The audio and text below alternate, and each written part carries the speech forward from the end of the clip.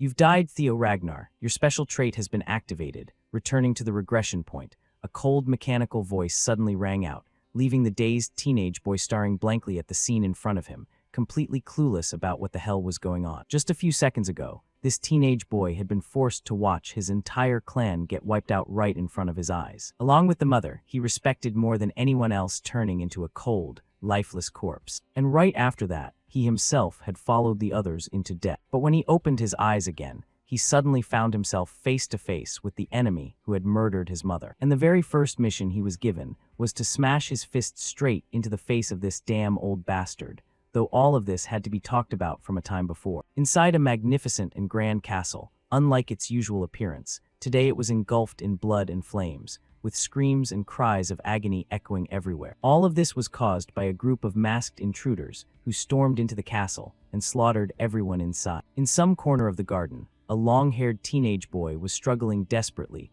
to fend off attacks from an assassin dressed in black. This was the Ragnar clan, a ducal family that had guarded the empire at the northernmost edge of the continent. The reason the Ragnar clan had stood firm like an unbreakable wall in the north for over 1,000 years was thanks to a special physique, said to be inherited from dragon blood. Everyone bearing the Ragnar bloodline was born with extraordinary magical power, incredible endurance, and superior swordsmanship talent. Everyone except this guy right here. At the moment, he had just taken a direct hit from the enemy that sliced right through his stomach, blood gushing out everywhere. After that, Theo himself couldn't hold his body up anymore and dropped to his knees right in front of the enemy. Seeing this, the cloaked figure spoke up. Even at this point, you still haven't learned any. There are things no matter how hard you try, you'll never be able to do. People call that incompetence. You didn't inherit any talent, even though you carry the Ragnar bloodline. If it were me, I'd be furious too, young Master Theo. As he spoke, he began pulling down his face mask to reveal a very familiar face, making the protagonist's eyes widen in shock. Rendon, why the hell is it you? Theo asked in astonishment, and seemingly showing a bit of pity for the guy about to meet his maker.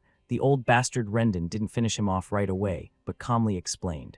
You see, every morning watching you train nonstop, even though you have no talent, is truly a pathetic sight, especially when all that hard work doesn't lead you anywhere. The idiot of the Ragnar house, that title really suits you. You should just run away, you useless piece of trash. The idiot of the Ragnar house, that title really suits you. You should just run away, you useless piece of trash. And of course, hearing those words, Theo clenched his teeth hard. He stabbed his sword into the ground to support himself as he stood up and questioned. Rendon, you approached me pretending to be my sword instructor, and taught me all those useless sword techniques, just to drive me out of the Rose Palace, you bastard. The words had barely left his mouth when Rendon suddenly swung his sword and sliced clean through Theo's left arm, sending it flying up into the air, and the pain of having his arm severed made him scream in agony like his whole house was burning down. Seeing that, Rendon swung his sword once more to flick the blood off the blade, then sighed and said, "Are you blaming me? All of this is happening because of you. Why can't you understand?" As he spoke, he grabbed Theo's hair tightly and yanked his face upward, forcing him to witness the sea of flames right in front of him. Look, why is the Rose Palace burning? Why are the members of your clan dying? Why has your mother become a soulless cold corpse? Over here, another cloaked figure who knew exactly what to do dragged the body of some noble lady and tossed it down in front of Theo like a sack of garbage, so he could see it clearly. Then the old bastard Rendon delivered his verdict. All of this is because you're the idiot of the Ragnar clan. In a family ruled by strength, you're the weakest one. Rendon's voice and expression were dripping with mockery. Over here, the protagonist's rage had reached its boiling point, and right after that he struggled to his feet, snatched a sword from somewhere, and turned to charge at the old man in a blood frenzy. But before he could even carry out that intention, a sword flew in from the distance, piercing straight through Theo's chest, sending his body flying backward. You're talking too much, just finish it already, the cold superior ordered. And beside him, the old dog Rendon immediately put on a servile expression the moment he saw the man appear and said, "My lord, you've arrived. What an honor." Paying them no mind, back to Theo, the fatal stab from that sword had started clouding his consciousness. After recalling a few memories, he finally realized this place is finally over. Everything's over, huh? I couldn't protect anyone. I couldn't do anything. Everything's been reduced to ashes. Is this really the end? Talent, if only I had talent too. Would things have turned out differently? He thought regretfully in his heart before his consciousness completely sank into darkness. But right after that, a mechanical voice suddenly rang inside his head. Death confirmed. Theo Ragnar. Trait activated. returning to the regression point. The voice had just finished. Our protagonist suddenly found himself holding a sword and standing right in front of that bastard Rendon again. Though the scene was a bit different. You look quite tired, young master. All right then, today's lesson ends here, the old man said calmly. Meanwhile, Theo's face was still completely blank, totally lost about what was happening. Seeing that Rendon's tone carried a hint of complaint, where's your mind wandering off to? As for Theo, staring at the sword and the surroundings, he still couldn't piece together what just happened. What the hell, didn't I just die? I must be reliving my life or something. I can't believe the face I'm seeing in this flashback is that hateful bastard Rendon. Even death is cruel right up to the very last moment, huh?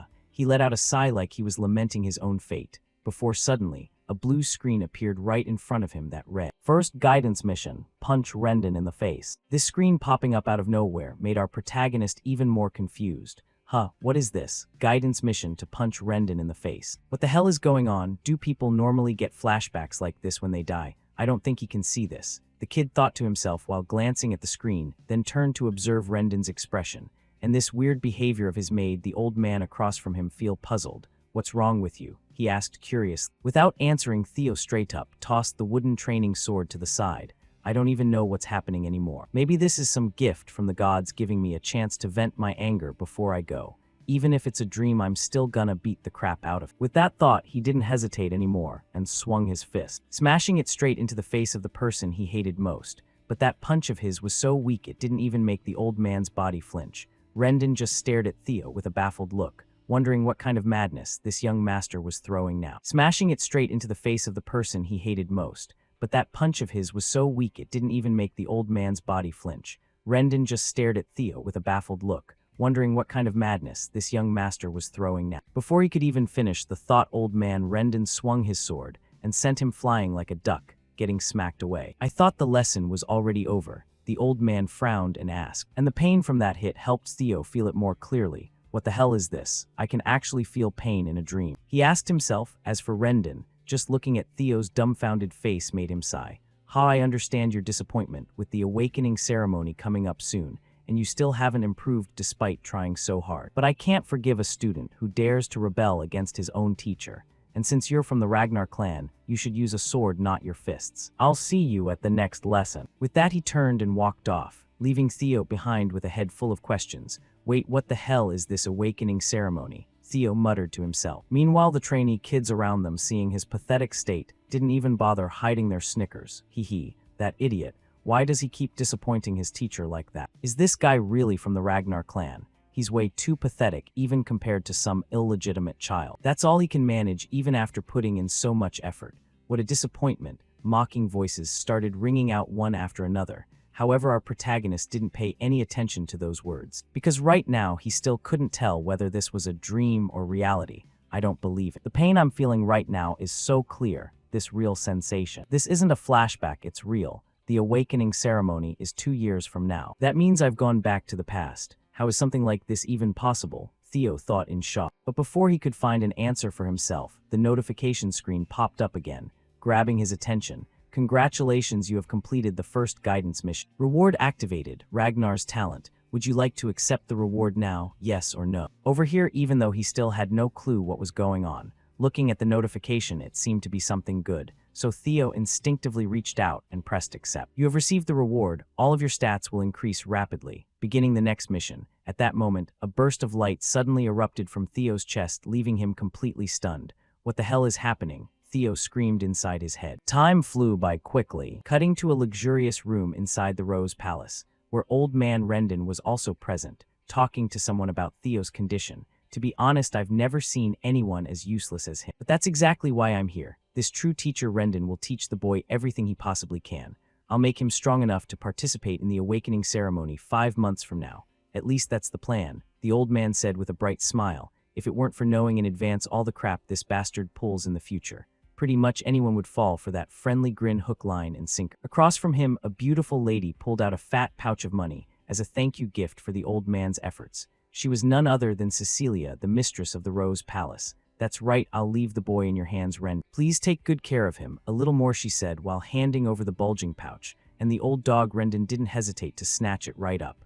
"Of course I plan to train him day and night, so madam, please don't worry." "I'm not worried, I trust Theo completely," Cecilia said confidently. Who knows where this naive woman got all that confidence in her useless son? After that once he'd sucked up the money, Rendon just strolled off casually. While walking down the hallway, he smirked to himself, Cecilia, you'll end up worrying all right even if I don't teach him properly. The truth is the kid is completely worthless. Like mother like son, yeah, that bloodline's going nowhere. Look at this jackpot, he muttered, while starting to check the pouch of coins again. And after seeing the glittering gold coins inside, Rendon grinned so wide he could barely close his mouth. A hefty reward, plus the title of instructor to the main line of the Ragnar clan. As a bonus for leaking info about Theo and messing with his development, that person will secure their own future, just like how the idiot of the Ragnar house is basically my benefactor.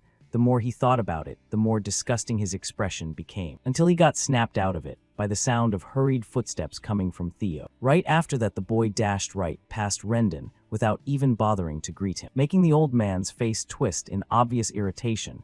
That real failure, huh? Back to Theo, the kid was hauling ass, running like crazy like that, all for the sake of seeing his mother, the one who had died in his previous life. Mother, Theo shouted loudly, catching Cecilia's attention up ahead. She turned and asked, my son, you must be tired from today's training. Her words weren't even finished when our protagonist rushed forward and hugged her tight, leaving the lady a bit flustered. My son, why are you? I'm really back, he thought to himself. Back to 10 years in the past. Theo's eyes welled up with tears as the realization hit. Then, after calming down a little, Theo looked straight into his mother's eyes and made a promise to himself, I have to change the future. Right now I'm still weak, I have nothing in my hands, but if that mysterious notification window is real, then I can become stronger, strong enough to stand firm in that damn throne struggle, and strong enough to take revenge on Rendon. Second guidance mission, train your body to its limit. No more than 100%. Time flew by, quickly cutting to the training grounds. At this moment, our protagonist was pushing himself hard, running laps to burn through his stamina and complete that mission. I really want to get revenge on Rendon right this second, but with this weak body. Right now, I can't do it. I need to focus on getting stronger first. The intelligence agency I joined in my previous life, Black Tongue, I got demoted to the info-gathering squad because I lacked skills, but I never imagined I'd end up using the information I collected in this way. The drug that makes the body overwhelmingly strong, the blood sword, Emperor's elixir, and its true value will be revealed in the secret manual. And most importantly, the brutal training I gave up on because I lacked talent. All of it can happen now because I have the Ragnar talent. That notification window is real, Theo thought excitedly in his heart, and he kept running non-stop without feeling tired at all. Current progress, body training to limit 27 100%. Around him, the other trainees saw Theo charging ahead like a mad bull, running lap after lap without rest, and started whispering to each other, how many laps has he done without stopping? Is he really that fit? Oblivious to their thoughts, our protagonist finished running, then switched to sword practice. I'll run more than I ever did before, and swing my sword more times than ever before, so that I can truly become strong. Current progress 65 100%. Time flew by quickly. A few days later at night, in the training yard, Theo's figure was still swinging his sword like a madman in the area. Not far away, a pink-haired girl sat smoking, while boredly watching Theo. This was Evelyn Nereville, the manager of training ground number 4. The kid's been training without sleep for days now, the idiot of the Ragnar clan. But is he really that talentless? Evelyn wondered to herself as she witnessed Theo's insane efforts. Back to the protagonist at this point. He was dog-tired. I'm gonna die. Current progress 97 100%. But I have to train my body to its limit, he screamed at himself. Last night he'd hit 90 out of 100%. But the moment the kid sat down to rest for just a sec, that 90 automatically dropped back to 89, which freaked him out. He didn't dare rest even one more second. I never thought the percentage would drop just from resting a little. Now I can't stop until it's done. With that insane determination, our protagonist gritted his teeth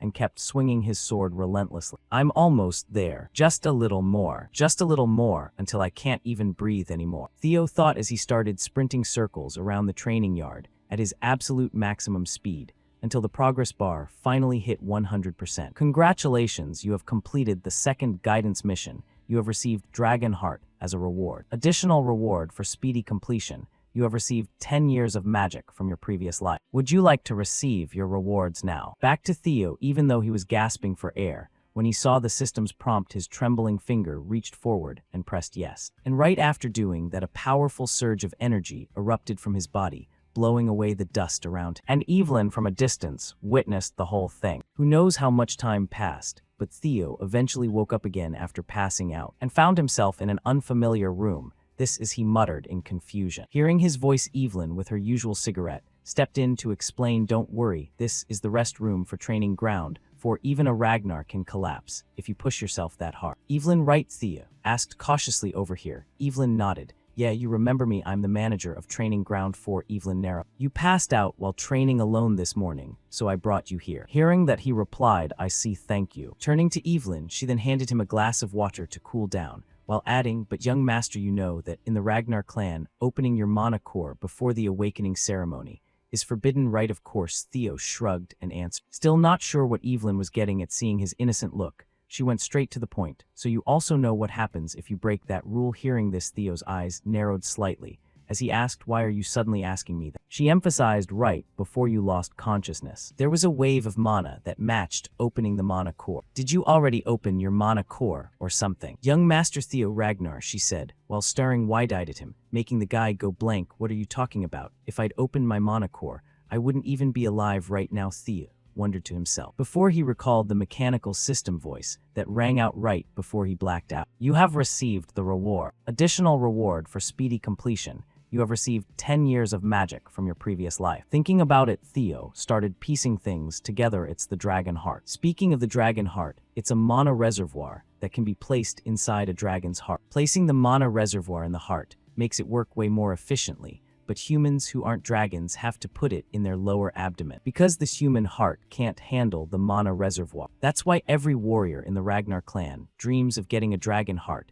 It's the easy path to overwhelming strength. However, humans have never been able to break through their own limits. But now the dragon heart belongs to me. What an insane mission reward, Theo thought joyfully, before he felt the cold stare and icy atmosphere coming from the girl in front of him, snapping him back to reality. But thanks to that, I'm now stuck in a really awkward situation. The great swordmaster Evelyn Narrow, she retired after losing her left arm and became the manager of training ground 4. But she used to be the commander of the white armored dragon knights. Her skills were so outstanding that even the demon dragons of the white armored dragon knights admired her, and more than that, she's famous for being extremely principled. She doesn't care about status or power, and she can't stand lies or cowardice at all. There was a time when I was too stubborn, and she gave up being my direct master. In other words, if she finds out about the dragon heart mana reservoir in me, I could get executed on the spot. However, what if she doesn't find out? I can turn this around, thinking that with 10 years of street smart experience from the outside world, Theo started figuring out how to handle the situation. At that moment, he spoke up, "Can you handle it?" Responding to Evelyn's questioning attitude, Theo's face turned serious as he said, "Are you threatening me just because of your momentary emotion? Are you willing to take responsibility? I am also a descendant of the Ragnar clan. If it's discovered that your suspicion is baseless, this could be seen as insulting the Ragnar clan." Across from him, Evelyn nodded in acknowledgement. "Yeah, that's the rule." "So do you know what the punishment is for insulting a Ragnar descendant?" Theo asked, while staring her down. "Execution," Evelyn answered. Hearing that Theo kept pushing his advantage, "Good, you know it, then why don't you just check it yourself?" he said, with an extremely challenging and confident attitude. And the vibe he was giving off made Evelyn feel something strange. What kind of feeling is this? What kind of person is this kid? But that was definitely mana waves, thinking that Evelyn didn't hesitate at all, and accepted the proposal right away, even if he has Ragnar blood. The law is still the law. As she spoke, she reached her hand forward, lightly touching Theo's abdomen, while using her own mana to probe. But right after that, her face changed color. When the check finished, "Wait, there's no mana core. Was I wrong?" "No way." The more she thought, the paler Evelyn's face became, because according to the rule she mentioned, she might be done. And of course that flustered look couldn't escape Theo's eyes. "So what? Nothing, right? Please execute me. I was wrong. I'll pay with my life," Evelyn said, while dropping to one knee, which made Theo secretly smug, and he also knew why she couldn't detect it. How could she? The dragon heart is very different from a normal mana core. The existence of the mana reservoir in the dragon heart can be controlled by the user. In other words, I can hide the mana at will. And the fact that a human can have a dragon heart only gets discovered years later. How could she possibly guess it? Thinking that in the midst of Evelyn's anxious waiting, Theo just gently patted her shoulder and said, "No, Nick. You were just doing your job, right? Not many people dare to risk their lives like that." Getting to this point, Theo already had his plan. Evelyn is one of the strongest, making her, "Oh, me will benefit me more, plus the reason opening a mana core is restricted before the ceremony is because of the worry that the mana reservoir might overflow. You worrying about me, the bastard child of the Ragnar clan, overflowing my mana core, makes me really happy. Thank you for looking out for me, Evelyn. With that, Theo turned and walked away direct, leaving Evelyn behind with a ton of questions. A dragon heart and 10 years of magic power from my previous life. This life I'm unbeatable, Theo thought silently to himself. Time flew by quickly. A few days later, old man Rendon was still continuing his usual process of teaching Theo crap. No, that's not it. You need to swing the sword a bit more to the right. How many times do I have to tell you? Back to Theo, Rendon's words were really getting on his last nerve. I'm getting stronger, but pretending to learn from Rendon is seriously tough. That damn bastard Rendon. He's secretly teaching me weird sword technique. There must be someone behind the scenes directing this Rendon. The one who killed me, I have to find out who it is. Suddenly an idea popped into Theo's mind. Then he unconsciously broke into a smile. That's right, Rendon, young master, no talking during practice, he reminded sternly. And in response to that, Theo widened his eyes and snapped his wooden sword in half. I don't understand what you're teaching at all. It's all garbage. How can someone at your level even become a mid-tier swordsman? On the other hand, the mission Rendon received is definitely to pretend to be my instructor. While monitoring me, then I'll get him fired. I feel like you'd even struggle against low-level magic beasts. What did you just say? The old man gritted his teeth audibly, while veins bulged on his face. Seeing that, Theo stepped forward. Are you deaf? Staring straight into his eyes and repeating, are you deaf? Your skills are a pile of stinking trash. At that point, the old man exploded in rage. Young Master Theo, calculating silently, if something happens, Rendon will definitely have to contact the puppet master behind. Cutting to the Camellia Palace. At this moment, inside some kind of bar-like area, a trainee suddenly burst in excitedly. Axion, have you heard? The Ragnar bastard is going to have a duel with my teacher next week. Seems he blamed the teacher for his own uselessness. After that fight, he'll be crippled for sure, the kid said gleefully. And to reward him for rushing in with the timely news, a flying plate smashed straight into the young man's face at insane speed, sending him flying back. So what if a bastard gets crippled? What does that have to do with me? Axion said irritably. He was the Black Tiger Axion Ragnar, one of the 4 hounds of the north. Beside him, a gentle-faced boy with white hair was also one of the 4 hounds of the north, the Silver Tiger Remington Nurcio. At the same time, outside, probably hearing the noise, a blonde guy walked in and said he should have been crippled a long time ago. Being careless isn't good. This guy was one of the 9 heavenly dragons, the heavenly dragon Eid Troiv. As he entered, Remington bowed respectfully, while Axion stayed seated calmly, turning to say, I only fear those with real talent. You're worrying too much. Why bother with that bastard child? In response, Eid's eyes flashed dangerously. With the Ragnar, even things that have never happened can come from the tiniest possibility. A single spark in the wind can turn into a blazing fire. Back to Axion. Actually, he thought this was pretty chill, but overall it was good. That instructor will handle this for us. Time flew by quickly. 1 week later, at training ground number 4 right now, the arena was packed, with countless people gathered to watch this duel. Judging by their faces, they didn't think Theo had much chance of winning at all. Back to Theo at this moment, sweat was beading on his face. Damn it. I only meant to humiliate him and get him fired, but things have gone way too far. Whatever, since it's come to this, I'll get my revenge on Rendon, Theo said, gripping his sword tight. At the same time, his third mission was also to defeat this Rendon and claim victory. To explain this in more detail, let's go back to 1 week earlier, when after our protagonist Theo had trashed Rendon verbally, he declared the old man fired and told him to get lost out of his sight. And of course, the old man, who was making a sweet deal off this, wasn't about to give up such a juicy opportunity. So right after hearing Theo say that, he kicked up a huge fuss. Young Master Theo, I don't accept. There's still plenty of time left in my contract. In response, Theo didn't bother explaining much to waste energy. Then what does that mean? If I say you're fired, you're fired. Saying that he himself had to suppress his killing intent to keep from stabbing the old bastard a few times. Thinking about my previous life, I want to deal with him right now, but I'm not confident enough in my abilities. Yet first I'll separate from him and dig up more info about. Back to Rendon. Seeing Theo speak so decisively, with zero room for negotiation, the old man's face wrinkled like an ancient tree. No way. If I get fired like this, my mission fails. I have to convince him by any means. Thinking that for the sake of his rice bowl, Rendon swallowed his arrogant attitude and turned to beg, young master, please, wait, this violates the rules if I report this to the court. Ignoring the dog barking behind him, Theo just kept walking forward until he received the third mission notification. Guidance mission, third, defeat Rendon and when the sudden notification made Theo's marching steps pause for a beat. At the same time, Evelyn, who had been watching from the side, overheard everything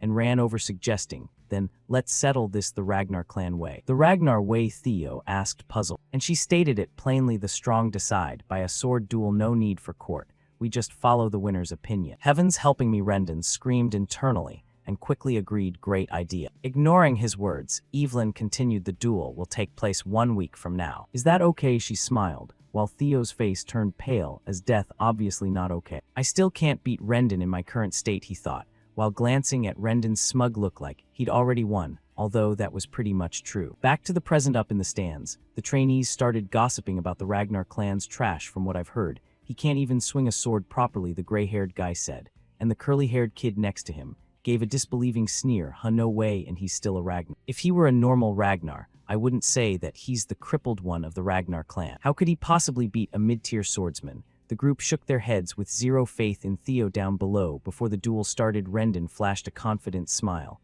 and advised, "Young master, if you apologize right now, I can pretend this never happened." "No need to risk your life over your pride." In response, Theo's eyes darkened. "I should have been the one saying that. If you don't want to become a one-armed swordsman, you'd better accept reality." Theo replied coldly, and Rendon, seeing his kindness thrown back like that, laughed in fury. "Even now, you're still—" He gritted his teeth while plotting internally, "I thought I'd let it slide once because he was too pathetic, but no, I'll kill him and make it look like an accident. The outcome of the duel is obvious, really. This way is even better." Thinking that the old man shifted his expression slightly and said, "Then come at me first. As your teacher, I'll let you have the first strike." Hearing that Theo didn't hold back anymore, "Fine, I won't refuse." Then, gripping his sword tightly, he charged forward to attack first. With that, the battle between the two officially began. And right after the sound of swords clashing rang out, everyone up in the stands widened their eyes at the scene before them. How could this be? "Look, that idiot's about to lose. He really doesn't know how to swing a sword. At this rate, he might die," the crowd exclaimed in shock,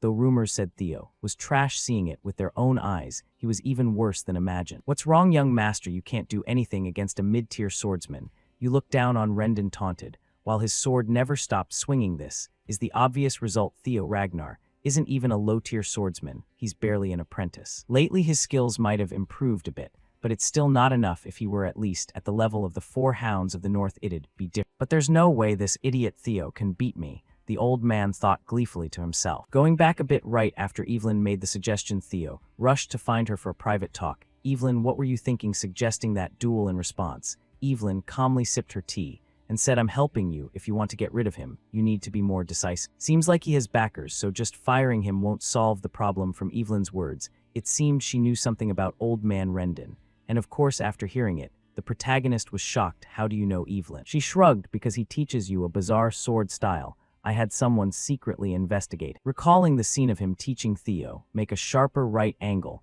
That angle's a bit excessive. Where did this bastard come?" Evelyn was stunned watching old man Rendon's teaching method. Back to Theo. "Evelyn didn't notice this in my previous life. Did I attract her attention because of the monocore incident?" Theo wondered to himself, not knowing that Evelyn gently set her teacup down and continued, "From my investigation, all traces of Rendon lead back to the Camellia Palace." Thinking that the protagonist first froze in shock, then gritted his teeth in fury. "The Camellia Palace, all because of this brutal throne war, those bastards." After a few seconds of silence, he spoke up, "I'm surprised you found out this much. But with my current skills, I still can't beat Rendon. So what will you do?" he asked. "Like, this isn't my problem. You can beat him. You're underestimating your own potential, young master," Evelyn said confident. Back to the fight right now. Old man Rendon was still pressing Theo relentlessly, while not forgetting to crush his spirit. "If you kneel and beg, I might spare you." As he spoke, he poured power into both hands, unleashing a devastating slash that tore the air backward.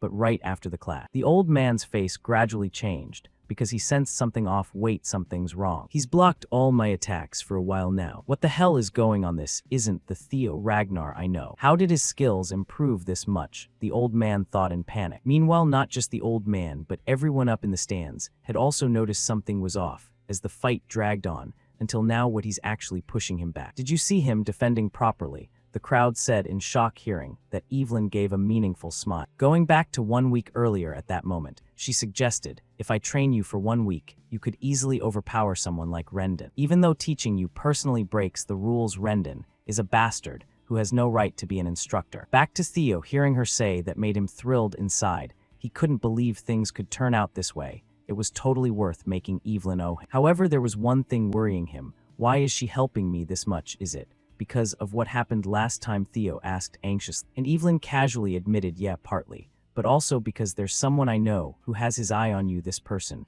really likes recruiting talented people. Back to the present, the longer they fought, the more Rendon felt himself gradually being suppressed by Theo. Right from the start, he had no talent. How is this possible? Or maybe all this time, he's just been pretending to be an idiot. But why? Rendon frowned, trying to figure it out, while across from him Theo, seeing the old man's face, constantly changing, spoke up during their blade, "Lock Rendon, who's backing you?" Before he could finish, Rendon jolted in panic, and shoved Theo back, backing what he shouted loudly.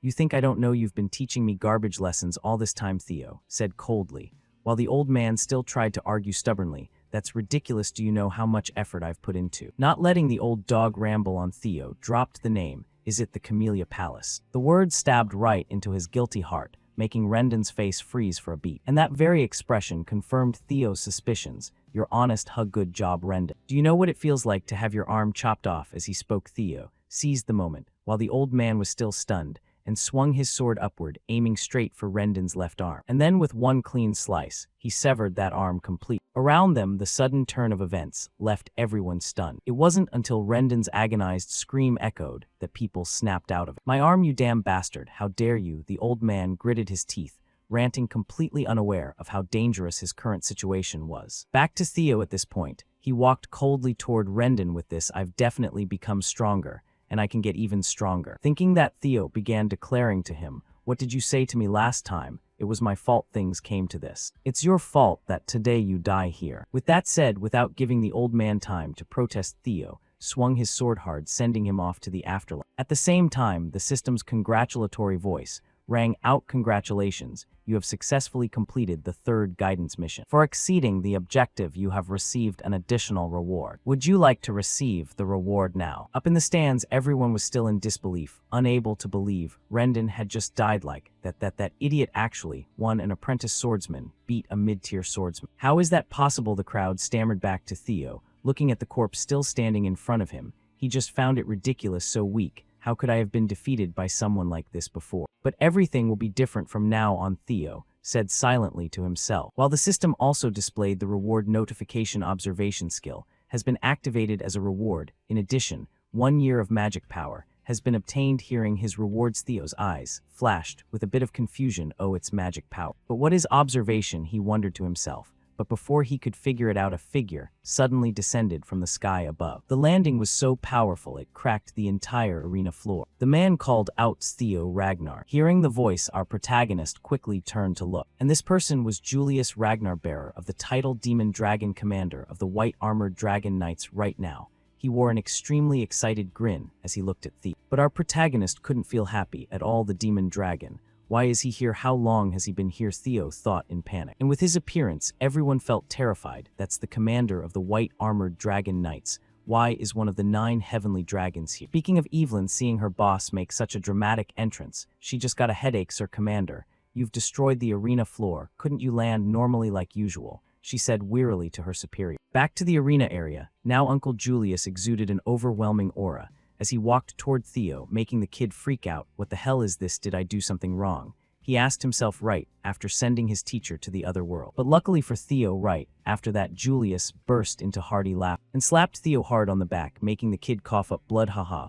so interesting. Very good, very good. I'm really surprised you carried that thing. The student has surpassed the master," he said cheerfully before rethinking Theo's actions and pulling back his smile. "No, a bit disrespectful since you killed him, right? Anyway, from what I heard, that guy deserved it. Whatever. Theo Ragnar. Join the White Armored Dragon Knights," he said, while patting Theo's shoulder with the off. Up above, Evelyn, hearing this, just gave a light smile like she'd already predicted it. Meanwhile, the other students, hearing Theo get such an offer, went crazy with envy. "No way the Ragnar idiot got recruited into the White Armored Dragon Knights, even if he's good at fight." Up in the stands, one of the 4 hounds of the North Remington suddenly turned to ask the guy next to him, "Hey, do you think there's ever been a case where an apprentice swordsman, someone who hasn't even gone through the awakening ceremony, got recruited?" Hearing the question, the curly-haired guy pondered for a second, then shrugged. "Well, I don't know either. No need for him to say it, Remington. already had the answer in his heart. Of course not. You can't judge a person's true potential. While their mana core is still sealed, even if their swordsmanship is outstanding,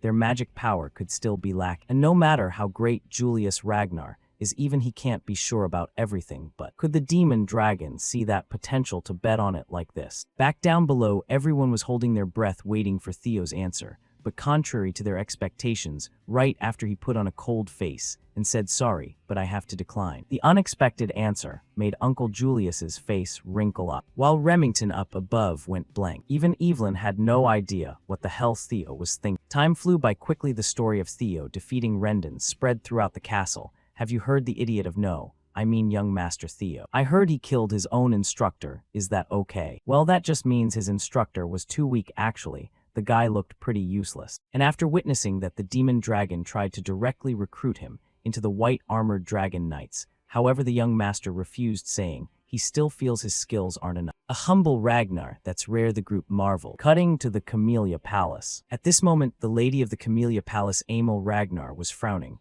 While looking out the window, "Things have gotten complicated. I can't believe he actually took down Ren." Seeing her worried like that from behind, Ede spoke up, "Please don't worry. Madam wasn't the reason we sent Rendon, because his skills were terrible." Hearing the familiar voice, Emil turned to explain further. "That's right, the death of someone like that is nothing for us to care about. Brother, this man is the heavenly dragon Ede Troiva. But the demon dragon has approached him. Moreover, they say it was Evelyn who arranged it, meaning we can't even intervene anymore by assigning him a new master. If he starts standing out, controlling the Rose Palace will get harder every day." She gritted her teeth, saying. Meanwhile, Axion, who had just walked in hearing his mother say that, shook his head in exasperation, standing out. "Why are you worrying so much, mother? The clan head would never care about this. Our plan can proceed normally." Across from him, Emil spoke up. "I know the best way to control the Rose Palace without offending the clan head is to keep the weak Theo right. That's what you're saying. That guy's still weak. Someone like that can't change much. Evelyn and the demon dragon always care about the underdogs." Axion waved dismissive. But Ede's eyes in front gradually turned cold as he reminded Axion, "You should have said don't make hasty decisions." Hearing that, Axion suddenly went quiet for a bit. "Fine, since mother and uncle are so worried, I'll play with him a little and make him understand his place." As he spoke, the guy pulled out a letter he'd prepared in advance. Back to Theo's position at this point. He'd just finished training with Evelyn. "Good job today, young master," she said, while sheathing her sword. "Thanks, Evelyn. It's really different learning from a proper teacher like you," Theo smiled, saying. Meanwhile, Evelyn recalled Julius's earlier offer and advised Theo it'd be better if you joined the white armored dragon knights. "Why did you refuse that offer?" Hearing the question, Theo felt a bit regretful inside the white armored dragon knights. "It'd be a lie to say I have zero regrets. That was my dream in the previous life. However, joining right now wouldn't be good, because there's no reason to limit myself too early. When I think about the privileges given to the top performer at the awakening ceremony, joining the white armored dragon knights can't compare." Thinking that, Theo felt a bit better and smiled, saying, "I don't want any special privileges. I still think I'm not good enough. I'm content with you training me until the awakening ceremony." "All right, though the commander will be disappointed." Evelyn gave a faint smile. Over here in his free time, our protagonist also used the observation skill to check the swordswoman's stats. Evelyn Nereville, 24 years old, female, title former vice commander of the white armored dragon knights, rank senior swordsman, status admires Theo's humility and personality, feels energy for the first time in a long while teaching Theo, misses the white armored dragon knights. Reading that, Theo unconsciously broke into a very satisfied smile. This observation skill is super useful. I'll definitely make good use of it later. Thinking that, he also noticed a line in Evelyn's current status, admiring him and missing the dragon knights. However, before Theo could think further, a trainee suddenly stepped up. "Excuse me, young Master Theo. I'm from the southern checkpoint. My name is Sybil Drea. There's something I need to tell you." "With me?" Theo asked, puzzled. He's scary. Who is he thinking that he used his observation skill? And very quickly, the info came back. Sybil Drea, title idiot of the southern checkpoint, rank apprentice swordsman, level loyalty status, has a strong desire toward Theo, wants to spar with him at this moment. Judging by both their eyes, Sybil was showing an extremely excited face, to the point that Evelyn behind him warily gripped her sword tighter. While Theo had no idea, did the system give wrong info a desire to spar with that look toward me? The final guidance mission has begun. Fourth guidance mission, abandon the title idiot of the Ragnar 28 100%. Back to Sybil, as if afraid Theo didn't get his intention, he quickly explained further. "I want to follow young Master Theo. Actually, I've been ignoring you all this time. I thought the title idiot of the Ragnar house suited you perfect. The guy said bluntly, without knowing those words could get him an early grave, since they made Theo in front grip his sword, tightly ready to stab him anytime. That bastard Theo gritted his teeth thinking. Unfortunately, Sybil seemed oblivious to that glare and kept blabbing. But I know you go out every morning and train harder than anyone else. The result of that effort is the miraculous growth I've witnessed with my own eyes. You're my idol, young Master Theo. When I wanted to give up, after being called the idiot of the southern checkpoint, you appeared. Please give me a chance to spar with you. As he spoke, Sybil bowed extremely sincerely, and hearing those words, the anger in Theo's heart suddenly died down, replaced with a bit of sympathy for the young man. Normally, I'd suspect his real intention. However, according to the system notification, it seems like he's speaking from the heart. That's really surprising. After taking down Rendon, and the rumors spreading about me, catching Lord Julius's attention, I figured people suppressed by inferiority complexes would come rushing to challenge me. But I never expected there'd be folks ready to follow me. I guess that means people still have some pride left in the Ragnar name. All right then, eventually, I'll need my own subordinates if I want to become the head of the Ragnar clan. And this mission too, it's the final guidance one. The title I've never been able to shake off. With this new chance, I'm going to wipe it out completely. Thinking that our protagonist made up his mind, turned to Evelyn and said, Evelyn, can we take a moment? Hearing him say that, Evelyn understood what Theo was about to do and nodded, sure, go ahead, show off your skills. With both agreeing and Evelyn stepping aside as referee, the sword duel began. First, the two raised their swords in front of themselves and introduced themselves. Theo Ragnar, apprentice swordsman of the Rose Palace, awaiting the awakening ceremony. My master is Evelyn Nerov. Hearing that, she smiled, looking toward him. In response, Sybil in front stood straight and said, Sybil Drea, apprentice swordsman of the southern checkpoint. I inherited the Curie family's swordsmanship, and I'm proficient with the blade. Let's fight. As soon as the words left his mouth, Sybil poured power into his legs and charged forward fast to seize the initiative. Then he swung his sword with full strength straight at Theo, but it was easily blocked. He's too quick. Even though they call me the idiot of the southern checkpoint, I'm confident in my speed, but young Master Theo's skill is seriously impressive, Sybil thought in admiration, while continuously launching attacks from all different angles. Meanwhile, facing Sybil's storm-like fast strikes, Theo pondered silently. Is this guy really an idiot? If this were my previous life, I'd struggle just to block a few hits. But of course right now this is way too easy. Thinking that, he swung his sword in counterattack, and with just one single strike, Theo easily sent Sybil flying far away. And that hit was so strong it made Sybil puke up everything he'd eat. As expected from young Master Theo, I lost, thank you. I learned a lot, Sybil said, while the fight probably ended in under a minute. Who knows how much the young man actually learned in that 1 minute. That was a good match. Theo nodded in acknowledgement. At the same time, he glanced at his own reflection on the sword blade. And suddenly a bold idea popped into his head. Wait, can I use observation on myself? Let's try it. As he spoke, he activated the skill. And though it was just a random thought, it actually worked. Observing Theo Ragnar. Theo Ragnar, 17 years old, male, title idiot of the Ragnar clan, talent Ragnar, player, observation, access, denied access, denied access, denied status, eagerly awaiting the awakening ceremony. Level 1 stat, strength 13, agility 14, vitality 12, magic power 190, intelligence 11, luck. Access denied. You have become aware of your stats will now be recorded numeric. Back to Theo. After scanning through the info panel, he couldn't hide the joy on his face. The abilities I have are classified under talent, which means if I keep completing these missions, I can get 4 more. I can even check my own stat values myself. Looks like my high magic power stat is thanks to the magic from my previous life and the dragon heart. But why the hell is luck a negative number like this? Am I cursed or something? Is this why I was so unlucky in my previous life? I need to find a way to raise my luck right away, Theo told himself, because with luck this negative, I could run into misfortune at any moment. With that, he zoned out thinking, until he realized countless eyes were staring at him, snapping back to reality. He turned to look at the group of people who had come with Sybil. From behind, Evelyn, seeing the scene, already guessed what these people wanted. Even if Rendon was weak, he was still a mid-tier swordsman. Young Master Theo defeated Rendon, and he even got approval from the commanders. In a clan that worships strength, there are 2 reactions from the Ragnar family. Either they get jealous of him, or he becomes someone they admire. And the people gathered here seem to belong to the latter group right now, just as Evelyn predicted. Right after that, the group broke into grins, like they'd hit the jackpot. The rumors are true. If I were in Sybil's position, could I have blocked his sword? I feel the same. I want to spar with him too, the group thought, simultaneously staring at Theo with expectant eyes. Over here, Theo saw their hopeful looks and let out a sigh. Then he turned his gaze to a young guy in the group, Ian Lan. Hearing the call, Ian stepped forward, surprised. "You know me." "Step up and fight me," Theo replied. "It's an honor. I'm Ian Nullan, third son of Viscount Nullan. I've learned the dragon sweeping sword style," the guy introduced,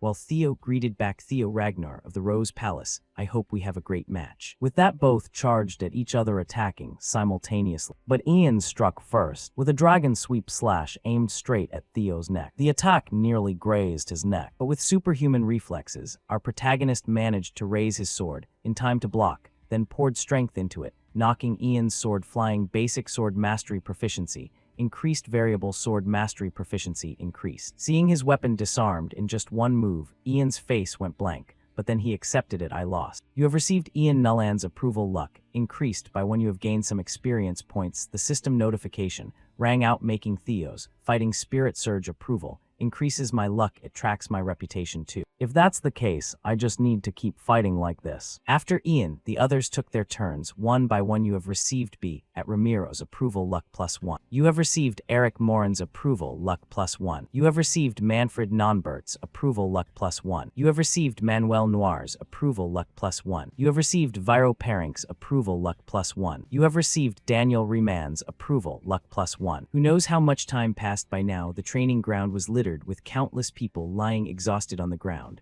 while Theo himself was gasping for breath. However, because of those luck points, he kept pushing himself. "Next, who's up?" Hearing the question, though no one rushed forward anymore. Seeing that, Theo checked the system screen, but the moment he looked, he fell silent again. "I've fought this much, and it only went up 1%. His eyes showed the mission progress had only risen from 28 to 29%. Seeing this, Theo turned to the group nearby and guessed, "Maybe because these are people who have already approved of me, or I need to fight stronger opponents, or show off when lots of people look down on me. I need a different event," Theo thought silently. Then he heard another voice approach. "You look pretty tired. Are you okay?" "I'll rest when I need to, but not yet," Theo replied. As if hearing his prayer right after that, heaven gave him a chance. From afar, one of the 4 hounds of the north. "This time, I'll request a spar with." Everyone couldn't hide their shock. Remington, one of the 4 hounds of the north. Speaking of the 4 hounds of the north, they are 4 people, including Hulkus Lank Ray Ragnar, Remington Nursio, and Axion Ragnar of the Camellia Palace.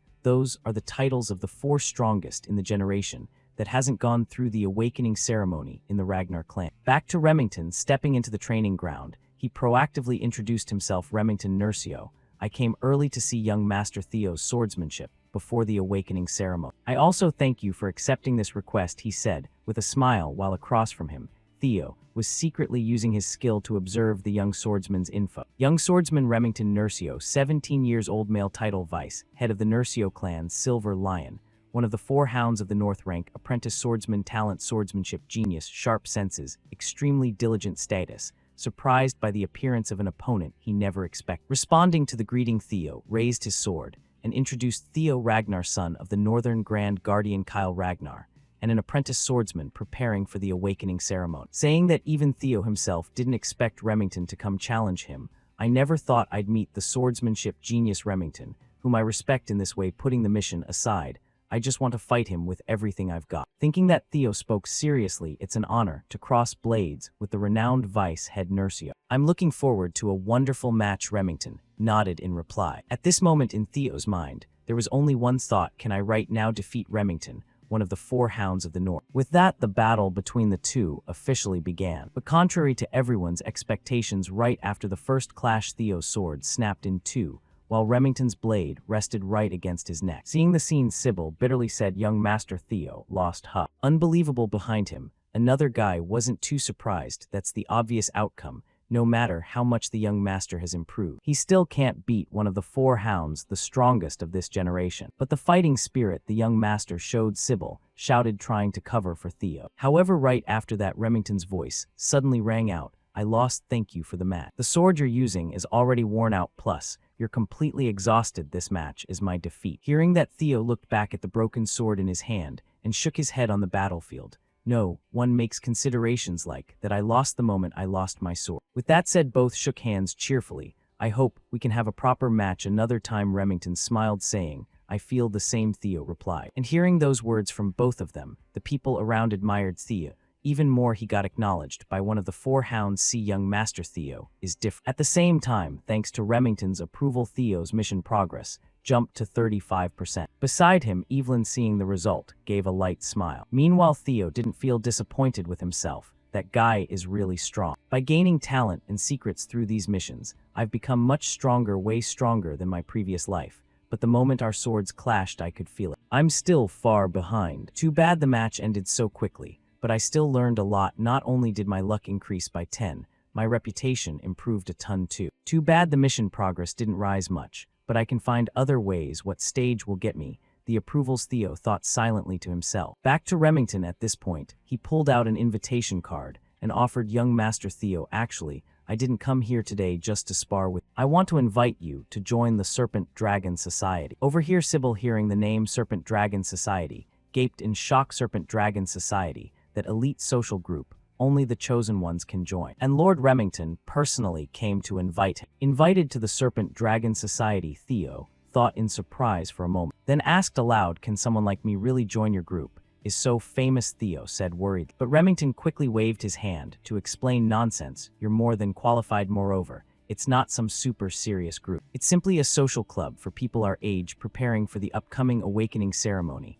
Then why wasn't I invited? Sybil asked, confused from behind, while the others had already started wiping their tears. Back to Theo with knowledge from his previous life. He knew the Serpent Dragon Society quite well. I don't know Remington's motive for inviting me, but the Serpent Dragon Society revolves around Axiom. It's full of people who look down on me. It's the perfect environment to complete this mission. And it'll let me spy on Remington, and the Camellia Palace too. I don't see any reason to refuse this offer. Thinking that with such a sweet deal, Theo reached out, took the invitation card, and nodded thank you. In that case, I'll join. Oh, he's actually joining the Serpent Dragon Society. Someone in the crowd shouted excited, while Remington shook hands with a bright smile. Wise decision. If you have any questions, feel free to ask. The next meeting is in 2 weeks. Behind them, Evelyn seemed to have guessed something and puffed out a cloud of smoke from her cigarette. Time flew by quickly. A bit later, at the Rose Palace, in Theo's private room, he hadn't even sat down to rest when his mother Cecilia burst through the door. My beloved son, she said joyfully. Oh mother, I was about to tell you. Wait, hold on mother, what's all this? Theo asked, puzzled, looking at the whole entourage of servants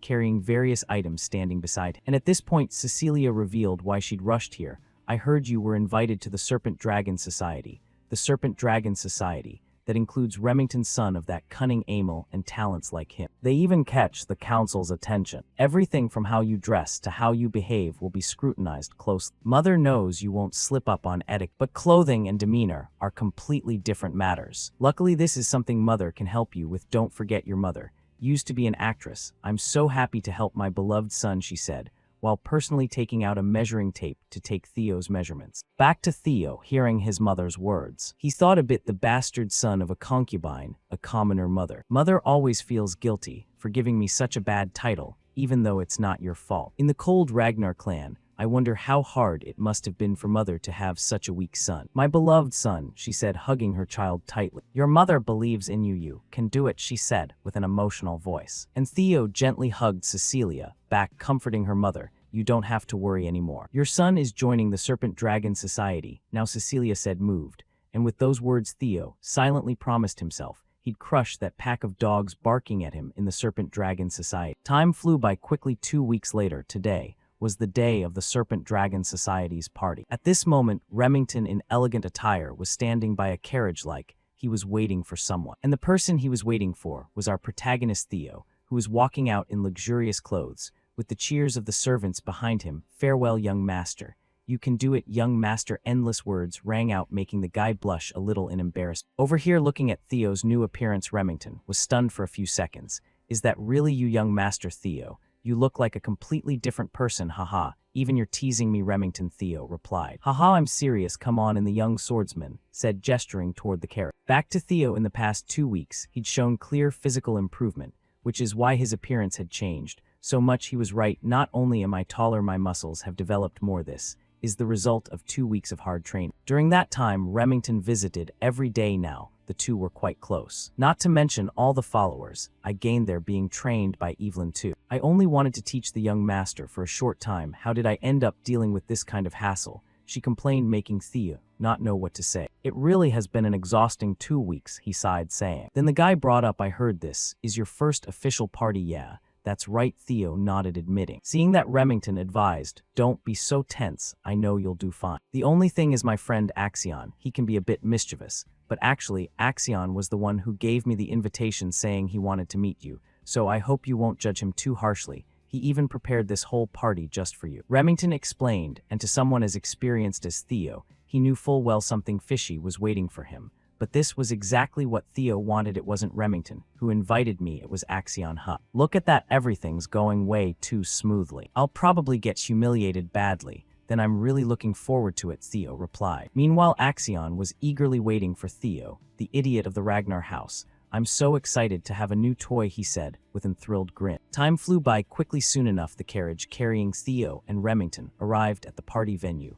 We've arrived, young Master, Theo Remington reminded. And the venue was the Camellia Palace. Looking at the place, Theo felt zero goodwill toward it. The Camellia Palace, the ones who instigated Rendon to interfere with my growth, the ones who devoured me, my mother, and the entire Rose Palace. He frowned, thinking, while Remington, unaware of these thoughts, smiled. Let's head inside. Ah yeah, sure, Theo replied, quickly hiding his hateful expression. Over here, as they walked in, Remington said, I heard Axion will personally greet you. He's probably waiting at the entrance, blah blah. Not paying much attention to his friend's words, Theo was focused on wondering what move Axion would pull to trip him up. The reason Axion invited me is easy to understand. Since the idiot of the Ragnar house is rising, he probably wants to crush me. But I didn't come here without a plan. I'll show him who's really stepping on whom. Theo smiled inward. At the same time, suddenly, he was drawn to a green light flashing from a nearby window. That's the green light of a mission. Is there a mission inside the palace, Theo wondered. However, before he could think further, something came flying toward him from above, accompanied by Remington's panicked shout, young Master Theo. The words barely finished when the sack dropped right down and exploded, showering. Who knows how much flour seemed like this was Axion's first greeting amid the dust cloud. Theo calmly walked out and said, I'm fine, it's just flour. Hearing Theo say that, Axion relaxed a bit, then started yelling angrily from above, what the hell are you doing? Back to Theo, he wasn't too angry because tricks like this were already within his expectations. If this were my previous life, I wouldn't have dodged and would have taken the hit. I thought Remington was in on it too, but apparently not from his look. Remington's current status is confused by the sudden situation. Welcoming me with flour, the ones who did this are Theo narrowed his eyes, looking toward the window, where a few trainees were snickering at their predicament. Then behind that group, Axion, seeing his hunting dogs had done their job well, stepped out to perform. How's that, just a friendly greeting between buddies? Isn't that basic courtesy? A greeting you? Remington was so angry he couldn't speak. What, you're mad? Just treat it as a brotherly welcome, he said with a bright smile. And this guy's info quickly appeared before Theo's eyes. Axion Ragnar, 17 years old, male, title Black Tiger, rank apprentice swordsman, talent Berserk Madness, superior swordsmanship talent, status excited because he found a new place. Reading his info, Theo pondered for a moment, then switched to counteracting mode and smiled back. Thank you, Axion said, stunned because Theo's reaction wasn't what he expected. Of course, with the way little brother welcomed big brother, how could I not thank you? I'm really looking forward to tonight's party. Hearing those words, first Axion's face froze, but very quickly his eyes lit up with extreme interest. You've become way more interesting. Right after that, Theo and Remington quickly stepped into the grand hall. And the moment they saw Theo appear, the crowd started whispering, Axion, what is he thinking? Even though he's from the main line, inviting that idiot to the Serpent Dragon Society. He looks decent, someone said, shocked. Looks like this guy knows about the prank. Didn't you see he's treating him like a toy? Another off. And of course those words reached Remington's ears, so he turned to apologize to Theo. Young Master Theo, I'm sorry again. They're not usually like this. It's fine. Honestly, I'm even grateful. Theo waved his hand dismissively, making the young scholar guy look a bit confused. However, Theo had no intention of explaining much. Just keep talking. You guys need to badmouth me at least this much, so I can crush you all later. By the way, that green light I saw from outside seems to be coming from this direction. I'm sure it's a mission, but I don't have any natural way to approach it, Theo thought while casually sipping the wine in his hand. Speaking of Axion, since the earlier prank on Theo didn't work the moment he stepped inside, this little dog rushed over to bite a few more times. So how do you like the party? Seeing him appear, Theo's heart involuntarily pounded a little from the tension. It's Axion, calm down, just stick to the plan. Thinking that, he took a deep breath to steady himself and smiled back, of course, thanks for inviting me. Sorry about what happened earlier. You went a bit overboard. Will big brother accept little brother's apology? He said, while slinging an arm around Theo like they were super close. However, his face looked more like a threat than any. From behind, Remington immediately sensed the weird atmosphere between the two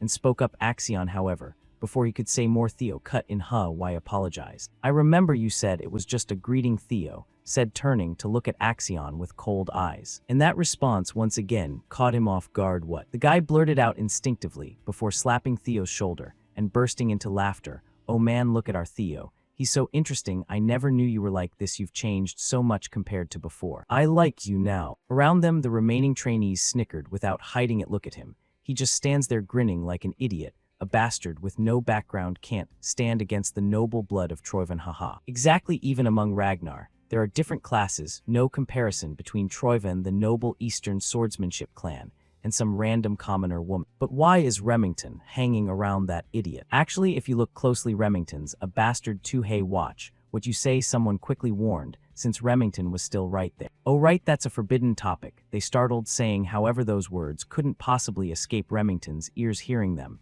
he just lowered his head and stayed silent. Meanwhile, Theo knew those words were aimed at him, but now Remington had been dragged into it too. He couldn't hold back anymore. I was planning to observe a bit more, but this won't do. Thinking that, Theo shrugged off Axion's arm and said, Axion, I should greet my friends properly too, right? Then, under everyone's puzzled gazes, Theo calmly picked up a bottle of wine and walked toward a blonde guy. What, did I say something wrong? He sneered. And the reward for that answer came right after Theo smashed the bottle straight over his head, shattering it into pieces, while the blonde guy rolled on the ground screaming, clutching his head. You bastard, how dare you, he threatened. But before he could finish, Theo kicked him hard in the jaw, sending the guy's whole body flying back. Bastard, I just gave you a little greeting, saying. That was a bit much, don't you think? Around them, the sudden brawl immediately drew everyone's attention. What just happened? What's going on? Is Theo really that stupid? Back to Remington, the protagonist's unexpected action made him worry for Theo. Young Master Theo isn't the type to do this. Wait, is it?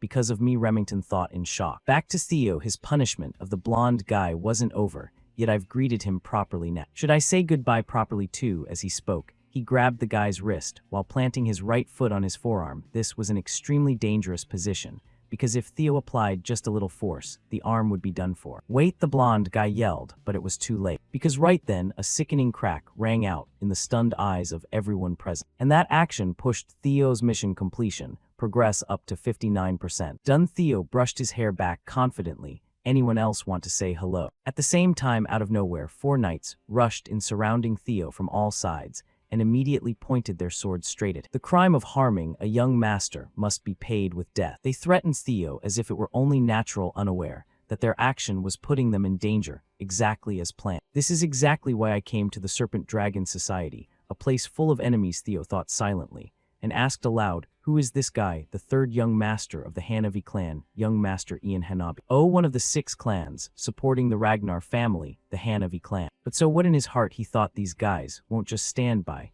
when the idiot they've always looked down on suddenly acts up. The dogs of one of Ragnar's vassal clans dare threaten me. Can you take responsibility for those words, you insolent bunch? Theo glared, saying. With that, a massive pressure erupted from Theo's entire body, making the knights' faces turn deathly pale. Only now did they finally realize how stupid their action was. What is this pressure? Is that idiot really a Ragnar? Thinking back, this guy does have the right to inherit the throne. He's direct bloodline of the Ragnar clan. Moreover, Ragnar is the Lord of the North and rules over the 6 snow clans. Declaring death to that bloodline is a crime that could lead to the annihilation of an entire clan. This is bad. We thought he was just an uneducated fool, but now it's too late. We'll have to apologize first, they thought silently. However, before they could beg for mercy, Theo said coldly, kill them. The words barely left his mouth when from above several sword shadows shot down at blinding speed, and before the 4 knights could even comprehend what was happening, their heads were already taken care of, so the guys didn't even get to gasp before meeting the Grim Reaper, and the one who acted was none other than Evelyn. Around them, the crowd, seeing her appear and instantly deal with the insolent knights, gaped in shock, while Theo's mission progress jumped to 70%. Back to her done, she turned to ask Theo, when did you notice I was following you? Ah, that's obvious, he shrugged, replying while thinking. I don't know why, but with her following me, I can turn the tables without worrying about any. To explain this, let's go back a bit earlier, when Uncle Julius met Evelyn, privately popping open a bottle of wine. He said, I thought you said you wouldn't take disciples anymore, so Is your new swordsmanship disciple satisfactory? Across from him, Evelyn, seeing the uncle barge into her house uninvited, complained, "Don't you have anywhere else to go? Before you retired you were always out." "Haha, my recent joy in life is making things hard for you. So what's your answer?" the uncle said cheerfully, while Evelyn's eyes stayed glued to the bottle, reminding him, "Hey, that one's expensive." Ignoring her complaints, Julius straight up chugged half the bottle. "So what's your answer?" Seeing the big guy down half the damn thing in one go, Evelyn just sighed and answered, "Since it seems like, if I don't give you an answer you'll camp out here, fine. Whatever, he's far exceeded my expectation. When it comes to attitude and talent, he's the best among everyone I've ever taught." Hearing that, Julius's eyes flashed with surprise, and he asked, "Huh, Axion went through your hands too, but this guy's the best." "That's right, in terms of potential. I mean, his potential has surpassed even young Master Axion." "This isn't empty talk," Evelyn said with dead serious tone, and as longtime friends Julius knew Evelyn wasn't joking, because with her 2 eyes she sees everything clearer than me. "Then why has he been hiding his strength all this time? A person can't change so suddenly," Julius said, letting out a loud burp, and Evelyn was wondering the same. It does seem that way. But it's strange for someone who's hidden his strength all along to suddenly start showing. Hasty actions make people stumble, but it seems like he's being chased by something. That's why I'm worried about his participation in this Serpent Dragon Society event. If you're worried it's probably because of that kid Axion, then just follow him," Julius suggested. What Evelyn asked, "Maybe it's different from what you're worried about, but something will happen. When wolves hunting for blood gather together, they start establishing their hierarchy. While there may be tempt Theo a little, and make him join the white armored dragon knights. You think you can retire just because you can't ride a dragon anymore? Come back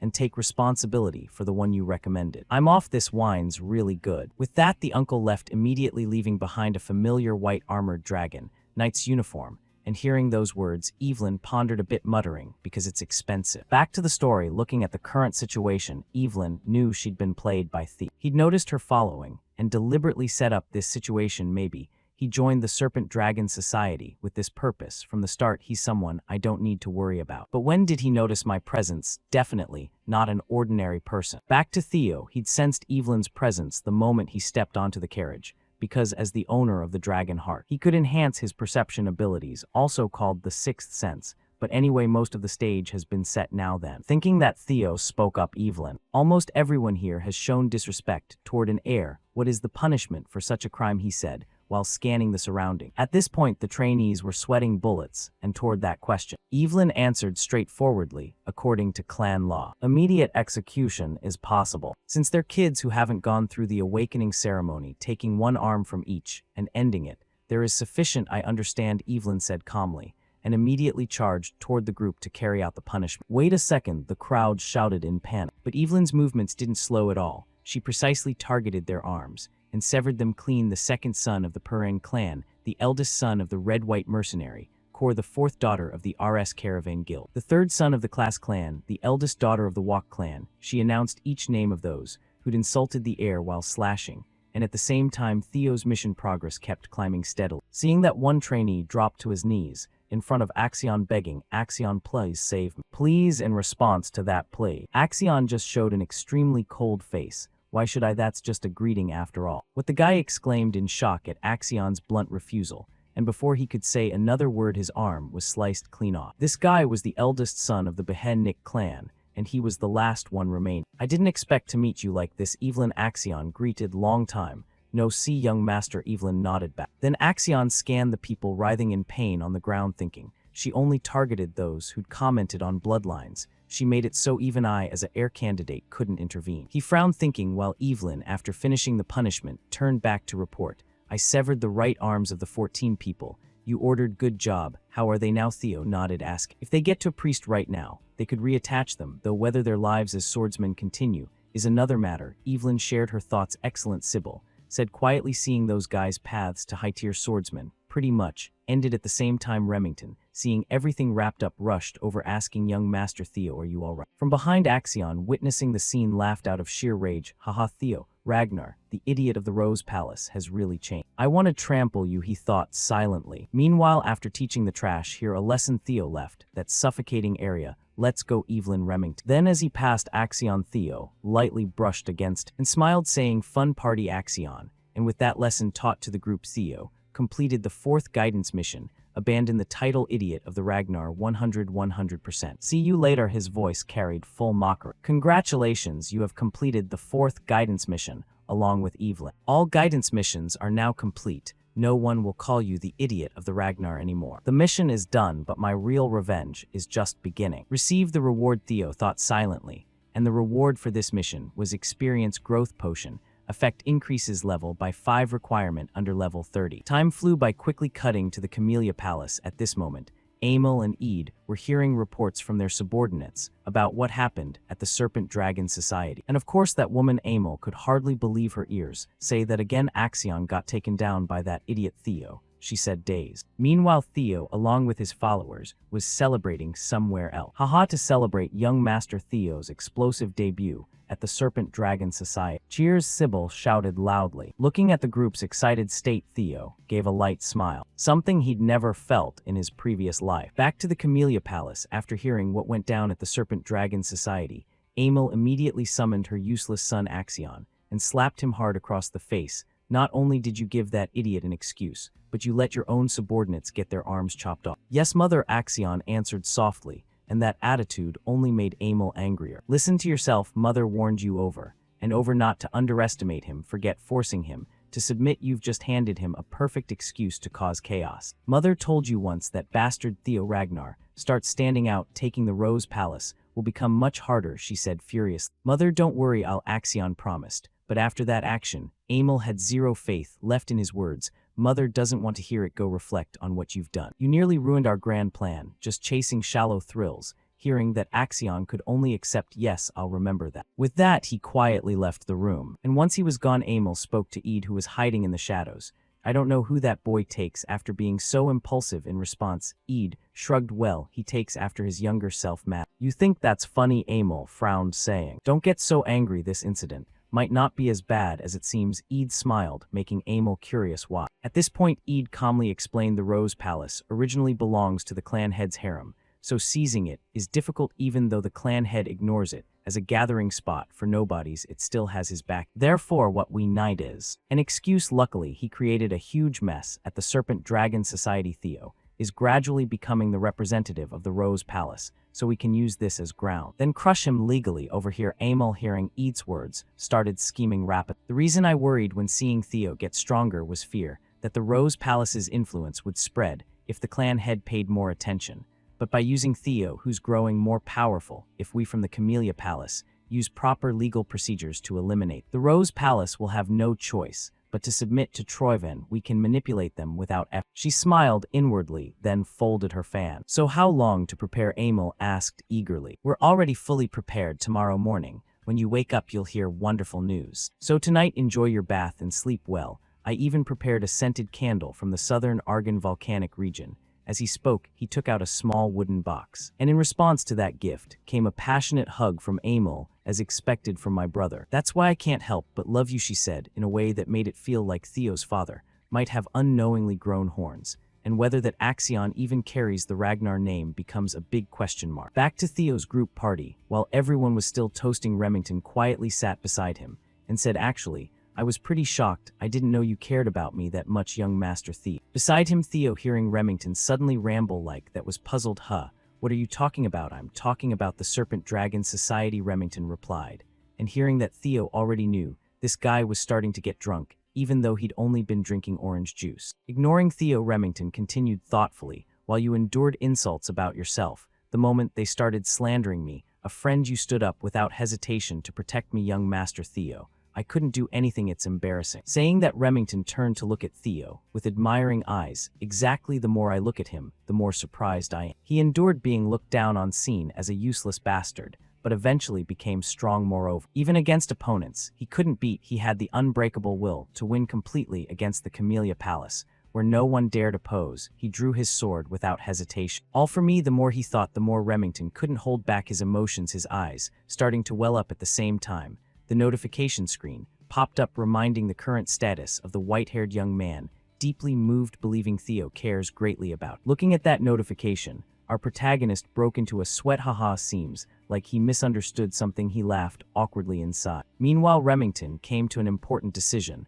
The clan ordered me to build a friendly relationship with Axion but I have different intentions I thinking that. Remington turned and said loudly, from now on, I want to follow you, young Master Thief. Around them, everyone hearing that proposal cheered wildly. As expected, the strong stick with the strong you two are awesome. In response, Theo quickly raised his hand to stop. No, wait, I think you're misunderstanding something. But before Theo could finish, Evelyn's voice suddenly rang in his head. Just go along with what he thinks. This misunderstanding isn't necessarily bad besides. Perhaps everyone just wants to get along with you, young master. Hearing her say that, Theo was a bit surprised. Then he could only sigh, I'm not special. It's all thanks to this system, window, whether returning to the past, gaining the Ragnar clan's talent, or becoming this strong. I wonder what this is. At first, I thought it was fragments of regret, but looking at how detailed it is, I don't think so anymore. I have a vague feeling like I've encountered this before, but whatever it is, it's helping me, so it doesn't matter. The Serpent Dragon Society incident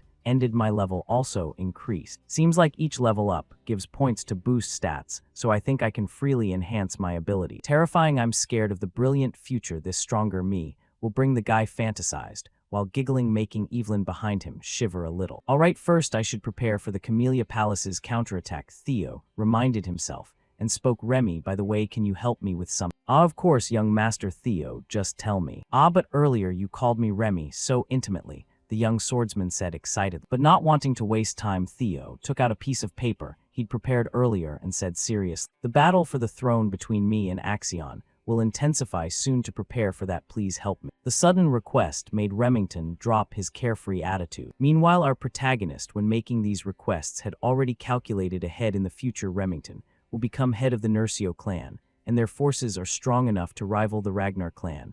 I should seize this chance to pull Remington to my side. Take it, Remington, Theo thought silently back to the young swordsman. After about 3 seconds of slight surprise, he happily took the paper and said, all right, I've sworn to follow you, young Master Theo. If there's anything I can help with, no matter what, I'll do it. Thanks, Theo replied softly. But earlier you called me Remy so intimately, Remington reminded once more. However, before he could finish, suddenly from outside came a loud shout, Theo, Ragnar. The shout made everyone turn toward the outside. Then at the main door, several knights in golden armor marched in. They were lost swords, paying no mind to those around. The leader immediately locked eyes on Theo and pulled out an arrest warrant. Theo, Ragnar, you're under arrest for threatening and assault. What nonsense, Evelyn exclaimed in shock, seeing the group barge in aggressive. But as if he'd predicted this, Theo turned to everyone, it's fine, stay calm. Then he carefully examined the warrant, muttering, let's see. It's a real arrest warrant. The ink isn't even dry, yet they must have been in a real hurry. Let's go, he said, extending both hands forward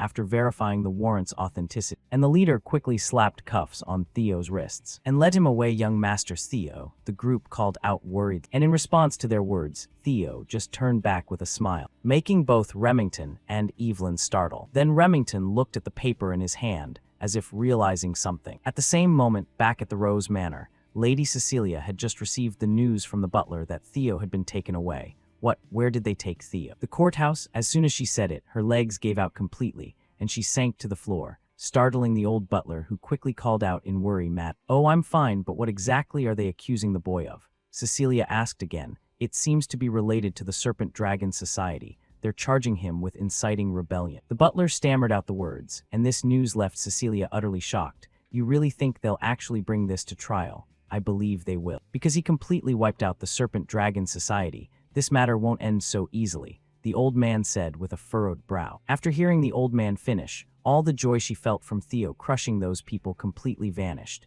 Who could have imagined that inviting the boy to the Dragon Society would lead to this outcome? No, the boy will get through this. That's just the kind of person Theo is. My son, please come back safely, she silently prayed for her boy. Back to our main character. Following the French swordsman escorts, he was also brought to a courthouse. Looking at the massive architecture in front of him, Theo couldn't help but have a few thoughts. It's been a long time since I came back to this place. Since I completely destroyed the Serpent Dragon Society, this won't just end with imprisonment. They'll definitely bring this case to trial. Bringing the heir of the Ragnar clan to court means they want to question my right of succession. They probably want to completely destroy me, but that's exactly what I'm hoping for. As Theo thought this, a delighted smile spread across his face at what was coming next. Then, as he was led to the front of the large doors, the two French swordsman escorts shouted out, the prisoner Theo Ragnar has been escorted in. Upon hearing this, a voice came from inside, bring him in. Looking at the slowly opening doors, Theo felt a bit of anticipation. That's right, if I want to unleash everything I've prepared, It has to be on a grand stage like this. With that, he quickly stepped inside, and at that moment, up on the high platform, there were 9 large chairs representing the 9 dragons, though currently only 4 people were present. Looking at their appearances, Theo felt a certain pressure. Truly, so many talented individuals have gathered here. First was the demon dragon Julius Ragnar, captain of the white armored dragon cavalry. Next was the heavenly dragon Eid Troivian, head of the Central Intelligence Bureau. This lady is the sword dragon Osa Ragnar, mistress of the Plum Blossom Manor. The old man with glasses and a face like everyone owed him money was elder dragon Wolfgang Ragnar, chairman of the Wolfgang Council of the Ragnar clan. Scanning them all, every single one was a heavyweight, 4 of the 9 dragons protecting the Ragnar family. If this were my previous life, I'd probably be suffocating from the sheer pressure, Theo thought to himself. Then from above, after seeing him enter, the bespectacled old man Wolfgang spoke up. Theo Ragnar. Yes, Chairman, I didn't expect to meet you here. He nodded while a soldier beside him removed his hand. Wolfgang, the chairman who valued bloodline above all,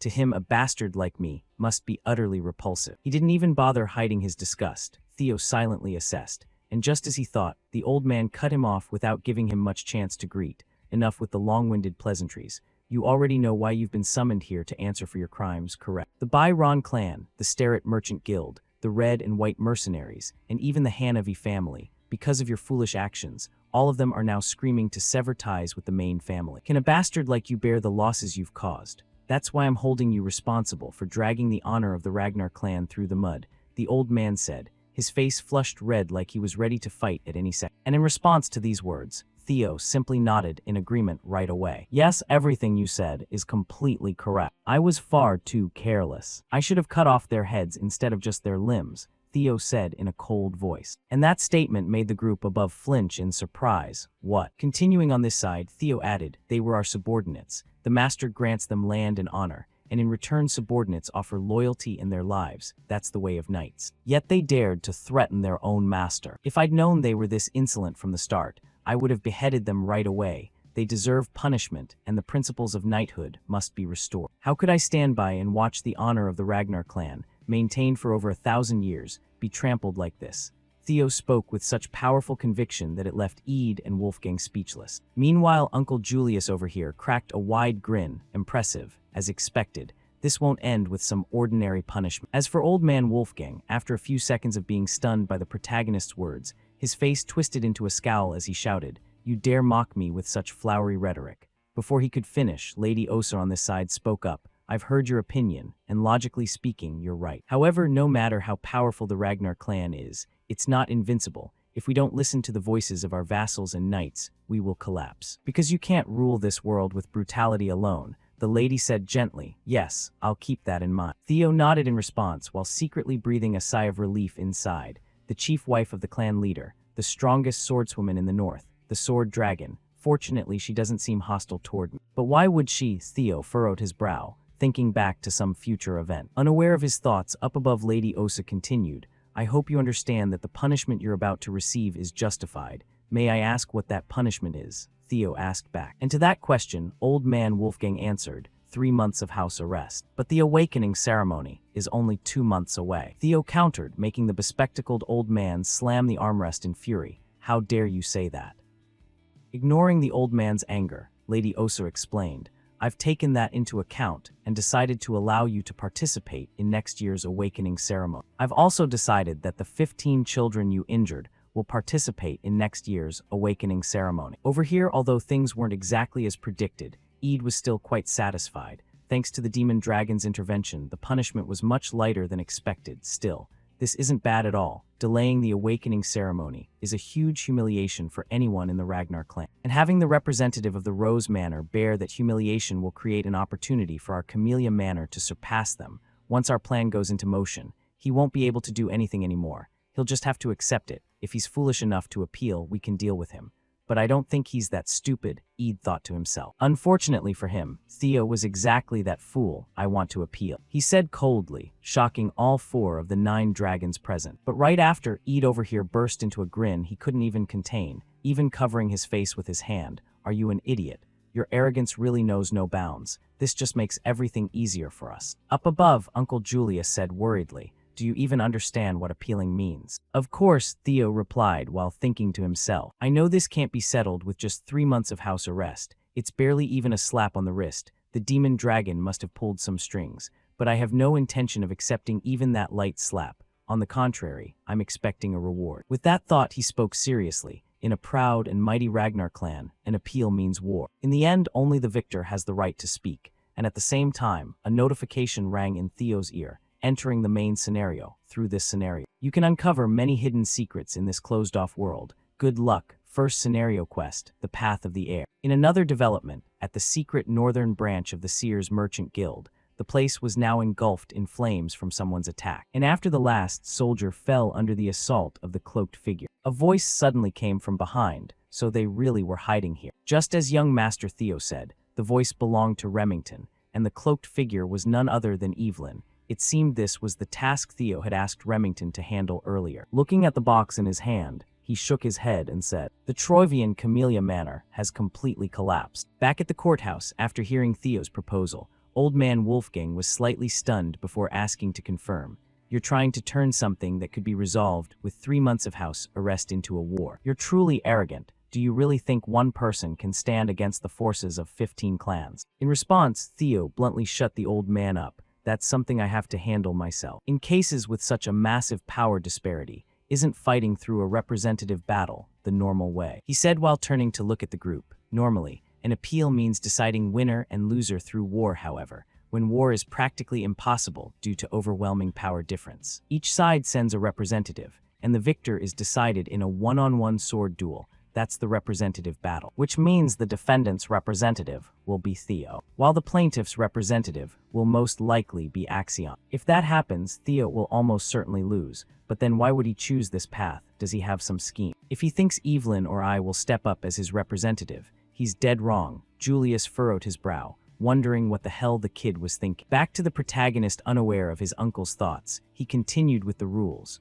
We'll decide the representatives and hold the representative battle in 1 week. What do you all think? He said while observing their expression. Meanwhile, Ede over here wasn't worried at all, because he figured Theo was counting on the demon dragon or Evelyn to represent him. But given their personalities, they wouldn't do it. You'll have to fight alone, Theo Ragnar. I'll send Axion and make you understand your place through death. Theo smirked at the thought of the future and agreed. Fine then. As for the representative. Before he could finish, a familiar voice suddenly rang out from outside, stunning everyone. I thought you were a quiet kid, but you're really good at scheming. You've changed so much since the last time I saw you, my son. The voice belonged to a burly man with dragon-like eyes stepping into the courthouse. He was the clan leader of the Ragnar family, Kyle Ragnar. At that moment he spoke up. Stand up, my son. I heard about your situation on the way here, and it seems you're in quite a complicated spot. I hear you want to appeal through a representative battle. Yes, that's correct, Theo answered calmly. Let's see if that's the case. It'll be very hard for you to participate in that representative battle. Who do you plan to choose as your representative to fight in your place? Kyle asked curiously. And right away, our protagonist realized something. This is a test. At the same time, Ede up above felt the same thing. Wait, could this be? He thought anxiously. Down below, Theo quickly gave his answer. Who wants to represent me? No one like that exists. I was always planning to step up and appeal myself. Then you'll lose, Kyle stated firmly. You won't know until you try, Theo replied. Then he placed his hand on his chest and declared, even if I'm forced to bow, I will never lower myself. Hearing this, clan leader Kyle burst into hearty laughter. Haha, did you all hear that?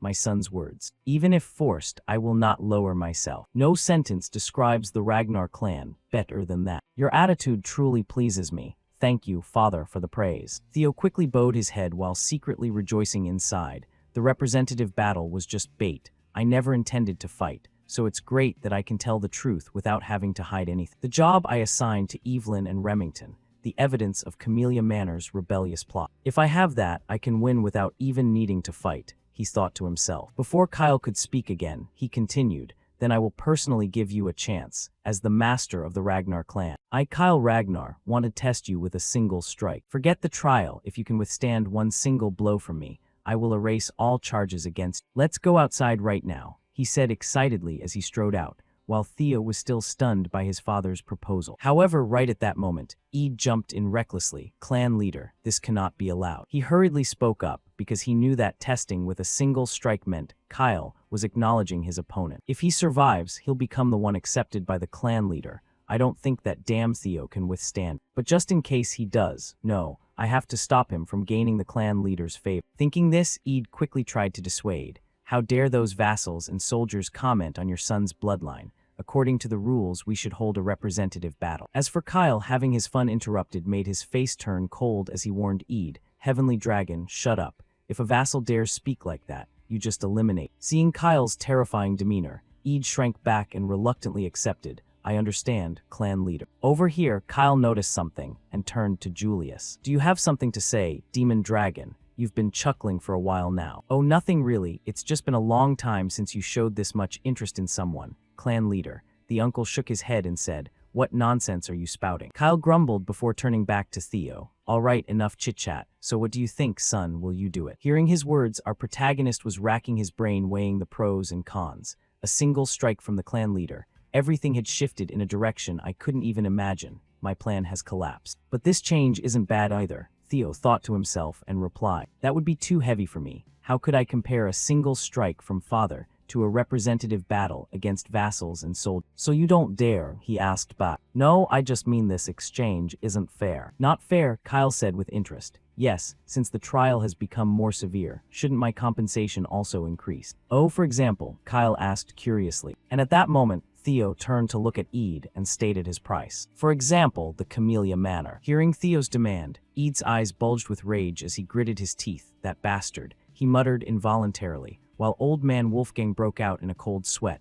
This is insane, bargaining with the clan leader like that. This kid really doesn't know his place. A deal only works when both sides are equals. That arrogance will get him killed soon enough, he sneered inwardly. But contrary to his thoughts, Theo's old man fully agreed to the request. Fine. If you're aiming for the position of heir, at the very least you need guts like that, Kyle said with satisfaction and turned to Eid, asking, does anyone object, Heavenly Dragon? In response, Eid quickly bowed and said, everything in Ragnar belongs to you. How could I dare comment on your decision? Seeing no nonsense attitude from him, Kyle nodded in approval below. Good, then prepare the arena immediately. I will test Theo Ragnar right here, he said as he turned and left. Time passed quickly, shifting to the training arena. At this point, both father and son Theo had armed themselves with swords. While the 4-9 dragons watched calmly, only Eid felt irritated that things weren't going according to his calculations. Damn it, the trap I set to catch Theo has turned into a stage to elevate. He gritted his teeth thinking before reassuring himself. No need to worry. Even if that brat has gotten stronger, there's no way he can withstand a blow from the clan leader. Even high-level swordsmen would struggle. Theo will die here, he has to die here, Eid screamed inwardly. Turning to Theo's side, Eid's intentions were written all over his face, making him notice immediately. I guess that's what he's thinking. Too bad for him that won't happen. Thanks to the reward from the guidance screen, Theo smiled secretly to himself. As for his old man Kyle, with his keen observation, he quickly noticed something unusual about Theo. Did he take some elixir while I wasn't looking? No, even if he did, such a rapid change would. Whatever, I don't really care how the kid got stronger. After all, you're still my blood. Hearing him say that, Theo broke out in a cold sweat. He really trusts me. Even the 9 dragons didn't notice. Putting that aside, as if he couldn't hold back from giving his son a proper thrashing, Kyle continued, so are you ready? Yes, sir, Theo said seriously. Normally I'd use the greatsword, but since you don't know how to use mana yet, I'll use this rusty sword instead. Any objections? He asked while looking at the sword in his hand, and of course Theo wasn't dumb enough to make it harder on himself. Of course not, father. All right then, let's begin. As Kyle spoke, his entire body erupted with unmatched aura, directed straight at Theo. And only when feeling this aura firsthand did the protagonist realize just how incredible his old man was. Holy crap, releasing pressure like this just with battle intent, he thought shakily to himself. Across from him, Kyle was surprised to see his son still standing after taking his aura. I'm surprised you're still on your feet. Of course, my strength stat has nearly tripled. The reward I got from completing the guidance, the experience-boosting elixir, using it leveled me up, and I dumped all attribute points into strength. Pushing my strength stat up to 52, this feeling is pure freedom. Leaving the mundane behind and stepping into the extraordinary with this power. I can block one strike from father, Theo confidently told himself. At the same time, he gripped his sword tightly. Simultaneously, Kyle had closed the distance to Theo, raising his sword high and slashing down with full force. Meanwhile, the protagonist widened his eyes, using every sense to observe Kyle's incoming attack. I see it, I can see it, he murmured. Next, a massive explosion rang out, cracking the entire floor into countless pieces. And after waiting for the dust to settle, Kyle turned to look at Theo and broke into a satisfied smile. It's been a long time since I found a worthy son, the uncle admitted, while Theo's sword had shattered into pieces from that single blow. Then, as per the agreement, Kyle turned to declare to the others, Theo Ragnar has proven his innocence through his will. This trial is concluded. At the same time as Theo fainted while still clutching the sword hilt, the system notification rang in his head. You have completed the emergency quest. 1 strike from Kyle Ragnar. You have received inventory access as a reward. You have received the green key as a reward. Shifting to some palace, after who knows how long. The protagonist slowly woke from his daze and asked, where am I? Beside him, Lady Camellia heard his voice and quickly grabbed his hand in panic. You're finally awake, my precious son. You passed out. Do you know how terrified I was hearing that you got hit by the clan leader's sword? How's your arm? Are you hurt? Try moving your shoulder. Do I need to call a healer if it's broken or dislocated? She said with tears welling up, while Theo beside her quickly reassured her, seeing her so frantic. I'm fine, mother. Please calm down. But where am I exactly? In response, Uncle Julius outside saw him awake and came in to inform, by the clan leader's order. The former mistress of Camellia Manor, Axion, and the intelligence chief have all been expelled. That means, Theo widened his eyes, asked, and the uncle smiled brightly. That's right. This is Camellia Manor. Scenario updated. First scenario quest, The Path of the Air. Take over Camellia Manor and uncover its secrets. Camellia Manor takeover 1-1, secrets not 1-1. In another development, at some corner of the palace, that woman Emil had received the news and was being ordered to relocate, but unable to accept the outcome. She started fuming. Why should I, the rightful owner of this palace, be forced to leave my own property? As she spoke, Emil stomped her foot in frustration, leaving the guards beside her awkwardly trying to calm her. Lady Emil, please calm down. We beg you to stay calm. From afar, Heavenly Dragon Ede, witnessing this scene, fell into a slight contemplation. Then he turned to remind Axion beside him. Axion. Yes, uncle, Axion replied. You must kill Theo Ragnar, he said coldly. Yes, I was planning to cut off his arm during the awakening ceremony. Axion stated his intention, but that still wasn't enough to satisfy Ede. No. His head, you must take his head, Ede said in an icy voice. It seemed hatred had completely clouded the man's reason. Back at Camellia Manor, while wandering around exploring the palace, Theo reflected on everything that had happened. Things were unfolding completely differently from his original plan, but this outcome was far better. He'd secured Camellia Manor without even needing to play his trump card. On top of that, he now had a second special privilege, the inventory, as he thought to himself. And right away, a simulated inventory screen appeared in front of Theo. He reached into the screen and pulled out an apple. I have no idea how stuff like this even exists, but it's definitely going to be super useful. And there's also this green key, Theo said as he took out a key from the inventory and looked at it with delighted eyes. This is the green key miscellaneous item effect. Opens the gate to hell, requirements, compatible with the gate to hell. This key has to be connected to this place, somehow. As he spoke, the protagonist turned his gaze toward a nearby door. And what was special was that right below the door handle, a glowing lock symbol had appeared. Unable to hold back his curiosity any longer, Theo quickly used the key in his hand to unlock the door. And the moment the door opened, a gust of wind blew straight into Theo's face from inside. But that wasn't the most shocking part. What stunned him even more was that behind the door lay a deep, bottomless cavern. What this Theo said in astonishment at the sight before. And as if to explain it to him, right after, the system popped up a few notifications. You have discovered a dungeon. Experience gained inside the dungeon will be doubled as a reward. Reading this, though still a bit puzzled, Theo's eyes lit up with excitement. A cavern inside a room in Camellia Manor. This has to be some kind of special quest. But no matter what it is, I'm going to clear it. I can't pass up the chance to double my experience. Thinking this, Theo quickly stepped into the cavern. However, after just 2 steps, he suddenly stopped as he realized he wasn't prepared at all. Oh right, I shouldn't go in empty-handed, should I? Time flew by. After filling his inventory with countless different swords, Theo was finally ready to conquer this dungeon. All right, let's check it out, he said excitedly, gripping his sword and shield as he ventured deeper into the cavern. Inside the cavern, every so often a lamp with a green flame was mounted on the walls, lighting the path for conquest. Back to Theo, not long after entering, he encountered his first opponent and was a bit surprised. Right in front of him stood a white wolf with an extremely bloodthirsty and ferocious appearance. Ha, a wolf. Pretty big one, the size of a beast. He furrowed his brow and said. But before he could wonder too much, in just 1 second, the white wolf's figure suddenly vanished and instantly reappeared right in front of Theo. Fortunately, the protagonist's reflexes were sharp enough, the moment he saw it flash. He quickly raised his shield to block the bite coming his way, successfully stopping it. Then both sides fell into a deadlock as the wolf stubbornly clamped down on Theo's shield. "You're pretty strong, you stray mutt. But I'm not losing a contest of strength." Theo gritted his teeth and said while swinging his sword, slashing straight at the wolf's body, forcing it to release the shield and back off to keep distance. However, even after being pushed back by Theo, the white wolf still snarled ferociously, baring its teeth and roaring at Theo to show its dominance. Ignoring the dog barking like crazy, while it was throwing a fit, Theo charged forward with his sword to seize the advantage. But the moment his sword clashed with the wolf's fangs, sparks flew everywhere. Its hide is thick, and its fast half-hearted attacks won't be enough to hurt it. This definitely isn't a normal wolf. It might even be as strong as a beast from the northern wilds beyond the northern wall. That explains why its power isn't easy to deal with, Theo judged inwardly. At the same time, the white wolf across from him raised its paw and swiped straight at. Seeing this, Theo leaped back to dodge, then used the ground to launch himself forward again for another attack. "If only I could recreate that flash. The flash I saw when facing Father's single strike. That pure white, beautiful, and perfect arc," he said while recalling the memory during the fight. However, this reminiscing didn't make him any stronger. With this slash of his, the wolf simply turned its head aside and easily evaded it. Then both sides jumped back to maintain distance, and after a while, with neither gaining the upper hand, Theo started feeling a bit frustrated inside.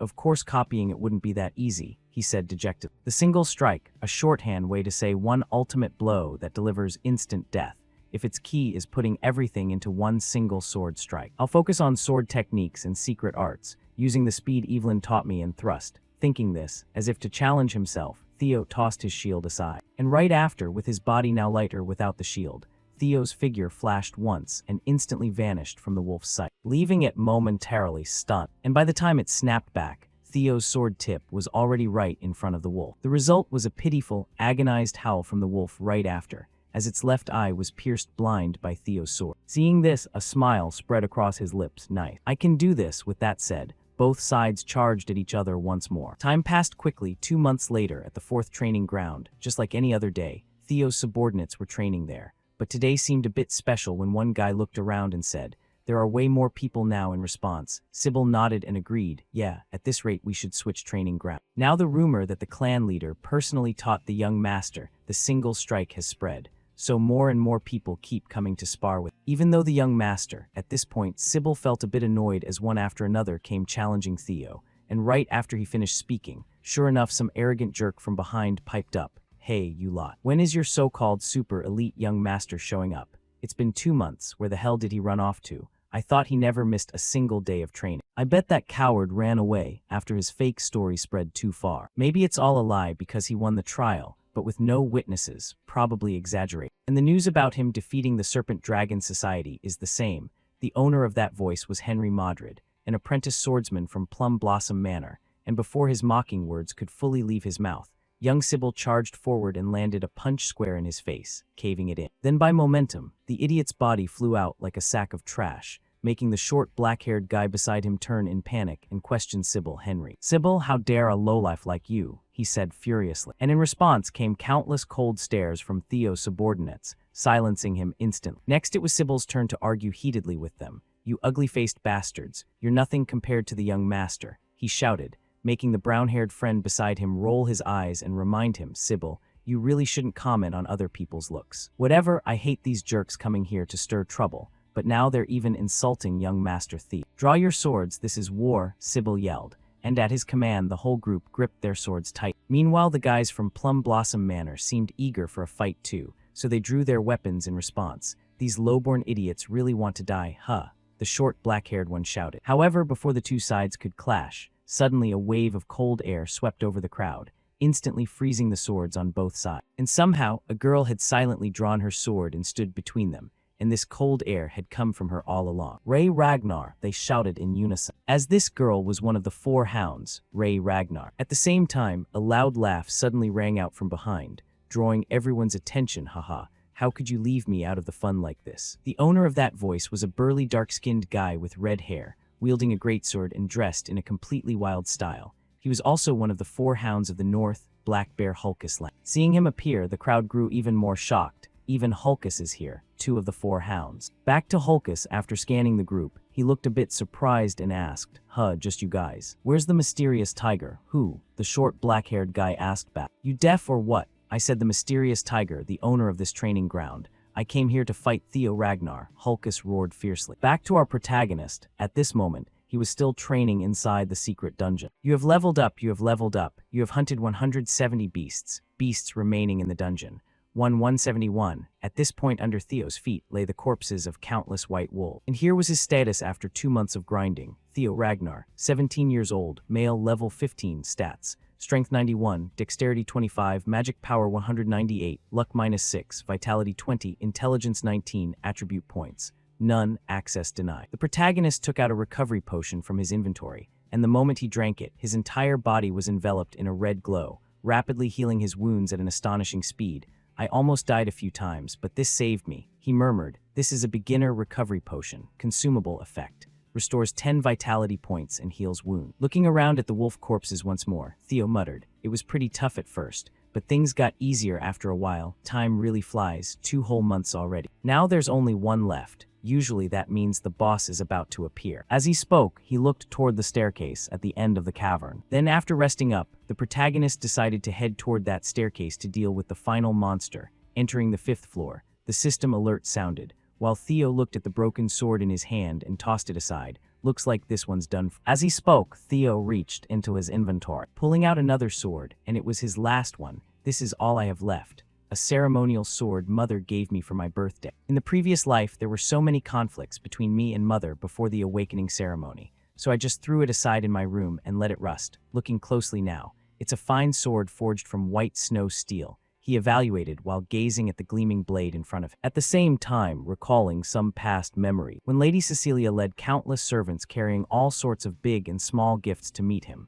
"Happy birthday, my precious son. Mother waited until midnight to give this to you," she said excitedly. But in response to her enthusiasm came a rather harsh reply from her son. "Mother, the awakening ceremony is coming up soon. I don't have time to waste on birthday gifts. You should know that better than anyone, good equipment can't change bloodline. Please leave." The cold words left Lady Cecilia stunned, while the guards behind her looked off. Back to Theo. Thinking of this, he felt a pang of regret inside and silently promised himself, "No matter what, I won't repeat the mistakes from my previous life." With that, he quickly headed toward the end of the cavern, and to keep him from going in unprepared, the system kindly reminded, "This is the boss room. A powerful beast will appear. Please be careful." The notification had just ended when Theo spotted his final opponent. It was a massive dragon sleeping ahead. The only thing was it seemed to have no wings. A dragon. "Ah no, it's just a low-grade dragon," Theo murmured. But a dragon is still a dragon. He couldn't rush in recklessly without a proper strategy. They say the Ragnar clan are descendants of dragons, and the boss of this strange quest is a dragon. Is this just a coincidence? I don't know anymore. But one thing's for sure, I need to defeat this thing to complete the quest. But can I even win? It's still a dragon after all. Thinking this, Theo assumed his thrusting stance, because he wanted to try using his strongest attack. "I have to test the flash strike I practiced on those wolves. It might not match Father's dragon flash yet, but if I make full use of my dragon heart, I can inflict serious damage on it." As he spoke, Theo entered his highest state of focus, then immediately poured every ounce of strength he had into charging straight at the dragon with blinding speed. At the same time, the dragon suddenly snapped its eyes open as it sensed the danger. But it was still a fraction too late, because right after, its right eye was blinded by Theo's piercing sword thrust. Looking at the dragon howling in agony in front of him, Theo smiled inwardly. All right. Thinking this, the pained dragon went berserk and whipped its tail toward, instantly cracking the ground with massive fissures. Fortunately, Theo dodged to the side in time. Otherwise, he'd probably have been smashed into pulp. Seeing the sheer power of that attack, Theo felt a twinge of regret inside. I'd hoped to drive the sword all the way into its brain. But it seems my thrust didn't reach far enough. Still, I've spotted the opening. I can win. With that thought, Theo activated his secret technique, Jester's footwork, turning his body into a streak of light that dashed toward the earth dragon and unleashed countless slashes across its body. While attacking, Theo kept moving around nonstop and thought to himself, if I can distract it first with a normal strike, then go for the weak point. However, this dragon wasn't pushover either. Realizing it was blinded and couldn't easily catch Theo's figure, it reared its head back and let out a deafening roar toward the sky, creating a stacking debuff on Theo's body. Low-grade Dragon's Fear, Battlefield Dominance Effect, Fear status applied. reducing movement speed by 10%. The notification had barely finished when Theo's whole body suddenly felt heavier and less agile, forcing him to grit his teeth. Damn this body of mine. At the same moment, seeing Theo forced to stop by its skill, the dragon seized the chance and swung its massive arm straight at him, leaving Theo no choice but to raise his sword in front of his chest to block. But the difference in weight was overwhelming. The instant they clashed, his small frame was blasted away like a cannonball into the cavern wall, leaving a small crater. After taking that hit, Theo finally understood why this was the final boss, probably because if the fight dragged on it would be bad news. I need to target its weak point and end this quickly, and a dragon's weak point is thinking this. He gripped his sword tightly again and charged once more, while the dragon opposite him mirrored the action. At that moment, just as its sharp fangs were about to clamp down on Theo, he widened his eyes, observing with utmost precision before ducking low to evade the bite, and thrusting his sword straight into the reverse scale on its chest. And just as Theo had predicted, the moment his sword struck the weak point on the monster's body, the scale cracked into fragments, allowing the blade to easily pierce through. Agony shot straight to its brain, making the dragon let out a miserable scream. Got it, Theo thought joyfully. However, it seemed things weren't over yet, because right after, the dragon inhaled deeply and glared at him with eyes full of deadly menace. Back at the fourth training ground, for some reason Ray and Hulkus had started arguing under the confused stares of everyone around. What did you just say, Ray Ragnar? Theo Ragnar fights me first. The big guy bellowed so loudly that Ray had to cover her ears and complain. The loser should stay out of it. That was 3 years ago. Skills improve over time, and 3 years is plenty to close the gap, Hulkus roared. But Ray just replied coolly, the loser. At this point, even a saint couldn't hold back Hulkus's anger anymore. Fine then. Let's settle it one-on-one again. Winner gets first crack at Theo Ragnar. The big guy shouted and swung his massive greatsword in a sweeping arc aimed at Ray's slender frame. Yet with that attack, she lightly deflected it aside with her sword, easily stopping it cold. Then the continuous clang of metal clashing rang out, leaving the Rose Manor and Plum Blossom Manor folks stunned as they watched their duel. What the hell is going on? I don't know, but I'm scared, Henry stammered. And right as the fight was building to its climax, young Remington rushed in to break it up, blocking both their attacks with his drawn sword and scabbard. If you want to fight, do it somewhere else. This is young Master Theo's territory. I won't allow you two to cause trouble while he's away, the Silver Tiger warned. But upon seeing him appear, Sybil's eyes lit up with excitement as he turned toward him.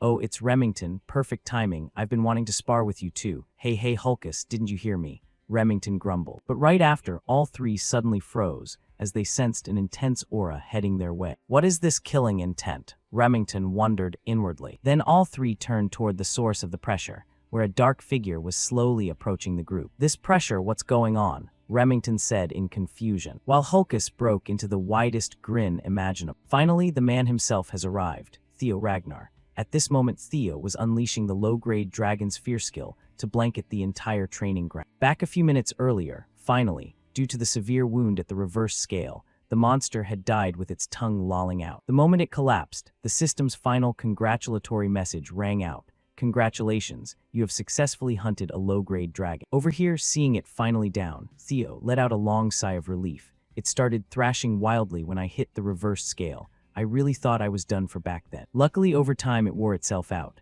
After all, the reverse scale is its weak point. As he spoke, he flopped exhausted onto the dragon's body. While the system notifications kept coming, you have obtained low-grade dragon fang. You have obtained low-grade dragon claw. Low-grade dragon fang material type effect. Reinforcement material for forging weapons increases durability. Low-grade dragon claw material type effect.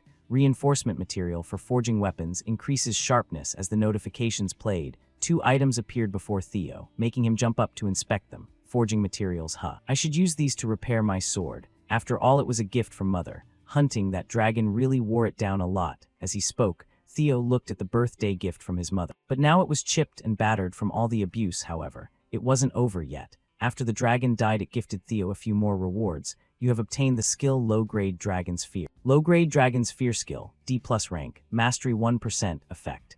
Amidst the characteristic killing intent of a low-grade dragon, overwhelms nearby targets, inflicts fear on targets weaker than the user. Reading this, Theo's eyes widened in disbelief. What a skill. Dragon's killing intent. But I heard only the chosen ones can use that. I never thought I'd get a chance to try it. As he spoke, Theo tossed all his gear back into the inventory, then shook his head. Wait though, even so I'm not sure if it'll be useful in Ragnar. After all, that place is full of experts. he muttered as he quickly left the dungeon, Camellia Manor dungeon clear. Closing the dungeon door behind him, Theo let out another relieved breath. Anyway, with this I've completed the quest. Main Quest 1, The Path of the Air. Take over Camellia Manor and uncover its secrets. Camellia Manor Takeover 1-1, Secrets 1-1. Congratulations, you have completed the first main quest. For completing the quest, you will receive rewards. The notification had just ended when a gem resembling the eye of some creature appeared before Theo. It was the Nest Compass multi-purpose item effect. Guides the holder toward the nest. Looking at the description, Theo's eyes filled with curiosity as he brought it closer to examine. Nest Compass. What is this? Could it be related to the next quest? Well, I'll just keep it for now. As he spoke, he casually tossed the reward into his inventory, then staggered toward his room. I should head back and rest. I'm dead tired, he said while breathing like he was on his last leg. But before he could take more than a few steps, a maid rushed up from behind. Young Master Theo, I finally found you. There's an urgent situation. Hearing the call, though Theo felt utterly exasperated inside, he still turned back to see what she wanted. Seeing his bloodied state, the maid froze in shock. Oh my God, look at you, where have you been? She exclaimed, but Theo had no time for explanation, so he just asked, It's nothing, so what's going on? Hearing this, the maid remembered her purpose and hurriedly said, There's a brawl happening at the 4th training ground. Back to the story, that's why Theo appeared at the training ground and began using the low-grade Dragon's Fear skill to cover the entire area. Get lost, I need rest, Theo said irritably with eyes like someone who hadn't slept in 3 days. And under this overwhelming conqueror's haki of his, a bunch of Plum Blossom Manor trainees couldn't withstand the pressure, foaming at the mouth as they collapsed unconscious. Turning to Hulkus, seeing the trainees dropping like flies, made him even more excited. Haha, such overwhelming killing intent, I knew it. I had a feeling you'd be interesting. You're mine, Theo Ragnar. Let's see how strong you really are. As he spoke, the big guy gripped his broad greatsword and charged at Theo with full force. One might think this strike would at least give our protagonist some trouble, but in reality it was the complete opposite. The moment Hulkus lunged and swung, Theo casually swung his own sword at the same time and instantly sent the giant body flying. In the stunned eyes of everyone present, my attack got blocked so easily. Not just him. Even Theo himself was shocked. I blocked it. Across from him, after being sent flying in one hit, Hulkus felt his pride wounded and went full berserk mode, charging again. No way, I'm backing down. Black Bear Hulkus Lank. He's always considered the weakest among the 4 hounds of the north because he lacks skill variety and isn't the smartest. But as a member of the Lank clan, he's never been bested in raw power. That was what Hulkus prided himself on before meeting Theo. At this moment, the big guy charged with his sword raised for an overhead cleave. Try blocking this, Theo Ragnar. He roared, and facing the attack, Theo's eyes turned serious. Instead of blocking head-on, Theo used his sword to redirect Hulkus's blade, letting it slide along his own as he parried it aside. Then, while Hulkus was still recovering his sword to defend, Theo didn't hesitate and unleashed a lethal slash straight across the young man's stomach. I blocked it and even countered. All that leveling really paid off. Theo smiled inward, seeing his efforts bearing fruit. While on Hulkus's side, after taking a critical hit to the gut, he rolled over and passed out. Looking at the bloodied state of the Black Bear youth, Theo let out a heavy breath. I swung with full power without realizing. Luckily, Hulkus is known for his durability, so he only fainted. Around them, Sybil's group stared blankly for a few seconds after seeing Hulkus go down before Theo. Then they erupted in cheers. Wow, young Master Theo defeated the Black Bear. He took down one of the 4 hounds with a single strike. Over here, seeing them making such a fuss, Theo quickly said, Hold on, Hulkus is still alive. The words had barely left his mouth when his sword suddenly let out a cracking sound. And right after, in the delighted eyes of the crowd, the blade snapped clean in two. Wait, the sword mother gave me, Theo said in shock, while the people around who didn't understand just saw their young master break his sword and cheered even louder. Wow, as expected of young Master Theo, he even snapped his sword in one strike. Hey, why are you all so happy about this? Theo shouted in frustration. Meanwhile, Ray behind him, watching the crowd cheer for Theo, fell into quiet thought, recalling some distant memory from the past, when a little boy asked her, Who are you? Why are you wandering around here? Aren't you cold? Let me put this on you. Huh, you're still cold. This won't do. Better come to my house first. When the snow stops, I'll take you back. As she spoke, the little girl wrapped her scarf around Ray and led her by the hand home. Remembering that memory, Ray unconsciously broke into a faint smile and turned to leave. In that fleeting moment, it seemed Remington caught that smile and froze. Did she just smile? Ray Ragnar smiled. The silver-haired guy thought in astonishment, feeling like he might be seeing things. Right after that evening at Camellia Manor, a celebration banquet for Theo was held. Congratulations, mysterious tiger. Young master, congratulations, you did great. You've trained incredibly hard this whole time. Now just keep up the momentum until the awakening ceremony.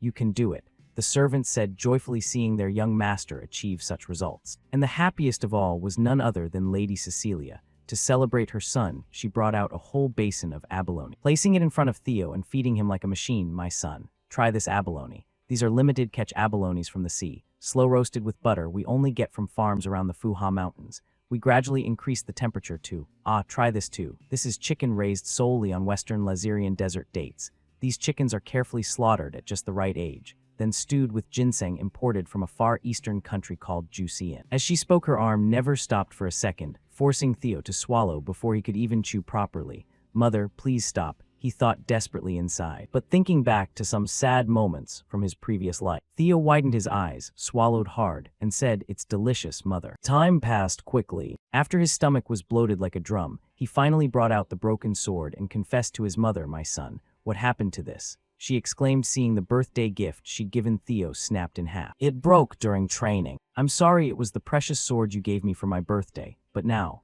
he said sadly, but before he could finish, Lady Cecilia exploded in anger. "That damn old hat." She swore up and down that this sword was made from white snow steel and moonsteel wood, so it would never break. Beside her, Theo's eyes widened in surprise as he asked, "Moonsteel wood from the southern thorn forest?" "Yes," she said. "She used only the rarest and most precious materials. But as you can see, that was a complete lie. If what she said was true, it wouldn't have broken so easily," Cecilia growled, still fuming. Back to Theo, hearing it was made from those materials. He started marveling inside. Moonsteel wood is a special tree that grows by absorbing iron. It's considered rare because it keeps the flexibility of wood while being as tough as steel. "I knew it was a good sword, but I didn't realize it was that valuable. Where did Mother even get this sword from?" he wondered inwardly. Meanwhile, Lady Cecilia seemed to have made up her mind and shouted, "This won't do. Mother is going to confront her and get answers. This time she'll make a perfect sword for you, my son." Seeing his young mother's fiery determination, Theo looked bewildered. "I'm fine, really. I can use another sword." Hearing this, Lady Cecilia shook her head to correct her son.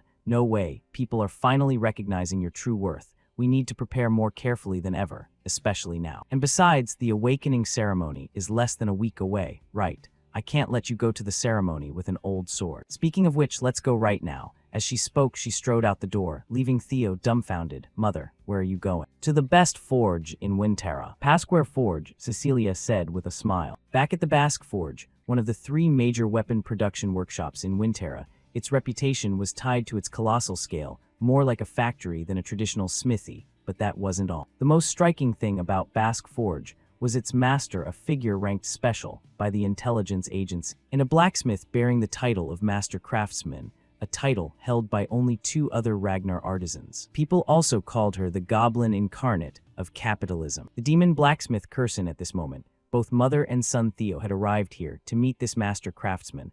Upon seeing them, Curson's expression turned to astonishment. "Oh, look who it is," Curson said in surprise when she spotted Cecilia. Meanwhile, Theo himself was even more shocked. He never expected to meet this person. But why does mother know the demon blacksmith, he wondered inwardly, while Cecilia, seeing the elven aunt still fiddling with her pipe irritably, said, "You still haven't quit smoking, huh?" Beside her, Theo's eyes nearly popped out hearing his mother call Curson "Mother." He turned toward Curson. In response to Cecilia's words, the elven blacksmith waved her hand dismissively. "Mother, please, I'm sorry, dear customer, but our mother-daughter relationship ended the day you decided to leave." Without paying any mind to those words, Theo, behind them, was still frozen in his own thoughts. "I always thought Mother was an orphan with no family. But now you're telling me the high elf Curson is Mother's mother. Wait, so that means I have a quarter elven blood. Is that why I'm so handsome?" Theo thought, getting so excited his face flushed red. Unaware of her grandson's wild thoughts, Curson didn't want to waste time and got straight to the point. "So what brings our dear customers here today?" In reply,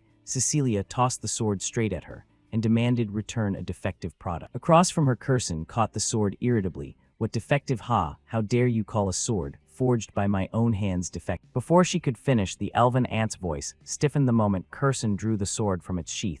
"Only the hilt remained, this is," she said in shock, having just confidently vouched for her own sword, only to be slapped in the face, while Cecilia continued complaining, "If it's not defective, then what is it?" Hearing this, Curson pondered for a moment, then turned back to ask, "Who used this sword?" "My son, of course. Who else?" "That child behind you," Curson said, glancing toward Theo. "Hey, mother, watch your words. That's the genius who will rule Ragnar from now on." Cecilia, reminded her again. Meanwhile, Theo, seeing his grandmother notice him, politely greeted Theo Ragnar of Camellia Manor. It's an honor to meet the renowned master of Pasquare Fort. In response to her grandson, Curson nodded in greeting. Yes, I've heard of you. She raised you well. But back to the main issue, did you really use this sword? Yes, that's right. Is there a problem? Theo asked back. I already told you it's defective, Cecilia complained. Next, Curson's eyes showed a thoughtful look as she spoke to both of them. This will take a while. Follow me inside. Even though they didn't quite understand what Curson intended, both followed the elven blacksmith into the forge. As they walked, Theo turned to ask his mother,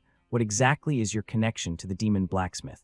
Beside her, hearing this, Lady Cecilia no longer hid it, just as you heard. So she really is your mother? Theo asked in shock. I didn't know, because you rarely talk about the past. But even though it was only for a short 6 months, she was the foster mother who took care of me. Cecilia smiled and explained more specific. This instantly shattered all of Theo's illusions about his elven bloodline. Oh, so she's your foster mother. He thought, a bit disappointed inwardly. Unaware of her son's thoughts, Cecilia continued gazing fondly at Curson's back. Ahead, mother loved everything she considered beautiful, whether jewelry, music, theater, or even people. That's why she took me in as her foster daughter. She must have liked me a lot. Ahead, hearing these words, the elven aunt turned back, a bit embarrassed. HMPH, enough about the past, it's pointless. Haha, I bet mother doesn't really think that. Cecilia covered her mouth and teased, making Curson huff and turn away in irritation. Back to Theo next, he asked curiously, so why did you leave this place? Then about that, Cecilia began to explain. However, before she could say much, Curson ahead answered for her, the girl left on her own, saying she'd become the wife of the Ragnar clan leader. I never thought she'd willingly go to that miserable place. Truly foolish. But credit where it's due, she managed to survive that long. Curson grumbled. Meanwhile, the young mother was still lost in her own delusions. The clan leader is just too handsome and masculine. He loves me so much. Over here, unaware of just how much Cecilia adored Kyle, but the fact that his daughter ran away to chase her love still left Curson endlessly annoyed. Yet even after leaving like that last year, she still came back begging me to forge a sword as a gift for her son. I've never seen anyone with such thick skin, Curson said, while clicking her tongue in reluctant admiration, making Cecilia a bit embarrassed in front of her son. Mother, how could you say that in front of our son? What did I say wrong? Curson shouted. And before their bickering, Theo unconsciously broke into a light smile. I've never seen mother talk like this before. It seems I never really understood mother in my previous life. I really was an ungrateful son. Was I too obsessed with the clan, too controlled by it? Moreover, the demon blacksmith seems to care a lot about mother, so why didn't she do anything in my previous life? Theo wondered inwardly, but found no clear answer. Time passed quickly at this point. Aunt Curson led both of them to the front of some door and said, we're here, this is my room, the master's office. Hearing this, Cecilia's eyes flashed with confusion as she turned to ask, why did you bring us this deep inside? You should forge the boy the best sword to make up for it. Wait outside for a bit, Cecilia Curson instructed. Before the young mother could react, she had already pulled her grandson inside the workshop and slammed the door shut. Mother, my son, Cecilia shouted. Meanwhile, Curson, the moment she pulled Theo inside, her expression instantly changed. Hey Theo, I'll be direct. You have a relic of the primordial dragon, don't you? Hearing the question, the protagonist's face froze for a few seconds. Then he asked back, primordial dragon? You mean the ancestor of the guardian dragons, protecting our clan? I've heard the legend that our ancestors distributed the primordial dragon's treasures across Winterra to Ragnar descendants. But however, before he could finish, Curson teased, legend, ha, pretending you don't know. If you really didn't have the relic, how could my sword end up like this? I poured my heart and soul into forging this child's spirit. It couldn't possibly break from anything else. But a relic, do you know how valuable this is? As she spoke, her eyes welled with tears. Seeing this pitiful sight, Theo's eyes widened, and he apologized. But it only broke when fighting a dragon. Why does she keep mentioning the relic? Theo thought inwardly. Back to Curson. After a moment of regret, she snapped out of it and barked, enough, forget it, it'll be faster if I just show you instead of explaining. With that, she led Theo in front of a coffin wrapped in chains and asked, what do you see? Hearing this, the protagonist's eyes flashed red. As he focused his gaze, it was green light. The same kind of light he saw at the gate leading to the dungeon in Camellia Manor. Theo furrowed his brow thinking. But before he could answer, Curson added, I can't see or sense anything from it, but judging by your reaction, you see something. I've tried countless times to open this box and take what's inside, but it's useless. A relic from the primordial dragon, long ago in the Age of Myths. The primordial dragon plucked one of its fangs and forged a sword from it, the monster sword Moon Blade. If you break the seal on this coffin and successfully draw the sword, I'll give you this Moon Blade. But you might lose your life. Want to try? She said, turning to Theo with a challenging look. And of course, with an offer like this, The protagonist couldn't possibly refuse. That sword is mine from now on, Theo said, smiling at the same time. He also received the next quest main scenario, Quest Ragnar, the Path of the Heir Chosen, by the primordial dragon's relic Moon Blade. Moon Blade, that was the sword of the Black Snow Leader, one of the 9 dragons, the Black Dragon, but very few people knew its true appearance, because almost everyone who had seen or heard of this sword had either died or gone missing. However, by chance, I had seen the true form of the Moon Blade. But why did the Black Dragon spare me? The Black Dragon's Moon Blade is here, and it's really a relic of the primordial dragon Curson, kept it all this time, Theo thought inwardly. If that's the case, then I have to get it no matter what. This is similar to the Camellia Manor situation. Then, with this green key thinking this, Theo took out the key from his inventory and began using it to unlock the coffins. Lock the moment he turned the key, something strange happened suddenly. The coffin itself emitted a beam of light, and all the chains wrapped around it automatically loosened then. Before the two could observe what was inside the coffin itself, began emitting black smoke. Sucking Theo inside what's happening, he choked out. Then Theo's vision slowly changed to the scene of Rose Manor. Engulfed in flames, Rose Manor. Why am I here? Oh right, I forgot, I was too weak. Because of that, I need even more power to defeat Rendon and crush Camellia Manor, Theo told himself inwardly. At the same time, while his memories were still somewhat hazy, behind him, the massive silhouette of some crow appeared, extending its sharp claws and beak toward Theo. However, right at that moment, the protagonist noticed this black crow sneaking up on him, so the instant it attacked, Theo spun around, grabbing its beak tightly, making its face freeze in shock. Next, Theo looked at the crow and tested manipulating others' minds by exploiting their thirst for power. No wonder you're a monster sword. In response, the crow's eyes flashed with anger. You insolent human, how could you? Before it could finish, the protagonist explained, I've long overcome the despair you once showed me, fool. Do you think I'd be tempted by your mediocre power when I have quests to complete? What are you saying? Let me go, human, the crow screamed while struggling desperately to break free, but Theo's hand clamped like a vice on its beak, leaving it unable to move. Turning to Theo, while holding the crow, he also took the chance to closely examine its form. You're completely different from the griffin I recall you were at least 10 meters tall, now you're barely my height. Perhaps because you've been sealed for too long, Moon, but either way this benefits me. You're mine now, Moon Blade. As he spoke, the guy raised his fist, preparing to use pure physics to discipline this griffin, making the griffin hurriedly call out for peace. Hey, let's talk civilized, it cried out in panic. Turning toward the outside upon hearing Theo scream, Cecilia rushed inside, and upon witnessing the protagonist lying motionless, their Lady Cecilia's eyes welled up with tears. My son, please wake up, she said, while shaking Theo's body, but it had no effect whatsoever. With no other choice, Cecilia turned to look at Curson and asked, Mother, what is this? Why is my son like? I told you to forge a sword for him. I never asked you to do something like this to the boy, she shouted, while Curson's eyes also showed worry. The monster energy has linked with his meridians. I've never seen anything like this before. Since he possessed a relic, I thought everything would be fine. If anything terrible happens to my son,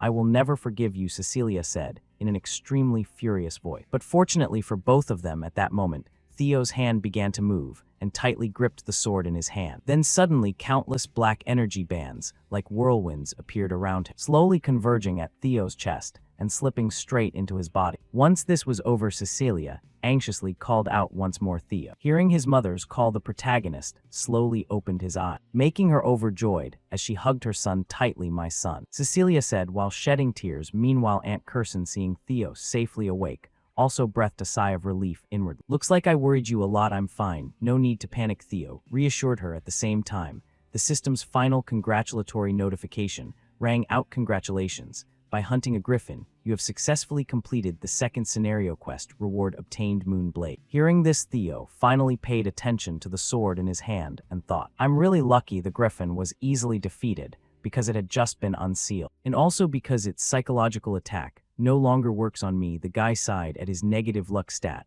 but it still helped him this much. However, the rewards weren't over yet, because right after Theo heard even better news, by absorbing monster energy from the Moon Blade, your mana has increased significantly. Plus 30 mana, your mana has exceeded 200. Your mana has begun to possess divine power. Divine type special ability, effect body enhancement, mana recovery 1.5 per second. The notification had just ended when Theo immediately felt an explosive surge of power gushing within his body. His mana had risen to the level of a high-rank swordsman. It's a shame I can't fully utilize this mana right away. I have to hold back until the awakening ceremony. Back to Curson after the mother and son had their emotional moment. The elven blacksmith puffed on her pipe and said, "You really surprised me, congratulations, you truly succeeded." Hearing this, Theo smiled, and turned to ask, "You'll keep your promise, right? Don't you know elves can't lie?" Curson grumbled. Next, suddenly, the sword in Theo's hand began shaking violently, making him a bit puzzled. And with her experience, Curson explained for her grandson, "It's resisting." Hearing her explanation, Theo's eyes fixed on the sword in his hand, as he growled, "So you're saying you still haven't acknowledged me as your master?" From behind, Curson also explained on behalf of the sword, "Not exact. Perhaps it's feeling resentful after being sealed for hundreds of years now, that it's out, it wants to vent all the pent-up frustration. Why don't you try swinging the sword at that wall over there with all your strength?" As she spoke, Curson glanced toward a metal wall not far from the group. It seemed to be a sword-testing wall, with a few marks left by swords on its surface. However, upon hearing the request, Theo felt a bit worried and turned to ask, "Is this okay?" In response to her grandson, Curson smirked contemptuously, worrying for nothing, even if it's the moon blade. A swing from a kid who hasn't gone through the awakening ceremony won't damage the Basque Forge. Hearing that was really irritating, Theo grumbled inwardly. Seeing his grandmother not quite believing in his strength, "Is that so?" the protagonist muttered while thinking inwardly. "Since I can hide my dragon heart anytime, why not take this chance to test the moon blade's power and use my mana?" Thinking this, he calmly walked toward the wall. Gripping the sword tightly with both hands, he said, "Then excuse me for the trouble." With that, the guy assumed an attack stance, and right after, an intense surge of energy erupted from his body, making all of Curson's earlier confidence instantly vanish. "Hey, wait a second," she shouted, but it was too late, because right after, Theo swung the sword, unleashing a lethal slash, cleaving the wall in front of him in two. Or rather, not just the sword-testing wall,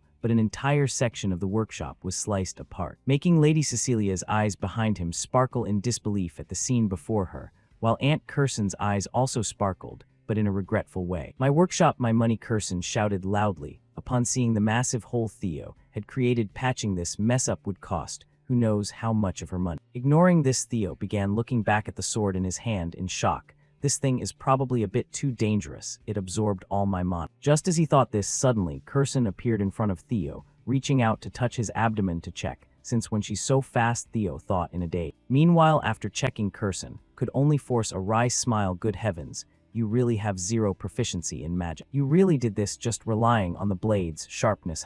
With that, Curson turned to look at Theo and confirmed in her mind, "This kid is a genius. And this genius is my grandson." Thinking this, countless complicated math formulas began appearing in the old lady's head. "All right, Theo Ragnar, from now on, I will be your sponsor. You just need to soar high and show the world your skills. You'll become a living billboard for Basque Forge." As she thought, her eyes had already turned into dollar signs. "Mother, I can see money in your eyes," Cecilia reminded from behind, making the aunt startle a bit. After that, having obtained his new sword, both mother and son bid farewell to Curson and quickly boarded the carriage to return to Camellia Manor. And before leaving, Theo also handed over the fang and claw from the earth dragon he had obtained earlier back to Curson. "Consider it compensation for the wall I destroyed. Use this to repair the wall, a trophy from a dragon. He must have gotten it when obtaining the relic." "HMPH, my daughter really raised an excellent son," Curson said with a smile, while puffing out a long cloud of smoke. However, right as she turned around, suddenly a voice rang out from above. "Long time no see, demon blacksmith." The somewhat familiar voice made Curson narrow her eyes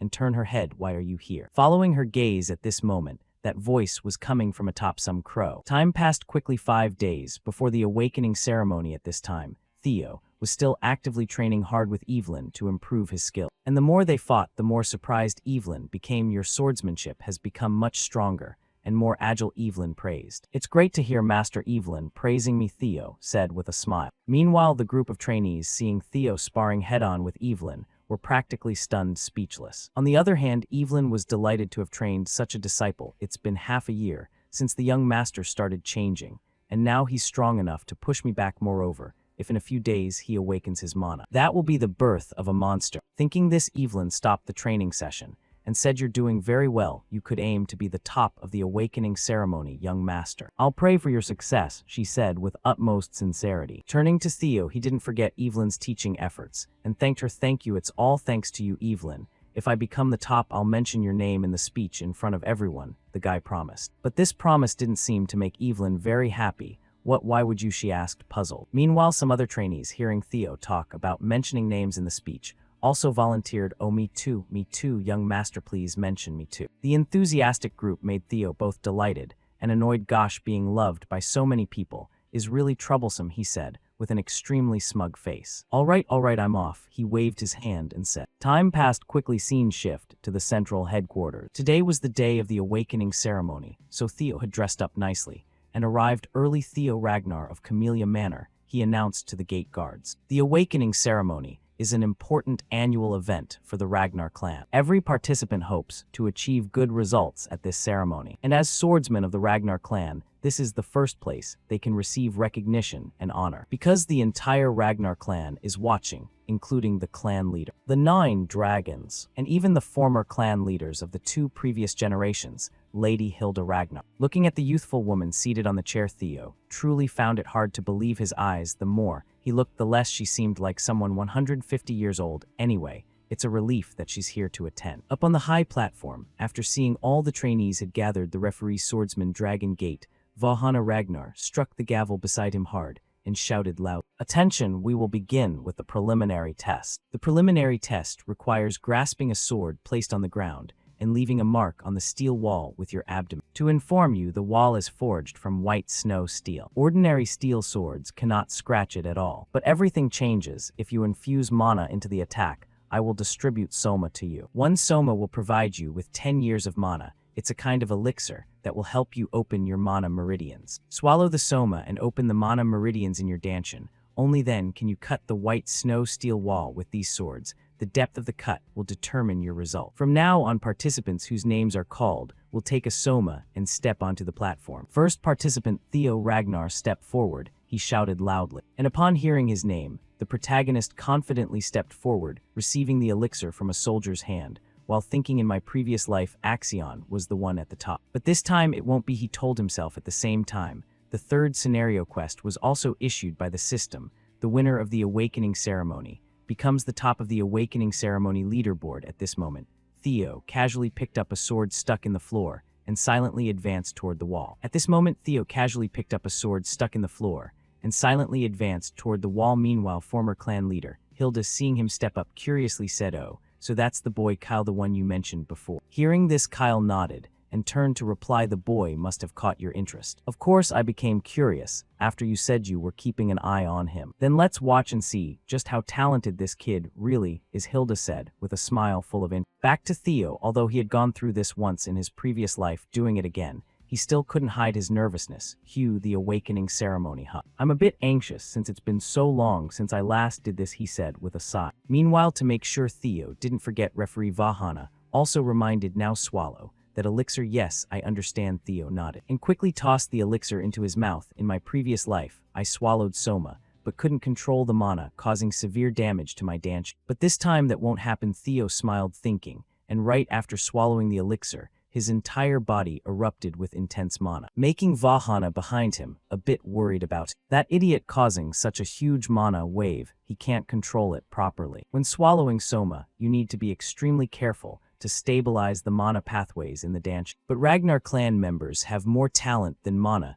to the point that if not careful, they can become crippled. He'll probably end up the same. The uncle frowned, thinking worriedly for Theo. However, his worry was unnecessary, because very quickly afterward, the violent mana inside Theo's body began to be controlled by him, forming an energy membrane enveloping his body. He withstood it, Vahana said aloud in shock. Back to Theo, looking at the energy source he had suppressed. The guy couldn't help but smile smugly. "Finally, I have both the dragon heart and a mana reservoir. This makes me feel a bit disappointed. It's not like my previous life. This time I succeeded way too easily. Anyway, from now on I can officially use mana now. With this massive amount of mana, I just need to unleash it to my heart's content." Thinking this, he began gathering mana into the sword in his hand, then directly swung it forward toward the sword-testing wall. In that instant, it seemed everyone saw the phantom of a roaring dragon in the sky. The pressure he created was so strong, it made the 3 Remingtons feel dizzy. Then in their eyes, the dragon head phantom charged straight toward the wall, creating a massive cut on it. This is the ultimate technique, shadow severing slap. Behind him, the arrogant Axion, witnessing this scene, frowned in displeasure. The result was, after the shockwave completely dissipated, Theo left a huge slash,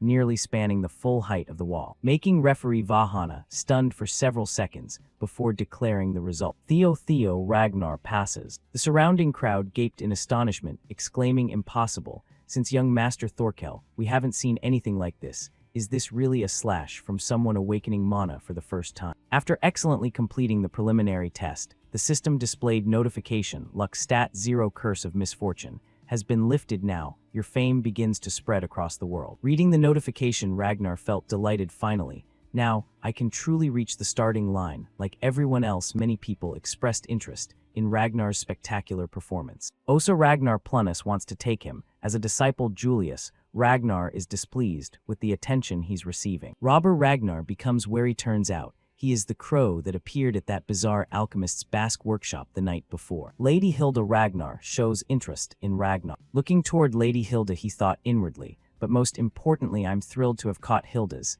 eye. She has the heart of Garuda. If I can obtain that heart. One by one, they stepped forward, slashing at the steel wall. When it was Sybil's turn, the referee announced Sybil passes. Sybil was emotional thinking. Inwardly, Theo also succeeded. The 4 members of the Northern Four Hounds also participated one after another. Each of their slashes left enormous cracks, completely different from the apprentice swordsman. Seeing their results, people felt chills. All 4 Northern Four Hounds produced terrifying results, but none of them left a mark as large as young Master Ragnar's. Now only one person remained. He was advancing forward. No one else, it was Axion. The referee called Axion. Ya stepped forward. His eyes looked truly terrifying at this moment. The crowd below discussed with this speed. The competition will be between Mysterious Tiger and Black Tiger. No, even Axion can't do that. I never thought Mysterious Tiger was at that level. Hearing their words, Axion's rage boiled even more. He stepped forward proudly, demonstrating his level. Vahana requested, please swallow the soma. As soon as he swallowed the soma, Axion immediately charged toward the steel wall at extreme speed. Vahana angrily shouted at his action weight. Axion's body erupted with an incredibly powerful aura. He swung a sword, instantly creating the phantom of a massive dragon with sharp fangs. That slash struck the wall hard, causing violent tremors, not inferior to Ragnar's earlier. Witnessing the terrifying scene, Vahana froze in shock, exclaiming, these guys have surprised me too many times already. Axion's slash cut across Ragnar's, creating an astonishing result. The crowd once again gaped in horror. How is this possible? They're almost identical. Who is the winner in this case? Precision will decide the winner. After finishing, Axion stood observing, thinking for a moment, then turned back to his original position to await the result. Everyone was eagerly waiting to know the result of the competition, whether Ragnar or Axion would be the winner. Referee Vahana announced the first stage of the awakening ceremony has concluded. You all did very well this year. I'm very satisfied to see many of you achieve significant score. Those who passed, please prepare for the second stage of the awakening ceremony in 4 days. And finally, we will announce the leaderboard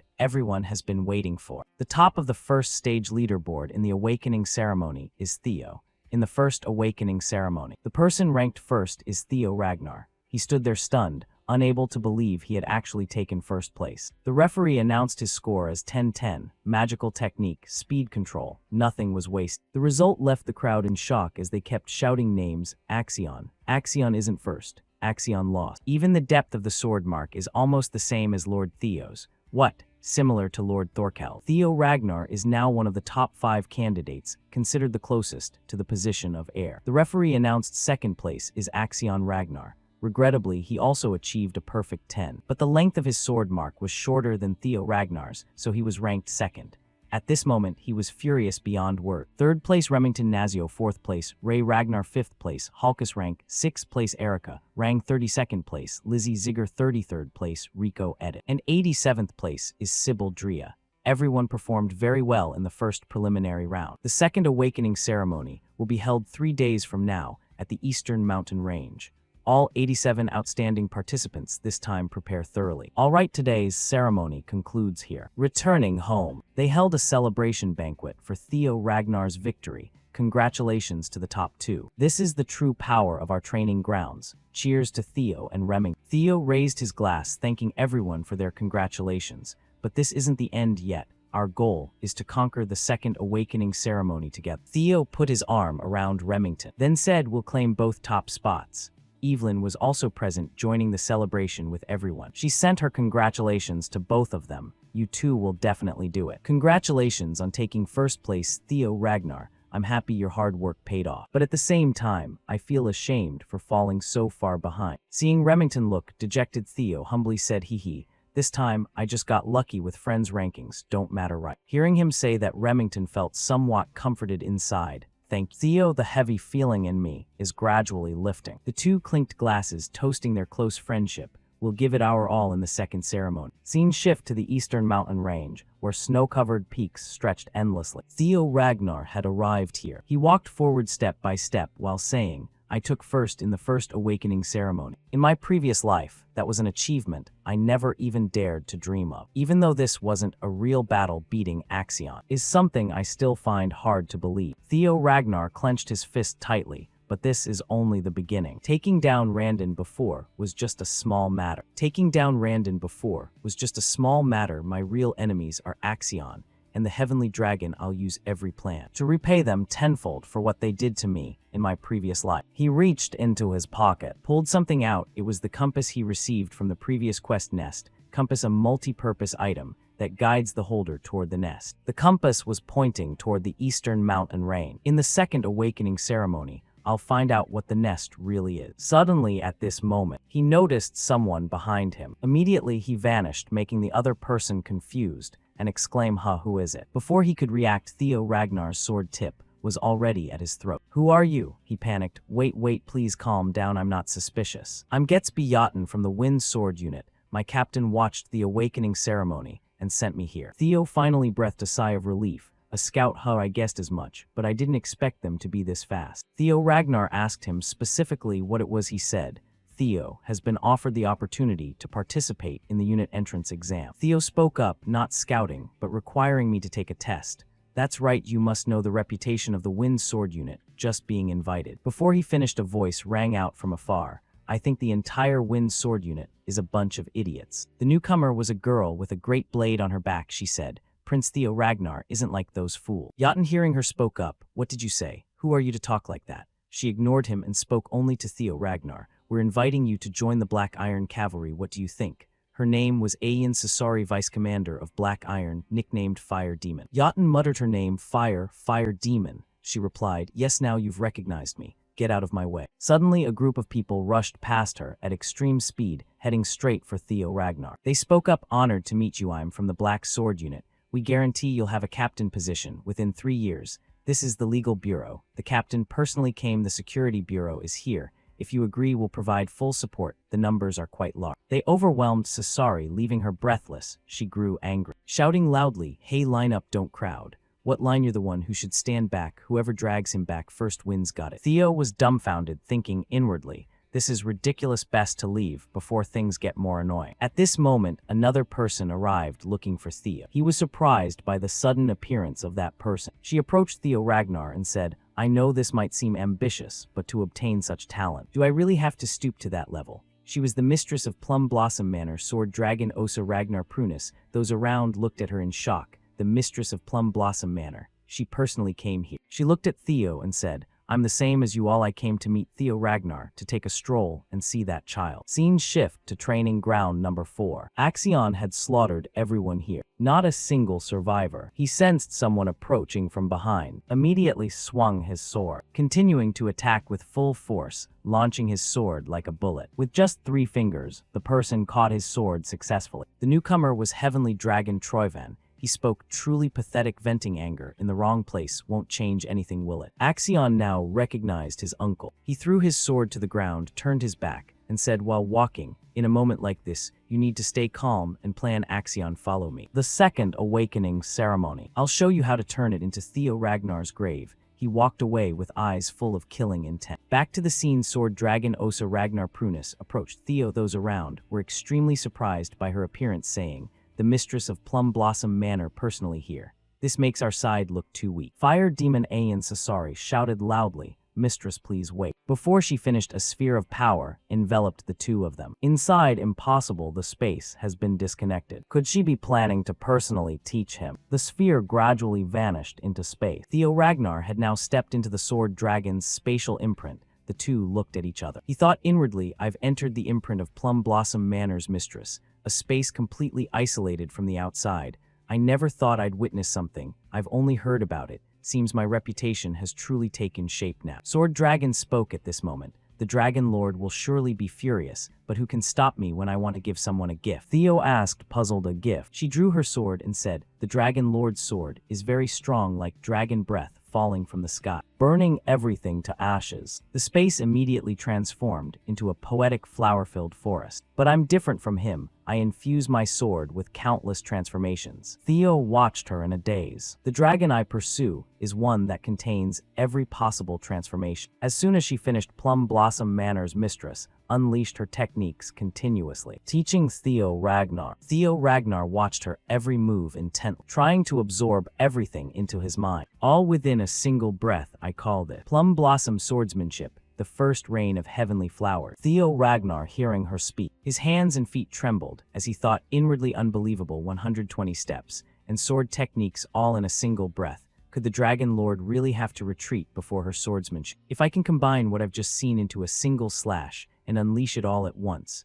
Theo Ragnar looked at her and said, I don't know if I'm allowed to accept. Sword Dragon nodded and said, if you've seen enough, then that's plenty. Right after she finished speaking, the space shifted and warped, and the two of them were back in the original area they started in. She told him, if you want to see more, come find me anytime after the second blooming ceremony. The people around them stared in confusion at the pair, still completely clueless about what had just happened. Theo, I hope you'll become a fresh new wind in this place. As soon as she said that, she vanished, leaving behind a shower of cherry blossoms drifting down to the ground. Theo thought to himself, this really is an incredibly huge gift. Whether I accept it or not, I still feel like I don't deserve it. But becoming a disciple of the Plum Blossom Lady and a member of the White Armored Dragon Cavalry at the same time, isn't that way too much? I'll think it over carefully after the second blooming ceremony. 3 days later, the scene shifts near the northern Great Wall, in the mountain range where the second blooming ceremony is taking place. This winter mountain range is a vast stretch of land that runs from our winter stronghold all the way to the Demon Sea. And we, the Ragnar family, have protected humanity from that cursed land, the Demon Sea, where endless hordes of monsters lurk on the other side of the wall for more than 1,000 years. All of you will one day have this duty to carry on. That's exactly why this place was chosen as the stage for the second blooming ceremony. The one speaking was the overseer of the second blooming ceremony, Senior Swordmaster Jackie Ragnar. However, as apprentice swordsmen, none of you are allowed to step into the Demon Sea. The trial area is strictly limited to inside the Great Wall. Be careful, don't cross the boundary into the Demon Sea. The test is very straightforward. Over the next 15 days, hunt beasts from the Winter Mountains and collect the bells tied around their necks. The bells come in 7 colors: red, orange, yellow, green, blue, indigo, and violet. The higher the color in the spectrum, the higher the points and the stronger the beast. In particular, the beast carrying a violet bell is at a level none of you can possibly defeat, but taking it down would give you an absolutely staggering amount of points. You're free to use any method you want during the test, as long as you bring the bells back before time runs out. Theo Ragnar thought to himself, no restrictions on methods, that means it's allowed to steal prey or bells from others. He's openly encouraging conflict, but that's just the survival rule of our world. Finally, Jackie Ragnar said,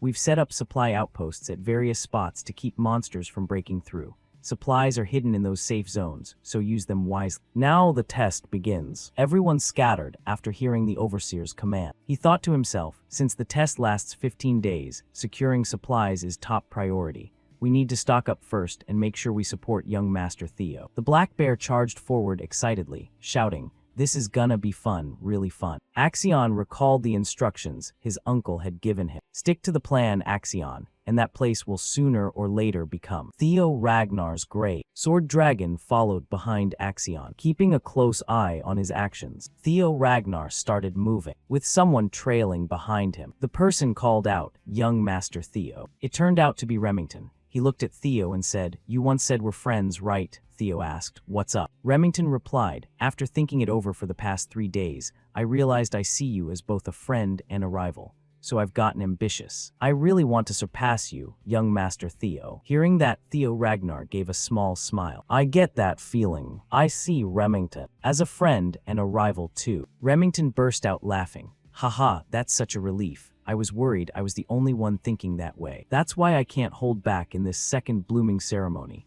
That's what I wanted to say. Theo Ragnar wished him well, then good luck to you. Right after Theo spoke, Remington left the spot. Theo thought to himself, the fact that Remington set me as his target Could anything be more exciting? My heart's racing. I've gotten a lot stronger now. Anyway, let's put the emotions aside for now. First things first, find the dragon's nest. With that, Theo pulled out the dragon compass and held it in his hand. The dragon nest compass is a special artifact that guides its holder toward a dragon's lair. The compass immediately spun and pointed the way for Theo Ragnar. The direction it indicated was the eastern mountain. Inside that mountain was a cave, emitting the green glow of a quest, the very place Theo Ragnar was heading toward. At that moment, on the edge of the winter mountain range, Theo arrived at the spot guided by the dragon compass. He said, "It's definitely around here somewhere. I didn't expect it to be hidden under all this snow. Wait, do I really have to dig through this whole pile? Yeah, I probably should have brought a shovel. Using my sword to dig feels kinda weird." Theo drew his sword and muttered, "Well, if you don't have teeth, chew with your gums." As soon as he finished speaking, Theo swung his sword, sending electric sparks flying and blasting the snow pile in every direction, revealing a clearing with just trees and a cave entrance. Theo lowered his weapon and said, "All right, you guys can come out now." One of them stepped forward, chuckling. "When did you notice us? We thought we were tailing you perfectly in secret." Hearing that, Theo looked surprised. "You guys, what are you doing here?" The fat one in the trio spoke up. "See, I told you idiots you were too loud. We're screwed. I think this kid's way stronger than we expected. Nice to meet you, number one." The three were the infamous Buck Mountain thugs, Hai, Cow, and Lun, the bandits of Buck Mountain. They were the ones who massacred civilians under the guise of accidents during missions, the dark consequence of Theo Ragnar's relentless pursuit of overwhelming power. Especially, Theo could never forget the Buck Mountain Village massacre. Back then, he worked with Huxial and resolved the case, so he knew better than anyone just how horrifying it truly was. Officially 761 dead, plus another 220 missing. The terrifying part was that none of the victims could be identified, because every single one had their heads crushed beyond recognition. Theo looked at them and thought, "I was planning to deal with these scum sooner or later because of their vicious nature, but now I have to face them like this, and they've been tailing me." He spoke up, "You're after Axion's fortune, aren't you?" The three glared at Theo with murderous eyes. One laughed loudly. "You think we'd let ourselves be puppets for a fellow disciple?" Theo asked. "No, then what?" They shot back. "A lapdog like you wouldn't understand anyway." Theo immediately thought of the Elder Dragon and said, "So you were sent by the Merchant Council chairman." Hearing that, they flinched hard, stammering, "What? How? Damn it, how does he know?" Theo replied, "It's obvious from what you just said, and since the Overseer isn't following, looks like he's on your side too." Realizing Theo had figured them out, they sneered. "Look at you, pretty sharp for someone like that." Cow asked Hai, "Are we in trouble?" Hai answered, "Nah, he's as good as dead anyway." Hai grinned smugly and shouted at Theo, "Nothing satisfies me more than ruining pretty faces like yours." Theo stared at him with cold, emotionless eyes. Before the three thugs could even move, Theo's technique closed in on them at blinding speed.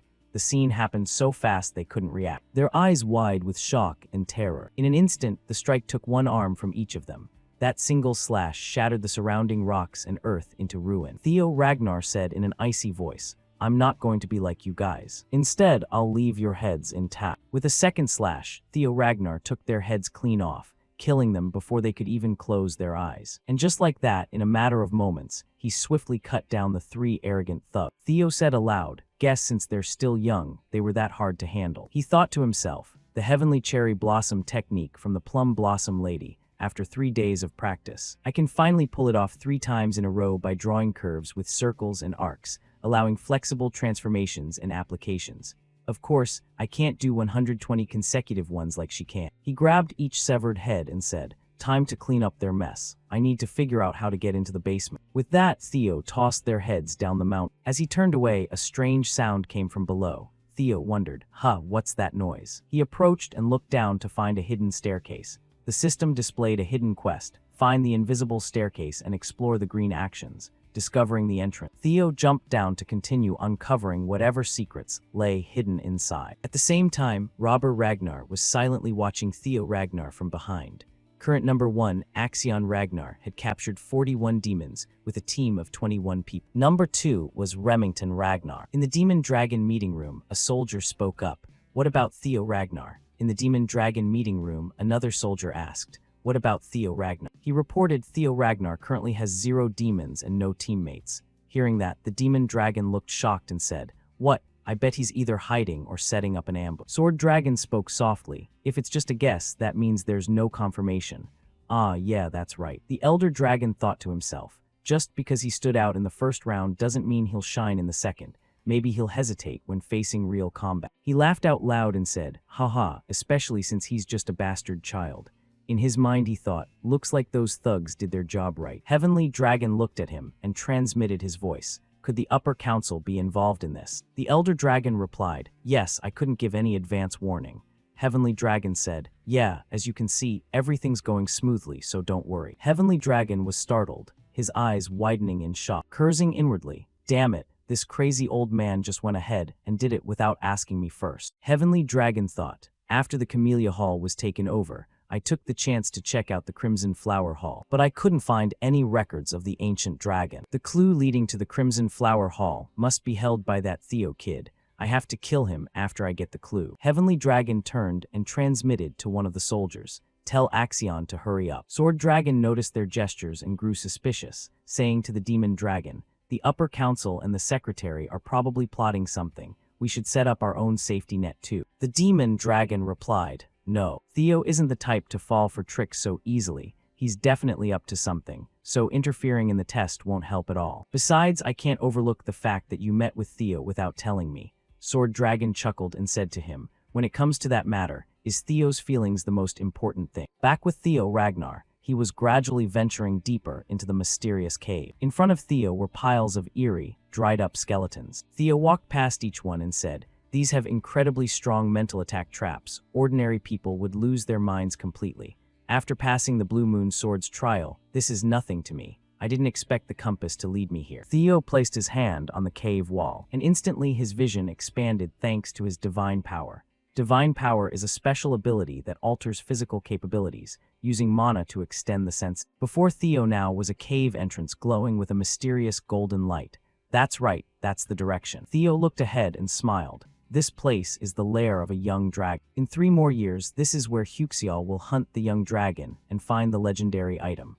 I feel bad toward Huxial, but I have to take it first. By now Theo was standing in front of the gate, and inside was a young dragon. Theo Ragnar stared in bewilderment at the scene before him. No way, this isn't the lair of a young dragon. It's the lair of an ancient dragon. The entire view was piled high with gold, and atop that mountain of gold lay a dragon. A dragon deep in slumber, completely unaware of Theo Ragnar's presence. Theo's face paled as he thought, this is bad. If I have to fight a dragon, forget about getting Axion's relic. I'm definitely going to die here. Why is this dragon here instead of a young one? Did Huxial spread false info, or is it because I came 3 years early? Either way, this is way too unexpected. I have to retreat this time. With that thought, Theo turned to leave. What a shame, but I need to get back before Huxial arrives. While he was thinking, the dragon suddenly awoke, its fierce eyes locking onto Theo Ragnar. Theo jerked around in surprise and looked back to find the ancient dragon already standing right in front of him without him noticing. It gazed at Theo and said, you are the first chosen one after a very long time. Its name is the ancient dragon Roadbroke. I am Roadbroke. Its eyes brimmed with killing intent, its form truly terrifying. The one your Ragnar lineage calls the guardian dragon god, the master of the winter mount. Hearing that, Theo's eyes widened in shock. His mind flooded with question marks. Theo immediately knelt, bowed his head, and said, greetings to my ancestor. Roadbroke looked puzzled, tilting its head. Ancestor. Theo explained, isn't the guardian dragon god the companion of our ancestor Sigurd, and also the mother of Friedrich? The dragon understood and said, oh, it seems that little rascal Friedrich has been spreading nonsense. The truth is Sigurd and I were once companions, but that was only out of respect for the one who signed the soul contract. We never had any emotional bond from the start. How could a human possibly be a life partner to a dragon? Theo stood up, looked at it, and asked, so the rumor that our family lineage carries dragon blood is just propaganda? Roadbroke replied, yes, exactly. Through the contract between me and Sigurd, dragon blood was passed down. Theo stammered as he tried to ask more, but was cut off. That's enough greetings. I will now begin the guardian dragon god's duty with the chosen ones. From this moment on, I, Roadbroke, will uphold the original oath and allow the chosen to face my trial. Allowed 3 questions. Theo Ragnar froze at the ancient dragon's words. Theo was thrilled and thought to himself, it's not a combat situation. Thank goodness. My goal is to stand at the peak of Ragnar, and to do that, I need to understand Ragnar more deeply. I have to make the most of this chance to gather as much information as possible. Outside, Axion was still relentlessly hunting down beasts one after another to collect the bells around their necks. With just a single slash, the beast fell easily under his blade. The bell he obtained this time was a green one. He stepped forward, picked it up, and said, "That makes 57 now." Then he tossed it to the soldiers trailing behind him and asked, "What's the latest on Theo Ragnar?" They answered, "Still no word on where he's hiding. Maybe he's scared to face the monsters. Haha." The one speaking was Bang, Axion's ally along with Orion Gardner. He looked at Axion and thought to himself, "He takes down monsters that easily. Axion really is impressive.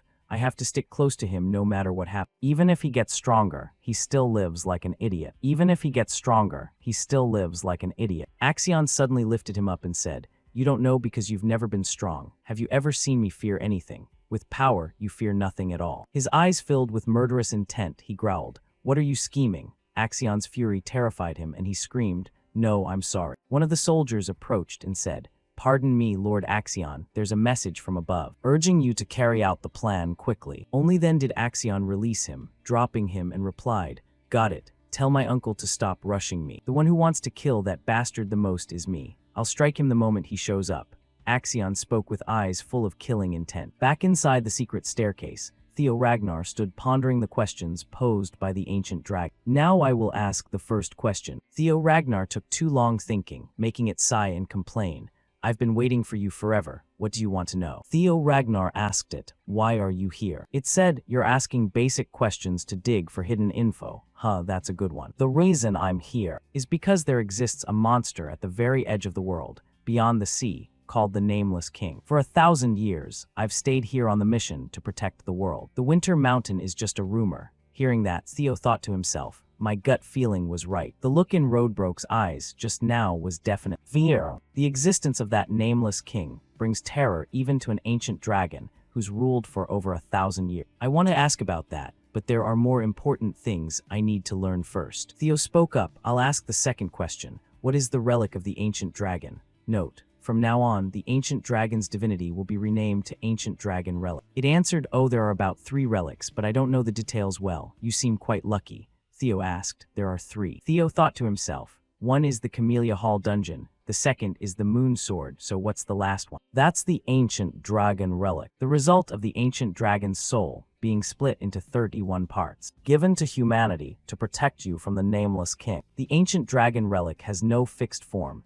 It can be an item, experience, or even a strange phenomenon. Theo was stunned by what it was saying. Then he recalled his own memories and realized, the final relic I have is regression, so it's me. If this happened because of the ancient dragon Rodebroke, that makes sense. But something feels off. There's always an ancient dragon relic guardian protecting the ancient dragon relic, but there wasn't one in my previous regression. Theo continued asking, "I'll ask the final question, why was I chosen?" Theo looked at it and thought, why would someone as mediocre as me be chosen to fight the Nameless King? The ancient dragon approached him and said, "I'll answer you with a question. Why do you think you're the only one chosen?" Hearing that response, Theo froze for 5 seconds, breaking out in a cold sweat. "I'm not the only one. It's the relic choosing." Theo Ragnar began to speculate. Eid Curson, Black Dragon, they know about the relics and want to collect. If they were also chosen by relics, maybe they received these messages too and have also regret. I'm one step closer to the truth of the world, but everything just got way more complicated. The fact that there's a nameless king, even ancient dragons fear. And now there are other regressors besides me. The ancient dragon said, "Now I've answered your 3 questions. The task is complete, so I will grant you your reward." Theo replied, "Oh right, I came here to take Axion's relic. But I've changed my mind. I need something much bigger, something that can't even compare to a single item." At the same time, the system announced, "Congratulations, you have completed the hidden quest. The reward is the opportunity to claim the ancient dragon's treasure hoard." As you can see, this lair contains all kinds of treasures gathered from across the world. Precious gems, relics, elixirs, skill books, weapons. Whatever you desire, it's here. Choose anything you want, and I will grant it to you. So, what do you desire? Theo got excited, boldly shouting, "I want Rodebroke." The ancient dragon was stunned by his words. "What, you want that?" It roared in anger. "It seems my reputation is truly eternal. What an amusing joke. Now tell me seriously, what do you really want? Say it again." Theo said firmly, "I already told you." His answer left it speechless. "You just said that, were you really not joking, but serious?" Theo said sternly, "Exactly, I'm dead serious. I want the dragon Lodbrok." As soon as he finished speaking, it let out a furious roar, its aura forming a shockwave blasting forward.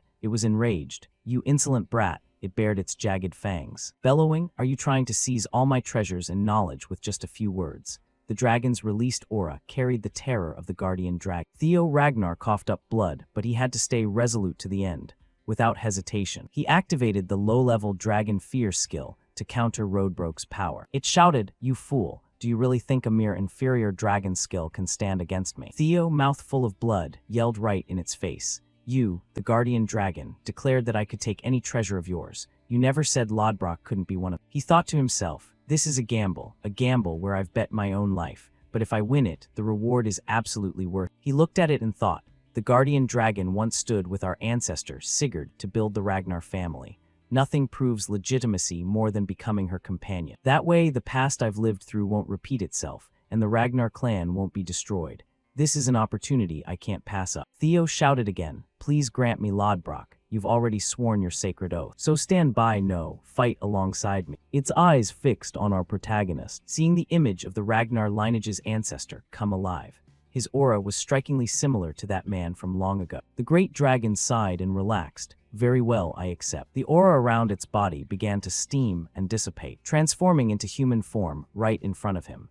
A human body gradually took shape as wind howled through the lair, the dragon turning into a woman with 2 horns on her head, proving to everyone that she was indeed a dragon. She said, "Theo Ragnar, you've made me quite curious. I will give you a chance." She slowly walked toward him, her figure graceful, alluring, and mysteriously captivating in a way hard to see through. Theo Ragnar stared at her in a daze. She confidently said, "Have you been captivated by my beauty already? After all, I'm over 2,000 years old, O great guardian dragon." Theo noticed not her beauty, but the massive hole right in the middle of her chest. He blurted out, "Wait, you mean this wound?" She replied, "To be honest, my heart was lost 50 years ago, and since then I've patiently waited for death. At best, I only have 3 more years to live. That's also why I couldn't leave my lair. In other words, even if I follow you, I can't help you direct." She asked again, "All right, now that you've seen it, I'll ask you once more. Do you still want to choose me as your reward?" Theo looked at her and smiled. "Of course, my answer will never change. I want to choose Lodbrok as my reward." At that moment, the system displayed, "You have selected the Ragnar guardian dragon, Lodbrok, as your reward." She laughed and said, "You really are a fool, but perhaps that's exactly what makes the chosen one special."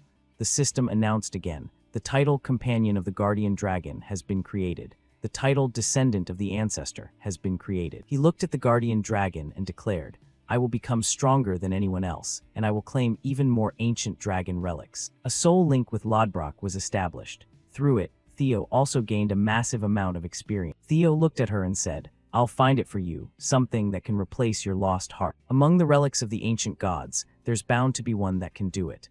Theo Ragnar leveled up, thinking, "I think I at least need to do that much to be worthy of the title companion of the guardian dragon." She heard that and smiled happily. "Please take care of me, my new companion. But as I explained earlier, I can't leave this place until you find something to replace my heart. I'll hibernate here and wait. Besides, I have one more task for you to complete so we can truly establish the soul link. Take this book, read it, and awaken your mind gate. You can do it within a month. There's simple food around my lair. Use your time wisely." Theo Ragnar opened the book. It was an additional reward. The system congratulated, "You have received the Grimoire of Axion. This is Axion's book, a hidden being. It contains the magical principles related to echoing sounds from the dawn of creation.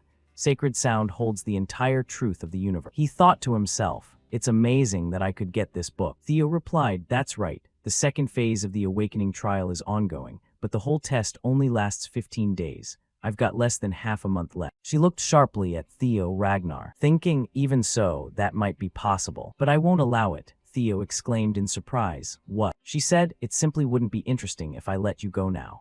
Awaken your mind gate before the second phase of the trial ends. And of course, I won't let you leave until then. The time remaining until the second phase concludes is only about 13 days and a few hours." Flashing back to before the second phase intelligence report, that person said, "As you all know, the reason the ancestral pillars could create safe zones against demons is thanks to the demon summoning gems sealed inside them. By amplifying the sealed demon energy in the gems, it kept other demons from approaching. But if we destroy those gems, you can summon demons whenever you want." Right after that, shadows appeared beneath his feet. Demons emerged. Just looking at them made it clear they weren't ordinary. His dragon bit one of the demons to death. He continued, "You already know. The second goal of this test is to hunt demonic beasts and collect points, so that Theo has no choice but to go out hunting demons. One person replied, I understand, you want me to use that gem to lure Theo here. He nodded, exactly, but that alone isn't enough. You can't just lure him in and kill him outright. If you do that, we might fail to retrieve the clue to the Crimson Flower Hall relic. Another asked, then why not torture him before killing him? He'd probably spill everything. He answered, you already know why that won't work. The power gap between you and Theo isn't that huge. Could you even capture and torture him? However, he's very emotional. Use his subordinates as hostages, the group that got eliminated and is gathered at training ground number 4. Capturing them as hostages will be much easier, then force him to reveal the relic information. The other nodded. Got it. He clenched his fist, trembling with rage. This is because Theo is no longer as weak as before. That's the plan we set. But unexpectedly, instead of hunting demons, he never showed up until the very last minutes of the test. At this point, only 12 hours remained. Axion was in first place with 860 points. Someone said, what a waste. We even carefully planted your people among the overseers. Up to now, that Theo still hasn't appeared, young master. Maybe those 3 worthless council bastards already caught him. Otherwise, there's no reason he hasn't shown up yet. This was Phillips, a disciple of the Plum Blossom Hall, a second-stage swordsman, currently ranked 7th with 446 points. He sat pondering, then glared at the other. You're supposed to be one of Plum Blossom Hall's brightest talents, yet your vision is this poor. Now I understand why the Plum Blossom Hall Master pays more attention to Theo than to you. Phillips scowled in irritation. What did you just say? Damn it, I'm out here helping him catch that Theo guy, and he still mocks me, this bastard. He was furious. At that moment, Axion spoke up. Enough already, I didn't expect much from you anyway. That damn Theo, Ragnar, if you won't show yourself. I'll force you out. His face twisted into a vicious grin. The Dragon Scale Society people and the Plum Blossom Hall people are all here. Everyone follow me. It's time to go hunting. We'll wipe out every last one of those eliminated losers at training ground number 4, kill them one by one and see if he shows up. This scene was accidentally witnessed from afar by someone. That person was Ray Ragnar, a second-stage swordsman, currently ranked 3rd with 561 points. Somewhere else, a group was taking down demonic beasts. One of them was a low-grade ice lizard god. These were the subordinates following young Master Theo Ragnar. One said, we finally took it down, finally got a demonic beast and snagged a golden demon bell. Another chimed in, see, I told you if we teamed up we'd pull it off. I've got to brag about this to Lord Theo. These were all people Theo cherished. But one looked worried. Guys, there's only 12 hours left until the second phase ends. No idea where young Master Theo is. He hasn't shown up since the test started. Another comforted him. We've gathered a ton of supplies for him already, so don't worry. He's probably aiming for something way bigger. He must be doing something more important than just hunting beasts like this. Let's keep collecting stuff and hand it over when we see him. One nodded. Yeah, probably, since just surviving gets you through the second phase. Rankings don't matter that much, right? Someone else said, sure, but I still really want to see young Master Theo take first again. He promised he'd mention me too. Another laughed. Yeah, he said the same to me. While the two were chatting, a sharp sword suddenly pierced straight through Sybil's heart. Ha ha ha, you guys are killing me. The attacker was Orion Gardner, ranked 14th with 173 points. The others shouted, Sybil, that's the Dragon Scale Society. What the hell is this? Orion laughed. What do you think it is? You're just sacrificial lambs meant to summon out that precious young master you all worship. We're dying to meet that damn young master of yours too, so don't blame us for playing dirt. At the same time, back in Lodbrok's lair, she said, this is quite a surprise. You actually managed to open your mind gate in less than half a month. The system also popped up. You have partially grasped the magical principles within the Grimoire of Axion and created a new skill. Theo thought to himself, good thing the info I heard in my previous life was correct. The most important factor in learning this magic is the quantity and quality of mana. Since I have mana capacity and a dragon heart, it makes sense that I learn twice as fast as normal people. The system announced again, your current state is too low. A low-level skill has been revealed. C-rank skill, minor dragon synchronization. Freely manipulate and read residual thoughts from objects through spiritual contact. Theo thought, what a weird name for a skill, minor dragon synchronization, like syncing with a hatchling or something.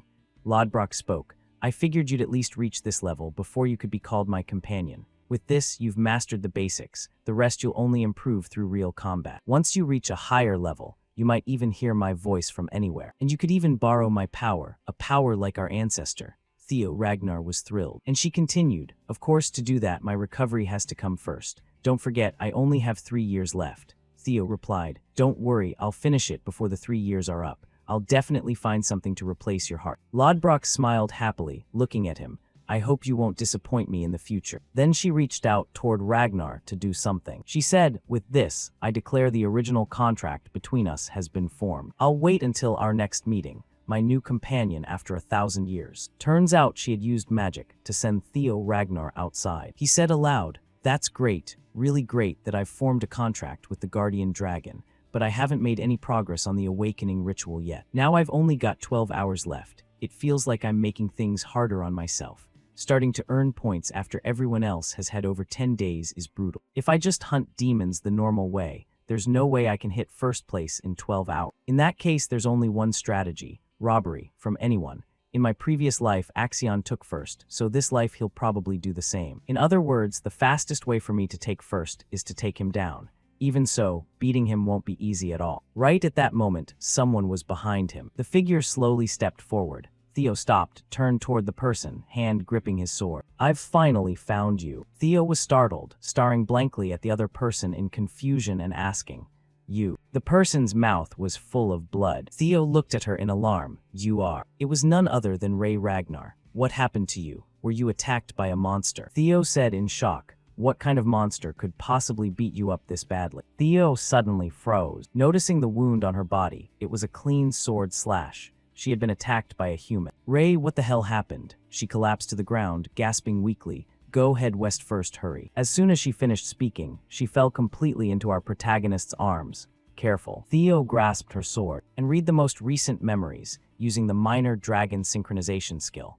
Hidden thoughts within the blade were transmitted directly to its wielder. You have read the memories of the sword's owner, Ray Ragnar. He was horrified, breaking out in a cold sweat. This was the memory he saw. Still no sign of Theo, but since we've gone this far, he'll show up soon, right? I've left plenty of traces from his followers at training ground number 4, and there are monsters that can lure him here. Everything's set up. A voice said, hey, should I kill some of them? The one facing him looked confused. Kill? Did I do something wrong? No, I mean, should we thin out this group a bit? Why bring 9 people when 2 or 3 hostages would be plenty? Another voice replied, You mean these guys? Go ahead, feel free to kill a few. At that moment, Ray Ragnar couldn't stand by and watch anymore, so she stepped forward. What's going on here? Ray, you're trying to stop me. This isn't right, you're crossing the line. Axion replied, Whether it's crossing the line or not is my business, not yours. I don't want things getting more complicated. Go your own way and stay out of mine. Everyone here is Theo's friend, let them go. She drew her weapon. Axion sneered coldly, so that's how it is. His eyes turned icy. You're actually siding with that guy. Right after Axion spoke, Ray charged at him with her sword. He stood his ground, slowly drawing his own blade as a deep crimson killing aura radiated from him. Clang, one clash, the light from the impact lit up the sky. Somehow, no one could be seen anymore. Ray Ragnar was knocked back, coughing up blood. Clearly no match for him. Notification. Due to insufficient status, some thoughts could not be read. Seeing the scene, Theo Ragnar felt horrified. What the hell is going on? Why is Axion holding 4 of my teammates hostage? Ray Ragnar was stunned. How do you know that? Theo grabbed her shoulders and shouted, Tell me right now what happened while I was gone. Ray gritted her teeth and said, From the moment the test started, Axion has been doing everything to capture you. But since he couldn't find you all this time, he went after your teammates to force you out. Theo was shocked. What? Ray continued, I wasn't looking for you just to tell you that. Theo Ragnar roared in fury. All of you, even now you won't leave me alone, but you'll pay for this. I'm no longer the weakling you could push around. Ray, where are they right now? Where's Axion? Tell me quick. Not long after, a voice rang out. That's Theo. Theo's appeared. He's shown himself, another said. Young Master Axion, he's here. He suddenly appeared at the northern cliff edge. Axion asked, You sure? Positive, right now he's talking to Ray. I think he'll head this way soon. Axion grinned wickedly. Haha, Theo Ragnar, I'll prove to you that someone like you will never surpass me. Right after he spoke, a voice transmitted from afar behind the tall trees. Don't forget, young Master Axion. You don't need to face him directly. Just get the relic information through the hostages. As for Theo Ragnar, we'll handle him carefully and thoroughly. While we're dealing with him, use the summoning orb to distract the overseers around here. Axion replied, Got it. Back on this side, Ray said, No, you can't go meet Axion. The Intelligence Bureau overseers are on his side too.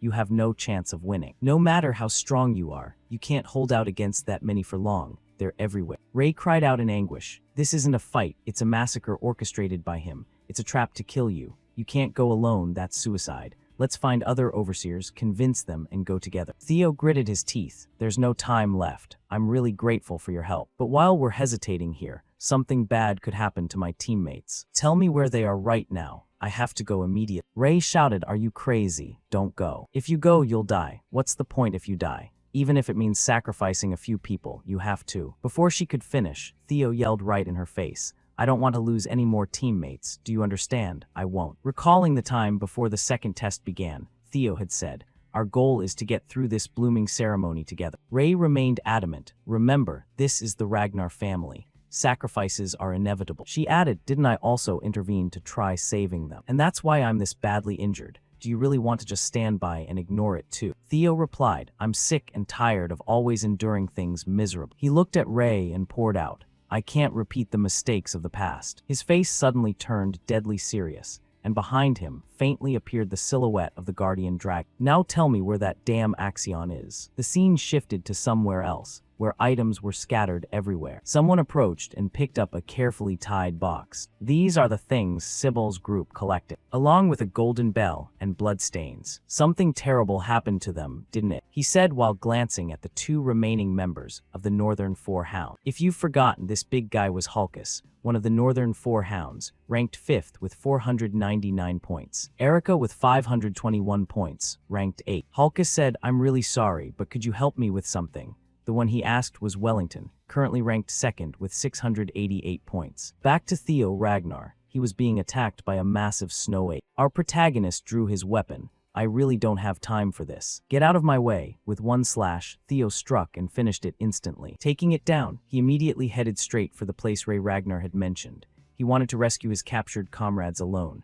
There was a chance Cow, Sybil, and the other hostages were still alive.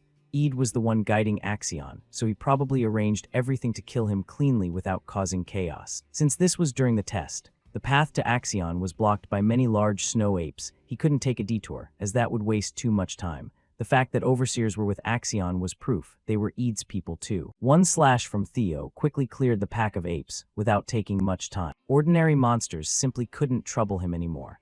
Those overseers were definitely planted by Eid to kill me, and they'll cover up Axion's abnormal behavior. Even so, I have to act faster, because Axion is the most unpredictable variable. But thanks to that very variable, I'll be able to catch Eid. Theo leaped up, spinning his sharp blade, and drove a straight thrust into its skull. No matter how big and tough, one hit like this was game over. Ray Ragnar, he said. Yes, Theo, from childhood you were always like this. Let's head home first. She stood up, recalling memories of their childhood together. Then she tried to run after him. When we were kids, you saved me from freezing to death. This time I'll help you. Wherever she went, blood trailed behind. Her wound still hadn't stopped bleeding. Back with the people captured by Axion, they were being brutally beaten by him. Then Axion stomped hard on Sybil's head, pressing it firmly into the ground. I already told you. If you don't shut up, I'll kill you. Didn't you hear me, or are you not afraid of death? At that moment, the overseers transmitted from afar. Young Master Axion, don't forget the Intelligence Bureau Chief's advice. You can't change the plan on your own.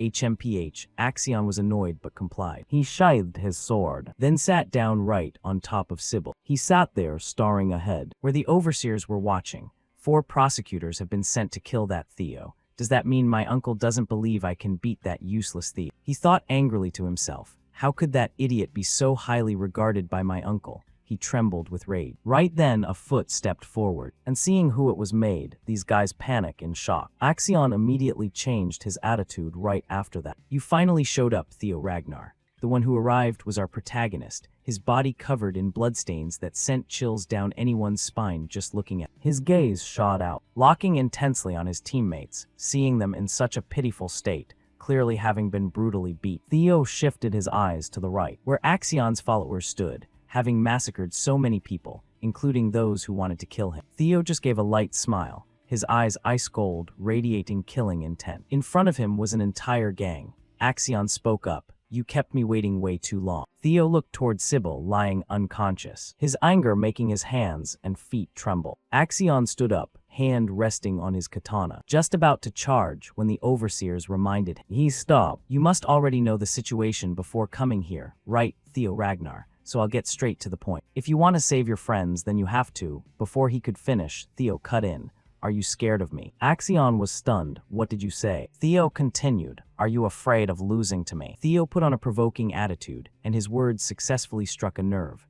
Axion yelled, what nonsense are you spouting? Theo replied, it's not wrong. If you weren't afraid of losing to me, there'd be no reason for you to do all this. You gathered a whole crowd, all staring at me with eyes full of resentment. And you even pulled off this utterly shameful and humiliating hostage-taking stunt. Isn't all of this just because you're scared of losing to me? That strongest in the north title of yours must just be empty hype. Hearing that, Axion gritted his teeth in rage. You bastard, HMP8. If not, how about you duel me right now? Fight like a true Ragnar, a proper sword duel to the finish. Of course, only if you still have even a shred of pride left. Axion was furious, his demeanor shifting. A decisive duel. If I lose, I'll give you everything you want, including my life. But if I win, then you. Before he could finish, Theo interrupted. Haha, a sword duel. The foolish Ragnar heir wants to duel me with swords now. Theo Ragnar, don't you realize your arrogance has reached the skis already? Do you really think I'm scared of you? As he spoke, he unleashed a deadly aura, thick with murderous intent. The overseers transmitted reminders again. Young Master Axion, he's just provoking you, don't respond. Don't fall for his trap, stick to the original plan. Axion shouted, shut up all of you. Don't you trust me? Fine Theo Ragnar, let's fight. Theo had successfully provoked him, and he smiled. Over at the overseer's side, one said, things are getting complicated now. What do we do? Another replied, it's fine, still within our expectations, just a bit more work. If the young master goes too far, we just follow the plan. Back with them, Axion declared, this is a proud Ragnar decisive duel. No one interferes until it's over. You don't touch the hostages either, because they're part of my bet with. As soon as Axion finished speaking, Theo Ragnar accelerated and charged straight at. Clang, a single spark flew. Though a bit surprised, Axion still easily blocked that one strike from our protagonist. The collision created a trail of sparks etched right onto the blade. Theo said, thanks, but stop wasting time already. Come at me. Theo spun his body, built momentum, and swung his sword in a powerful reverse slash from behind. Axion closed the distance in a flash, and the two swords clashed again, grinding and screeching against each other. Axion spoke up, just as expected from some lowly move made by the son of a concubine. The force from both of them radiated outward, sparks flying far with every colliding strike. Axion shouted, you damned bastard. I'll show you what the true power of the Ragnar bloodline really looks like.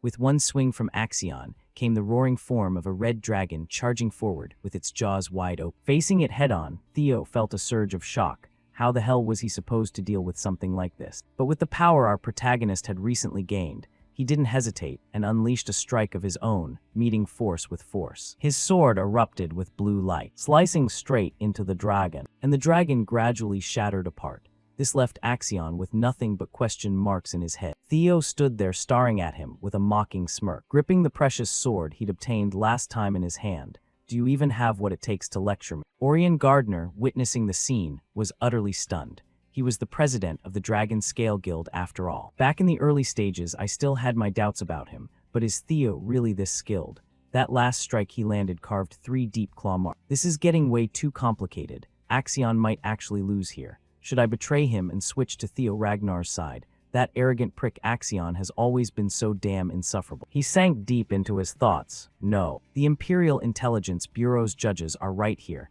They'll definitely handle everything.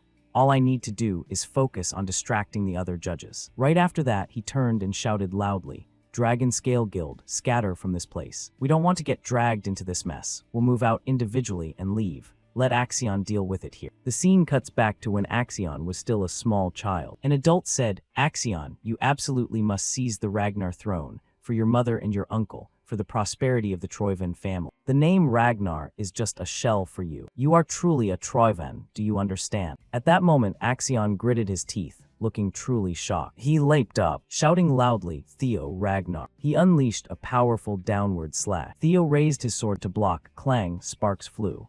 Axion ground his teeth furiously, while Theo just kept smiling like there was nothing difficult about it at all. Thanks for acting exactly the way I expected. A report came in. Theo Ragnar has finally shown himself. He's facing off directly against Axion. Haha, it's over. You finally made your move, Theo Ragnar. I knew you were still safe and sound. Another voice, what? That guy wasn't taken care of by the others. So he's still alive, thank the heavens. I really don't know what he's been up to all this time, but my plan can finally get started now. Once Axion gets the performance data, The elite swordsman I've selected will personally chop his head off. At that moment, another update arrived. Theo, Ragnar, and Axion are currently locked in a one-on-one duel. Hearing this caught him completely off guard, his eyes shifting as his plan went completely off track. What the hell? Over here, the battle between the two of them was incredibly fierce. More than 50 exchanges, and still no clear winner. Every sword strike they unleashed was ferocious, aimed straight at the other. He's too strong, he's improved at an insane speed, but there's no way he can be this fast. Axion had already taken a wound across his face.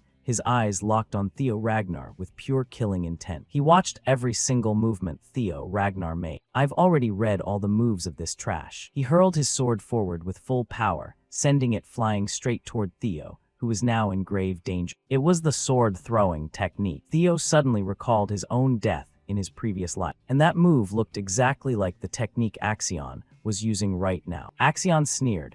You should know that using a secret technique with predictable motions only lets your opponent read your next move. After he finished speaking, he was stunned. Blood already flowing, dripping from the tip of the sword onto the snow. Theo had blocked it. He'd caught it directly with his bare hand. So it was you. You're the one who killed me in my previous life. The person Theo Ragnar has been investigating all this time is Axion. He's the one who ended Theo Ragnar's life. You're the bastard who did that. Theo's eyes glazed over with murderous rage, a twisted, delighted grin spreading across his face. The moment I died, I was destined to die without ever knowing who burned down the Crimson Flower Hall. Because back then I had no power. Luckily that scum just revealed his face to me, so now I know who he is. Thanks to Evelyn's investigation, I discovered the deep connection to the Camellia Hall. So the most logical conclusion is that the ones who killed me back then were people from the Troyven clan. And among those Troyvens, there was one who used a rare technique, the sword-throwing technique. And that was Axion Ragnar. Only someone insanely arrogant would dare use a move that so easily leaves you without a weapon. Before this, I wasn't 100% sure it was you,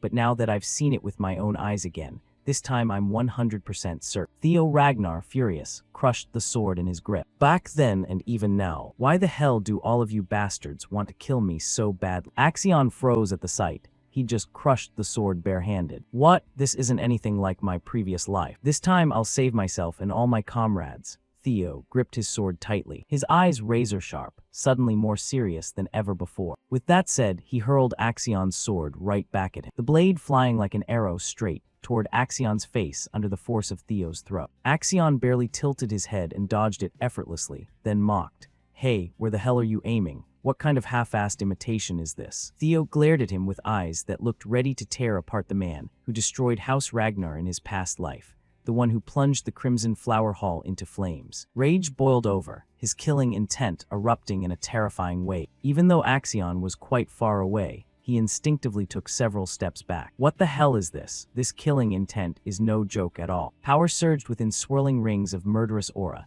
the faint silhouette of a ferocious beast, a guardian dragon, flickering in and out. Axion broke out in a cold sweat. Don't tell me this guy was hiding his talent during the first selection round. With one strike came a resounding boom, and at that moment Theo closed in on him at extreme speed, almost like teleportation. Axion was caught completely off guard, unable to react in time. Boom boom, a massive explosion blasted chunks of ice and snow dozens of meters into the air. Axion managed to block the slash, but Theo's sheer power forced him to stagger back dozens of meters. Without letting up, Theo immediately followed with a second strike. Theo Ragnar gripped the hilt with both hands and thrust straight forward. Axion wasn't weak either. He quickly dodged the direct stab aimed at his face. Hey Axion, when are you finally gonna show me your real strength? Constantly provoked by Theo, he snapped in rage. You damn bastard. Axion grabbed Theo's thrusting arm tightly with his left hand, yanked him in close, and swung his right hand to point the sword tip straight at our protagonist's face. Theo was in extreme danger. How the hell was he going to handle this move? In less than 1/100th of a second, he tilted his head to the side, the blade just grazing his neck and cheek, leaving a thin cut. Right after, Theo reversed his sword in an upward slash, then leaped back to create distance. Both of them were unleashing incredibly lethal attacks in a fight so fast that the other rookies couldn't even follow their speed. Theo stopped and took up a defensive stance, while Axion watched his every tiny movement. Suddenly, he vanished right in front of Axion. What kind of technique is this with such terrifying speed? Like a bolt of lightning, Theo Ragnar closed in on Axion with sword in hand, and with one strike he directly disarmed him, knocking the weapon away. In a cold voice, he said, "Axion, do you know what it feels like?" The feeling of getting stabbed right through the gut. The words sent chills down the spine, his killing intent thick and heavy. Theo held his sword, aimed straight at Axion's body, and thrust downward with full force. Switching over to the other side, after examining the traces on the ground, Remington gave his assessment. "These aren't claw marks from a beast attack. This is evidence someone dragged them away. The only person with enough guts to pull this off is Axion." Hearing that, the big guy Hulkus asked curiously, "Axion, but he's ranked first. Why would he do that? Is he trying to recruit more followers or something?" Remington shook his head slightly. "No, from what I can tell, he probably captured Theo's teammates to force him to show up. He's planned to eliminate Theo Ragnar right here at this second awakening ceremony." Hearing this, Hulkus couldn't hold back and roared like the place was on fire. "What the hell? He should fight fair. What the fuck is he doing? That's shameful. That cowardly, despicable bastard Axion deserves to die." In contrast to Hulkus's burning anger, Erica beside him stayed completely calm. "So what? This is the Ragnar clan's awakening ceremony. Situations like this are totally normal." Wellington looked at them thoughtfully. "This is exactly why I can't stand the Ragnar family. No matter how much they glorify strength, I can't accept things like this." At his words, Erica's expression slowly shifted as she warned him. Hey, you're talking dangerous stuff here. If someone overhears, it won't end well. Are you being serious right now?" Wellington nodded. "Yes, so I have to save my teammates. That's exactly what Theo would do too. If you join me, that'd be great." For Hulkus, as long as there was fighting involved, he was instantly thrilled and agreed. "Sure, I'll do it. I'm in with you. You coming too, sis?" Erica sighed. What a pain. I'm not going. I don't care. I only tagged along with you guys hopping I'd run into Theo Ragnar, but there's no sign of him anywhere. Besides, I really look down on weaklings. I have zero interest in going to save." Hulkus teased, "Damn sis, you're ice cold." Erica snapped back. "What did you just say, you little punk?" Wellington cut in. "All right, Erica, I know why you want to meet Theo." She paused thoughtfully and looked at him. "I promise you, if you help me this time, he'll help you get what you're after." With that, the three of them successfully reached an agreement, and they immediately rushed at full speed to rescue Theo's teammates. Leading the way was Wellington, dead serious. "Everyone, push a little harder, we're almost there." While they were moving, someone blocked their path. "Stop right there. You can't go any farther." It was the Dragon Scale Guild group. They were blocking anyone from passing. Hulkus was shocked. The Dragon Scale Guild people. One of them smirked. "Well, if it isn't Wellington. Long time no see. After you ditched us to chase after some trap. Now you're hanging out with these brainless musclehead bears." Hulkus flared up. "What the hell, you bastard, you dare call us idiots with nothing but muscle for brains, like a bunch of dumb bears." The guy laughed. "What? No way, I didn't say that at all." Wellington spoke up. "Step aside, Orion. I really don't want to fight old friends even a little." Orion replied, "Is that so? I decline. If you really won't move, then I'll have no choice but to make you." With that said, the three of them drew their weapons at the same time and charged forward. Cutting back to the other scene, Sybil was panting heavily, struggling to pick up the broken sword, clamping it between his thighs to cut through the ropes binding him. That sword was the one Theo had thrown over when he grabbed and crushed Axion's weapon earlier. He hadn't missed the throw. It wasn't a lack of accuracy. He'd done it on purpose. Everything was part of Theo Ragnar's original calculation. Sybil thought to himself, "This is the chance Theo gave us. Right now I have to end this." He started putting all his strength into sawing through the rope. From a distance, it was clear that the downward thrust Theo had made was blocked by someone. We could see that now there were 3 people involved.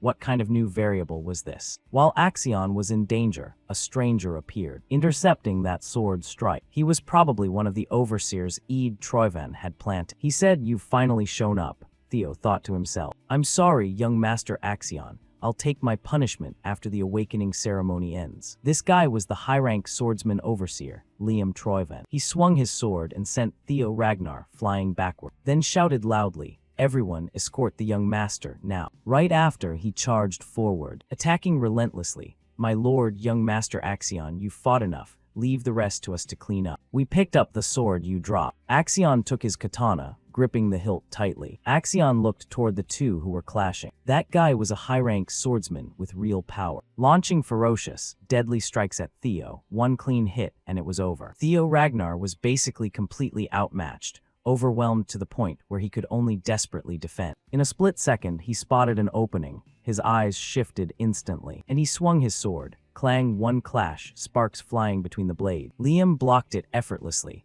then immediately countered with a powerful downward chop. Theo raised his sword to parry. "I really have no choice but to admit it. Not only young Master Axion, but even the high-rank swordsmen he brought today aren't weak at all. His eyes locked on Theo Ragnar as he thought, he's no match for me. The only chance is right now, while no other overseers are around. It's truly a shame to kill a genius like this. But it's all for the Troyven family. He gripped his sword with both hands and leaped up. Goodbye, Theo Ragnar. Our protagonist couldn't react in time because his speed was just too fast. At the moment of extreme danger, Liam was suddenly pierced from behind straight through to the front, blood spurting from his mouth. He never expected this could happen. It's the young Master Axion, why would you? Axion's eyes burned with fury.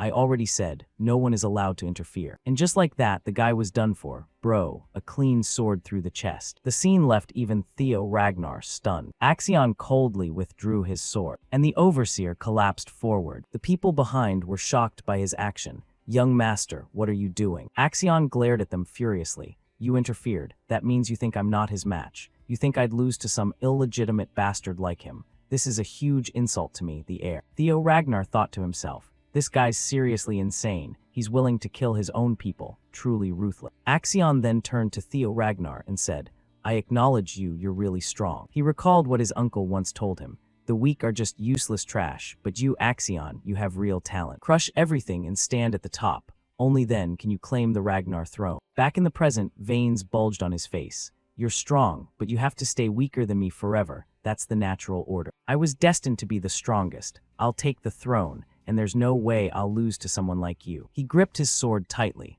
a terrifying aura radiating from the blade. Anyone who stands in my way, I'll kill them all, no exceptions. As he spoke, he swung his sword and charged straight at Theo Ragnar's face.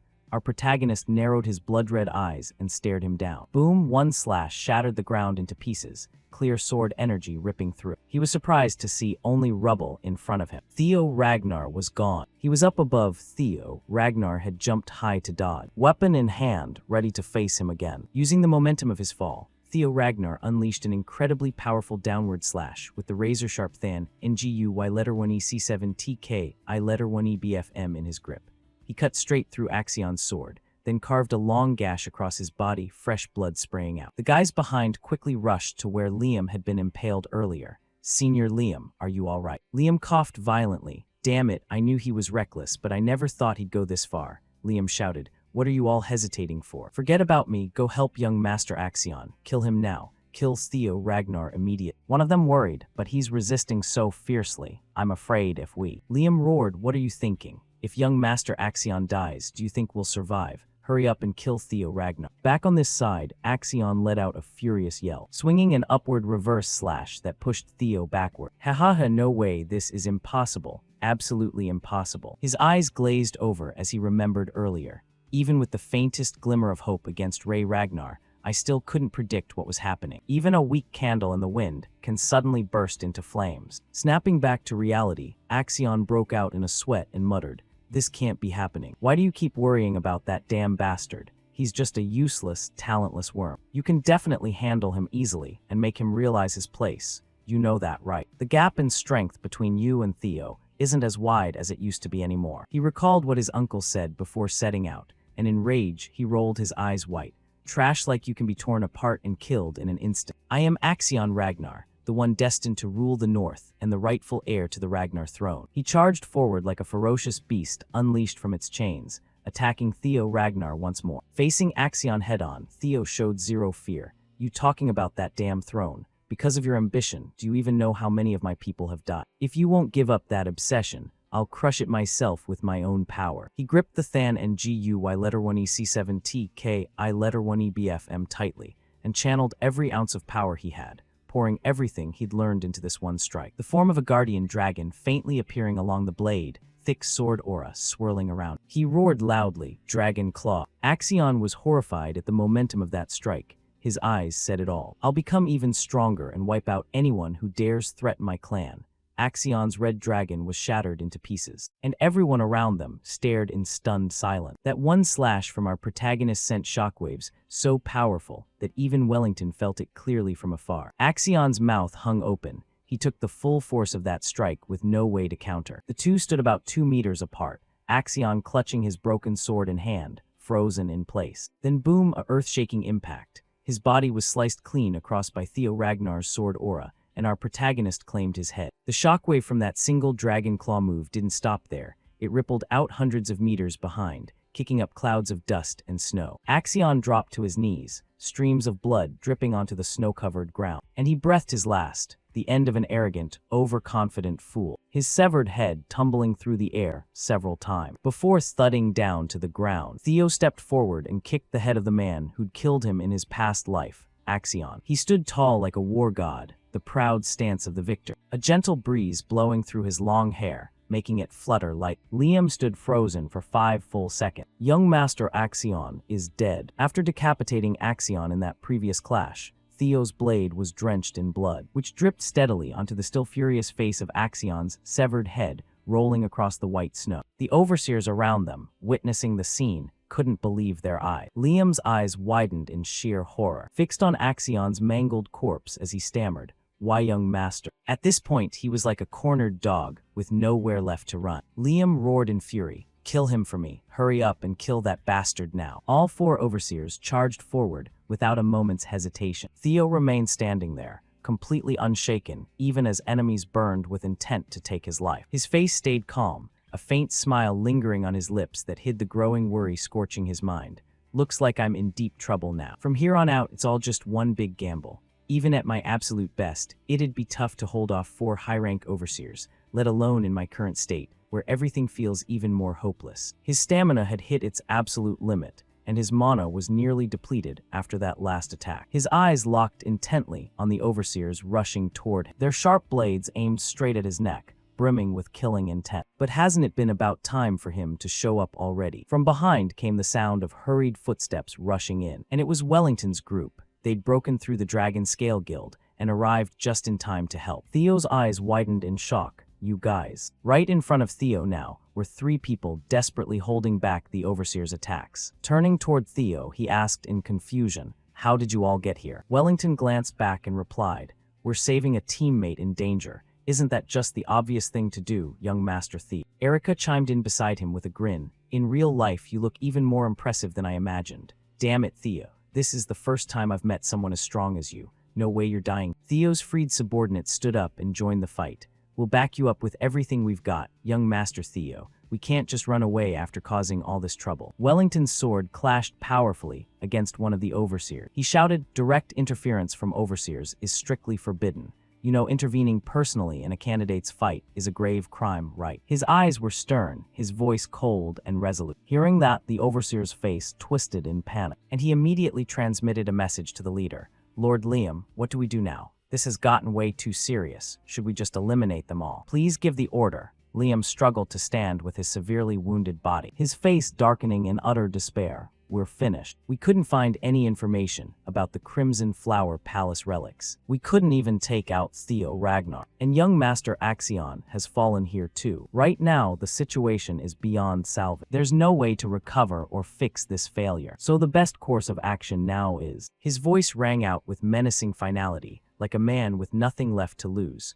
"Kill them all. We'll claim an abnormal monster wave," and mana outburst occurred, leading to the deaths of all candidates on site. "That's the best cover we can pull off now." As he spoke, he pulled out a pouch filled with monster seeds. "If I make it look like an accident, it'll erase any trace linking back to the Troyvan family." With that, he immediately dumped a bunch of monster seeds from the pouch. 2 level 5 monsters should be enough to pass this off as an accident, right? His subordinates, though stunned and shocked, quickly adapted and followed the command. "Yes, my lord. Everything is for the Troyvan family." As he spoke, he hurled the monster seeds toward the battlefield. But life isn't a fairy tale. From behind, a fatal stab came flying in, piercing Liam's body once more and making him cough up blood. Getting stabbed in the back like this must sting like hell. With a cold expression and overwhelming presence, the attacker barked, "Liam, what the hell are you doing here?" It was the Dragon Armor Cavalry Overseer Selp, with Overseer Aaron right behind. They were joined by Overseer Natasha from the Plum Blossom Hall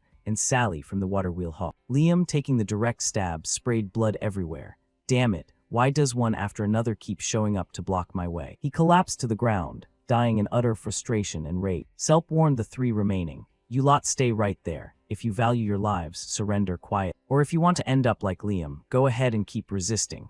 They all glared at Theo with seething hatred, but at this point, none of them could touch him anymore. After seeing the overseers arrive, Theo fainted from exhaustion, but Ray caught him just in time. Wow, you really know how to time your entrances, huh? Theo thanked her for stepping in to protect them, but Ray shot back. Theo, that was way too reckless. Why'd you push it this far? Theo's gaze shifted toward the 3 captured overseers and Axion's headless corpse. Suddenly, Wellington rushed over. Young Master Theo, what you did was insanely dangerous. Why didn't you call me for help? Erica and her sister came up to brag a bit. Hey, I helped you out there. Don't forget it, got it? Theo, you're not allowed to die until we have our rematch. Even the subordinates Theo had saved came running with tears. Young Master Theo, you went this far to save us. Even if we die, we won't regret it. Theo leaned into Ray's embrace and whispered, catching her by surprise. This is the kind of strength I'm chasing. Hearing those words, Ray felt like she hadn't misjudged him after all. Oh, by the way, mind picking up those bells for me? I still need to snag first place. She smiled secretly to herself in quiet happiness. You really haven't changed at all from back then. The scene shifts back to the main castle manor, where the higher-ups were listening to the latest battlefield report. Ead's face showed utter shock, as if he couldn't believe what he'd just heard. The soldier holding the report was trembling, with surprise too. Every face in the meeting room filled with doubt and confusion over the new information. Axion is dead. Ead's eyes burned with insane hatred. Everything he'd planned had failed, and now he'd even lost his beloved grandson. Finally, the closing ceremony of the second awakening ritual had arrived. All the surviving candidates gathered in one place, with murmurs and whispers spreading around them about the brutal test they'd just endured. A leader stepped forward to declare the end of the exam. Everyone, you've worked hard, and based on what you've accomplished, I hereby announce that the second awakening ceremony has concluded. That was Feral Ragnar, the 9-Dragon Ascendant, one of the 9 most powerful and influential figures in the Ragnar clan. Seeing him, all the candidates stared in awe and amazement. Is that really Lord Ascendant, the man who rarely shows himself? Why is he here? Out of the 87 candidates, 45 had successfully passed the awakening test. Not a bad survival count. Truly, the talents of this batch are the best in history, especially the top scorer's points. They're impressive. His eyes narrowed meaningfully, and a direct gaze landed on Theo, making the boy quite startled to be under such scrutiny. All those who have passed the second maturity ritual will be promoted from apprentice swordsman to beginner swordsman. You can take pride in that. Now, as qualified Ragnar swordsman, you're officially permitted to act as such. Everyone here has been approved. With that said, I'll now announce the scores for the second maturity ritual. First place, Theo Ragnar, 1121 points. Hearing the result, those around him were stunned. Sure enough, it's Theo Ragnar, 1,000 points. He had 0 points until near the end. How is that even possible? Hey, haven't you heard? He defeated Axion and took the top spot.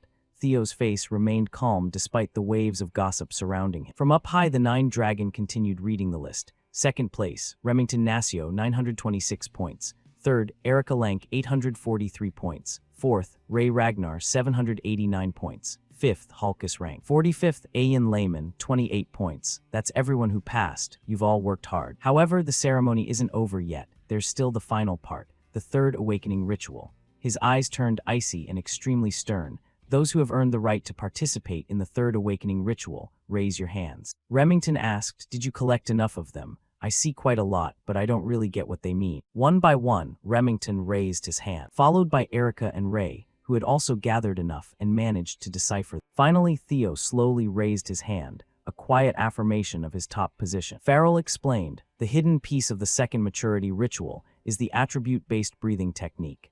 Candidates had to collect magic sprouts engraved with random passages and comprehend them. Collecting them is extremely difficult, but understanding them is exponentially harder. That's why they're called hidden fragments. Only those who mastered them during the test can assign an attribute to their mana and qualify for the third awakening ritual.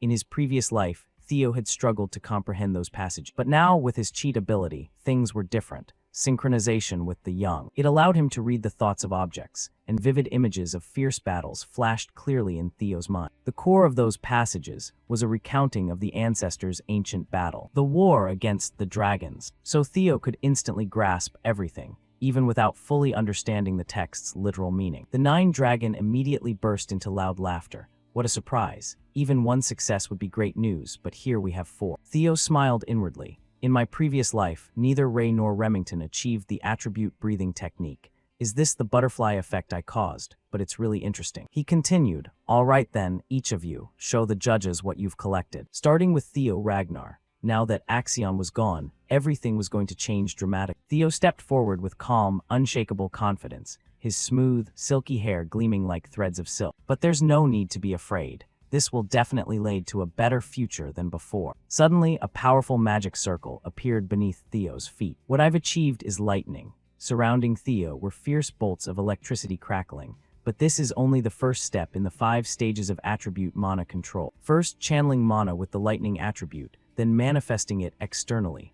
His eyes blazed like unstoppable lightning. Thunderbolts with unmatched power struck down right where Theo stood, as if he had transformed into the legendary thunder god everyone knew. This is the second step. Witnessing the scene firsthand, Theo's subordinates gaped in shock, as expected of young Master Theo, not just channeling but fully manifesting it. Normally people would stop at this point, but for Theo, this was far too basic. Inside his chest, his dragon heart pounded with incredible force. Theo had successfully controlled his attribute mana, compressing it into a small energy orb in front of his chest, his face beaming with supreme confidence. That's the third step, energy control. From the sidelines, Remington felt genuine joy at Theo's talent. Ray was utterly stunned by how powerful he'd become.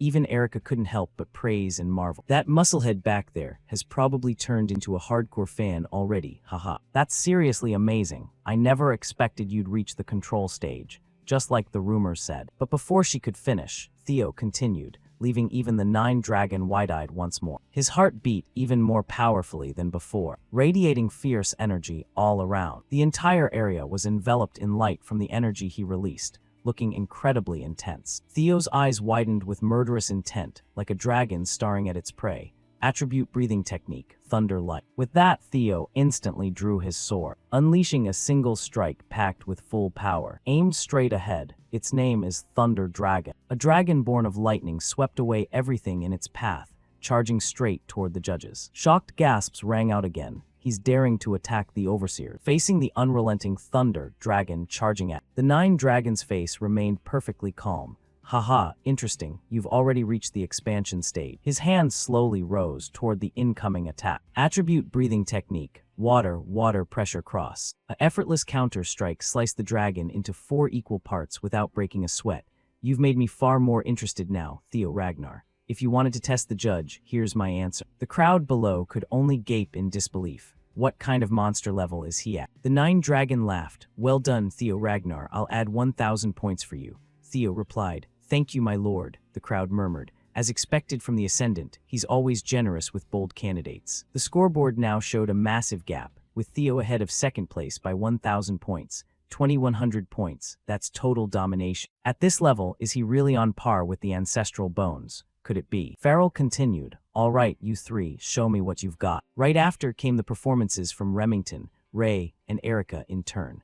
Remington Nasio earned 500 bonus points for his water attribute control display. Ray Ragnar received 300 points for her ice crystal mastery. Erica got 300 points for her blazing flames. Holding the updated scores, the Ascendant couldn't help but marvel. Ha ha ha, what an outstanding batch. Usually exceeding 1,000 points already makes you the undisputed leader, but here we have 4 top scorers, truly worth looking forward to. Final tally, Theo Ragnar, 2121 points. Remington, 1426 points. Erica, 1143 points. And finally Ray with 1089 points. You've all worked hard. Except for those participating in the 3rd awakening ritual. Everyone else may leave. Prepare thoroughly for the designation ceremony in 1 week. Standing before him now were only the 4 who had passed the hidden challenge. Suddenly, the mountain behind emitted an extremely strange aura, forcing all 3 others to buckle under the overwhelming pressure. The 9 dragon's eyes turned cold, his voice low and grave. Now then, shall we begin the 3rd awakening ritual? Theo's face twisted with anger. Why does this feeling? Why is Lodbrok's energy appearing here? With the 2nd awakening ritual concluded, Theo, Remington, Erica, and Ray now faced the most crucial challenge in their journey, the 3rd awakening ritual. This wasn't just a simple meeting with the clan head. It was a brutal test where every decision rested in his hands. The outcome of this encounter would determine whether they earned a nomination to the clan head's manor, a key milestone confirming their potential as heirs to the Ragnar clan. Inside Theo, emotions churned chaotically as his eyes narrowed with fierce determination. The one waiting for him was the Ragnar clan head himself. And he whispered, Why am I sensing Lodbrok's energy here? That's impossible. But if you've taken Lodbrok's heart and you're the clan head, cold sweat beaded on Theo's forehead. his face paling, eyes flashing with red fury and bulging veins. "No, this is something I have to verify myself." Right at that moment, a cold, authoritative voice rang out. "Now, overcome the dragon's might and greet the clan head." The 9 dragons' voice boomed like thunder, shattering the silence. Instantly, a terrifying pressure enveloped all 4 candidates. They felt crushed under an invisible mountain, forced to their knees, breaths growing labored.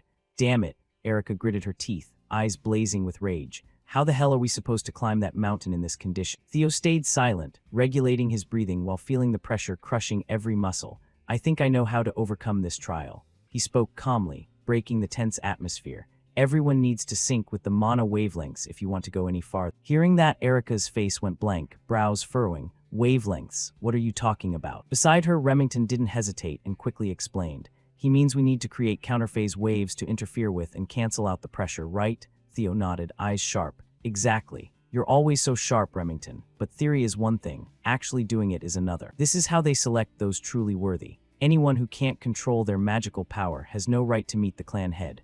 Remington nodded thoughtfully. "You're absolutely right." Meanwhile, Erica sat there dazed, still not quite getting it. Counterphase, waves, interference. What ancient language are you two speaking? She bit her lip, face full of confusion. Remington just shook his head with a helpless smile, patiently elaborating. "Listen, magical power is a form of wave too. These waves vibrate similarly to sound or water waves. The clan head's aura creates specific mana wavelengths. To overcome the pressure, we generate an opposing magical wave to neutralize it." Got it. After the simplified explanation, Erica's eyes lit up. "So you're saying I just need to create a magical force that counters this pressure, right?" Remington nodded. "Pretty much." But instead of thanks, Erica yelled in frustration. "You muscle-brained, rule-obsessed idiot. Why didn't you explain it simply like that from the start?" Remington shrugged with a light chuckle. "I just helped you figure it out, and now you're yelling at me." Ray, though not joining the argument, had already realized what she needed to do. Erica kept ranting. "Exactly, you're just a walking rulebook. Are you really only 17? You talk like some old geezer."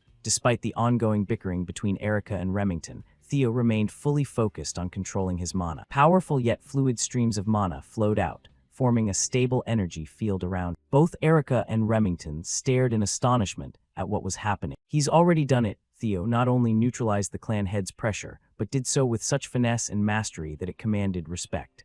Standing calmly amid the still magical wind, he smiled confidently, his presence as majestic as a war god. His cold voice cut through the tension. "I will become the next clan head. That's only natural." Theo's bold, arrogant declaration left everyone stunned. Even the 9 dragon, the epitome of stern authority, couldn't hide the spark of interest in his eyes. Truly interesting. With that said, Theo quickly turned and left, leaving Erica and Remington standing there stunned behind him. The two hurriedly called after him, but nothing could slow Theo down. The 9 dragon reminded them, his voice full of authority. "You two shouldn't just stand there gawking either. The scores will be calculated based on the order in which you reach where the clan head is waiting." His words hit like a wake-up call, and Erica, Remington, and Ray instantly realized that any delay could cost them failure in this crucial test. All 3 dashed off at full speed, vanishing from the 9 dragons' sight in the blink of an eye. "Truly interesting," the 9 dragon murmured, a rare smile flickering across his face. "I never thought at my age I'd still want to take on such talented disciples." The scene shifts to the Camellia Palace, where the ghost artisan's booming laughter echoed through the castle. "Ha, my beloved youngest daughter, where are you? Come out, my precious lucky charm." She flung open door after door, her face beaming with joy. The servants trailing behind just shook their heads and whispered, "Oh dear, the ghost artisan's here again." The Camellia Palace, usually serene and regal, had been filled with noise ever since Theo, the young master of the clan, became a rising star among the nobility. Inside one room, Theo's mother, Cecilia, was giving special instructions to a designer about a new outfit. The door suddenly burst open as the ghost artisan charged in excitedly. "So this is where you are, my dear Cecilia." Cecilia turned around and sighed wearily. "Mother, please try to maintain some decorum within the palace grounds." The old woman burst into loud laughter. "Decorum? Who cares about all that fancy etiquette nonsense? I'm about to get filthy rich." Cecilia shook her head and gently countered. "But aren't you already very wealthy, mother?" "Yes, but not rich enough to make the walls crack. Now I'm finally at the peak of my career. Thanks to Theo becoming a shining star, my workshop is flooded with non-stop orders. At last, I'm getting the fame I deserve." Cecilia smiled at her mother's joy. But deep down, she couldn't shake her worry. "I've always believed he would succeed, but seeing him act like this now makes me uneasy. What if he gets hurt? What if he can't handle the pressure and all the attention?" Cecilia clenched her fists, determination flashing in her eyes. I can't just stand by helplessly like this. The only thing I can do now is support him with everything I've got. But I wish I could help him in a more practical way. Behind her, the old woman kept rambling on about her past achievements, back when she focused solely on crafting weapons just to survive. But now she declared she was shifting to making and selling accessories, as if opening a whole new chapter in her life. Those carefree words seemed to plant a bold idea in Cecilia's mind. And then my revenue will multiply tenfold, hee. She laughed confidently. Cecilia suddenly cut in, shattering her smugness. Mother, have you ever tried making a prosthetic arm? The air froze for a moment, then shifted to an eerie foreshadowing. Is Theo about to become the next Yang Gu? The story quickly cuts to where the clan head was waiting. He burst into delighted laughter as his loyal crow relayed Theo's bold declaration. Haha, he said he'll be the next clan head. What an arrogantly interesting kid. The clan head turned to the crow, his eyes a mix of amusement and warmth.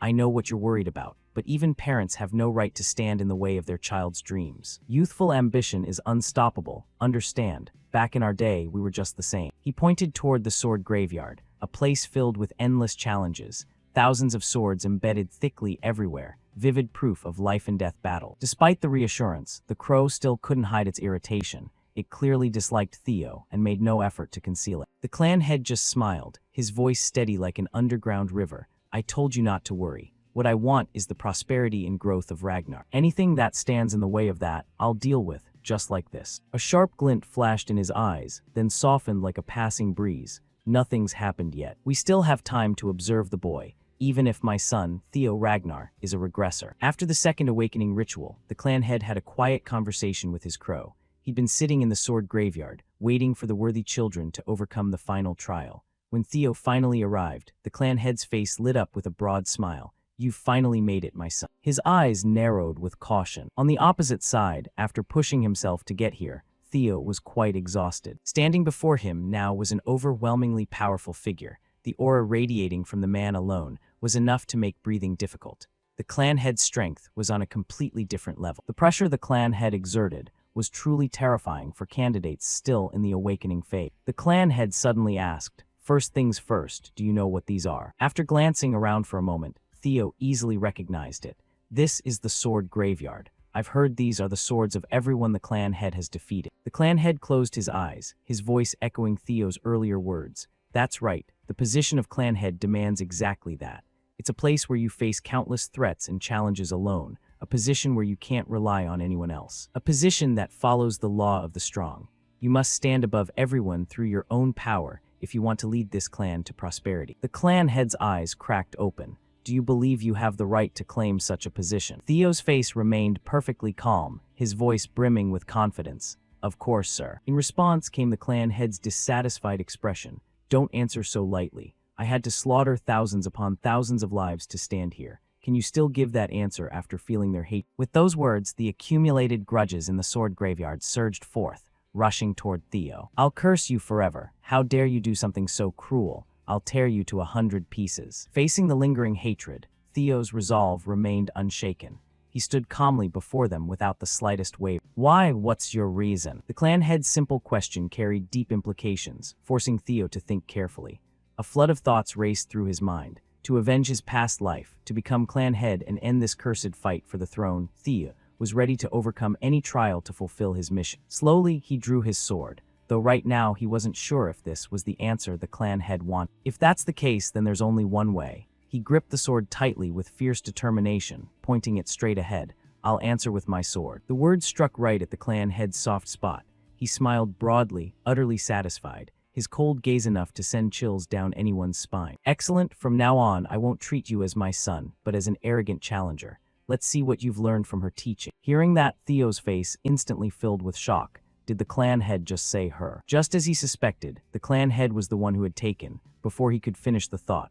A single slash effortlessly cut Theo's body in half. Even the sword in his hand split like an ordinary piece of firewood. Theo's eyes widened in disbelief. Had he been taken down without even realizing it? The clan head remarked, a single ordinary slash was more than enough to fell this immature child, truly overambitious. Theo's final thoughts swirled in his mind. Am I dead now? His consciousness gradually grew hazy and indistinct. This is the heart sword, a realm only absolute masters can create. For an awakening trial, this is more than sufficient. Even so, the crow kept objecting. HMPH. Are you worried our little protagonist might actually die? Exactly. It's a brutal test for an immature child still awakening. Only those with unbreakable will and determination can escape the heart sword. But if his resolve is only half-hearted, then it's better he dies here as an empty husk. That way, I won't have to deal with a regressor who could only bring harm to the clan. Inside the heart sword, Theo's soul floated in some undefined void. I'm dead. I guess it's normal to get taken out by someone as strong as the clan head, right? This time, Theo felt no regret like before. He'd done everything he could. He'd secured the Camellia Palace, avenged Randon and Axion, the ones who'd betrayed him in his past life. Everything had just been a stroke of fate's luck, but at least this life had been far happier than the last. Maybe this is the end of the journey. Hands clung to Theo's drifting soul, trying to drag him down and extinguish all hope. Time to rest now, huh? Pieces of his soul faded into nothingness, leaving nothing behind.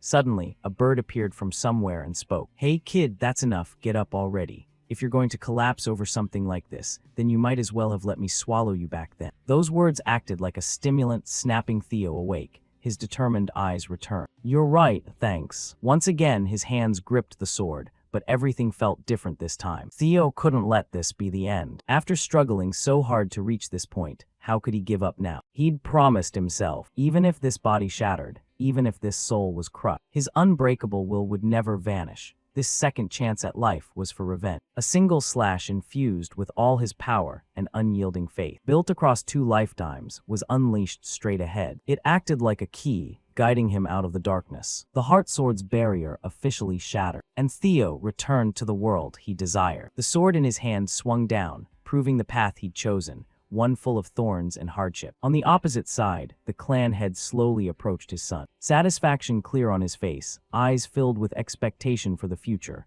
Well done, you've passed. Those words marked the conclusion of this grueling awakening ritual. The scene shifts to the day of the nomination ceremony at the clan headquarters. After resting, Theo arrived here with his sister and said, "It feels so crowded here, it's making me a little nervous." Beside him, Erica quickly teased, "What, you're all grown up and still acting shy like a kid?" He shot back angrily, "I'm not being shy, it's just that there are way too many powerhouses here. Unit commanders, the 9 Dragon, the former clan head, and even the current one." Hearing that, Erica shrugged casually. "Yep, total kid. Relax, no one's gonna be interested in someone who didn't even achieve attribute breathing like you." Huh, what did you just say? He gritted his teeth in frustration, but couldn't do anything to this fiery woman. "Can't you just tell me? What exactly did you get from the clan head in the 3rd awakening ritual?" Her response was still that indifferent face. "That's a secret. You don't need to know. You're so stingy. If it were my Theo, he'd have shared it already." Hearing that, Erica felt a twinge. "My Theo? Are you delusional or something? What the hell are you talking about? You know a soldier's life means becoming a sword for the Ragnar clan. We have to bet our lives on Ragnar. In that case, I want to serve a cool, strong lord with all the power, personality, and ambition.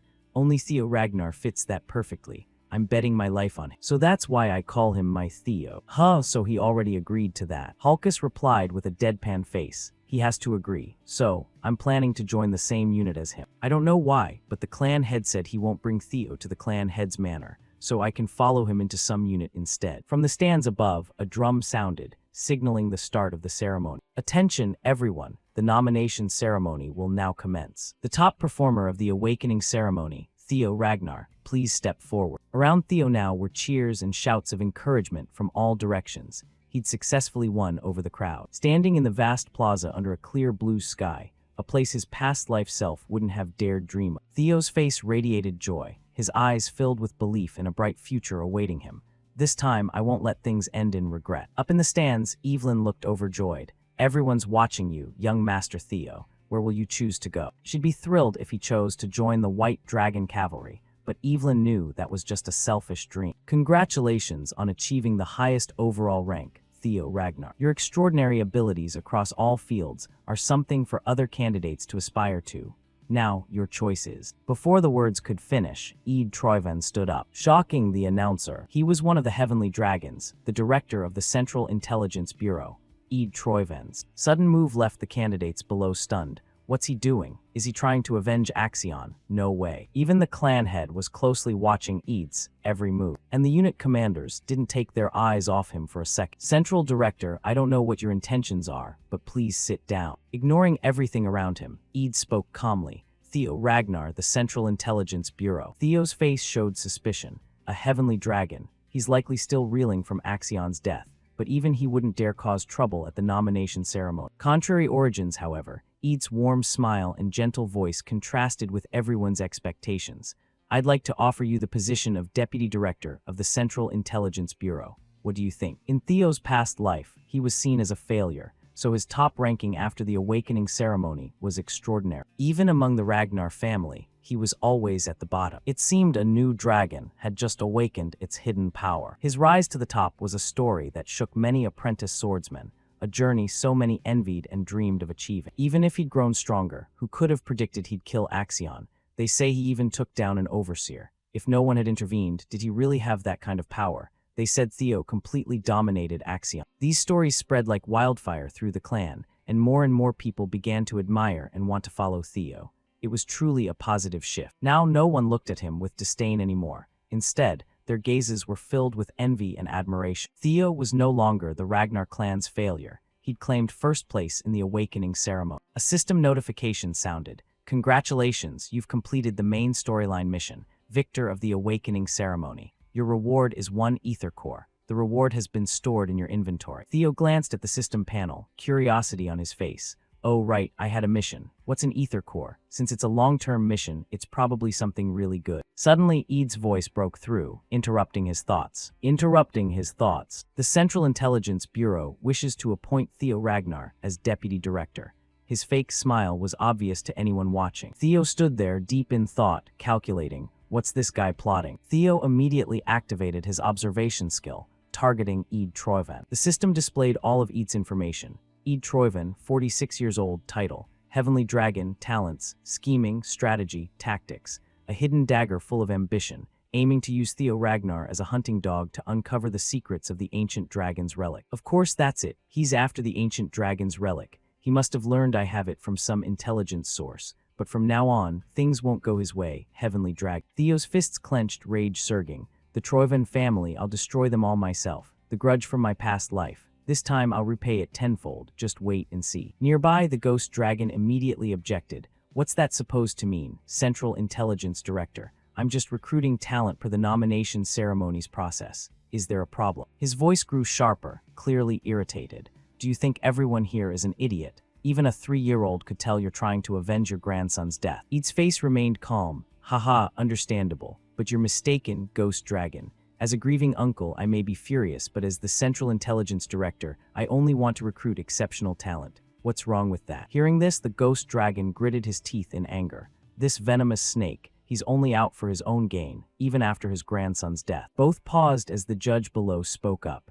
I understand your desire to recruit outstanding talent, but please wait until the process officially begins. He turned back down and addressed Theo. Now, Theo, have you made your decision? Actually, I haven't fully decided yet, so I'd like to hear the reasons from everyone first. Does anyone here have an offer for me? A sly smile spread across Theo's face, his eyes full of calculation as they drifted toward the 9 dragons. From the high, noble seats, a woman's hand rose, kicking off a series of enticing offers. It was Osa Ragnar Prunus who spoke.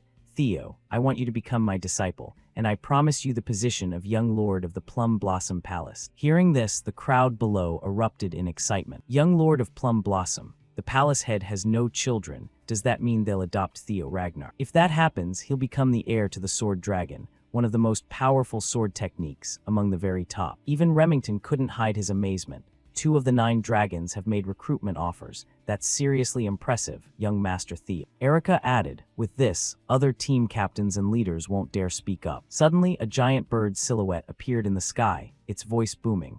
I'd like to join in on this too. Immediately after, a landing shook the ground, shattering it and kicking up clouds of dust. A man wrapped in black bandages slowly emerged. None other than the Black Dragon, leader of Black Snow, Robber Ragnar. The Black Dragon. Even the Black Dragon is joining the recruitment. His voice was soft but resolute. I've been watching you throughout the awakening ceremony. It seems the clan head was right. You have many qualities that draw people in. Join Black Snow. I promise you a spot in Snowless. That was an incredibly tempting offer. Snowless was the highest rank in Black Snow's covert intelligence organization, where Theo could operate openly and gain prestige. In his past life, Theo had been in Black Snow, and only 8 people ever reached Snowless.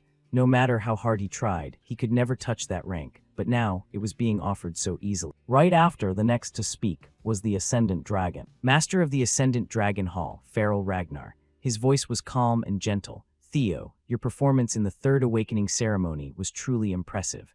Don't forget that the Ascendant Dragon Hall is always open to you. Witnessing this, the other candidates couldn't contain their shock. What? Even the Ascendant Dragon Hall is stepping in. That makes 9 dragons offering recruitment. It's not over yet, you're forgetting one more. That was the Ghost Dragon, captain of the White Armor Dragon Unit, Julius Ragnar. Despite the incredibly tempting offers from other units, the Ghost Dragon's face remained cold and stern. The White Armor Dragon Unit offers Theo Ragnar a position, no special privileges. Why is he so stubborn about this? As expected of the captain, he believes proving yourself is the true honor, not meaningless privileges. I genuinely want to recruit you into the White Armor Dragon Unit, but I won't offer any special treatment. That'd be unfair to other members. The only thing I can give you is my full support to develop your strength and make you the strongest, worthy of a Dragon Knight's honor and pride. That's all I can offer. After hearing all the offers from the units, Theo flashed a satisfied smile. I understand. In that case, my choice will be. Before he could finish, a mysterious figure's smile from the stands seemed to snuff out his thought. You're a regressor, aren't you? The words jolted Theo's instincts. What? He immediately turned his gaze toward the voice echoing in his mind. Waves of majestic power radiated, all emanating from one person in the stands. None other than the former clan head, Hilda Ragnar. Though shaken and anxious, Theo tried to act unfazed. I don't know what you're talking about. The former clan head's smile persisted. This kid, I don't know how you lived in your last loop, but your acting skills aren't half bad. Theo's eyes widened in shock. Loop, what does that mean? Could there really be multiple regression cycles? Suddenly the judge's voice snapped him back. Theo, is something wrong? You seem anxious. Could I have a moment to organize my thoughts? Of course, it's a big decision, but don't take too long. Back to the conversation, the former clan head continued via mind transmission. No need to hide it. I'm a regressor too, but my designated loops are over. A chaotic flurry of thoughts raced through Theo's mind. So she's regressed multiple times before. How's that possible? If so, how many regressors are there? My opponent now is a former clan head. It's better to answer honestly and ask the questions I have. Theo's first question to Hilda. Does a loop mean you can regress multiple times? HMPH, you don't know anything, do you? So the clan head didn't tell you. Well, that makes sense. He despises regressors. It's surprising he's even let you live. What could those brutal trials I went through be? Because he hates regressor. The former clan head's face remained calm, her smile smug. Looks like you've got a lot of questions, but we don't have much time now. If you want to know the secrets of this world in the clan, come find me after the ceremony. We'll settle everything then. Theo stood there deep in thought, silent, not saying a word. During the Third Awakening ceremony, the clan head hadn't provided any answers, only showing him the heart sword. He was someone who hated regressors. If so, the aura Theo felt from him back then and the stolen heart of Lodbrok led to one final explanation. The clan head was the one who took Lodbrok's heart. Because she was an ancient dragon who accepted ordinary regressor. No human could ever defeat an ancient dragon. That was simply impossible. But the clan head was truly an extraordinary existence. He was the only one capable of such an unimaginable feat. The reason his name resounded across the world, earning him the title of demigod, was his overwhelming strength and unassailable authority. Theo forced a wry smile. If that's the case, there's no other way to uncover the clan's secrets about regressor. Theo Ragnar, have you decided where you'll go? Theo replied, yes, I've made my decision. I will join. After taking time to think and weigh the benefits each of the 9 dragons offered, Theo finally decided where he belonged. His voice rang out strong and resolute. I will join. The scene cuts to a moment later, with the author still holding back the reveal of Theo's choice. Damn, that's frustrating. We get to hear the wish of the second-place finisher, Remington. I will join the Ascendant Dragon Hall. Hearing that, Farrell's face lit up with genuine pleasure. Finally, someone talented enough to earn his full recognition and interest. From this moment, Remington officially became the disciple of one of the 9 dragons. The reason he chose that place was probably because they shared the same water attribute. It's pretty straightforward. In his previous life, Remington didn't stay with the Ragnar clan. Instead, he returned to his own Narcio family to build his strength. After achieving everything he wanted and gaining considerable power, he led his soldiers in rebellion against the Troyvan family. Though the uprising failed, Remington's name spread far and wide as a formidable swordsman who could not be underestimated. But this time, he chose to remain with the Ragnar clan.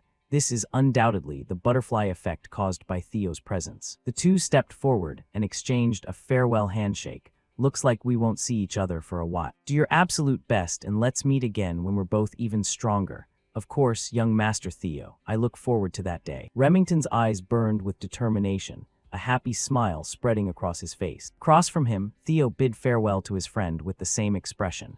Both had goals they needed to strive for and achieve. Next came Ray's turn to choose, and just as Theo had predicted, she returned to the Daffodil Palace, where her mother, the Ice Dragon, resided. Honestly, Theo had already guessed it 8 or 9 times over before she even spoke. There was no place more suitable for her than the Daffodil Palace. There, she could maximize her potential. Back to Theo and the group in the training hall. Everyone wanted to follow him no matter what, but unfortunately their scores weren't high enough to qualify.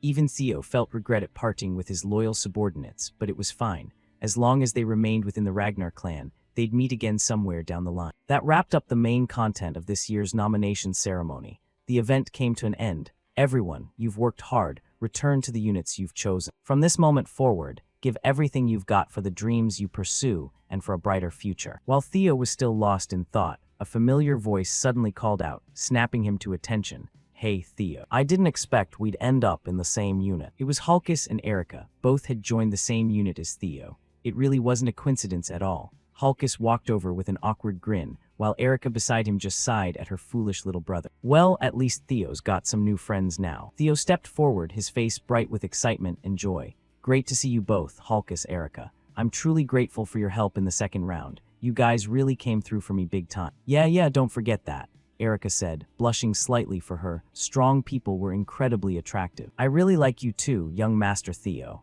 Hulkus quickly jumped in. And you like strong people too. Both burst into loud laughter at Theo's bewildered expression. These siblings are so weird, but why are they suddenly so into me? Just then, a soldier in the unit shouted, "Attention, everyone, the captain is coming." No matter what, if given another chance, Theo would still make the same choice. He was certain this was the most honorable unit in Ragnar, and the perfect place to take his first step toward becoming clan head. No other place was more perfect than the White Dragon Corps. From afar, the ghost dragon approached slowly, his voice brimming with enthusiasm. "Welcome to the White Armored Dragon. This is where you'll reach the peak of your strength." Theo thought to himself, "Guess I'll go find Hilda later." He stepped forward and stopped, his sharp eyes paired with a confident, sly smile. "Now then, shall we hear the hopes of our new recruits? Tell me about your ambition." The first to speak was Hulkus. "I want to become the coolest knight everyone respects. I want my name known far and wide." Erica declared, "To become the strongest of this generation. I want the captain to acknowledge my strength." After everyone shared their wishes, all eyes turned in one direction. Theo stood there, relaxed and composed, his face calm and cold. And he spoke softly, "I want to become the captain of the White Dragon Corps." He refused to let the world fall into the same tragedy as before. To prepare for the great war ahead, he had to become truly powerful. Hearing Theo's bold words, the members of the White Dragon Corps couldn't help but admire him. That guy got guts, saying something like that right in front of the captain without hesitation. Feeling the immense potential in this batch of recruits, the ghost dragon laughed heartily. "Ha ha ha, excellent. You all have big dreams. If that's the case, then you've come to the right place. No matter why each of you joined the White Dragon Corps, there's only one thing you need to remember." The ghost dragon clenched his fists, his voice firm and resolute. "Every drop of blood, every bead of sweat from all of you will write Ragnar's history. Today's hardships will become tomorrow's honor, so never let your shield break or your sword bend. Your comrades will guard your back, so guard theirs in return. We are a powerful unit because of our unity and resilience. So never give up, because at the end of a path paved with sweat and tears, even blood, lies the honor of a mighty swordsman of the Ragnar clan." The rousing speech ignited the new recruits with inspiration. "Welcome to the White Dragon Corps family. From this day forward, I will guide you on the path to becoming strong." Right after he finished, a dragon descended from above behind the ghost dragon, shattering the ground and creating an epic, cinematic scene. Seeing a real dragon, the recruits were stunned. "Is that a dragon?" the captain's partner. The ghost dragon's voice rang out with joy and excitement. "This is my partner, Gullah, the leader dragon of the White Dragon Corps." In the sky above, more dragons slowly approached. They were the other members of the White Dragon team, ready to greet the new recruits. One by one, they landed with tremendous force. "Now, climb onto the backs of your seniors' dragons." Hearing that, the recruits' faces went blank. "We're riding dragons right now." With that, the ghost dragon leaped onto Gullah's back. The official initiation ceremony begins now. It's time for you to find your own partners. Everyone, gather at the dragon's lair. I'll teach you the first lesson of the Dragon Knight core there. Instantly, Gullah stomped, launched into the sky and spread its wings, soaring toward the lair, leaving behind a group of dazed recruits and the newly arrived senior. Theo and his friends' faces were filled with curiosity and excitement. This is what a real Dragon Knight is. Now I'm going to have my own dragon. This is way too awesome. Suddenly, a familiar voice spoke up beside him, catching Theo completely off guard. Let's go too, young master. So you finally chose to join the White Dragon Corps. Honestly, I'm really happy about that. Theo stammered, still in disbelief. Evelyn, why you're back in the White Dragon Corps? Evelyn smiled warmly, her voice gentle. Yes, that's right. Theo's eyes widened as he noticed something he hadn't seen before. Evelyn, your arm, it's healed. Before him stood Evelyn with a perfectly crafted prosthetic arm, likely the gift Theo's mother had given her for taking care of her son. Let's flash back a few days to the meeting between Theo's mother and Evelyn. Hello, I came to express my gratitude for everything you've done. Hearing that, Evelyn was shocked. The Lady of Camellia Palace, you came all this way yourself. She planted her sword upright and replied seriously. If you're here because of young Master Theo, there's no need. Even without my help, I believe his talent would have shone just as brightly. The lady quickly interrupted. Yes, that may be true, but knowing someone truly supports and acknowledges you can become a huge source of motivation for him. Above all, that person is incredibly reliable. I've heard you're exactly that kind of person to Theo. Around them, the trainees who overheard were stunned. Even the experienced Evelyn felt flustered, stammering shyly. No, I'm just a retired swordsman. I even lost an arm. How could I possibly help the young master? The lady gently stopped her. Please don't belittle yourself like that. Sometimes the light that guides someone out of darkness doesn't realize how brightly it shines. You are that light. Instead of empty words of thanks, I'll help you shine even brighter in this vast world. Back to the present, Evelyn had received a priceless gift she never dared imagine. Thank you, young master. I heard you were especially concerned about this, right? Thanks to your help, I was able to return to the White Dragon Corps. Truly, I'm so grateful. Hearing that, Theo looked confused, still piecing it together. I should have handled this sooner. Looks like Mom took all the credit for herself. She really hasn't changed from my past life. Thanks, Mom. I, Evelyn, swordsman of the White Dragon Corps, swear eternal loyalty to you, young Master Theo. I will be your sword forever. Theo's face lit up with happiness, a wide smile spreading across his lips. Thank you, Evelyn, it's nothing. Please guide me well. Right after, the two headed straight toward the mountain range, the dragon's lair of the White Dragon, to find their partners. All around, the area was shrouded in floating clouds and flocks of dragons flying from afar. This was the lair of the White Dragon, home to the wyverns. As you know, the White Dragon Corps carries out missions alongside wyverns, so the initiation ceremony is held here. Theo gazed at the vast space, his heart racing with excitement. If I can't find a partner here, that means I can't join the White Dragon Corps, right? Yes, that's correct. Though it's rare, there have been a few cases like that. A flood of thoughts ran through Theo's mind. In that case, will Erica and Halkus be okay? I don't think this suits their abilities, but whatever, they'll figure it out. Evelyn pointed ahead, her voice soft. You can observe around first. Usually, you'll sense right away which wyvern will be your partner. The two walked around together, searching for a suitable dragon. The first they encountered was the Ademan optrex species, storm-hunting predators with gigantic size, up to 15 meters, and brown scale. Next came the venomous aviali, dragons that spewed deadly purple mist, snake-like bodies with a venomous stinger tail as a lethal weapon. Then the Sigisword dragon, a gentle herbivorous earth dragon that hides underground and launches surprise attacks from below when it senses threats. Finally, the high-speed velociraptor dragons, small but agile pack hunters with high intelligence and fire-breathing ability. The two had to run for their lives after accidentally entering the nest of these dragons.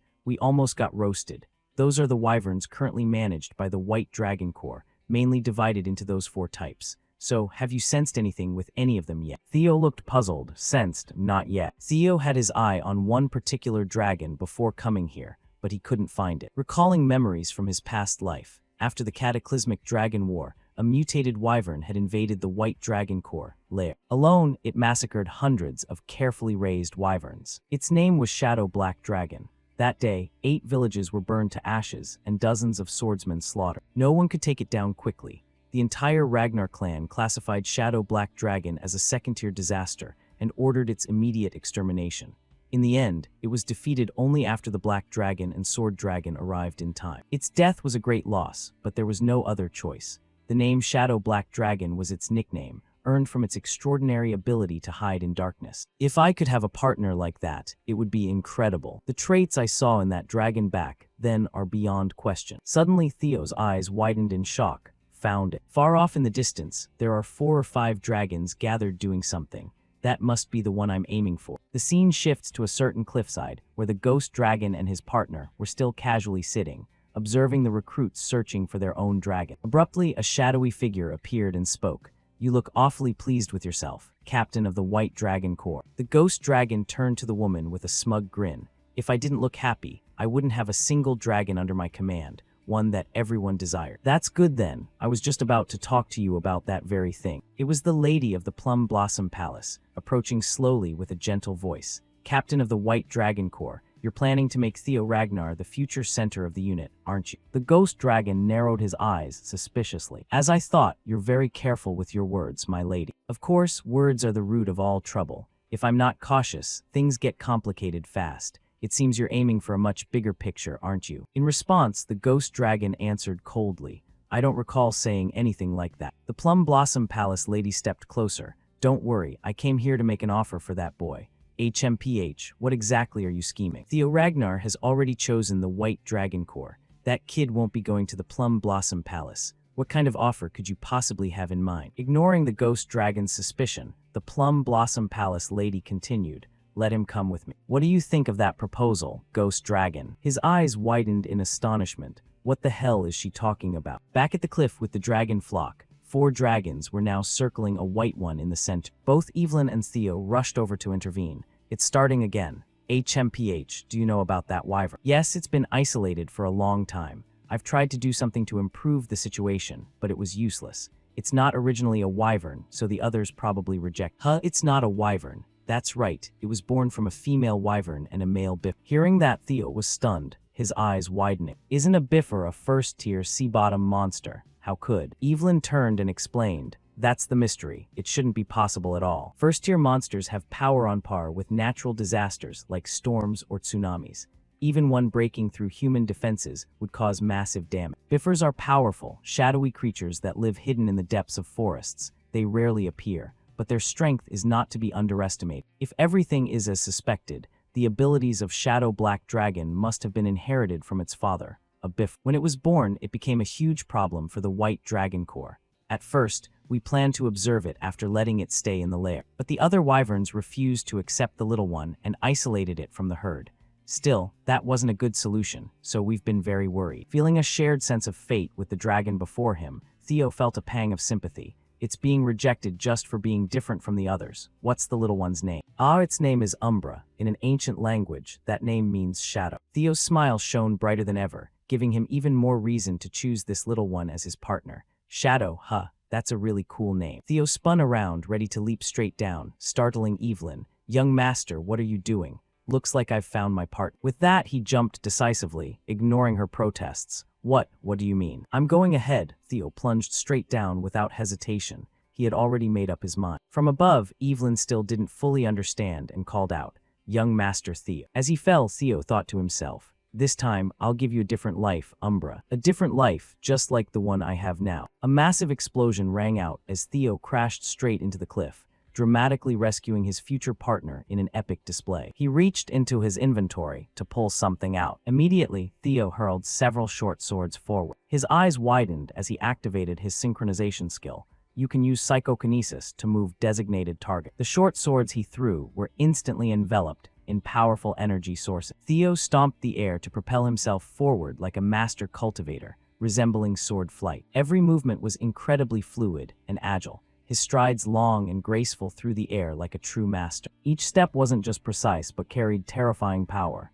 At his age, few could achieve such feats. From behind, Evelyn, witnessing everything, was utterly shocked. "My God, when did he learn psychokinesis? The way he uses it, I've never seen anything like. His growth speed is unbelievable." On the cliff, Umbra was still surrounded and threatened by the 4 dragons. It roared furiously as if shouting at them, "Get lost." The scene before him stirred memories of Theo's own past. In his previous life, he was constantly mocked and belittled. Is he really a Ragnar? Haha, so pathetic. Truly the son of some ordinary woman. Those contemptuous words echoed endlessly in Theo's mind. reminding him never to repeat the same mistakes. Theo quickly gathered his swords, lightning characteristic of his power crackling from them. His eyes widened, breath ragged as he activated his strength, breath of the thunder dragon. The swords transformed into powerful lightning bolts. They shot toward the enemies at blinding speed, unstoppable. When the swords converged, their power multiplied exponentially, forming a dragon seal, strong enough to drive away the entire group of dragons. After all four flew off, the swords embedded in the ground still crackled with residual lightning, even though the attack had ended. There Theo's feet slowly touched down, his voice calm and gentle. They ran off after just a little scare. Those dragons are nothing but cowards. Theo quickly approached, concern on his face. Are you okay? One would think Umbra would be grateful to its savior, but no, Umbra turned its gaze toward him, eyes full of suspicion and wariness. Before Theo could say anything, Umbra flapped its wings and flew away, leaving Theo stunned.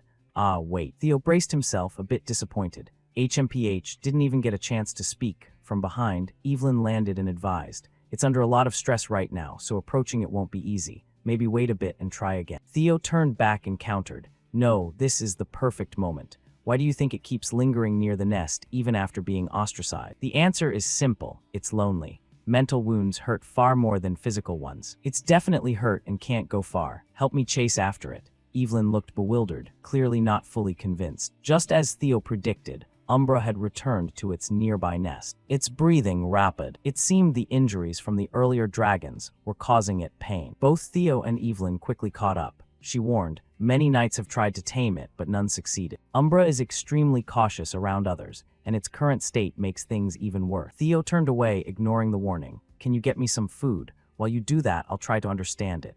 Anyway, this is my initiation test. The two entered a relentless battle of wills. Theo knew one thing clearly. Wyverns fear less than drakes. This was a fight he was sure to win. His eyes filled with killing intent as he stared straight at Umbra without hesitation. Across from him, Umbra seemed to realize it was Theo's match, but it still refused to yield. Seeing that, Theo increased the pressure even further. Now Umbra could only struggle in despair, yet it refused to give up. One might think Theo would beat it into submission for its defiance, but no. He poured a healing potion onto the wound on Umbra's neck to treat it. All the injuries healed rapidly, as his voice came out warm and caring. How do you feel now? The pains eased, right? Umbra's eyes widened in confusion, letting out a few cries, as if asking why Theo was doing this. Theo's hand gently touched Umbra's neck, stirring a flood of thoughts, perhaps because of the dragon heart. But I can sense Umbra's emotions right now. Deep in its subconscious is rage toward the herd that rejected it, sadness, and a longing that always conflicts. It still wants to belong to the pack, persistent, painful loneliness. Its feelings toward me right now are conflicted too. It's suspicious of me, this sudden person offering warmth and care. But at the same time, Umbra doesn't want me to leave at all. Theo gently stroked its head. It's okay, I won't betray or abandon you, so don't worry. Also, there's this. As he spoke, Theo reached into his inventory and pulled out a dazzling gem. I know you like shiny, glamorous things like this, right? Umbra's eyes widened with delight. Theo had hit the bullseye. He brought the gem closer, teasing, do you want it? Though it clearly loved it, Umbra shyly turned its head away, pretending to refuse the irresistible gift. But when it opened its eyes again, something it never expected was right there. Theo had already fastened the sparkling gem around Umbra's neck, leaving it stunned and bewildered. This is just a little gift from me. If you come with me, there'll be even more shiny things. So what do you say? Will you agree? Standing before such an incredibly tempting offer, Umbra became flustered, unsure how to respond. Not letting the opportunity slip away, Theo continued using his signature bribery technique. I heard you don't like wearing reins or saddles, right? But I can make something different for you, studded all over with gems like this. It'll definitely shine super bright and look stunning. Hearing that, Umbra couldn't stop fantasizing about how magnificent it would look wearing them. Meanwhile, Theo was thinking to himself, how am I going to steal some gems from Grandma? What a filial grandson I am. At the crafting workshop, the ghost artisan seemed to sense it too. Her whole body trembled violently. Are you all right, ma'am? You don't look so good. I don't know why, but I feel like I'm about to lose another fortune. What sharp instincts. Umbra suddenly stood up, its posture majestic and powerful. It let out a mighty roar, as if officially acknowledging Theo as its master. You have been recognized by the flying dragon Umbra as its master. You have acquired a new skill. Dragon Taming Grade C, Proficiency 1%. Higher proficiency will increase the trust of tamed dragons. While mounted, both rider and dragon gain a 10% boost to strength. After Theo successfully tamed Umbra, Evelyn returned with her spoils in tow, each hand dragging a wild boar, looking effortless. Meanwhile, her own partner was panting heavily behind. When she arrived, Evelyn realized she had missed the most exciting part. Right now in front of her was the sight of Theo and Umbra cuddling up incredibly close and affectionate. Evelyn was overwhelmed, speechless. How did you manage that? That little one has never opened up to anyone before. Theo turned toward her with an incredibly happy smile. Oh, you're back, Evelyn. The two had a short conversation afterward. Seeing Umbra eating heartily, Theo said, "It really likes that. Thanks for bringing those two boars, Evelyn." Still in shock, she asked urgently and seriously, "How on earth did you tame Umbra?" "HMPH, it was simple really. I just took care of its psychological wound." Once Umbra's heart wavered, the gift sealed the deal. As long as the wounds are healed, anything can happen. Hearing that, Evelyn still couldn't fully comprehend it. She was so astonished by the person in front of her that she couldn't speak. "You want me to eat that? It's fine, I've eaten enough. Eat as much as you want, no need to save any for me." Evelyn closed her eyes, a smile spreading across her lips. As expected of young Master Theo, not only can he win over people's hearts, but even wyverns fall for him. "You always manage to surprise me, young master." She clapped in congratulations for Theo. "Umbra has acknowledged you as its partner. When a flying dragon willingly lowers its head for you to ride, that's the ultimate sign of trust." Suddenly, Evelyn's voice turned urgent. "Wait, no, what are you doing all of a sudden?" Across from her, Theo replied calmly, "HMPH, Umbra told me to climb on." "No way, even though it's accepted you as its partner. You haven't trained in flying yet. Plus, riding a dragon without reins or a saddle is extremely dangerous. If you take off now, that's the fastest way to get yourself killed." Hearing that, Theo just flashed a confident smile. "It's fine, I have my own way." With those words, Theo immediately activated the dragon taming skill to compensate for his lack of riding experience. Umbra flapped its wings powerfully, soaring straight into the sky, leaving Evelyn watching from below. "Haha, this is really interesting. All right, I get it. You want to show me something cool, right? Let's go." Sitting on Umbra's back, Theo's face was filled with pure joy, but memories from his past life flooded back once again. Something doesn't feel quite right. How could a pure dragon like Umbra end up becoming such a terrifying demonic monster known as Shadow Black Dragon? There has to be some hidden story behind this that I need to uncover myself. The scene shifts to a certain waterfall. A stream of dark mana was slowly seeping out, carrying an ominous omen. At that moment, Theo and Umbra were still happily soaring through the sky toward the place Umbra wanted to show him. It flew toward a massive waterfall, beside which was a hidden cave that would be easy to miss if not paying close attention. Theo stepped forward, his voice gentle. "Wow, I thought I knew the eastern mountains pretty well back when I was in Huxial. I never expected there'd be a crystal cave like this right next to the waterfall. You really love shiny things, huh?" Umbra let out joyful cries in response. Theo walked in, his eyes scanning the surroundings. Suddenly, he noticed some suspicious-looking flowers on the ground. "Huh, those are." He approached and gently picked up the eerie purple flower. "Just looking at this, I already know why you turned into Shadow Black Dragon. You've been eating these all this time, haven't you? This is really surprising. I never thought I'd find demonic shadow flowers full of demonic energy in a place like this. They're called evil spirit flowers, a plant that only grows deep in the demon sea. They absorb pure demonic chi and thrive under moonlight. For monsters and demons, they're an incredibly valuable elixir. However, dragons and demons are natural opposites. How could you absorb something like this? Could it be because Umbra has two bloodlines in its body? Still, this stuff is extremely dangerous. I'll have to burn them all." As he spoke, Theo used lightning to incinerate the evil spirit flowers into ash. Umbra panicked at the sight and let out sad, protesting cries.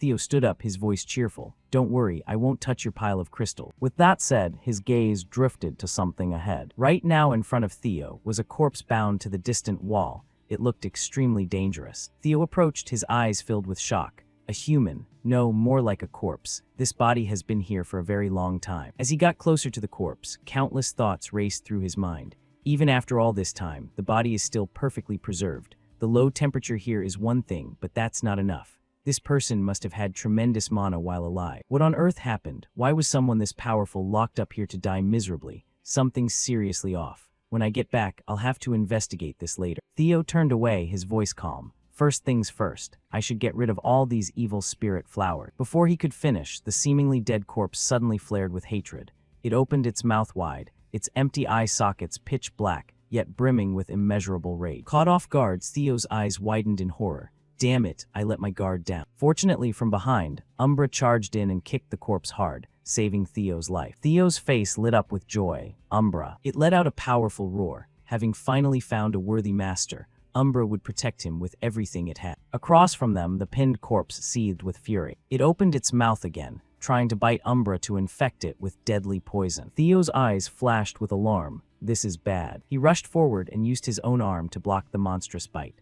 The force was so strong that Theo's arm bled profusely, the entire limb going numb as excruciating pain spread. Word by word, the living corpse roared in rage. Kyle, robber, you two bastards. I will never forgive you, damn dogs. Hearing those words, Theo's face filled with shock. Did I hear that right? Those are the names of the clan head and the black dragon. What the hell happened between them? While everything was still in chaos, a familiar figure appeared. The sword technique of the white armor dragon, sword thrust. It was Evelyn. She charged in with a barrage of powerful stabs, blasting the corpse's head apart and freeing Theo from danger. Young Master Theo, are you all right? Answer me. Theo collapsed to the ground, his hand now soaked red with fresh blood. Hey, it's you, Evelyn. Sorry for causing trouble. Before he could finish, intense pain surged through his entire body. He gritted his teeth in agony. It hurts like hell. The poison in that corpse is full of demonic energy. It's draining my power. If I don't drink an ether core antidote soon, things are going to get critical. Evelyn's voice became extremely worried. I'll take you back to headquarters for treatment right away. It'll hurt a bit, so bear with it. Beside her, Umbra cried out as if objecting to something. It stepped in front of Evelyn and desperately blocked her from taking Theo. I'm not trying to hurt him. I'm trying to protect the young master. Stop it, Umbra. If you keep this up, even if you're the young master's partner, I won't hold back. Theo's face turned deathly pale, sweat pouring down, his voice weak and trembling. Wait, Evelyn, hold on a sec. He turned to Umbra. Do you have a way to save me? It roared a few times, signaling agreement. Despite his body growing weaker by the second, Theo forced a bright smile. All right, I'll trust you. Hearing that, Evelyn panicked. But young Master Theo, if we don't get back immediately, your life is in danger. You've already been infected with demonic poison from that corpse. Calm down, Evelyn. Demonic poison has less than a 30% survival rate, even with proper treatment. If that's the case, then I want to trust Umbra this time. Umbra once evolved into a second-tier demonic dragon by eating evil spirit flowers. If so, it must have encountered this corpse before. The result is that it learned how to absorb demonic energy and poison from dead bodies. So please just trust Umbra. With that said, Theo fainted, leaving Evelyn extremely worried as Umbra immediately set out to find a cure. It bit off some evil spirit flowers, then gathered crystals from the cave. It brought everything to Evelyn. You want me to mix these and feed them to him? Umbra nodded vigorously in agreement. Still looking at the ingredients in front of her, Evelyn wasn't sure whether she should do this. Time was extremely critical. Theo's life hung in the balance, and she had nothing else she could do right now. Evelyn closed her eyes tightly, steeling herself. Fine, I'll take the gamble. She took the ingredients in hand and used her mana to blend them together. From Evelyn's palm, a dark purple liquid slowly flowed into Theo's mouth. She had done everything she could. Whatever happens next, it's up to fate now. Both Evelyn and Umbra held their breath, sweat dripping down their faces, the atmosphere frozen in this life-or-death moment. Suddenly, Theo's dragon heart began beating powerfully, signaling that something was about to happen. This is unbelievable. Theo's entire body was enveloped in a surge of mana. Is he actually recovering? From his body, lightning began radiating outward uncontrollably. Yet it seemed the power Theo possessed was gradually changing and being profoundly affected. The color of the lightning slowly shifted to black. I've never heard of anything like this before. What the hell is going on? Theo's body was lifted into the air. Inside him, an incredibly chaotic battle for power must have been raging. A system notification rang out, beginning body purification process. The individual will absorb the characteristics of Shadow Black Dragon. A new power is about to be born. The scene shifts to Julius's command office. After hearing the report from his subordinate, the ghost dragon's face filled with deep suspicion. Has Huxial approved this report yet? They have approved it, sir. The information has been verified at 89% accuracy. Hearing that, the ghost dragon exploded with rage, smashing the table in front of him and roaring. Damn it. What the hell is going on? I already thought bad news was coming our way. But this is completely beyond anything I predicted. The 5th squad captain of the White Armor Dragon Cavalry and 15 others have all perished on the battlefield. After Evelyn fed Theo the antidote concocted from the ingredients Umbra suggested, a process of purification and rebirth was now taking place inside him. It was an ancient secret technique that cleansed impurities from the body and transformed it to accumulate mana more easily. This was an extremely rare ancient art known to very few. However, it required immense mana from the caster and inflicted excruciating pain. Even when performed perfectly, it had only ever been proven effective on children under 5 years old. The fact that this purification process was happening to Theo right now was the result of countless coincidences aligning perfectly. To put it bluntly, it was downright impossible. Extreme Yang monster essence gradually accumulated in his body, strengthening his muscle. Extreme Yin corpse poison had invaded Theo's body, enhancing his mana capacity. Condensed mana built up from digesting shadow demonic poison. With Umbra's help, the dragon had mastered neutralizing that deadly toxin. All of it felt like destiny aligning, everything falling into an eerily perfect balance. Instead of being destroyed or expelled, the demonic poison was absorbed. Theo's body took in the very essence of its power and made it his own. Back in reality, once his body completed the purification, Theo's eyes snapped open as he woke up. Beside him, Evelyn and Umbra were still extremely worried. "Are you okay, young master?" Theo struggled to sit up. His body hadn't fully recovered yet and spoke softly. "Evelyn, Umbra. Sorry for making you both worry." His face was full of exhaustion. Clearly, the purification had taken a heavy toll. Both Evelyn and Umbra let out relieved sighs. "We almost lost it back there." Theo looked at his personal status panel. Theo Ragnar, 17 years old, title, Greatest Prodigy in a Millennium, Ragnar Talent, Observer Player, Inventory, Guardian Dragon, Purification Rebirth, Phantom Dragon, Status, Drowsy from an unexpected encounter, absorbed demonic poison creating the first Phantom Dragon, if not controlled properly, may become the second Phantom Dragon. After reading everything, his eyes narrowed at the line about Phantom Dragon power. What? A total of 85 stat points added. This is absolutely insane. The crystals in this cave were pure condensed energy. Their power had diluted the toxicity of shadow demonic poison, and they even acted like a healing medicine. Theo looked at Umbra, inwardly amazed. "I'm so lucky I trusted him." The Ragnar physique was already perfect. Now with the added Purification Rebirth and Phantom Dragon traits, what could be better? Theo clenched his fists with determination. "My growth speed from now on is going to be unimaginable. But first, there are still a few more important things." He stood up slowly and walked toward the corpse that had bitten him earlier. The crucial question was, who the hell is this old monster? Hearing that, Evelyn quickly stepped closer to examine it further. Her eyes locked onto something. "HMPH, what is it, Evelyn?" "Young master, there's something engraved on the wall. Are these diary entries?" But carving such intricate words into the cave wall like this isn't easy. This person must have been a true master. "I was defeated by Kyle and Robber. Now I must hide here to prepare for revenge, but my body is now." Reading up to here, memories from earlier flooded back into Theo's mind, finally confirming what he had heard. "My body is decaying at an alarming rate. Was it because Robber damaged my mana core? The shadow demonic poison I absorbed is probably what's killing me day by day. My consciousness is fatting, demonic nature is slowly taking over everything. Damn it, I haven't even started my revenge. How did it come to this? The more time passes, the more I lose myself. It seems I must make my own decision. I've accepted there's no hope left. I'll abandon everything and melt my beloved sword, Jade Serpent Blade, to seal myself here. I hope someone finds this place someday. I hope they fulfill my wish. I hope they complete the vengeance I couldn't. I pray my successor can overcome them. I leave my entire legacy here and await someone worthy." Reading this far, both of them were utterly stunned. Wait, the next part. Isn't this illusion Shadow Sword Technique and Thunderstorm God Wind? Sword Technique and Thunderstorm God Wind. That means this person is a legend. He freely manipulated wind power and was the tragic hero who once fought the current clan head for the throne. Exactly, he is the Wind King Hector Ragnar. I heard he died in that battle, but it turns out he's been sealed in this cave all this time. Suddenly, Evelyn's eyes widened as if she realized something. Immediately, she dropped to one knee and bowed deeply before Theo, leaving him completely shocked. Theo stood there calmly and asked, "What are you doing, Evelyn? Why the sudden formal bow?" Evelyn spoke slowly and solemnly.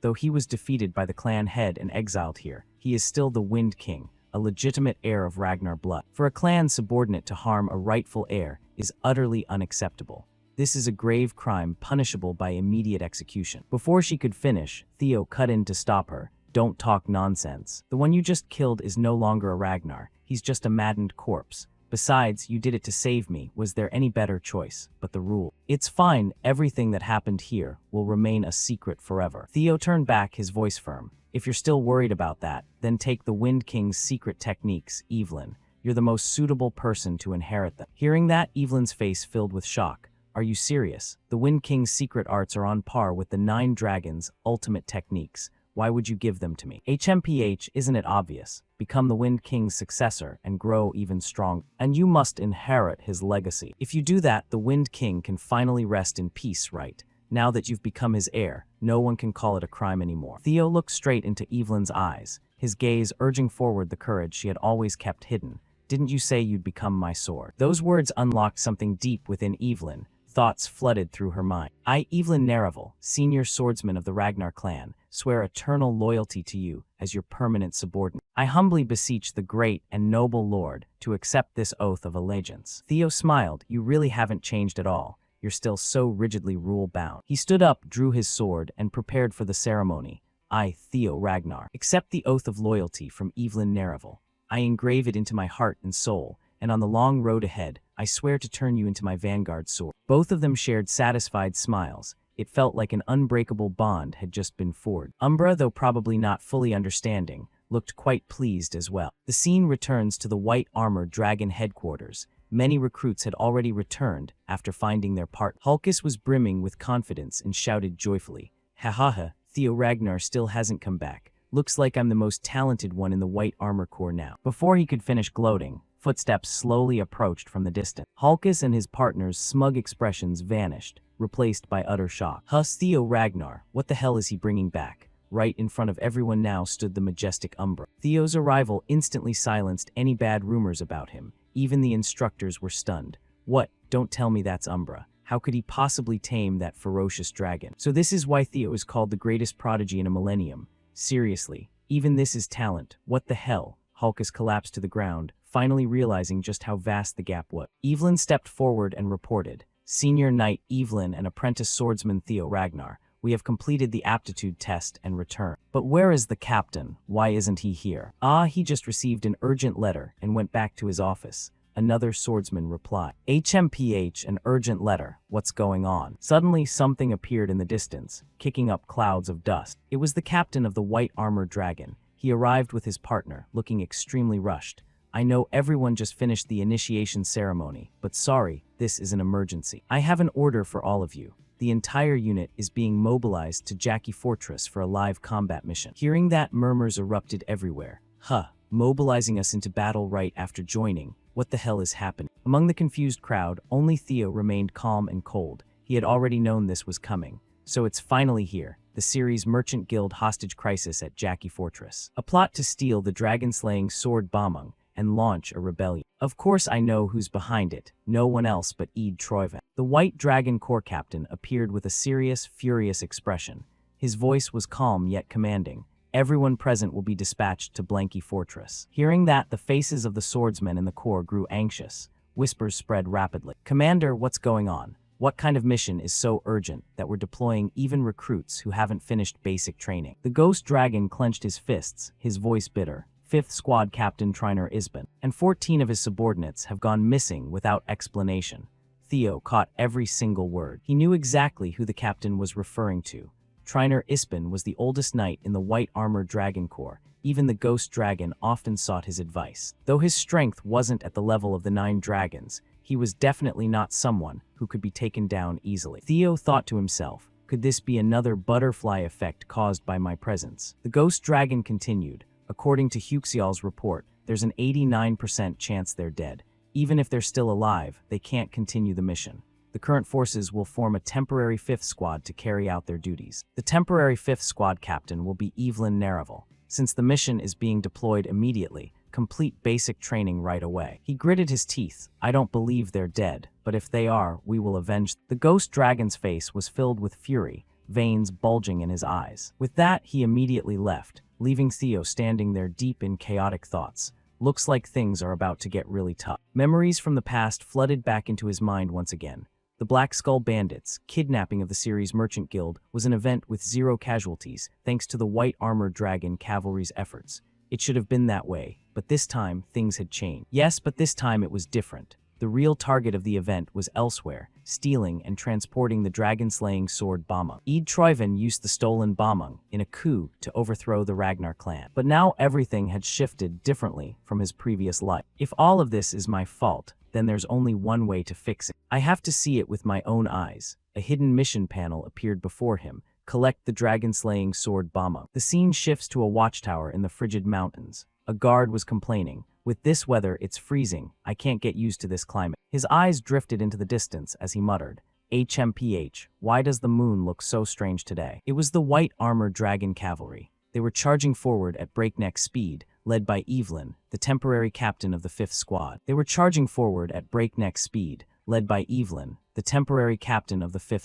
He immediately leaned forward and shouted down below, it's the white armored dragon cavalry. They're coming. Sound the alarm now. Before he could finish, a devastating strike slammed into the guard's face, sending him flying without even a chance to scream. Dust and debris exploded from above as Evelyn ordered, quickly drop the bombs, don't give them time to react. A barrage of bombs rained down on the fortress without mercy. The entire battlefield was now covered in a storm of explosions, earth and stone torn apart, smoke and dust blanketing everything. The enemy leader quickly ordered his soldiers, everyone, get inside the walls, don't die pointlessly. Before the words could fully leave his mouth, high above, a shooting star streaked down. It was Evelyn and the Night Corps. She effortlessly slammed the idiot's head into the ground. Now is the moment of purification. She pointed her sword forward, her voice clear and full of power. Kill them all for me. Instantly, every swordsman charged forward with absolute confidence, swords gripped tightly, eyes burning with determination. Show them all the price of daring to touch the white armored dragon cavalry. We'll turn them into a costly lesson for any fool who thinks of opposing us. The entire fortress was now engulfed in smoke and flames. Even from far away, the scale of destruction was obvious. While the battle raged fiercely, somewhere else, a soldier clutching the dragon-slaying sword Bamung had escaped safely. Damn it, they said they'd handle the cavalry. If I'd been even a second slower, I'd be dead. He looked at the sword in his hand with glee. But whatever, I just need to deliver this and my job's done. After that, I'll head somewhere remote and live the rest of my life in luxury. Before he could finish fantasizing, a blade silently sliced across his throat, sending him to his final rest. It was a swordsman in a black cloak, clearly the mastermind behind everything. He calmly wiped the blood from his sword, his eyes cold and ruthless. How's the goods? A subordinate respectfully presented the dragon-slaying sword. Here it is, my lord. He took the precious blade, satisfaction evident on his face.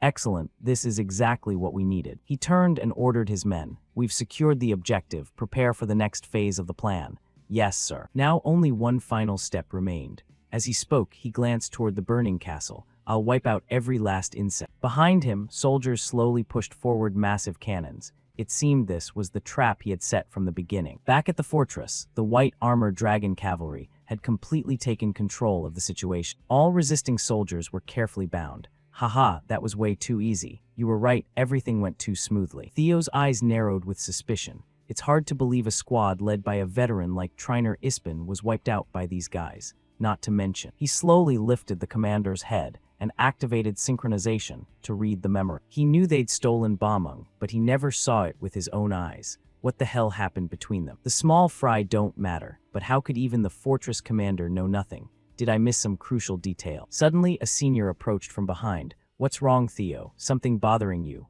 Nothing, just thinking. Even if you're called lightning speed, a rookie is still a rookie. Just admit you're nervous because this is your first real mission. We've rescued the hostages. Let's regroup with the rest of the team. Yeah, I'm coming. I just want to get home quick. I reek of gunpowder. That casual remark unlocked something Theo had overlooked. His eyes widened in shock. Without a word, Theo shoved the senior aside and sprinted toward the cargo pile. What's wrong with him? Maybe he hates the smell on himself. You serious? Who knows? Theo swung his sword in a powerful, decisive arc across the nearby cargo. Finally, Theo confirmed his suspicion. I knew it. The senior quickly ran over. What are you doing, Theo? What's going on? Both stared ahead in utter disbelief. This whole pile is explosives. Those bastards, they plan to blow us all to hell with them. Theo turned back and shouted, no time to waste. We need to get out of here right now. Got it, everyone, gather up. We're evacuating immediately. Before he could finish, a cannonball streaked toward them at unimaginable speed, forcing Theo to whip around. He roared, tearing through the air.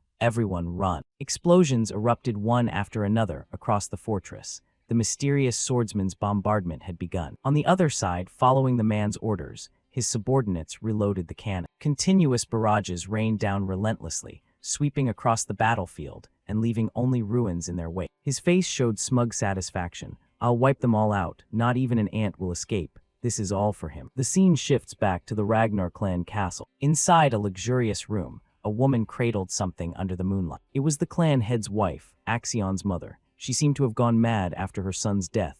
There, my sweet Axion, does it hurt? It's okay, mommy will bring that filthy worm's head to you soon. Her face twisted in insanity, bloodshot eyes wild. Back before the fortress bombardment, the white armored dragon cavalry held complete dominance over the guards. Evelyn swept across the battlefield alone. No one could stop her blade. Don't let a single one escape. Kill them all. Every swordsman charged forward at her clear command. Standing amid the chaos, Evelyn thought to herself, a squad led by veteran trainer Ispen wiped out by these guys. No way. There has to be something more to this. While everything remained unclear, and Evelyn tried to find answers, a cannonball suddenly flew straight toward her. With her sharp reflexes, she barely dodged it. Captain, are you all right? Though unharmed, her cloak was scorched. Evelyn's expression tensed, sweat dripping down. This is insane. She pointed her sword backward and ordered, it's large-scale artillery fire. Everyone, take defensive position. Hearing that, not just the white armored dragon cavalry, but even the fortress guards fell into chaos.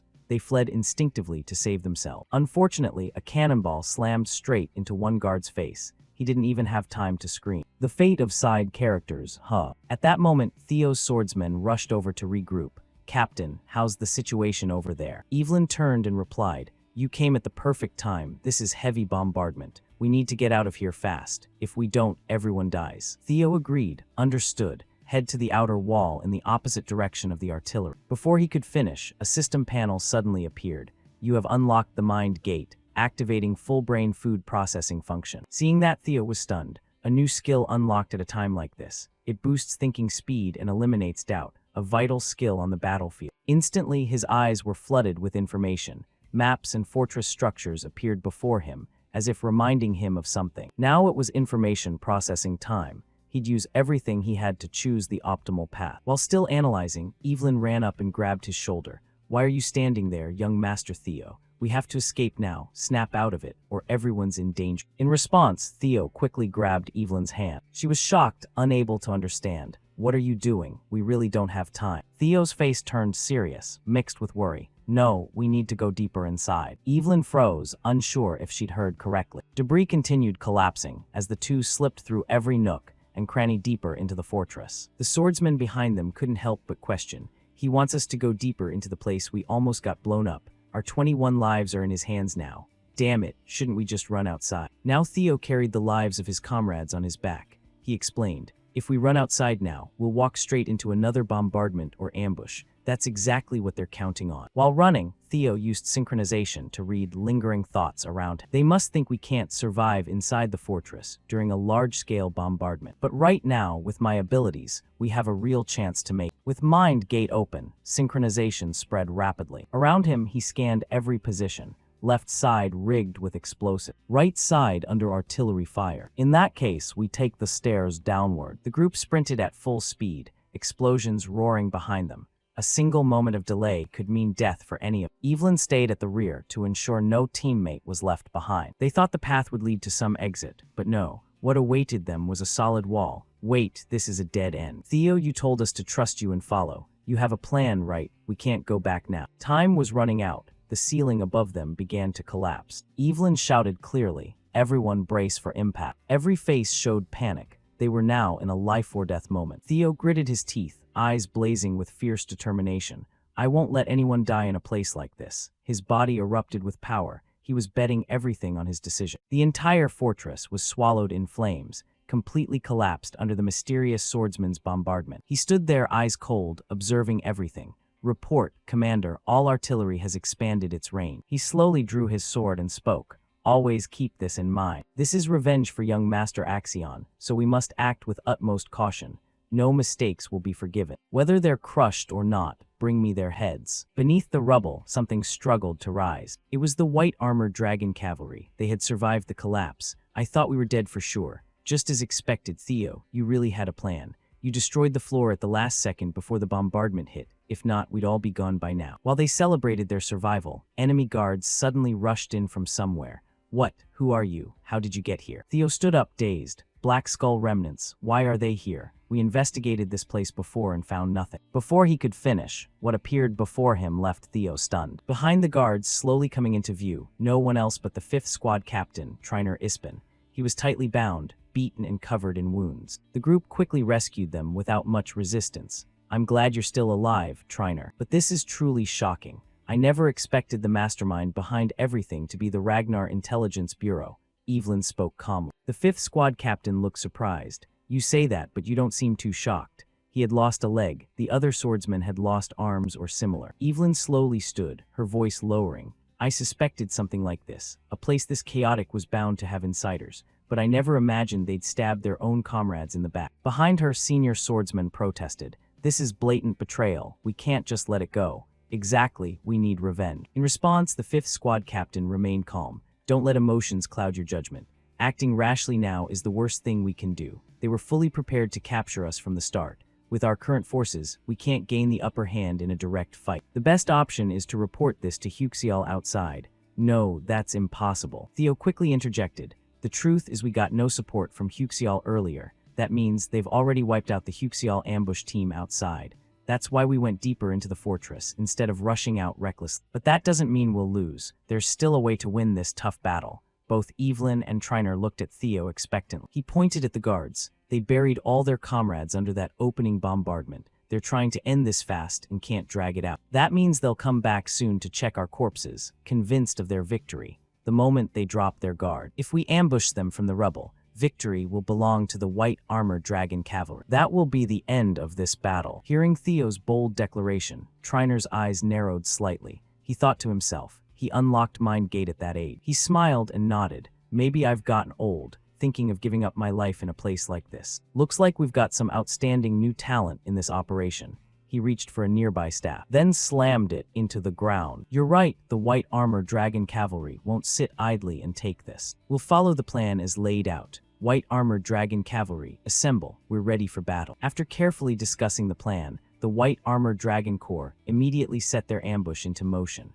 The enemy soldiers were scattered across the battlefield, searching through nothing but rubble and debris. They scoured every corner, hunting for the bodies of Theo and the white armored dragon swordsmen. One fortress guard, caught in the earlier bombardment, lay dying on the ground, gasping out feeble cries for help. "Save me. Please, just this one." In response came only the ruthless coldness of the enemy commander. Without hesitation, he stomped down, crushing the defeated man's head underfoot. Fresh blood sprayed everywhere, splattering across his own face. He turned and barked, "Subordinates, have you found anything yet?" "Not yet, sir. We're still searching. We've cleared the west side and are moving to the east." Hearing that, suspicion flickered across his face. No unusual reports from the outer ambush team either. That means they definitely haven't escaped yet. He walked among the scattered corpses. "But something's off. Why haven't we found a single body from the white armored dragon corps?" "Wait, everyone stop. Has anyone seen even a trace of them?" Before he could finish, from the piles of rubble, the swordsmen burst forth with decisive, lethal strikes. Heads rolled, stomachs were pierced, bodies dropped before they even understood what was happening. Even the commander's position had an ambush lying in wait. A sword erupted from the ground beneath him, aimed straight at his throat. It was Evelyn. She thrust without mercy. Fortunately, his sharp instincts allowed him to narrowly dodge, though a scar now marred his eye. It was far better than a blade through the skull. Instantly, he drew his own sword and blocked. In the face of this sudden reversal, the honed instincts of a high-rank swordsman remained completely intact. Evelyn kicked hard against his body to gain distance and leap back. A direct thrust came straight at her, but with her agility, Evelyn flipped several times through the air and evaded effortlessly. Each leap and twist was like a dancer performing mid-flight, graceful, unpredictable, and deadly. She landed lightly on the ground, only a few steps away from the commander. He immediately roared, "It's an ambush. The enemy is the white armored dragon corps. Everyone prepare for battle." Behind him, despite the warning, the situation had already spiraled out of control. Thanks to the terrain and their pre-planned ambush, the white armored dragon swordsmen easily overwhelmed their foe. One by one, enemies fell swiftly. Most didn't even realize what hit them. Theo swept through the battlefield alone. Unless something truly unexpected happened, this victory would undoubtedly belong to the White Dragon Corps. Evelyn gripped her sword tightly, voice thick with fury. "I had hoped it wasn't the Intelligence Bureau, but it seems I was wrong. According to Ragnar law, traitors are to be executed on the spot." She raised her blade high, eyes devoid of mercy as she stared down her opponent. Now is the time for judgment. She charged forward. The two swords clashed with ferocious power and blinding speed. sparks flying in every direction. Each strike was masterful and precise, colliding again and again, lighting up the entire area with flashes of steel. Though the duel was intensely fierce, the commander was visibly rattled. How the hell did they survive those explosions? How is this possible? Veins bulged in his eyes. His painstakingly built plan had collapsed entirely. Cleaning up the aftermath would not be easy. In a single moment of distraction, Evelyn seized the opening and knocked his sword aside. Her left arm flicked outward. A hidden dagger sprang free like a concealed weapon. She swung it toward him, but he stepped back just in time to avoid the slap. Still, he had lost his balance and couldn't regain footing. This was the perfect opening. A devastatingly powerful slash tore through the struggling commander. He was sent skidding backward several meters. Evelyn rose to her full height and declared loudly, "Members of the Intelligence Bureau, further resistance is pointless. The moment the ambush succeeded, you lost all chance of victory. Surrender wisely and we'll spare your life." Before she finished, the defeated commander refused to accept defeat. If he escaped now, only death awaited him anyway. He bellowed, "Everyone listen up. Activate the forbidden technique." His command echoed across the battlefield. Even the 5th squad captain was stunned by it. "Forbidden technique, what is that?" From behind, the bodies of the enemy soldiers began to undergo grotesque changes. They charged forward like frenzied beasts consumed by endless bloodlust, eyes burning with complete loss of reason. This is reverse flow annihilation, a forbidden art that burns all life force for a brief surge of power. He launched a devastating punch straight into Theo's side. The force far exceeded anything they had shown before. It sent Theo staggering back a considerable distance. The impact was beyond imagination. Theo had calculated it. He gave himself no time to recover. Several enemies with sky-high killing intent rushed forward like moths to flame, eyes filled with nothing but endless madness. Unexpectedly, a senior member of the White Dragon Corps stepped in front of Theo, shielding him. Dozens of swords pierced through the brave swordsman's body. With his last strength, he forced out final words, "Rookies, run." Each word etched itself deeply into Theo's mind. A stranger had given his life to protect the next generation. Such nobility. Theo clenched his teeth in fury, eyes blazing with murderous intent. "You bastard, how dare you!" Dragonclaw third form. A slash carrying immense power swept across the area, sending enemies flying like leaves in the wind, their bodies disintegrating into smoke and dust. Without pause, Theo turned to his comrades and activated Thunder Gate, death opening to further sharpen his precision. Every enemy was locked in his gaze. Positions, strengths, everything laid bare before him. He lowered his stance, channeling power into his body for a sweeping battlefield-clearing strike. "I won't let anyone die here anymore." Dragonclaw third form. Hundreds of sword strikes roared across the field with pinpoint accuracy, weaving together into massive walls of death. Everywhere they passed, only corpses and shattered remains remained, limbs scattered, leaving behind a tragic, ruined scene shrouded in smoke and dust. When the smoke finally cleared, the marks left on the ground were perfectly square and strangely beautiful. The commander, though still alive, was utterly horrified.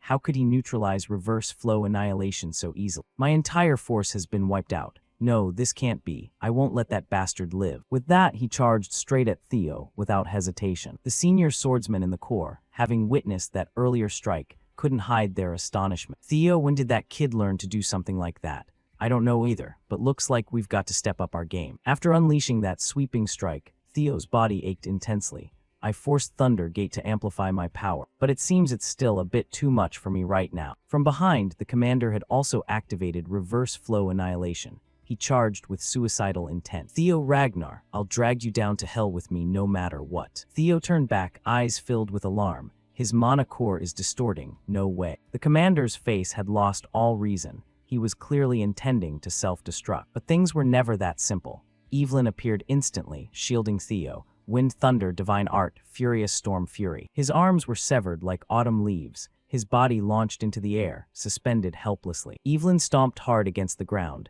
then leaped skyward. Streams of mana fused into her power. Wind Thunder, Divine Art, Chaos Storm Fury. She poured the full might of the secret art into his distorted mana core, forcing all the accumulated energy to erupt outward. Theo's eyes widened in shock. The explosion from his mana core stopped. In the blink of an eye, Evelyn's strike landed with devastating force. The commander's body crashed into the rubble, blood pooling around him. The long battle finally ended. Seeing that, Theo let out a relieved breath. That was close. Voices rose from behind. "You've worked hard. Theo, you really live up to the recognition I gave you. Don't even dream of taking young Master Theo's top sword spot. That's mine."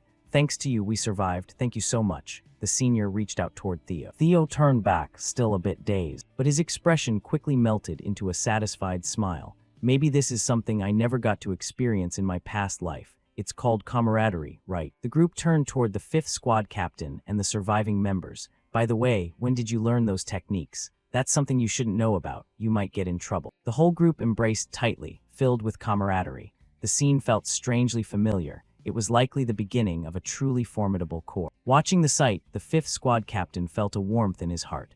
Perhaps this is the new generation that will carry the burden of the White Dragon Corps. The long night had passed. Once again, a brilliant dawn rose over the land. After the failed campaign to eliminate Theo in the previous chapter, the atmosphere inside the Crimson Flower Palace was now extremely tense. Axion's mother was being lifted into the air by the throat, her face twisted grotesquely, tears streaming as panic consumed. No one else, it was Eid Troyven. He was furious beyond measure over what had just happened. You damned wretch. He hurled her to the ground, voice thick with rage. How dare you do something like this without informing me? From afar, a subordinate rushed over in worry. Master. He stared at the paper on the table and spoke coldly. Where did you get the nerve to steal my seal? Kill that bastard Theo Ragnar and the white armored dragon cavalry. You dare say that? Do you even realize what you've done? Eid Troyven threw the scroll in front of the Crimson Flower Palace lady. How dare you interfere with the grand plan of the Troyven family? Before he finished, she covered her ears and screamed. I just wanted the head of the scum who did this to my Axion.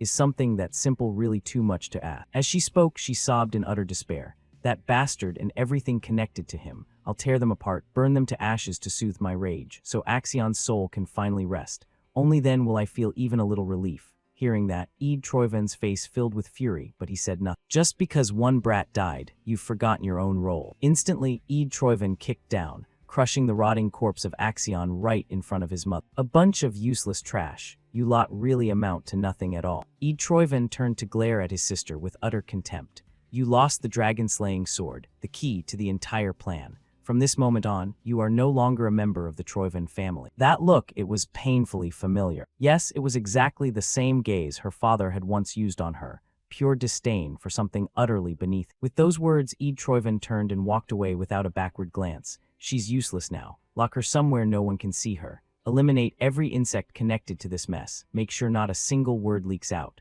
Yes, master. Eid Troyven's face twisted in rage. Why do all my carefully laid plans get ruined by useless trash? Please, just this once, show mercy. If you spare me, I'll do anything. His sister's pleas echoed behind him, but they were now meaningless noise. Eid strode through the mansion filled with screams of agony.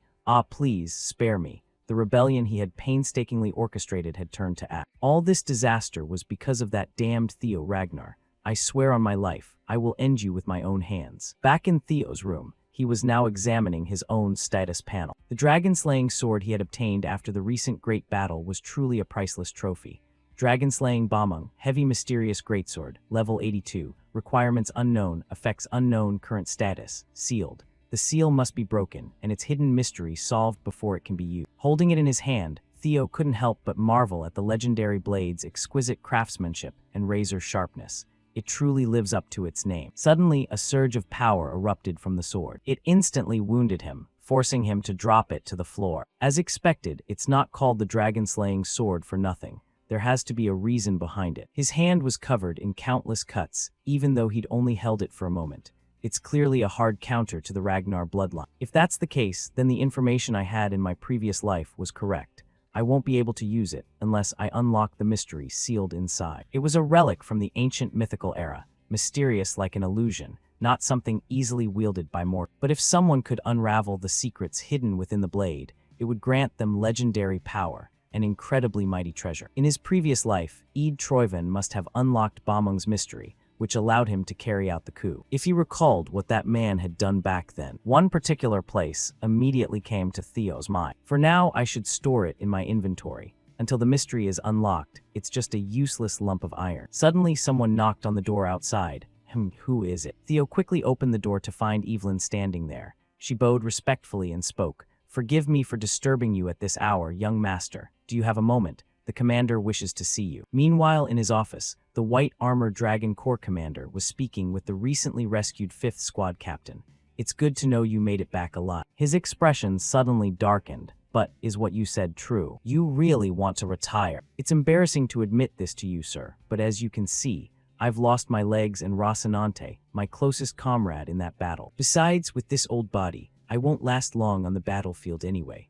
I'd rather spend my remaining time back home, honoring the memory of my fallen comrades. Hearing that, the Corps commander could only sigh. Who can stop that stubborn old man? Do whatever you want, haha. Thank you, Commander. I know this isn't a worthy replacement, but there's something I must say about the rookie Theo Ragnar.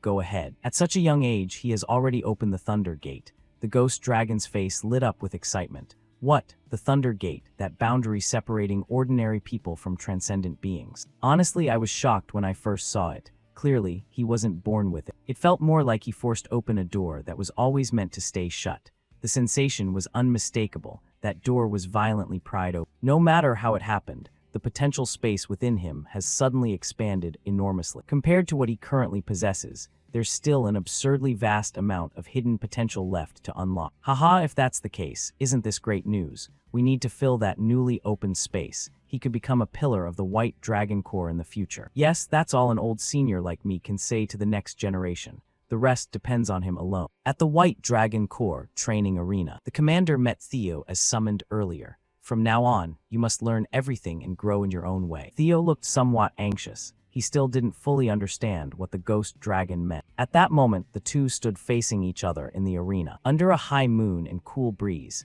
with no one else around to disturb. Hey Theo, I heard you played a major role in this mission, right? Theo bowed slightly, voice calm. Not really. It was all thanks to my comrades' support. HMPH, is that so? Don't be too modest. Then tell me, how far has your path of martial arts progressed? Theo pondered for a moment before replying. Martial arts? Are you asking about my combat strength? Fighting now feels much easier than before. No, I'm not asking about your fighting techniques. What I really want to know is, what kind of world is your sword trying to express? Theo was caught off guard by the sudden question. He fell silent, showing a hint of hesitation. If that's what you mean, honestly, I'm not entirely sure myself. I've only trained with one desire, to imitate the clan head's swordsmanship.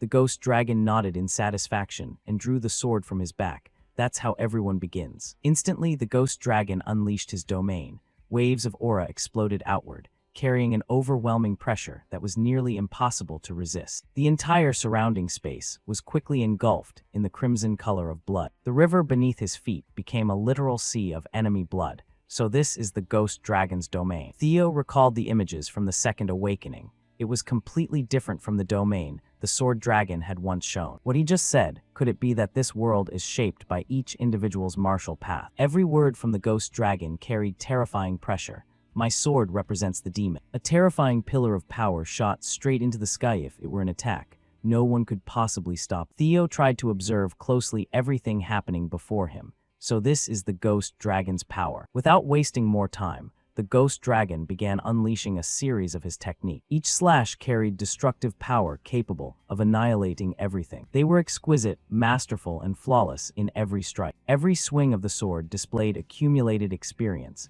the crystallization of countless life-or-death battles, forged by constantly pushing forward, breaking every limit, even at the cost of life itself. Theo's eyes widened. He couldn't tear his gaze away from these perfect sword paths. This is an opportunity that doesn't come off. A massive wall of blood rose before him. It twisted inward, then split apart, covering everything in its path. The ghost dragon stopped his sword and slowly walked toward Theo, voice filled with expectation. What do you think of what you just saw? What did you perceive in the ghost dragon's martial path? Theo thought for a moment. The vision before him made him answer instinctively. Power and destruction. The commander smiled. Exactly, that is the essence of the demon. Direct, instinctive head-on. Even if it ultimately shatters, it remains a straight line, piercing through and destroying everything it touches. Violence, destruction, and raw power, all directed toward death. Then what do you think of the Plum Blossom Palace, Lord's domain? Her domain is elegant and beautiful. The ghost dragon crossed his arms in thought.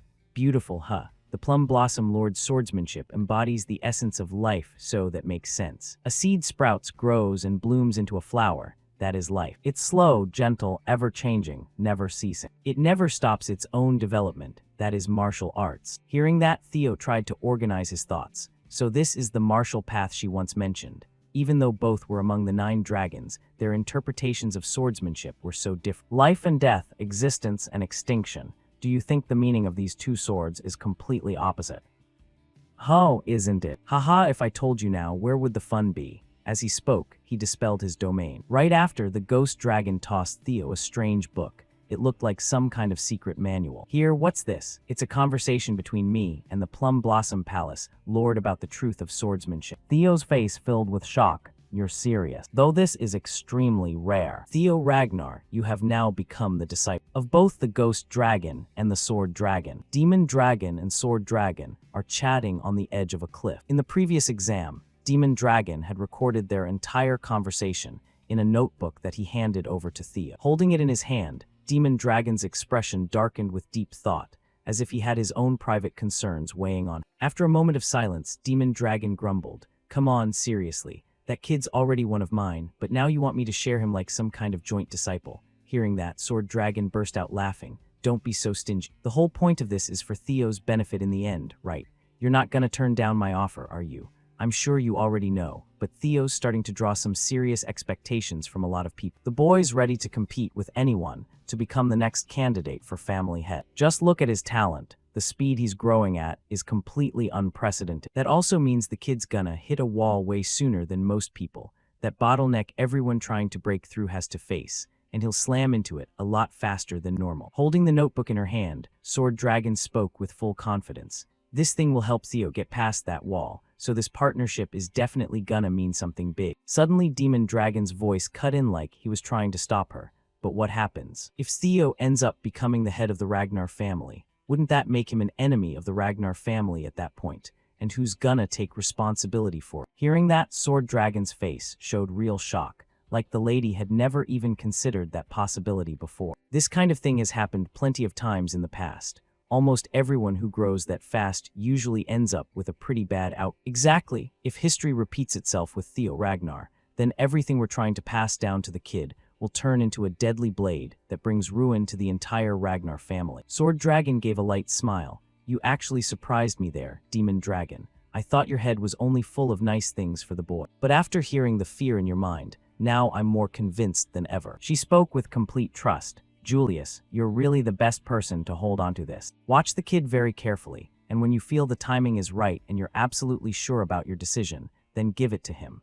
You have to make sure the boy doesn't get led astray by greed. He needs to grow into a true sage, someone who can carry the weight of this whole family on his shoulder." Remembering those words from back then, Demon Dragon hesitated over his decision to hand the book to Theo. On the other side, after receiving the precious book, Theo's face lit up with joy. "The two of you, who are supposed to be among the strongest in the 9 dragons, created this book together. Am I dreaming right now? Am I seriously about to become a disciple of both Demon Dragon and Sword Dragon?" He spoke up toward them. "Do I really deserve something like this? It's fine, you don't need to be so humble. I'm only telling you because I think you're worthy of it, that's all." Theo lowered his head and gave a soft smile, thinking to himself, "If I'm growing this fast, it's all because of their help. And I haven't even done anything to repay them yet, but they're still helping me unconditionally like this." Theo bowed deeply in respect. "Ever since the Rendon incident, you've helped me so many times. I swear on my honor that one day I'll repay your kindness." Meanwhile, no one knew what Demon Dragon and Evelyn were talking about, but her face looked exhausted. Demon Dragon stomped his foot hard on the ground, and his whole body erupted with heavy, oppressive aura.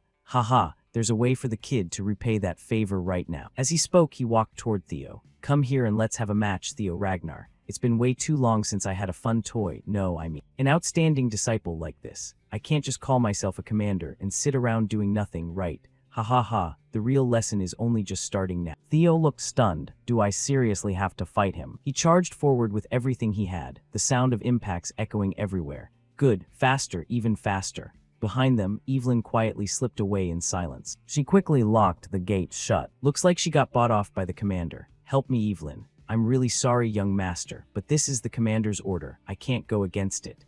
And just like that, Theo was locked inside the arena all night with the commander, the two of them fighting until Theo couldn't even stand anymore. The next morning, Evelyn came and unlocked the heavy chains on the door. She slowly stepped inside with a guilty look on her face. Evelyn's eyes widened in total shock, like she never imagined it would go this far. Right in front of Evelyn was the pitiful sight of Theo after his training battle with Demon Dragon. The boy slumped there looking completely drained of life. "Young Master Theo, are you okay?" She slowly approached with a comforting voice. "I think the commander might have gone a bit too far this time. A bit too far, huh? More importantly, just like you told me before, I've already locked up that ringleader from earlier in the underground prison. Finally some news that made him smile. But is it really okay to just keep him locked up like that? He's not the type to betray his master no matter what we do, but leaving him sitting pretty like this isn't exactly smart either.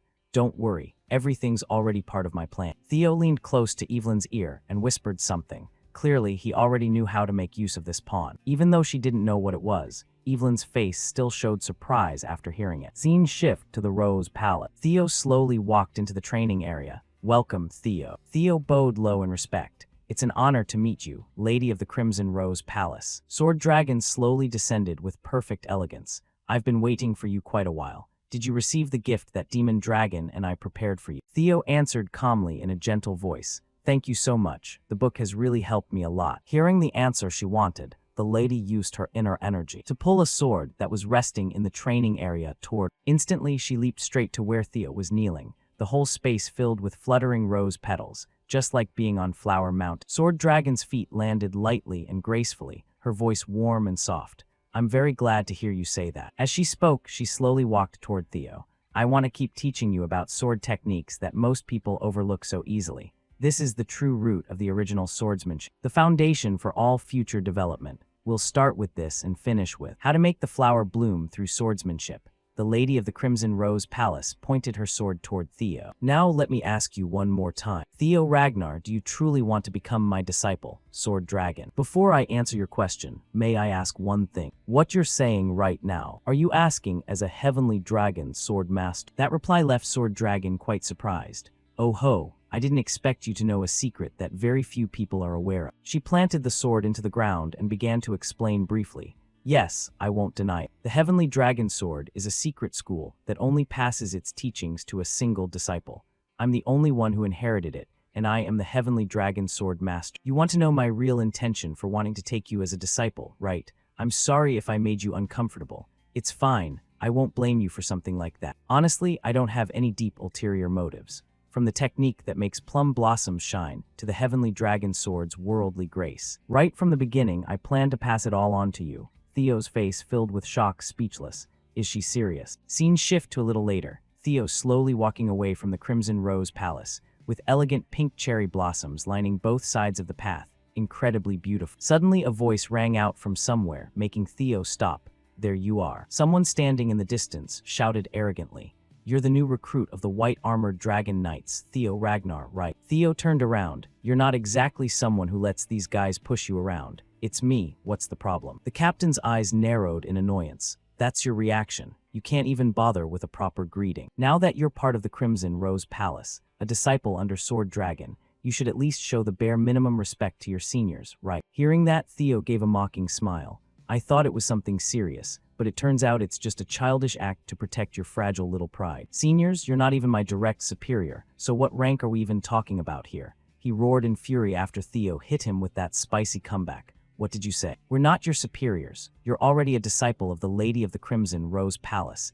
If you're not a junior, then what are you? Theo paused, clearly out of patience with these idiots. Looks like you guys have a serious misunderstanding here. I already turned down Sword Dragon's offer to become her disciple. Hearing that, the faces of those so-called seniors went completely pale with shock. Under the gray sky of the training ground, Theo knelt in the middle of the arena floor, his mind wrestling with the weight of the offer from the Lady of the Crimson Rose Palace. She wanted to pass on to him the entire legacy of the Plum Blossom and the legendary Heavenly Dragon Sword techniques. She looked at him coldly and asked directly, "Are those things tempting enough?" Theo stammered. Of course they're but I still can't understand why you value me so much. Theo had never done anything truly meaningful for her. The lady simply told him to stand up. She gently touched his cheek, lifted his face, and explained there wasn't any grand reason. It's just, you remind me of the current Ragnar family head, the clan leader, back when he was young. Theo was stunned, wondering if he really resembled the family head. Sword Dragon confirmed it, saying he was exactly like her husband in his youth, not just in appearance. The young family head had relentlessly chased his dreams and ideals. The lady paused, her eyes distant and dreamy. Maybe the family head is still dreaming of those things even now. That relentless pursuit is exactly why he never fell into despair. He worked tirelessly to overcome every challenge. Every day was a brutal battle against massive enemies in harsh lands. But no matter what, the family head never yielded or compromised on his core principles. She smiled warmly and revealed, "When I look at Theo, I see that same fierce idealism in the family head, the part of him I fell in love with back then. Seeing that spirit burning again in Theo, I couldn't just stand by and do nothing." After satisfying Theo's curiosity, Sword Dragon declared that it was time for him to give his answer. Theo took a deep breath. "I admit this is an incredibly tempting offer, more tempting than an all-you-can-eat luxury buffet, but I'm going to have to turn it down. Can you tell me the reason?" Theo explained straightforwardly that right now, he already has way too many mentors. Besides the lady who has taught him so much, there's commander of the white-armored dragon Julius, the high-level swordswomen Evelyn and Ayan Sasari, along with his friends and teammates, Wellington, Hulkus Rank, and Eric. He's even learned from his own rivals, Axion, Skydragon, and especially Eid Troivan. Hearing that, Sword Dragon couldn't help but look puzzled. She raised an eyebrow in genuine surprise. "You're calling even Eid Troivan a mentor? I really didn't expect that. I heard you had some conflicts with him, right?" Theo was certain in his answer. That's exactly the reason. He affirmed that the hardships created by his enemies had helped shape the stronger Theo standing here today. Every word he spoke seemed to awaken something deep inside the lady. Theo continued explaining that his swordsmanship style draws from so many sources, and it will always evolve rapidly, so he can't faithfully uphold and pass down the pure traditions of a single school to future generations. Sword Dragon pondered for a moment, then smiled. "You can't maintain the tradition because your sword path is always changing." Both aspects were admirable, yet a little bittersweet. Theo met her gaze seriously. "Even though I can't become your disciple, it would be my greatest honor to be your son." As he spoke, Theo bowed deeply with full respect. The lady's eyes widened, real surprise flashing across her face. Then, like the bright dawn breaking, pure joy bloomed on Sword Dragon's face. Scene shift to another time. Under the gentle moonlight in a garden adorned with brilliantly blooming plum trees, the lady of the Crimson Rose Palace sat on a chair, sipping a glass of wine while her attendant poured more. She smiled, savoring the flavor of the wine. The attendant spoke cheerfully. "The lady seems to really cherish him, doesn't she?" Sword Dragon didn't hesitate to confirm. "Of course." She explained that fate, or perhaps destiny, had never allowed her to have a child of her own, but now she has one, a man so much like the one she loved, who just promised to become her son.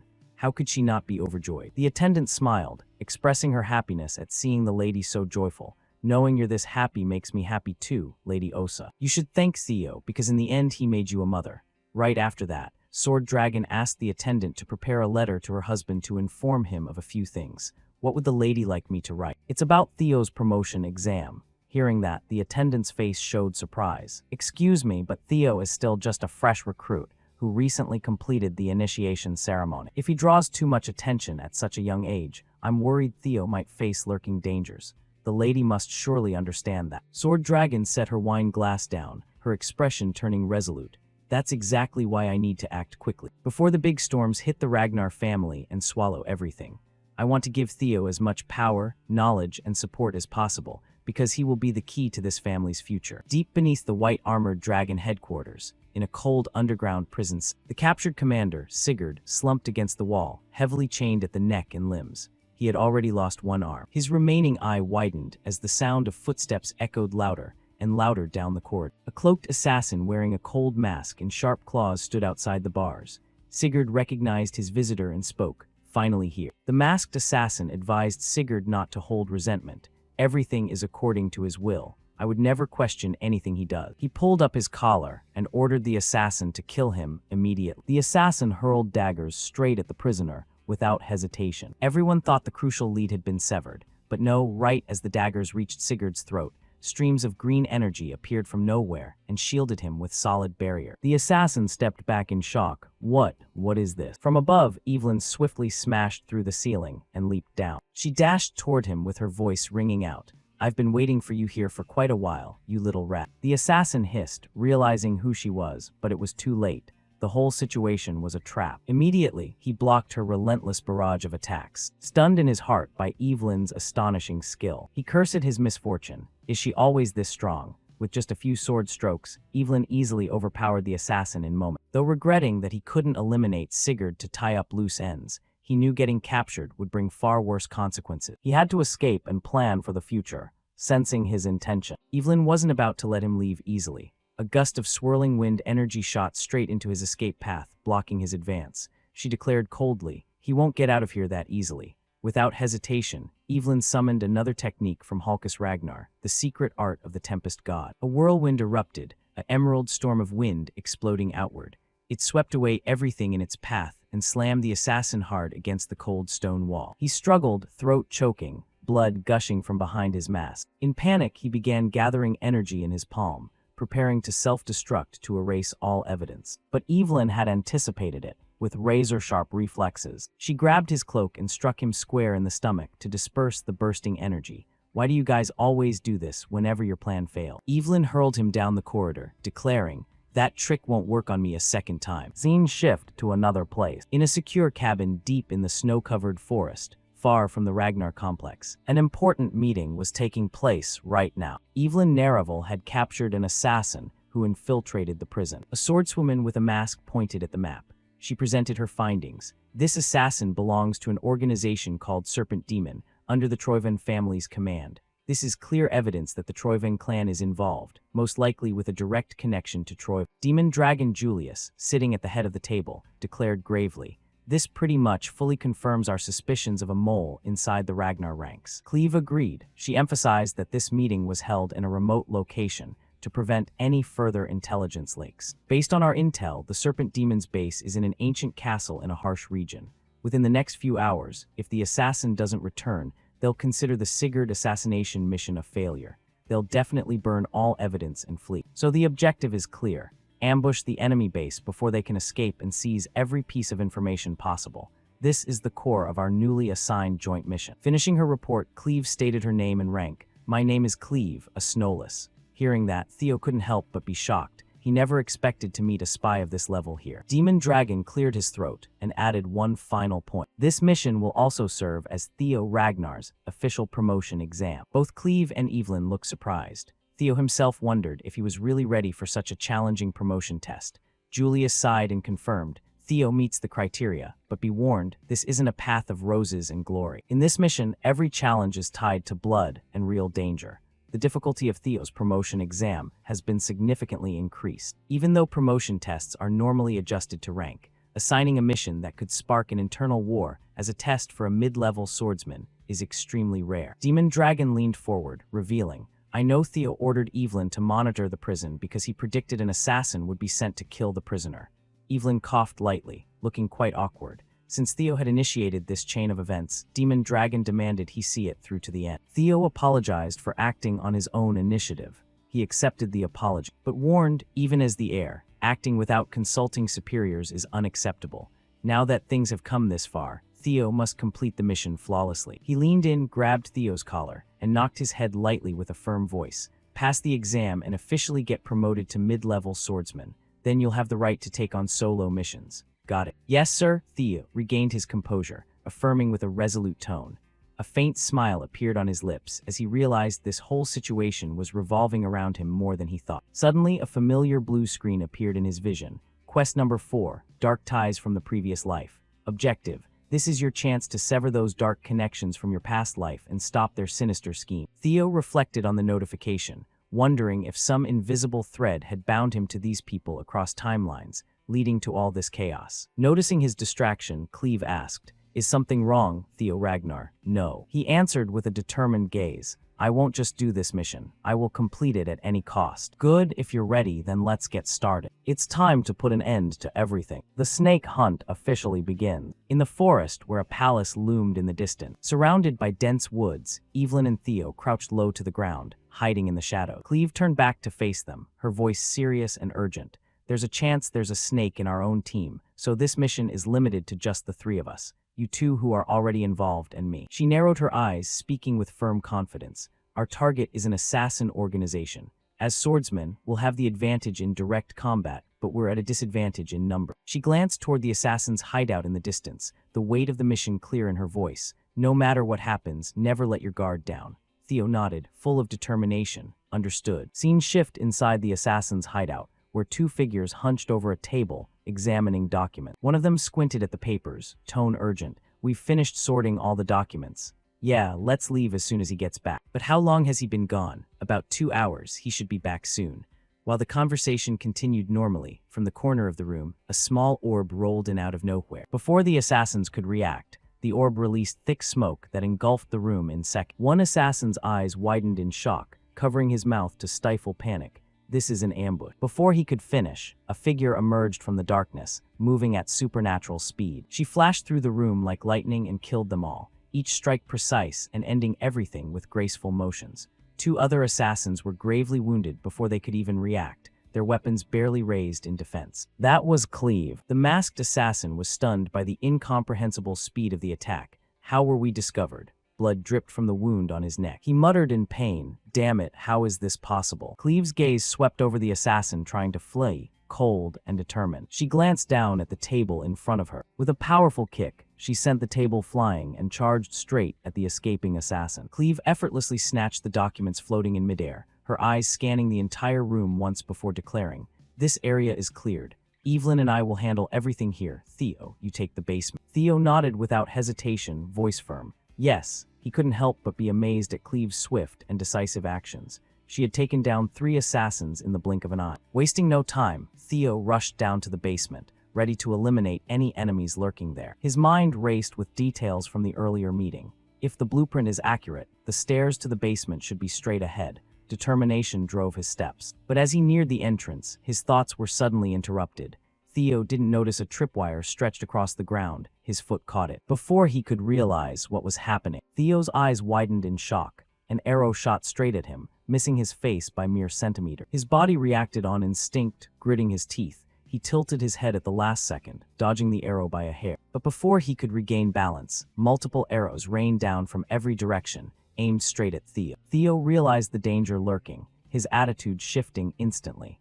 A wave of frustration and urgency surged through him as he grasped how serious the situation had become. Wasting not a single second, Theo activated his synchronization skill, instantly analyzing the surrounding area. The entire layout of the room appeared before his eye, revealing all the hidden traps, and the enemies lying in ambush could no longer conceal themselves. Without hesitation, he opened his inventory and drew multiple swords. The object transfer skill flared up, controlling the blades with pinpoint precision. Right after, he activated Dragon Thunder Breath, charging the swords with lightning energy. Theo then unleashed Dragon Seal, releasing everything in a flash and severing every trap in an instant. All the traps along his path were neutralized, and the waiting enemies were taken down.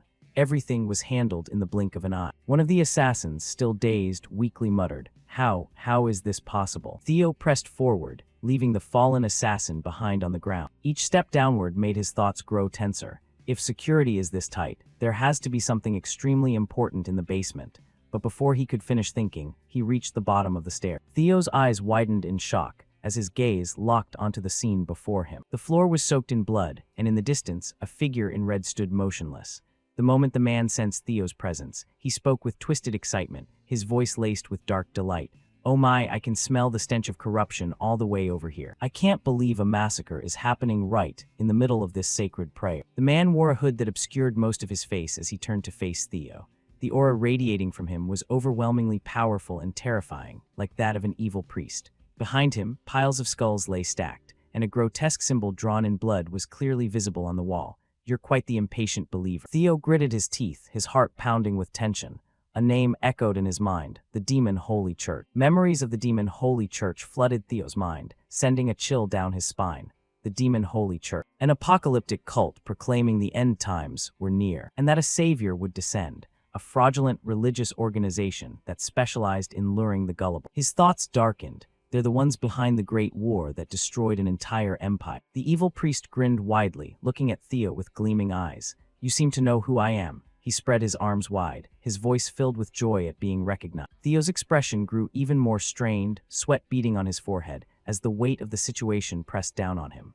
Without delay, Theo activated synchronization again, reading the mana flows around him in hopes of better understanding what he was facing. But what appeared before him made his heart race in disbelief. This can't be. A mysterious mana stream that defied basic mana rules flowed from the shattered mind of the priest, like a gateway straight from hell. Is this what the priests call divine grace? The blood priest narrowed his eyes, his tone sinister and dripping with contempt. "How pitiful, it seems you're someone without faith in the Savior." He clasped his hands together, his voice growing even darker. "But that's all right." A massive pressure flooded the room, the haunting aura from the priest enveloping the space and creating a suffocating fear. "I will grant you the honor of becoming a sacrifice to the one true God." Theo stood firm, quickly drawing his sword and preparing for battle. The priest moved with terrifying speed. In the blink of an eye, he was right in front of Theo, lunging with a chilling shout. "I hope you won't refuse this grace from the Lord." Theo's expression hardened. He tried to block the priest's first attack with the sword in his hand. The man's strength was utterly absurd. Is this really the hand of a human? The battle erupted with complete dominance. Every one of Theo's attacks was countered or blocked with undeniable precision. No matter how agile or skillful Theo was, the priest was always one step ahead, dodging or parrying effortlessly. The blood priest pulled his hand back, channeling all his power into a lethal strike toward Theo. Theo tried to tilt his head to evade, but the moment he spotted an opening, he absolutely wouldn't let it slip. He swung his sword, channeling energy into the blade with his skill, preparing a powerful counterattack. Theo unleashed his strike, pouring every ounce of strength into the blow, but what stunned him was that the blood priest blocked the full-force attack with his bare hand. Sparks flew, the clash shaking the entire basement. No matter how hard Theo tried, his attack was completely futile. The blood priest easily deflected each blow, his hand absorbing the force like an iron wall. Theo's mind went blank with disbelief. He blocked my full-power strike with just his bare hand. Before Theo could process it, with one brutal motion, the priest punched him into the wall with terrifying force. A deafening crash echoed, blood sprayed from Theo's mouth, pain shooting through his body. Even a mid-level blood priest from the demon Holy Church is this powerful. The blood priest approached slowly and deliberately, the air growing heavy with the promise of cruel torture. I can't use Dragon Claw third form here unless I want to get buried alive with him. But a simple attack won't work. So what the hell do I do now? Theo loosened his grip on the sword, staring at it for a solution. What can I do with this sword right now? The voices of Demon Dragon and Sword Dragon echoed in his head, their teachings cutting through the fog of despair. Explosive, destructive power is the foundation of swordsmanship. It's death. The root of swordsmanship is death. The basics of sword aura and the technique he wanted to teach me. How to bring life through the sword. Life and death, living and violence. Do you think these two principles are completely opposed? He understood the answer was always within reach. The perfect balance between life and death. With a wicked smile, the priest mocked Theo. "Oh Lord, this little lamb is spilling its precious blood." His grin widened, eyes blazing red with malice. "Please accept this pitiful lamb as a sacrifice. It will surely please you." The blood priest slammed his fist down with terrifying power, the impact exploding, cracking the ground, a violent shockwave ripping through the basement. But at the very last moment, Theo sprang up, dodging the attack by a hair. He rolled aside and just managed to stand, his eyes locking onto the blood priest. The priest's eyes narrowed, his voice dripping with annoyance. "You're one persistent little lamb, aren't you?" Theo felt the energy concentrating around his sword. "Now I get it. These two swords aren't opposed at all. Life and death are a natural cycle. Death always awaits the end of life. And life sprouts from death. They're not two separate things but one unified whole. If I apply that principle, focus the wasted energy, gather it into a single beam of light, I can win this." The blood priest watched with amusement, raising his hand mockingly. "Don't be so foolish. Haven't you realized your sword has no effect on me?" But before he could finish, Theo delivered a direct slash straight into the blood priest's palm. Dragon Flash, that was the name for the lightning-fast strike he had just unleashed. Instantly, the entire room erupted with energy, shockwaves from Theo's attack spreading through the basement, the air thick with crackling electricity. The blood priest raised his hand to block, a smirk on his face. This new sword technique is quite interesting. But his expression changed quickly after those words as his body took damage. He felt the terrifying power from Theo's strike. Though he had blocked before, this time was completely different. The blood priest's face shifted entirely, eyes widening in shock as the energy from Theo's attack began to overpower his defenses. Blood started seeping from his hand, flowing down his palm and finger. The strike felt like an attack on life itself, so powerful that it sent the blood priest flying backward, crashing into the wall with immense force. The pressure from the blow was too great. The wall cracked, blood pouring from the priest's body. His voice trembled with a mix of rage and disbelief. "I never thought I'd achieve enlightenment before death. You truly are a seed of evil. I can't let you defile the Lord's world any longer." Not letting him finish, Theo charged forward, grabbed the priest's head, and slammed it into the wall behind. Theo immediately activated his synchronization skill, placing his hand on the priest's face to read his memory. "I need to use this chance to uncover the source of the strange power the demon Holy Church uses." But the moment his hand touched, something bizarre happened. The blood priest seemed to dissolve, as if he was being pulled out of this spatial dimension. Theo was dragged along. In an instant, he was yanked out of reality and thrown into another space. The environment around Theo changed violently. He could barely comprehend what was happening. His thoughts spun in confusion. This is completely different from every previous memory read. It's like I've been transported to an entirely different place. Suddenly, Theo's gaze fixed on the system screen that had just popped up in front of him. The notifications were distorted, glitching from the ominous energy of this place. He tried to make sense of it, but before he could fully process, multiple warning windows appeared in rapid succession. One was a red alert. Warning, you have encountered an enemy far above your level. Please run. Theo's expression froze, the warning sending chills down his spine. What the hell is this? But before he could think further, the atmosphere shifted abruptly. An oppressive pressure squeezed Theo from every direction, the crushing weight making his presence shrink under its absolute power. A voice echoed, shaking the space. Who are you? The voice roared, the pressure intensifying. What are you? Theo's vision blurred from the force, but he fought to stay focused. A colossal eye appeared before him, opening wide, an evil, vast gaze locking onto him. The eye was so enormous that Theo looked no bigger than an ant in comparison. The voice boomed louder, more ferocious, shaking Theo to his core. How dare you disturb my slumber? A gigantic creature materialized before him, its form immense and constantly shifting, with countless eyes staring down at Theo. Theo's mind reeled as he found himself in a twisted, alien realm dominated by this horrifying presence. His eyes widened in astonishment, facing the colossal being. Is this what those demon holy fanatics have been hiding? He thought to himself, heart pounding like it would burst. Answer me, what are you? At that moment he still couldn't stop thinking. Their god, the so-called grace those fanatics always talk about. Turns out it wasn't a lie after all. The creature had just awakened, its eyes scanning the space in rage, the voice thundering as it sought the intruder. So it's you are Theo Ragnar. Theo's eyes widened in shock. It knows who I am. He struggled to grasp this unbelievable situation. Without hesitation, the creature's massive tentacles wrapped around his legs, squeezing as if to crush him. I have found you. The protagonist of this world. Before it, Theo was tiny like an ant, helpless as the tentacles tightened. Overwhelmed and bewildered, he could hardly comprehend what was happening. His eyes darted around, searching for escape, but the tentacles bound him too quickly for any resistance. His body sank into their grip, completely powerless. Fear surged up, threatening to swallow him whole. But just when hope seemed to fade away, something miraculous happened. A burst of brilliant golden light exploded from the tentacles, illuminating the dark void. Theo's eyes widened in disbelief as the light grew blindingly intense. It was Lodbrok, the ancient dragon, shattering the grip with earth-shaking power. With a thunderous roar that shook the heavens, Lodbrok broke free and soared upward. Theo, still dazed and stunned, Lodbrok carried Theo away from the colossal creature's crushing hold. How did you get here? The dragon's eyes remained locked on the strange entity without wavering. In a deep, resonant voice, Lodbrok replied, My companion, that thing is still something you cannot face yet. Even with your tremendous power, both of us are insignificant before that colossal being. Lodbrok continued, voice grave yet resolute. Even if you reached Sigurd's level, I wouldn't be certain you'd win. Theo's face showed clear shock. What the hell is this? The dragon's tail whipped powerfully, yanking him away from the battlefield with immense force, sending him flying backward. You have to leave this place. Theo Ragnar, it's not time for you to confront this yet. Leave it to me. The world around him shifted abruptly. With a violent pull, he was dragged back to reality, crashing into the assassin's hideout. He collapsed to the ground, body trembling, eyes wide in disbelief, heart pounding as he tried to process what he just witnessed.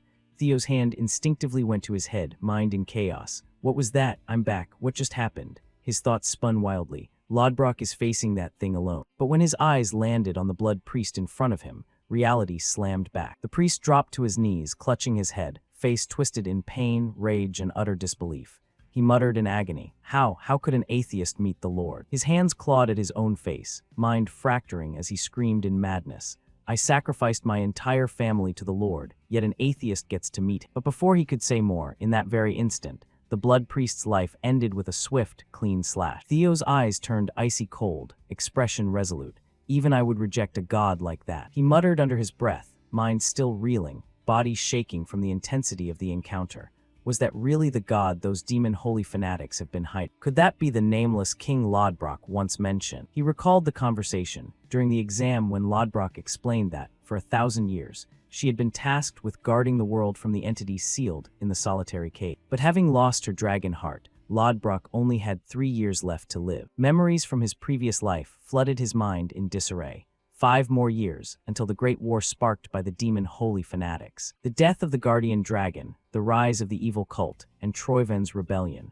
All these consecutive events can't possibly be coincidences. A sharp pain stabbed through his head, making him clutch it tightly. Everything is connected. He staggered, body weakening from the mental strain, but before he could collapse, Evelyn suddenly appeared, catching and supporting him. "You did great, young master." Her voice was full of pride and resolve. Soon after, Cleve descended into the basement, eyes narrowed as she scanned the surrounding. Her gaze quickly settled on Theo and Evelyn. "I rushed down here because I heard there was a hidden priest, but it looks like that's no longer necessary." She glanced over the scene, eyes lingering on the priest's corpse. "He took down a priest on his own." Evelyn and Theo turned to Cleve as she spoke, voice brimming with pride. "You're truly amazing, Theo Ragnar," she said, eyes shining with admiration. "I can't believe you defeated a priest single-handedly. You don't need to prove anything more." Scene shift as the three gathered around a table, examining the documents. Cleve's voice grew serious as she checked. "I think this is all the documents they had, just reports, nothing usable as solid evidence." Theo stepped forward, holding a box with a contemplative look.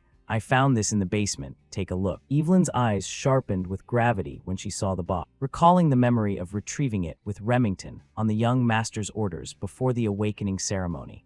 That's the secret ledger of Ceres and Troivan. She thought, why hasn't he used it yet? Did he predict this would happen? Theo watched Cleve as she flipped through the pages, her brows furrowing tightly. She paused at one page, eyes scanning the details. "This is the ledger of the Ceres merchant conglomerate, with transaction records to Troivan, stamped with their official seal." She closed the book and turned to Theo. "Excellent, Theo Ragnar. If we gather enough evidence, we can prove Troivan's treasonous plot and their ties to the evil cult." Theo and Evelyn's faces darkened at the heavy implications. The proof was right there. Cleve continued, "This is more than enough to bring them down." As they left the hideout, Cleve's words echoed in his ears. "I'll confront the Ceres Merchant Guild." His mind flashed to Troivan. He clenched his fist, eyes narrowing with determination. "Just wait, Eid Troivan. This time it's your turn to be crushed." Scene shift to the white-armored dragon, Knight's headquarters. Julius sat behind his desk, slamming a document down, face twisted in fury, teeth grinding as he muttered, "I knew it, Eid Troivan. I knew that bastard would betray me someday." In front of him, Robber calmly sipped tea, expression unreadable. "It's not certain yet. There are suspicious activities, but he's still just a suspect." Julius crumpled the paper in his hand, voice full of frustration. "You think I'm an idiot." Robber didn't blink, face still calm. "The Black Dragon has shown me this, meaning it goes beyond mere suspicion. This isn't just a hunch. Stop guessing pointlessly." Julius's face darkened further. "From your reaction, you must have known and ignored it anyway." Robber gently lifted his teacup, took a sip, then suddenly changed the subject. "Theo Ragnar, I heard from Cleve's report that he single-handedly took down a priest without any help, right?" Julius's eyes widened in shock and disbelief. "Now's not the time for that." Robber enjoyed QU letter 1EF7 Long's reaction and teased further. "That kid suits my Black Snow far better. Let him go to me." Julius looked openly annoyed. "Why are you always like this?" Robber narrowed his eyes, voice serious. "Outstanding reasoning, perfect analysis and planning skills. From just one small clue, he pinpointed the key issue. It's almost like he was trained in Black Snow's way. It's as if he has prior experience." Julius waved it off dismissively. "Anyway, I've already chosen him, so hands off." "Hey big bro, you and Lady Osa Ragnar really act like bandits." Robber set his teacup down, expression suddenly solemn. It's been a while since I heard that name." He paused, lost in thought, then continued. "Kyle, me, Osa, and you, Julius. It feels like just yesterday we were brothers." Julius cut in irritably. "Your sentimental stories won't sway me. If you steal Theo, I won't forgive you." Robber's eyes darkened, voice mysterious. "It seems you still haven't realized." Suddenly, with a swift movement, Robber appeared behind Julius. "It's normal for a big brother to steal from his little brother, right?" With that, Robber turned to leave, casually grabbing a few bottles of liquor from Julius's shelf with a playful laugh. "Next time prepare something more expensive, little brother." Before Julius could react, Robber dashed out, leaving an annoyed shout echoing down the hallway. Fortunately, there were no snake spies in the white-armored dragon knights right now. Nowhere else had escaped the heavenly dragon's reach. Robber's body gradually faded into the air as he thought. It's better to leave this plan to Julius. Today is the day we strike the Ceres Merchant Guild. There's a lot to do. Things are getting more interesting by the day. Scene shift to the main hall of the Ceres Merchant Guild. The atmosphere heavy with anticipation as a man approached the ceremonial platform where several figures waited. Upon reaching it, he bowed respectfully. "I am Navin Bacchus, second son of the Bacchus family." The bald man in front with a long beard stroked it thoughtfully while observing him closely. "I am Quadrax Sears, leader of the Ceres conglomerate," he replied. I formally propose a marriage alliance with the Bacchus family. Quadrak gestured toward his daughter. She bowed gracefully and spoke calmly. I am Lily Ceres, fourth daughter of the Ceres family. The atmosphere grew solemn as Quadrak continued. From now on, the Bacchus and Ceres families will be bound by marriage. The two of you will forge a lasting union. With a subtle smile, Quadrak thought to himself, finally, I've achieved it. He glanced at the emblem on Navan's chest, noting its prestigious design, the mark of a noble family. This is just the beginning, House Ragnar, you who always looked down on us. His smile widened, eyes narrowing with satisfaction and malice. Soon, we'll have our rightful revenge. Behind him, a bald man stood silently, face flushed red with rage, fists clenched tightly, eyes cold as he watched the ceremony. His mind grew darker. How dare that merchant mention my family in front of House Bacchus? He hissed inwardly, one of the 6 great noble families, yet treated like this. His body trembled with fury, but he forced himself to hold back. I have to endure. With the dowry from this marriage, I can save the family. His expression darkened further, thoughts turning bitter. Who cares about that bastard child anyway? Meanwhile, Navan Bacchus stood confidently before Quadrak Ceres, a smirk tugging at his lips as he recognized the old man's obvious intentions. So predictable. He thought, eyes narrowing as he analyzed the situation. These merchants really think they can help us. He glanced at the other Ceres members, each face revealing malicious schemes. They think they're gaining an advantage, but they're blind to the bigger picture. They don't even know their own guild is being used as collateral. Anyway, I don't have much time left to live. His smile turned dark as he contemplated the gradual downfall of the Ceres Merchant Guild. He extended his hand toward Lily, voice gentle. It's a pleasure to meet you, Lily. I'll treat you well, as Ceres' son-in-law and as your husband. Lily stood before him, face stiff with distrust, only suspicion in her eye. She crossed her arms, narrowing her eyes at Navan, voice firm. How can you prove it? Navan looked momentarily flustered, but quickly flashed a sly smile. He chuckled softly, realizing her intent, his expression softening as he replied.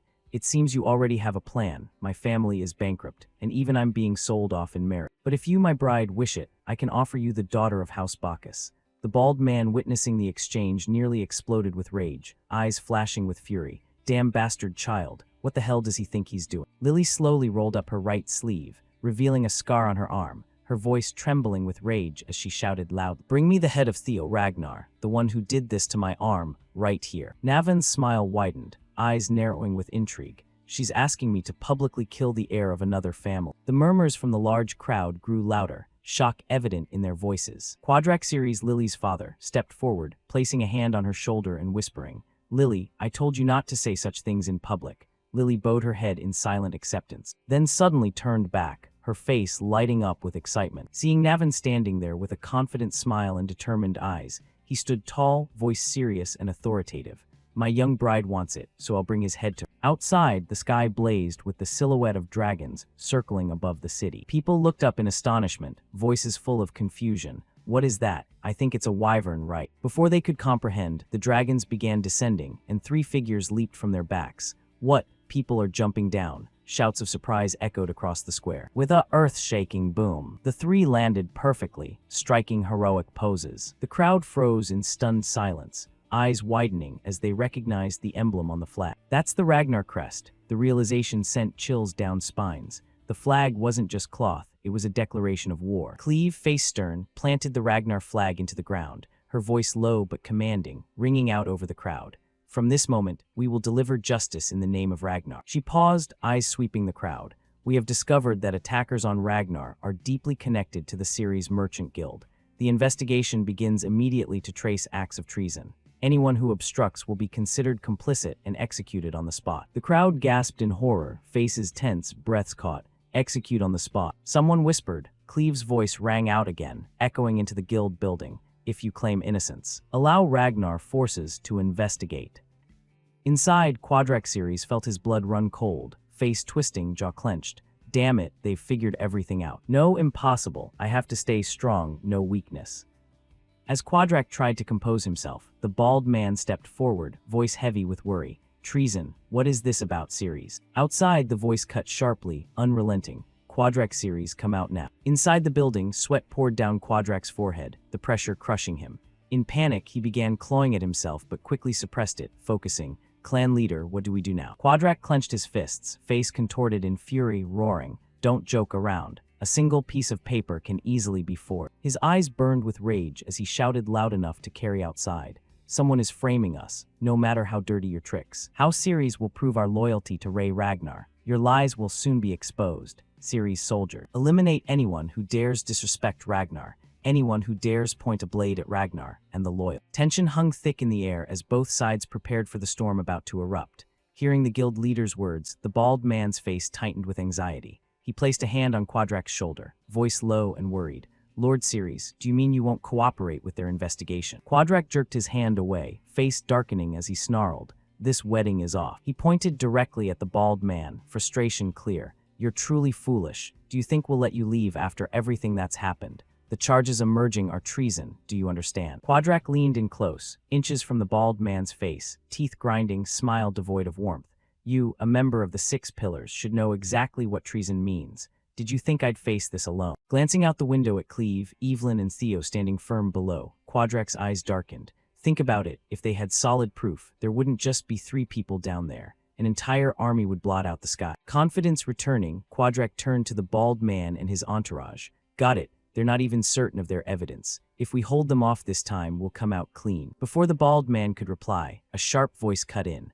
Navin stepped forward, wedging between them with overwhelming presence. What are you saying to an old man who can barely make it to the bathroom? He mocked, voice dripping with sarcasm yet firm. He placed a hand on the bald man's shoulder, flashing a sly smile. Right, elder. The bald man's eyes narrowed, teeth grinding in rage. You brat, how dare you? Unfazed, Navin turned and walked away, smile unwavering. He waved casually. Isn't this better? He continued taunting, striding to the window with fluid grace. Such a quick chance to bring a wedding gift to the bride. The bald man's mouth fell open, eyes wide in shock. Damn it, that bastard child, what is he thinking? Without hesitation, Navin leaped through the window, landing light, racing across rooftops straight toward Theo and the team. Meanwhile, the bald man stood stunned, face shifting to panic. Damn it, that bastard child. The moment he draws his sword, we're accomplices. Turning to his subordinates, his voice cracked like a whip. We'll join to support House Ceres. The order was clear. Soldiers moved instantly, armor clanging as they assembled. Scene shift outside.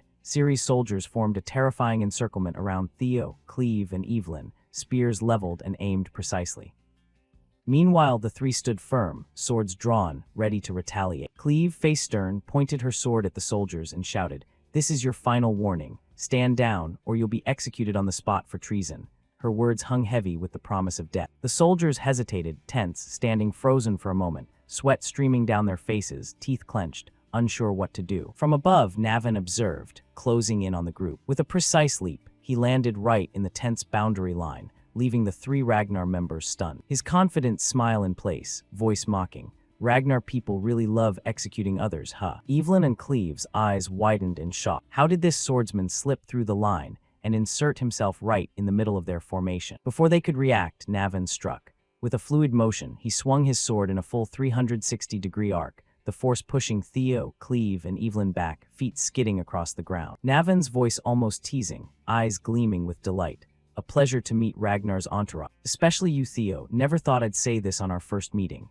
Theo's eyes widened, heart nearly stopping as he recognized the man before him. No way it's really him, he thought. Memories crashing in like a train. In the Great War, the one who caused chaos for Ragnar alongside Ceres and Troivan, the sword demon Navin Bacchus, second son of House Bacchus. Navin smirked, face smug, pointing his sword straight at Theo, voice dripping with mockery. I'll take your head. Theo's heart pounded, barely processing the situation, as Navin charged at a paralyzing speed. The power and precision of the attacks far surpassed anything he'd faced before. The sword demon moved like a phantom, a streak of death. I have to think, use knowledge from my past life. Theo's mind raced as he blocked another strike. This was the moment, resolute, he shouted to Evelyn and Cleve, voice firm despite the chaos. I'll handle this guy. Evelyn's eyes widened in disbelief. Young master, that guy is. Before she finished, Cleve cut in calmly but resolutely. It's fine, trust him. The others are probably destroying evidence right now. We can't wait any longer. We have to end this fast. Blocking another blow, his body screaming in protest.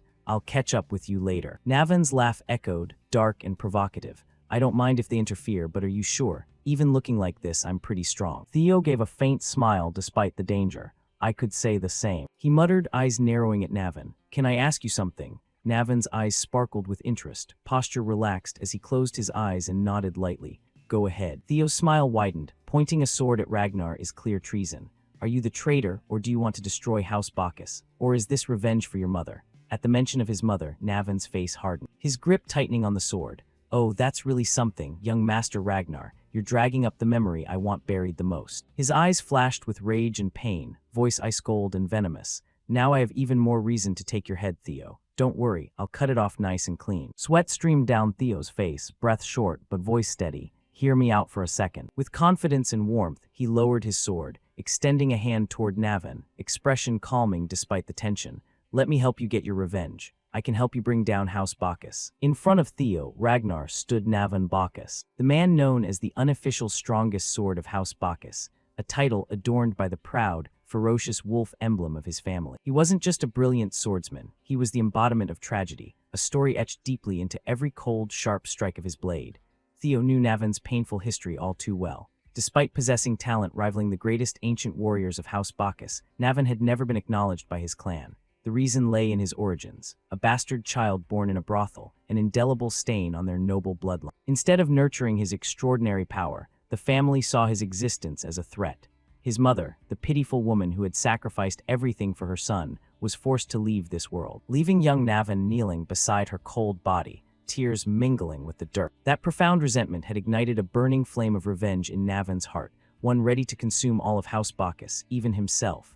If Theo could strike the right weak point, he believed he could pull Navan to his side and turn him into an ally. Let me help you get your revenge and bring down House Bacchus, Theo repeated, his voice firm as iron, eyes unwavering. Navan stood opposite him, brushing back his disheveled hair, face weary mixed with suspicion. He let out a soft chuckle, voice low but laced with mockery.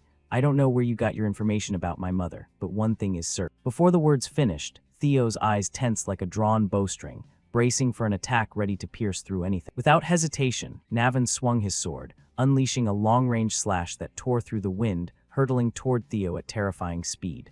The blade gleamed, carrying a killing intent that seemed to freeze the air solid. Theo, with his battle-hardened instincts, raised his sword just in time to block, pouring every ounce of strength into the clash. The impact created a shockwave, cracking the ground beneath their feet, shards of stone flying everywhere.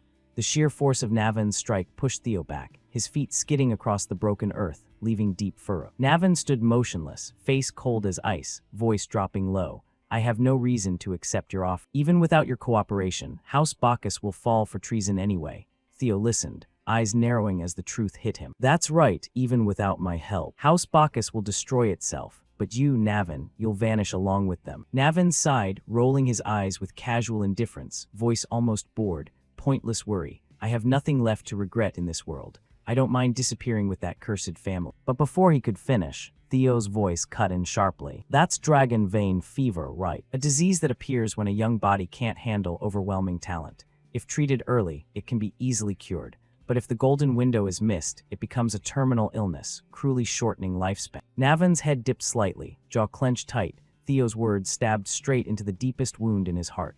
House Bacchus didn't treat you in time, so your remaining lifespan is. Theo trailed off, but Navan interjected. 5 years, exactly what I'd expect from a noble young master. You've dug up every filthy detail of my past, haven't you? Without another word, he charged forward, rage exploding through every sword strike, each one carrying lethal killing intent. But knowing my illness changes nothing. Today, right here, House Bacchus will vanish, and I'll die as Navan. Their swords clashed, the sound piercing like thunder, sparks flying brilliantly through the air. The blow was so powerful it knocked Theo back, but he quickly regained balance, smile never fading. What if I can cure your illness? Navan froze, eyes flashing with confusion. Nonsense. Dragon vein fever has no cure. He unleashed a barrage of attacks, each slash tearing at space itself, forcing Theo into a desperate defense. Theo blocked them all, but Navan's power kept pushing him back. Yet Theo's eyes still burned fiercely, mind racing with past life memories. In my previous life, the cure for dragon vein fever was discovered. Right after his death,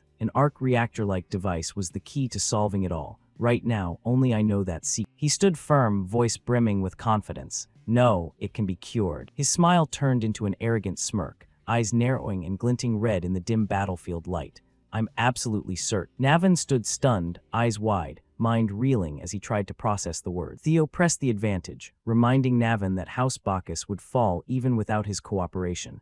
Just like you said, House Bacchus will vanish even if you don't team up with me. But if you take my hand, even if House Bacchus disappears, you can live on as a hero, one who helped House Ragnar fight the rebellion. Won't you trust me just once? Navin stood frozen, eyes locked on Theo's outstretched hand. His mind churned with a storm of doubt and faint hope. Is it really possible? Can dragon vein fever actually be cured? The thought gnawed at him, igniting a fragile spark amid the darkness of despair. Scene shift to another corner of the battlefield, where Ceres soldiers were loading massive siege crossbows, aiming enormous spear-like arrows straight at Evelyn and Cleve. The ground trembled as the volley launched, arrows ripping through the air at deadly speed. Cleve darted forward, hand outstretched, catching one arrow mid-flight and tossing it aside like harmless driftwood. Beside her, Evelyn deflected another with her sword, steel ringing out, her movements graceful yet powerful. She sighed softly, muttering, "This is starting to get annoying." Cleve narrowed her eyes, irritation clear in her voice. "Yeah, really annoying." She glanced toward Theo, frowning. Is he still not done? Evelyn turned, searching for Theo's figure amid the dust. It looks like they're talking about something. Cleve lost patience, slamming the captured arrow into the ground, eyes darkening as she surveyed the chaotic battlefield. HMPH, can't I just kill them all? The thought lingered. But Demon Dragon's earlier warnings held her back. Memories of the previous conversation flashed through her mind. Robber Ragnar sat across from her, opening a bottle of wine with a relaxed smile. Don't act unless you can handle the consequences. Our priority is evaluating how far his potential goes, so recruit him early. Cleve stood before him, face serious. You mean I should just observe? Robber nodded. Exactly. He took down a blood priest, but you didn't witness it firsthand. That's why we need confirmation. Our mission is to accurately assess those who will lead Ragnar's future. Remember that gathering more evidence is Theo's role in this operation. He still had doubts but asked, what exactly is the limit of the if necessary you mentioned? It involves dark magic, right? I'll allow intervention at the level of oversight and above. Back in the present, Cleve sighed inwardly. She knew Robber would complain if she intervened at this level of threat, but the thought of delaying and missing her break made her furious. With immense power, Cleve blocked the arrow volley, shockwaves rippling across the square, debris flying everywhere. Evelyn startled at Cleve's sudden shift, suddenly noticing Navin raising his sword as if to attack. Is the young master losing to him? But Theo acted first, rushing after Navin with a joyful expression. Both of them flashed past her, leaving Evelyn stunned. Navin had now joined their side. He charged forward, blocking the Bacchus subordinates attacking Cleve and Evelyn. His swordsmanship was like a deadly dance, blade flashing through the dust and smoke. He bowed slightly, voice carrying a hint of apology. Sorry for my earlier rudeness toward you too. Does this action earn forgiveness for my initial discourtesy? Navin grinned, eyes brightening. Now we're on the same side. A system notification appeared, clear and exhilarating. Hidden quest completed. You have successfully recruited the sword demon Navin as an ally. The battle's momentum reversed in an instant. Navin became a whirlwind of destruction, tearing through the Bacchus soldiers' ranks, leaving them screaming in despair as they tried to stop him. He leaped onto a massive siege crossbow, causing the soldiers to panic and shout instinctively. But it was all too late. With a few precise slashes, Navin shattered the siege weapon. Ropes snapped, wood splintered, explosions echoing like thunder. The Bacchus subordinate leader looked up at Navin silhouetted against the smoke-filled sky, roaring in fury. Navin, you betray the family that raised you. How dare you turn your sword against your own clan? Navin landed lightly, retorting with mocking tone. Is there really a family that would accept a filthy bastard child? He charged forward, sword gleaming, ending the enemy with a clean, decisive slap. Evelyn watched Navin, eyes full of admiration. He really is someone who can stand shoulder to shoulder with the ancient god young master. She turned to Theo. How did you convince him? Theo replied simply, voice calm. I just promised him what he wanted. Don't stand still, we should follow. Navin, it's time to capture Quadrek Ceres. Inside the chapel, Quadrek stood by the window, watching his forces being pushed back step by step. A subordinate rushed in, voice trembling as he reported the dire situation. Quadrek roared, eyes bloodshot. You think I don't know? Time is running out, the rest of you. Order the destruction of every document that could serve as evidence, especially anything related to Troivan. But Quadrek suddenly shouted in fury. No, don't touch those documents. The subordinate looked confused, stammering. What's wrong? We should destroy them as soon as possible to minimize casualties, my lord. Quadrek grabbed him by the collar, face twisted with uncontrollable greed. If we burn the documents, how do we recover the money invested in House Troivan? Are you telling me to give up that fortune just because of those Ragnar bastards? Suddenly, a figure in a black cloak appeared silently behind Quadrek, like a ghost from the void. He spoke in a low, mocking voice. You're saying we should abandon that money just because of those bastards. Quadrak jolted, turning around, sweat beading on his forehead. Finally, you've arrived. I was just needing your help. This really is perfect timing. Outside, Theo led the team charging into the chapel, sensing the battle was about to wrap up. He urged his teammates onward, their momentum unstoppable. But when the chapel doors burst open, he froze, a deep fear surging up and spreading through his whole body. A figure in the bishop's robes of the Holy Demon Church stood imposingly in the doorway, surrounded by twisted homunculi like they'd crawled straight out of hell. Rejoice, faithful ones. The time has come to carry out what you've been taught. Cut to moments earlier, two shadowy figures stepping silently from the dark. The first was a tall, burly guy, trailed by a bishop in a majestic black robe radiating authority. As they got close, Quadrak Series' eyes lit up with relief. You guys showed up right on time. I really need backup now. Quadrak turned to face the two shadows, voice tinged with confidence. I figure nothing in this world can kill you guys, right? Hell, they even sent a bishop from the Holy Demon Church. You and Troyven aren't allies anymore, huh? So you're on my side. Please, I beg you, help me out. The two kept closing in, steps slow but deliberate. The bishop spoke in a low, menacing rumble. I'll help you, but only for Judgment Day. First, those documents on Troyven.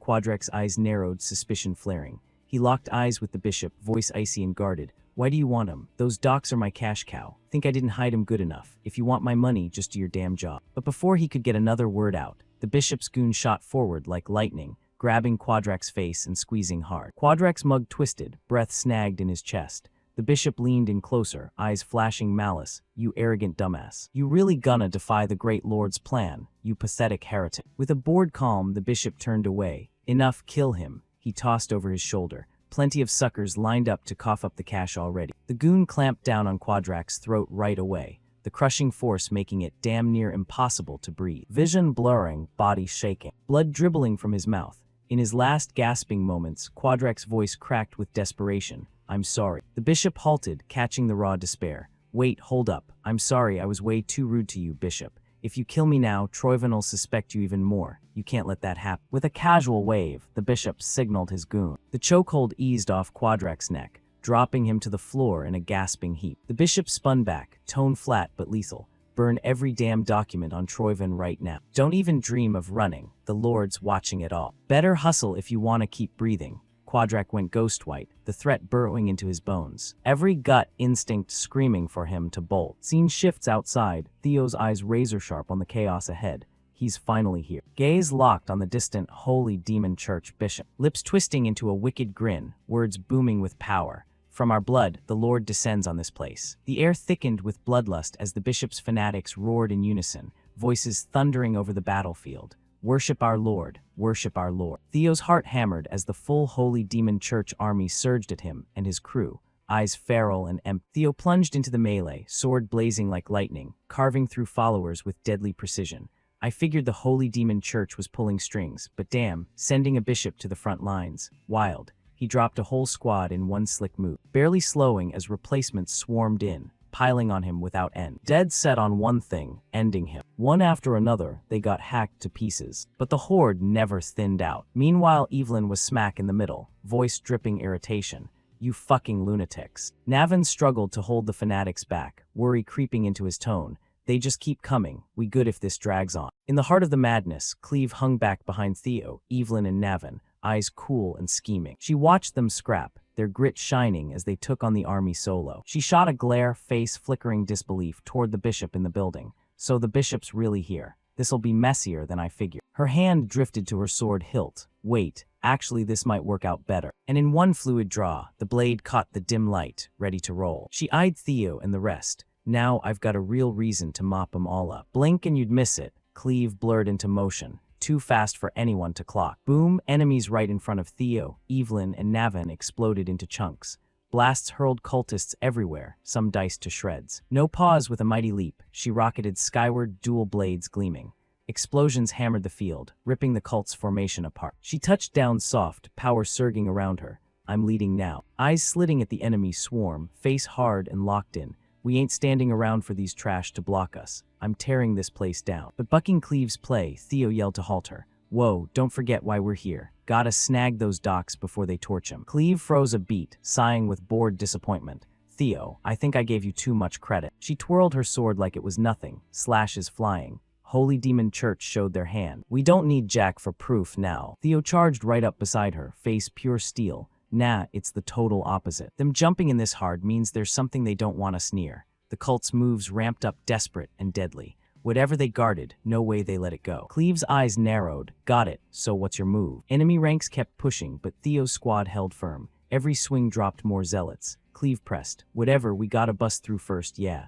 Yeah, but by then the evidence'll be at. He carved through a few foes in a seamless arc. Jaw set fierce, I got a plan. Theo fired up Mind Gate skill synced with Blood Dragon, maxing both out. His eyes blazed blue as it kicked in. Now Theo scanned the whole battlefield crystal clear, everything in range laid bare. The skill blanketed a huge zone, nearby buildings too. Cleve kept slashing away, drifting into her head. No smoking gun yet, but Black Dragon tipped us off, so maybe keep eyes peeled. Out of nowhere, a shadow loomed behind her. A blood priest charged, fist cocked, bellowing, dare to zone out. But Cleve snapped into action first. Flash, hundreds of cuts, shredded the priest before he knew what hit him. He crumpled, mangled mess. Cleve's eyes burned bloodthirsty, face iced over as she faced her team. All right, Theo, I'll buy it this once. We got this mess. You grab that proof, whatever it takes. Theo didn't blink. He vaulted up, stomping an enemy's face, to launch himself higher, on it. But hovering there, something weird snagged his attention. Holy Demon Church zealots walled up human style, eyes glowing creepy as they rushed. Shit hit critical, but Navin and Evelyn sliced through the frenzy to cover Theo. Navin's special lit up blue fire while Evelyn unleashed Storm God, a vortex skill crackling green energy. Their combo attacks shredded the lines, paving Theo's way. Navin beamed and hollered, "Path's clear, master, go get 'em." Evelyn fired back, eyes icy, tone pissed, since when you tight with the young master to call him that. Blood Dragon Sync still humming. He popped his inventory, summoning a bunch of swords via remote control. Theo levitated in midair, hopping blade to blade with killer agility. Soaring by, he glanced back at Navin and Evelyn, grinning thanks. Appreciate it, you too. Done talking, Theo hit Thunder Dragon speed for a burst, weaving attacks like a ghost toward the build. Brain locked on the mission. They ain't handing a big op like shredding top-secret docs to randos. If anyone's running it, it's some high-up command. Enhanced scan sweeping the building. Something pinged. Eyes zeroed in on a silhouette. Grin spreading wide. Gotcha now, Quadra. System window flashed in his sight. Clue to past life's evil, chance to settle old grudges, thwart their plot. Back to the fight, both touched down on the battlefield, moves sleek and lethal. The second their feet hit dirt, enemy heads rolled, blood splattering everywhere. Navin cocked his head with an even smugger grin. Let me introduce myself. I'm Navin Bacchus, the first sword of my master. Hearing that, Evelyn gritted her teeth, pissed. First sword, you're taking your jokes way too far. Unfazed, Navin shot back with a playful tone. Judging by your reaction, you must be the first sword. Guess I don't gotta worry then. Navin's gaze flicked to Cleve, the one shredding enemies with killer sword strokes. His voice softened. If she's the first sword, I'll happily be second. Feeling stabbed, Evelyn narrowed her eyes, rage flaring. You saying you're better than me. No hesitation, Navin charged, sword gripped tight, eyes blazing red with excitement. Damn right. His blade whipped up, slicing through a few foes like butter. Evelyn froze as his sword halted inches from her throat. Perfect control. Navin grinned smug. Lucky we're on the same side, huh? How about this? Whoever drops more cultists is the top sword. Evelyn sighed, annoyed. I'm on a mission, not playing your dumb game. Navin burst out laughing, thrilled. Scared you'll lose. That hit Evelyn's last nerve. In a flash, she parried his sword with expert skill, eyes burning determination. Navin stunned by Evelyn's sudden shift. Before he could react, Evelyn pierced dozens of cultists sneaking up behind him. Precise, deadly strikes at insane speed. No stopping, Evelyn blasted past Navin. Lightning fast, unleashing Storm God in a whirlwind that swept enemies away. Let me show you why I'm the young master's top sword. Better not regret those words. Navin snapped back confident, hands clenching his sword. Can't wait, both dove into the cultists with fierce rivalry, refusing to lose. Scene shifts to a quiet city corner. Empty streets, total contrast to the central chaos. A lone tavern appeared, dim torchlight casting long shadows on the walls. Inside, a secret passage led to the basement. Quadrax Series approached, sweat beading on his forehead, heart pounding. He took a deep breath, unlocked the hidden door, lock clinking in the silence. Torch lit, illuminating a small room with a wooden chest in the center, surrounded by shelves crammed with books. No delay, he went to the chest, trembling hands flipping it open. Inside, docs he'd slaved to collect, proof on Troyven. Mind racing with what went down. Just torch this and I'm done. That'll cut my treason wrap some slack. But doubt held him back, torch shaking as he eyed the massive value. Do I really gotta burn all this? It's insanely valuable and irreplaceable. Especially the deals I cut with Heavenly Dragon. I gotta reclaim it all, no matter what. But the bishop's warning echoed in his head. Don't destroy these docks, and death's unavoidable. He sighed bitterly. Better this than dying. He dropped the torch, watching flames drift toward the docks. But right before it hit, a black lightning bolt flashed, energy flooding the room. A shadow zipped by Theo, lightning quick, snatching the torch midair before it wrecked everything. Quadrack whipped around, eyes wide in horror at him. Theo, Ragnar, how the hell'd you get here? Theo's eyes burned bloodthirsty, voice low but commanding. Looks like your fourth daughter's arm wasn't enough, huh? Quadrack paled, blood trickling from mouth and nose. He forced a shaky smile. I'm sorry, I'll do anything, just spare me. But mid-sentence, Theo's sword swung, black lightning trailing, cloaking the blade and lopping his head clean off in a blink. Quadrack's head hit the floor with a gruesome thud, body collapsing before it registered. Theo's face twisted furious, voice icy and ruthless. Traitors to Ragnar get one end, execution. Done. Theo quickly checked the docks. System chimed, congrats, quest complete. Past life's evil karma settled. Flipping through, Theo wondered. This worth mobilizing the whole holy demon church. The secret ledger I gave Cleves enough to nab Troyven, but that's not all. Even with heavenly dragon ties, Troyven House could ditch him in a pinch. So need full proof to bag not just Eid Troyven, but the whole damn clan. With these docks, I can drag 'em all down. Eyeing the massive bookshelf, Theo felt beat. Everyone's key evidence. What do I grab first? Gaze swept up, locking on a book titled Rose Palace Investigation Report. Theo cracked it open, first line chilling him. This is. Watch out for Black Dragon surveillance hunting relics. Troyven's handwriting. So far, 2 relics found. I suspect the rest are hidden in Rose Palace. Reading that, fists clenched rage. Relics in Rose Palace. What the hell? All the discrimination, false charges, my bullshit past life end starts here. Per their plan, Theo Ragnar had to go down. Fury scorched him, eyes blazing hate, all for some relic maybe stashed somewhere. He roared, crumpling the page. Eid Troyven, you bastard. But Theo reined it in quick, snapping the book shut. Airing these reports now changes Jack. I'll get revenge slow but sure. Eyes locked on 2 glowing cubes on the shelf, pulsing ancient energy. To spice things up, I'll snag the 2 relics you busted ass for. Touching them, system pop. You've discovered 2 ancient dragon relics. Cut to Merchant Guild HQ, air thick and tense amid clashing swords. Holy Demon Church forces still dominating, but Navin and Evelyn held firm, backs together. They dropped countless cultists, but the fight dragged. Navin panted, body bruised and bloody from non-stop brawling. Evelyn caught her breath, breaking silence sharp. I remember you now, Navin Bacchus. Holy demon cultists unflinching, advancing with murder in their eyes, no breather for the do. Evelyn swung, dropping another, tone dead serious. Last year, second in awakening right, then poof, gone right. Navin, drained but slashing fast to fell cultists, smirked. Honored you remember, Evelyn. Charging another foe, he yelled determined. But not chit-chat time now. Keep this up, I'll be top swordsman. Suddenly, green energy exploded mid-field. Navin froze as it swirled into a massive vortex, wiping everything. Navin gawked in awe. He eyed Evelyn. She met it stern, eyes flashing green. This move were tied. Navin gasped, nodding respect. Yeah, agreed. But as Navin dropped guard, a huge shadow blitzed at insane speed. The bishop's burly goon gripped his war mace, winding up. Navin eyes widened at the overwhelming aura, but dodged sideways last second. Mace smashed ground, cracking it wide, fissures spreading. Giant rose, eyes red furious. Don't celebrate yet. You punks think you can wreck the great spirit god's plan. Navin smirked, facing him. Finish this guy, Evelyn. She narrowed eyes, nodding. Good call, we'll settle it with him. No more talk, both charged the giant in blazing auras. Evelyn wrapped in brilliant green determination. Navin glowing blue, focus sharp and will unbreakable. But as the giant swung back, a new shadow dropped from above. High-ranking white-armored dragon knight on dragonback landed. Dragon dove fast, claws snatching and slamming the giant flat. Navin and Evelyn halted, backing off. Dragon talons dug deep, pinning him with shockwaves rippling the field. Dust cleared, revealing the giant crushed, immobile, under dragon. White-armored dragon member. Blonde guy stepped up, grinning pleased. How's that, Lieutenant Evelyn? Good timing. Navin and Evelyn stunned and pissed. Yelling in unison, how dare you steal our kill? Both fuming, eyes aflame.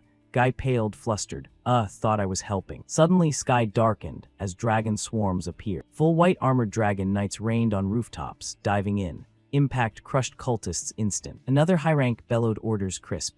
All squad, 5th Company White Armored Dragon Knights, engage. Wipe every merchant guild and holy demon church member. White armored troops surged, obliterating all. Dragons fire-blasted foes, spewed poison choking them, or shredded like paper with claws. Battlefield drowned in fire, toxin, screams. Inside Merchant Guild HQ, air somewhat calmer. Bishop sprawled on floor, dozens of weapons skewering him, blood pooling. Despite mortal wounds, he smirked satisfied. I truly hope the new sun rises on a blood-red sky, that the true end comes. Help them resist temptation and embrace our worship. God's blood guides us. May survivors find peace. Cleve nearby, drained but aloof. She rolled eyes, sighing sarcastic. That scheming crap ain't my style, after all that frenzy. She glanced at the bishop. His body shredded by swords, limbs hacked off, but he kept that maniacal grin, like the weight on his soul was finally lifted. Scene shifts outside, now weirdly quiet post-battle. White armored dragon knights set up temp claim booths, crowds lining up long to report damages. Evelyn stood in the chaotic fringe, bombarded by questions.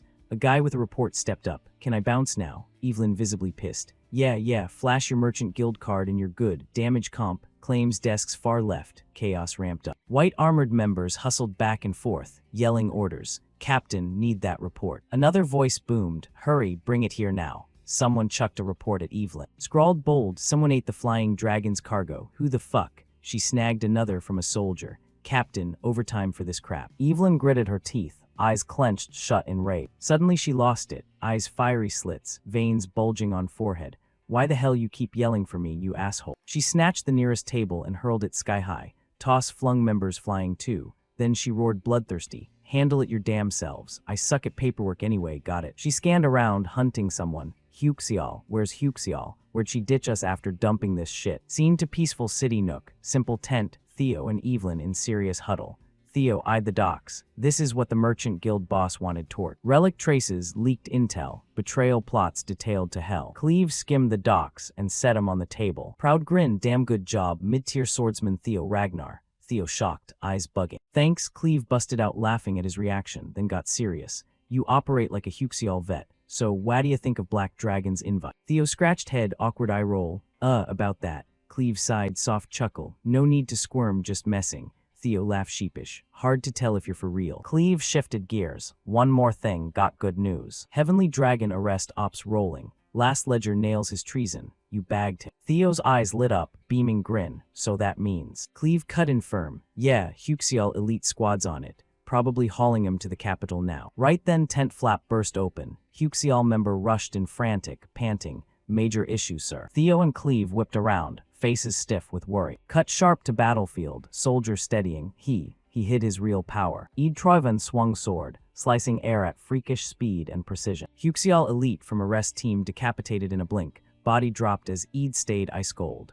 Only morons show their hand. He scanned the field, high-rank Huxial all dead, heads severed. Evil grin spread on his face. Congrats, Theo Ragnar. T. Rose Palace, Axion. Dragon Slayer Swordsman. Ceres Guild. Everything I slaved over. Voice trailed low but seething rage. Face distorting, mad cackle. You really fucked it all up, Theo Ragnar. Nothing left. Eyes narrowed, resolve hardening. Fine, party hard. Go as wild as you want. Troivan's plan marches on. Gripped his sword tight, muttering. Lost Dragon Slayer sword, but I snagged this. Good enough. Trudged into thick snow, fatting away, whispering to the wind. Almost time. Scene to T. Rose Palace. Usual hustle cranked by big event prep.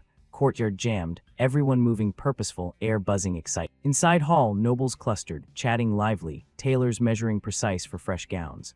Vibe thrilled anticipation as Lux Fits prepped for top VIPs. A lady squealed, oh man, this design's exquisite. Another beamed, you've waited forever, right? Amid teeming crowd, lone figure stood silent in hall corner, sharp contrast to lavish frenzy. Demon Smith calmly puffing pipe, eyeing nobles detached. Overheard, when those spell seals ready, just fresh, got a QC. Eyes narrowed as seen busied more. Suddenly, familiar voice cut her thoughts. Mom, you finally here, Cecilia chirped delighted, approaching radiant. She turned to daughter, what's up with those tailors? Cecilia pumped, new store opening soon. High-end brand, luxe fabrics and dazzling jewel. Her face froze, staring at daughter blank. After beat of silence, Cecilia spilled details, excitement surging. Smile crept on Demon Smith's face, eyes brimming love and pride. Haven't seen this smile in forever, huh? Prettier than any gem or jewel. Sudden, Cecilia grabbed Mom's hand, beaming, so don't sweat the price. Huh. Cecilia surprised, you didn't come for that. Smith tusked, light smile, you catch on quick. But not just that, here for big news on Rose Palace. Hearing Rose Palace, Cecilia's eyes bulged terror, sweat beating forehead. Gripped mom's hand hard. Nothing bad with my son, right?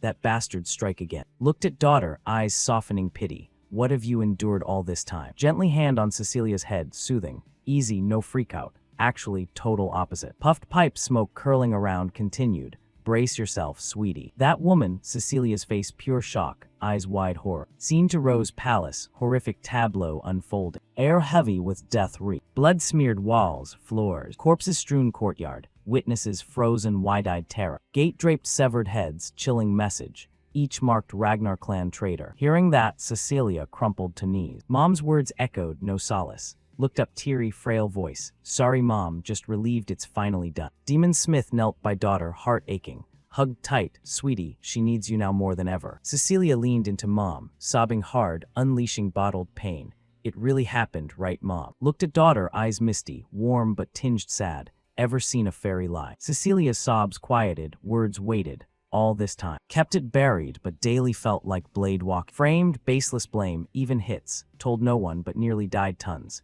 Each time, begged him to spare my boy's life. Cecilia looked up, tear-soaked face. All that pressure vanished. Really over now, right, Mom? Seeing that, Demon Smith teared up too. Looked at daughter, pride-laced pity. Never fully grasped your solo burden, Cecilia. Yeah, done, love. Endured way too much alone. You nailed it, my girl. Scene to Theo's mansion, him and Navin fresh off battle. Heavy gig, but vibe lighter. Navin, signature nonchalance first. Heard you're big time now, huh? Theo pouring tea, cheery smile. Later than I figured, all squared away. Navin sprawled on sofa, chill. Huxiel said shut up, but you know right. Spot on, House Bacchus collapsing. From the top, signers lose titles minimum. Deserve it for their crap, House Bacchus kaput. But Theo not satisfied. That enough. Navin surprised. What do you mean? Theo locked eyes, confident. Navin, I nominate you House Bacchus head. Navin stunned. What, me? Theo handslammed table, determined. Everyone else stripped titles, you're the takeover guy. Be my muscle in the Troivan War ahead. Navin briefly shocked, but snapped back nonchalant. Troivan War, this kid's eyed that from go. Theo sipped tea, confident smile. Power grab between us now public. Troivan War, unavoidable. Troivan and Demon Church linked to Heavenly Dragon revolt confirmed.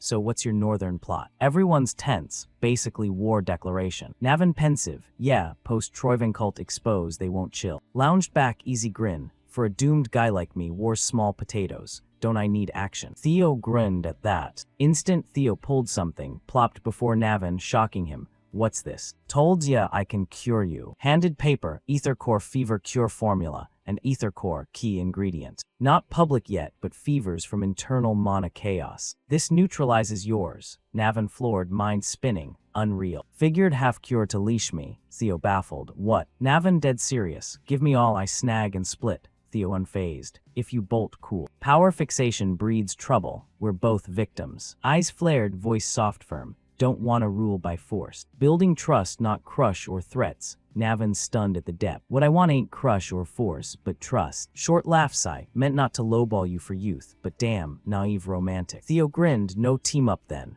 Navin eyed tea reflection, mulling. Finally sipped tea. Set it down. Quick stood. Drew sword, knelt it before. Solemn, I House Bacchus, head Navin Bacchus. Swear to be Theo Ragnar's sword. Theo beamed, pleased with his score. Navin back nonchalant. That do it. Theo raised cup cocky. Way more. After Navin dipped. Theo solo in hall. Musing Troivan War. Faster than last life by mile. Eyed relic-laden table to self. No sweat, all on track. Hand on relic, first, pop this treasure chest. Notification, side quest conquer 2 relics, obtained progress, 02. Theo decided it was time to open the treasure ring he'd gotten. He recalled the relics he'd absorbed before. The little dragon and the griffin, along with the immense power they'd granted. The thought of the power this new relic might bring filled Theo's mind with excitement. He quickly slipped the Meow ring onto his finger. A system notification flashed up. The scenery around him shifted as Theo was teleported into a new dungeon. Theo found himself standing in a barren landscape,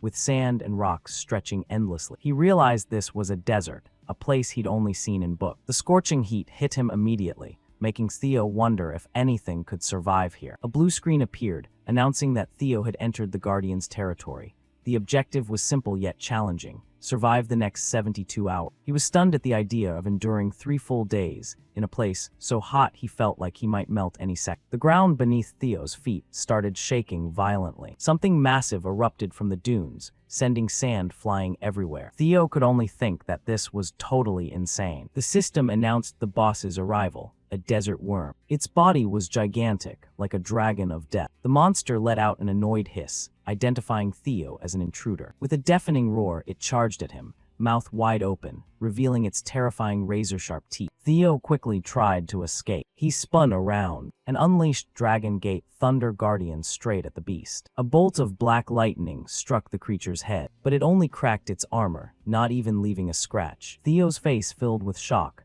Dragon Gate barely scratched it. Before he could think, another attack came flying. Golden lightning crackled across the worm's body. With crushing force, he gritted his teeth in frustration, realizing the problem. This monster shared Theo's lightning attribute, making his attacks almost useless. It was like trying to put out a fire by adding more fire. The monster's emotionless voice echoed. "Intruder, die," the worm roared, firing a blast of lightning energy straight at him. Luckily, Theo dodged just in time. He watched the beam carve a trench in the sand, which scared him pretty bad. Damn, it just wrecked my escape route. The worm burrowed back underground, then burst up right under Theo's feet, mouth agape with its toothy maw. It slammed into where he'd been standing, obliterating everything in the area. Theo had to keep leaping backward to dodge its relentless assaults. He landed and slid across the sand. His body was starting to feel the strain, breaths coming in heavy gasps. Theo checked his mission timer. Only 5 minutes in and it's already like this. I can't last 72 hours like this. He knew he couldn't hold out. That sandworm was too hard to hit when it kept burrowing underground like that. And his lightning skills weren't working. This terrain gave the enemy way too much advantage. But that sparked an idea in Theo. Maybe he could turn the terrain against it with this. Theo quickly rummaged through his inventory and pulled out another relic from his previous mission: the ice flower butterfly relic. He wondered if he should use it right now. It was a gamble, but he felt it was worth a shot. He tried activating the relic to enter its dungeon. A system panel chimed. Ancient Dragon Clan relic ice flower butterfly equipped. Teleporting to the 3rd dungeon. But then, a red notification flashed in front of Theo. The system blocked him, stating he couldn't start a new dungeon mission while one was active. Just as expected, not everything went according to plan. Right then, the world itself started cracking. Frosty fissures spread across the desert sky. An unnatural blizzard raged, tearing a rift between dimensions. The system warned of an anomaly: 2 dungeons attempting to invade each other through the icy rift. A massive golden eye peered out as the ice flower butterfly dungeon's boss appeared. A dragon with elegant white butterfly wings emerged from the storm. Its body wasn't huge, but its beauty and majesty far outshone the sandworm. Its gaze was icy cold, freezing breath filling the air. It spoke, its voice carrying ancient, dangerous power laced with chill. "It's been a while, chosen one. You just did something pretty reckless." This was the relic guardian dragon fairy, its power saturating the air. With glittering razor-sharp ice shard, it fixed its gaze on Theo and declared coldly, "You'll pay for your arrogance." A barrage of ice shards flew straight at Theo. At unimaginable speed, their path curving like they had GPS locked on. Theo did his best to block with his sword swing, luckily avoiding injury. He cursed his situation. Never imagined it'd turn out like this. Stuck between 2 guardians at once. This was the result of the gamble Theo had taken. He sighed, thinking he should have just tried to tough out the 72 hours. That might have been better. He really should have picked endurance. But with things this far gone, Theo had no choice but to try survive. But contrary to Theo's thoughts, the sandworm's attack flew straight at the dragon fairy guardian. It let out an incomprehensible screech after the surprise hit. "What are you doing?" The sandworm guardian replied dryly, "Intruder, kill all." Hearing that, the dragon fairy agreed. Agreed, 2 guardians can't coexist in one place. Theo stared in confusion, not getting what the hell was happening. They're attacking each other, both charged in fury. "Die, sandworm." "Intruder, I'll kill you." A system notification popped up, 2 ancient relics clashing for dominance. The scene shifted to the battlefield, where the massive desert worm roared ferociously as it lunged at the dragon fairy. The ground quaked under the clash's power.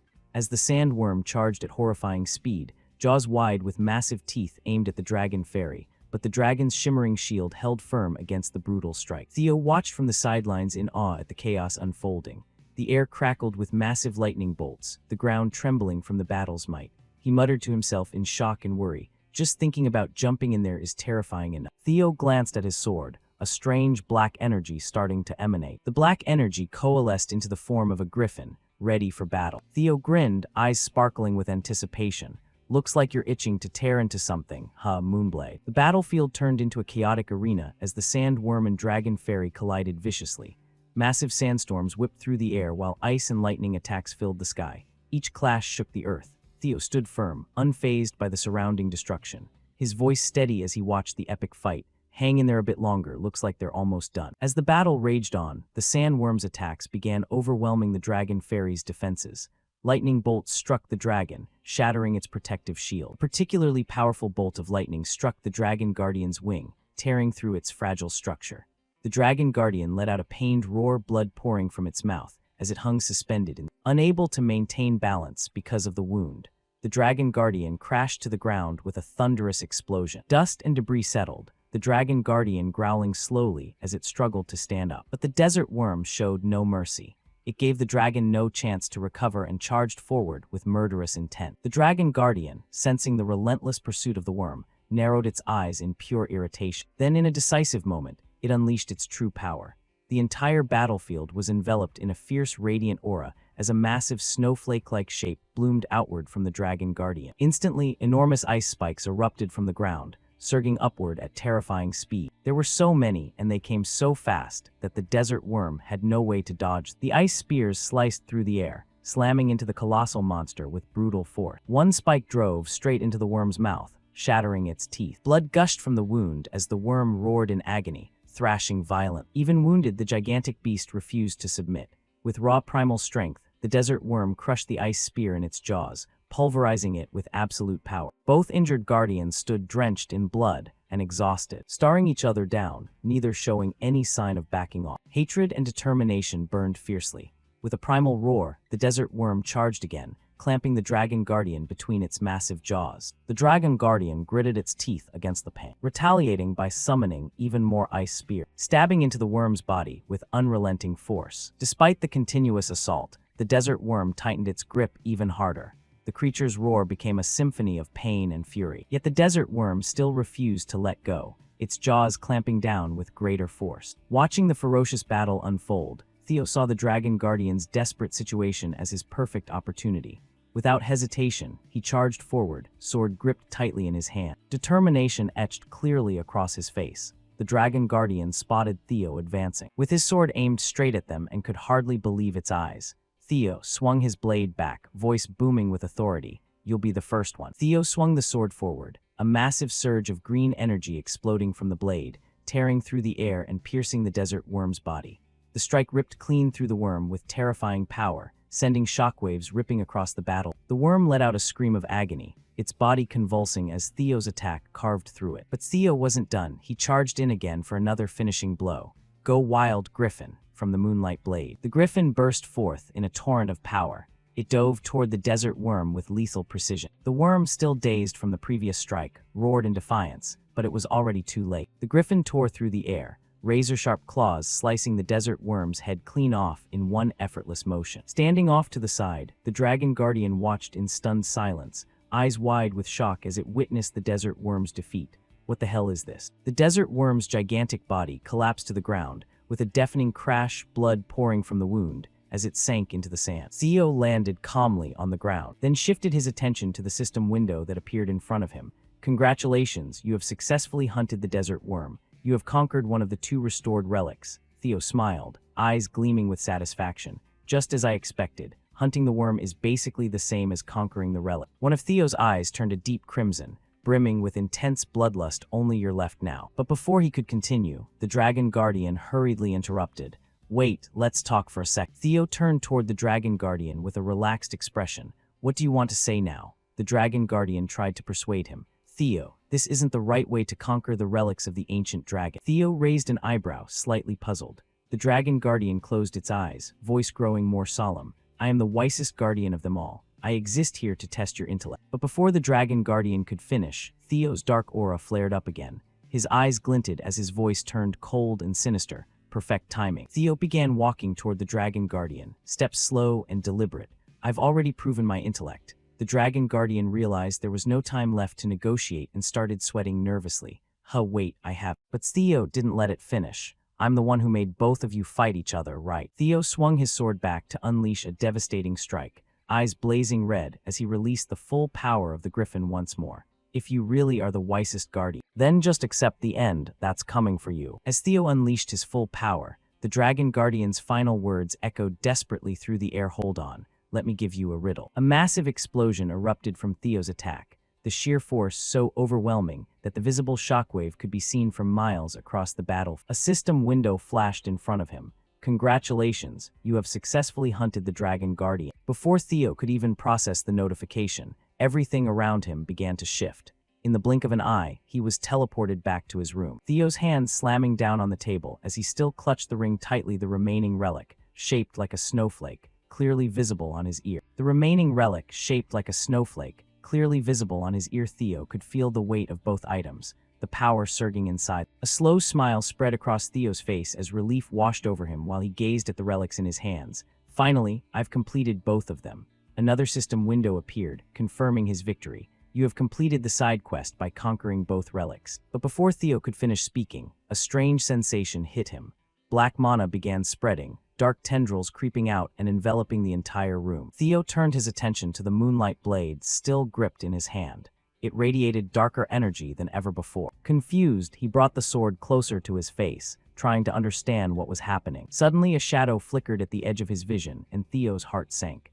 The shadow took the form of a griffin, its eyes blazing with murderous intent. The creature's voice came low and vicious, slicing through the silence. Theo Ragnar, I want to devour you alive. Theo's eyes widened in shock as the griffin's aura began to twist and warp. Theo gritted his teeth, desperately trying to pull back the black substance spreading across his hand. It was as if the darkness had come alive, rapidly wrapping around the sword and his body. Theo's eyes widened as realization hit him. Damn it, I suppressed it once before, but I forgot. The moonlight blade has always craved flesh and blood, and if I'm not mistaken, it must have absorbed the power of both guardians before we came back. The black substance now resembled sticky thread, coiling around his arm, then his torso, dragging him deeper into the darkness. Theo fought back, but the energy moved too fast, binding him tighter with every struggle. His body tensed as the darkness squeezed harder. It was far stronger than before. I have to do something fast, or I'll be swallowed whole. From the darkness, the griffin fully materialized, its blazing eyes locked onto Theo.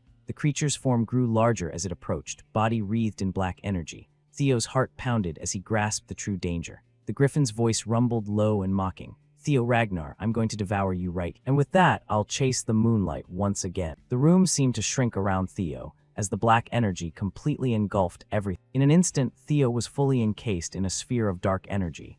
The room fell silent and pitch black, with no escape in sight. He gasped for breath, chest aching as if crushed, desperately clinging to whatever clarity he had left. When he opened his eyes, he found himself standing in a colorless void where faint ripples drifted past like a strange, dreamlike haze. Where the hell am I? The question echoed in his mind with no answer. Shadows around him began to stir, slowly taking shape into ghostly figures carrying the stench of death.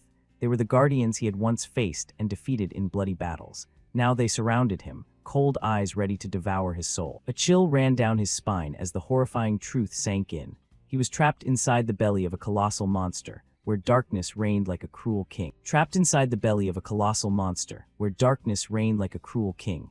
The Dragon Guardian appeared, eyes burning like hellfire. Its cold voice declaring that the griffin had swallowed him whole. Its words cut through the air like a blade, warning that the beast would soon tear out his heart. Fate that Theo, despite the unease in his heart, seemed mentally prepared to face. The other guardians laughed mockingly, voices dripping with contempt, calling him a foolish chosen one. They ridiculed his ambition, daring to dream of claiming their power while unable to even tame a single griffin. But Theo, with astonishing calm, stood firm against the taunts. He looked straight at them, voice low but steady. If my heart gets devoured, what happens then? The Dragon Guardian replied, voice icy enough to freeze all hope. You will die. The Desert Worm cut in, voice deep and arrogant. We are immortal, we never die. Only you face oblivion. The Dragon Guardian nodded, adding that they would return to the sacred relic, waiting for the next chosen one, even if it felt somewhat boring for immortal beings like. Silence fell heavy as a curse. Their words hung in the air like sharp blades, stabbing at Theo's pride. But he didn't falter. Suddenly he spoke, voice sharp as a blade.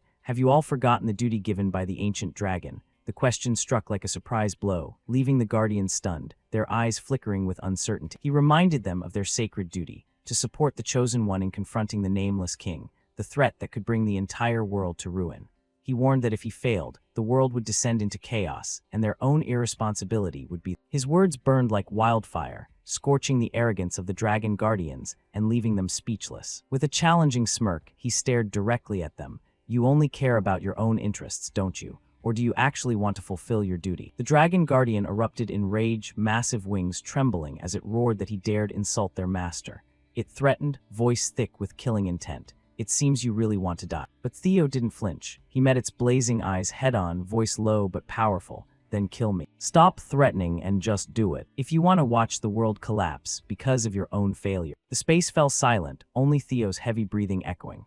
The Guardians looked at him, their gazes shifting, as if seeing him clearly for the first time, not as a weak chosen one, but as an unyielding warrior. Not as a weak chosen one, but as an unyielding warrior. The desert worm spoke first, its deep voice rumbling like cracking earth. The crystal prison that once held it shattered, dissolving into dust within the void. Both Guardians, though reluctantly, acknowledged his courage. The worm called him brave, while the Dragon Guardian, with slight hesitation, admitted it was impressed by his confidence. You're pretty good, it said, voice no longer as arrogant as before. It declared it would open the gate to let him out. The worm agreed as well. And a gate slowly materialized in front of Theo, shimmering with faint light like a promise of freedom.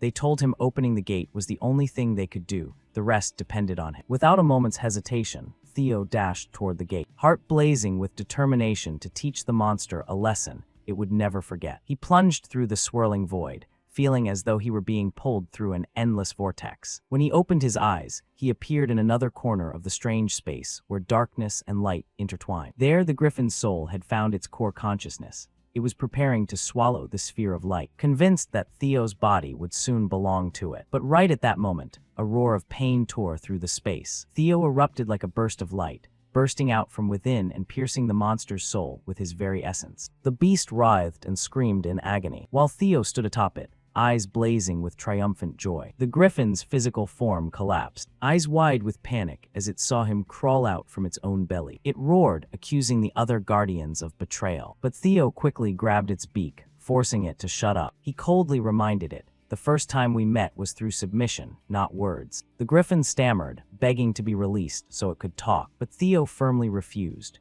He warned that if they kept fighting for dominance, both sides would only end up exhausted. The Guardians fell silent in contemplation, the fierce glow in the Griffin's eyes gradually dimming as it yielded, realizing that opposing Theo was pointless. He acknowledged it as a wise choice. But the appearance of Drake, his first sacred relic, interrupted his thoughts. Drake materialized with a mysterious smile on its lips, greeting the Chosen One, and asking if the other Guardians had forgotten about it. It explained that letting the souls battle for control of the power was how past Chosen Ones had used it. When Theo curiously asked about the other, Drake dodged the question, saying he didn't need to know yet. It only promised that they would all help him grow, and that they looked forward to what he would do next. Back in the room, a notification rang out, confirming that the new powers now belonged to Theo. The Dragon Guardian's power enhanced his immunity, while the Desert Worm's power granted him superior resistance and overwhelming attack strength. The dark energy that had once gnawed at him now completely dissipated, leaving behind an indescribable sense of relief. Theo staggered slightly, his body exhausted from the grueling battle. But the final trial had come to an end. He was surprised to realize that the Guardians hadn't died, but still lived somewhere inside him, like eternal specters. His eyes narrowed as he looked at the moonlight blade, lying silently on the table. The malevolent aura that once surrounded it had vanished. Fragile peace had finally returned. He stepped toward the dragon relic, deep in thought. Everything had turned out better than expected now that he understood the ancient dragon's power more profoundly. He picked up the relic box, feeling the weight of destiny in the palm of his hand. Whether he liked it or not, he knew he was still bound to them. Far away, in a snow-covered graveyard, where swords were plunged deep into the earth like silent tombstones, two majestic figures stood facing each other. Robber Ragnar, the black dragon, with eyes as cold as ice, asked Julius if he truly acknowledged Theo as a successor candidate. Julius nodded but didn't hide his doubt. Of course, right now he clearly has enough talent to stand alongside the other 5 candidates. He asked back, "Are you worried because Theo is a regressor, aren't you?" Robber admitted it, his voice low and haunting, carrying memories of bloody battles. Julius noticed the deep-seated hatred in his eyes. Hatred toward the regressors, whom Robber himself had personally eliminated one by one. Without any emotion, Robber confirmed and said that was exactly why he wanted to test him personally. Julius was stunned, but Robber emphasized that to become an official candidate, Theo had to go through the proper, unrelenting trial. Julius's gaze drifted down to the sword in Robber's hand, sensing the dangerous aura radiating from it, as if it were alive and thirsting for blood. Robber nodded, revealing that it was the sword of the former Ragnar clan head, the Mad Dragon King, whom he himself had slain in a fateful battle. Back to Theo's side, the demon dragon stepped out of the room and spoke. Theo Ragnar, you should head out quickly. The family head has summoned you to the sword graveyard. In the biting cold of the sword cemetery, each snowflake fell like a silent, icy whisper. Theo's feet crunched on the frozen ground, creating crisp echoes across the desolate field, filled with swords embedded deep in the earth. Each step he took felt heavy, carrying a grim purpose as he passed the memorial stones for fallen warriors. An invisible pressure weighed down on his shoulders, heavier than any time he had stood here before. Now he understood that the lingering resentment here felt even denser because of the new burdens he carried. The family head's final words from their last meeting echoed in his mind, a bitter smile touching his lips as their meaning finally became. Suddenly, a cold, sharp voice cut through the wind, announcing his arrival. Theo immediately dropped to one knee, respectfully greeting the great clan head standing imposingly before him. He waved a hand, dismissing the formality. That's enough, Theo Ragnar. With a cold, precise voice, he began listing Theo's recent achievement. From the treacherous instructor to his own older brother, Axion, and then to the master of the Rose Palace, executed for treason. But that wasn't all. The entire series' merchant guild had been wiped out, and the Central Intelligence Bureau was nearly completely destroyed. He ended with a sentence that hit Theo like a punch to the gut. All of them, in their final moments, screamed your name. Those words pierced his heart like a sword, leaving Theo stunned. Before he could offer any defense, Julius ordered, voice sharp as a blade. No more useless excuses. He explained that a family head must silently bear such heavy responsibility. Then with icy eyes, he handed Theo a menacing greatsword, the Mad Dragon Sword. Theo stared at it in shock, recognizing the name, that of a former brutal clan head who had once massacred thousands, and whom the current family head had personally defeated. Seeing Theo's reaction, the family head realized he knew something. Theo quickly bowed and answered carefully. Isn't that the sword of the previous family head? That's all I know. He had to be cautious since information about the Mad Dragon was currently classified. The family head fell silent, eyes sharp and contemplative. He asked, voice deep like thunder, don't you have enough information about your previous family head from your past life? The question struck like a slash, shattering Theo's composure. His secret had been discovered. Julius's eyes flared with killing intent, carrying overwhelming pressure, making Theo struggle to breathe. I extremely despise regressors. They change this world according to their whims. Greedy and foolish creatures. They treat this world like a chessboard. They can flip whenever they please. That's why I swore to personally eliminate any regressor I discover. Killing intent poured from the family head, flooding the space with terrifying oppression. Theo's face tightened in fear. This wasn't a test. He was dead serious. Theo sensed the horrifying power from his father, a being so strong he was nearly a demigod, and not even a regressor. He ordered Theo to take the Mad Dragon Sword. If he could overcome its resentment, he would be recognized. But Julius declared he would only accept Theo Ragnar as a human. The regressor within him would be erased forever. Theo hesitated and asked, what does that mean? The family head coldly explained. Everything you've ever met, saved, or achieved through regression will be erased, as if it never existed. Theo's mind flashed through familiar images. People he hadn't met in his previous life, those fated to die, those he never knew. All of it would vanish. Clenching his fist, the darkness of past failures loomed over his mind. He turned to Liv. If that's the case, then I refuse. But the family head's voice echoed. No, you don't get to refuse. I told you I would kill all regressors, did I? You have two choices in front of you. Refuse my offer and die right here, or survive as the sixth heir after purging your past as a regressor. Theo stood on the razor's edge of a brutal decision, his mind raging in fierce conflict. He admitted his desire for his father's recognition, but if it meant achieving it that way, he would reject all of his power. Before he could even draw his sword, the family head swiftly severed his arm in the blink of an eye. Did you really think that position could be taken so easily? Theo's eyes widened in disbelief. Did you think you could reach it without any sacrifice or loss? He slammed the sword into the ground, amplifying the pressure until Theo could no longer stand firm. An immortal monster like me cannot be stopped. Theo's face showed shock, The gap in strength is too vast. Do you think you'll get another chance to regress? Theo angrily shot back. Don't misunderstand, father. The reason I regressed and came this far is because I wanted to protect and take responsibility for everything that was destroyed because of me. If you intend to stop me, if I have to throw away everything just for your recognition, then right now, right here, I will surpass you. He channeled all his power to command the surrounding swords to rush forward in attack. Right after, Theo lunged forward with his remaining left arm. The family head stood motionless. His hands moved lightly. His entire domain expanded and swiftly seized control of Theo's sword. With a simple downward gesture, the swords reversed course, attacking Theo, forcing him to struggle desperately to defend. Theo unleashed his strongest sword technique, a raging dragon charging straight toward the family head, but the man remained utterly calm as if nothing was happening. And just as expected, the mad dragon sword plunged into the ground, suddenly shot upward. It stabbed straight into Theo's chest, halting his attack and sending him crumpling to the ground. The other swords scattered around him in a rain of steel, while Theo lay there with the sword buried in his chest. The battle was decided, and the family head simply looked down at him calmly. From the shadow behind him, the black dragon slowly emerged. I didn't think he'd charge straight at you like that right away.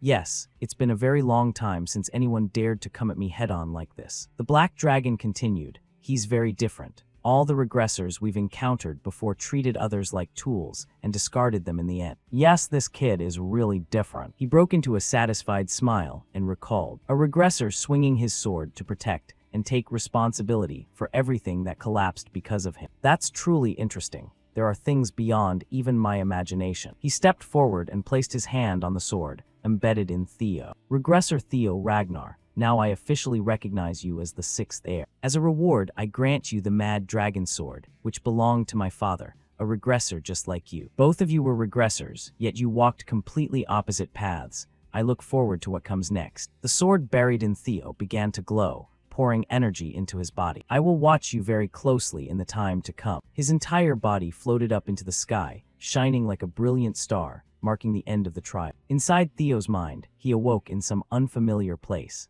Outside the window stood towering skyscrapers, with crowds of people dressed in strange clothing, humans from the future. Theo walked over, placed his hand on the glass, and reflected. This scene was a reflection, and the face staring back from the mirror was an old, frail one. So that's how it is, it's all over. With that, Theo suddenly snapped awake and returned to reality. He clutched his head in pain and muttered, "What was that I just saw?" Suddenly, his mother's voice rang out, "You're awake, my son." He turned to look at her in surprise. "Mom, haha, I slept in too late. I must have really been exhausted." Theo spoke up. "Are you okay, Mom? You're not hurt anywhere, right? That's something I should be asking you. Last night, the family head brought you here unconscious and completely drained. I was so shocked. Seeing you worry about me like this means you're feeling better now." Theo pondered quietly. Could it be that everything he said to me was just part of the test? Suddenly, the door opened and two figures stepped in. "You're awake, young master." It was Evelyn and Demon Dragon Julius. He spoke in congratulations. "Well done, Theo Ragnar. I heard you passed the family head's trial." "Huh, trial? Yes, you're the talk of the town right now. Hot news, hot news. The sixth heir of the Ragnar family has been officially announced." Somewhere else, two heirs of the family held newspapers in their hand. With excitement, well, this is interesting. We've got another rookie, a new heir's huh. Each previous heir reacted differently to the news. At a frozen battlefield, someone stood amid the falling snow, deep in thought. "Captain," a girl rushed over breathlessly. "That kid has become the next heir after you, Captain." She shouted in frustration. "Og, this is so annoying. I should have dragged him to the Black Cavalry back then. I'm really sorry, even the master of the Rose Castle failed. You don't need to blame yourself like that, eh?" He held the paper and smiled. "Theo Ragnar, I think it's time I paid you a visit." He was the captain of the Black Cavalry, Theo Ragnar. At the same time, outside the Grand Hall, the rank siblings appeared, blending into the lively atmosphere of the party. Halkus, looking annoyed, tugged at his uncomfortably tight tie and grumbled, "This suit is way too tight. I just want to rip it off already." Erica immediately scolded him. "Just endure it. It's exactly because of behavior like that people keep saying the Rank clan is full of barbarians." From behind them, a voice cut through their conversation. "Looks like everyone's here now, huh?" Spotting Remington, the Rank siblings instantly lit up with joy, their faces brightening. Remington flashed a friendly smile and asked, "How's everyone doing?" Halkus turned around and spoke up. "You've been making quite a name for yourself out west lately. I heard you're on par with the Heavenly Dragon Peak." Remington laughed modestly. Haha, rumors always get exaggerated way too much. Glancing around the banquet hall, he added, by the way, has anyone seen Theo? I wanted to ask him a few things about the white armor cavalry. Right then Ray appeared from behind, her voice soft but laced with meaning. You're asking about Theo. Remington looked flustered and quickly apologized. How could I dare look for someone else right in front of the star of this party? Ray smiled back. It's fine. I know exactly what kind of event this is. She suddenly noticed the wine glass in her hand, trembling slightly, as if mirroring the tension hanging in the air. Then everyone's attention turned to the confrontation between Theo and Thorkel. An intense, silent test of strength.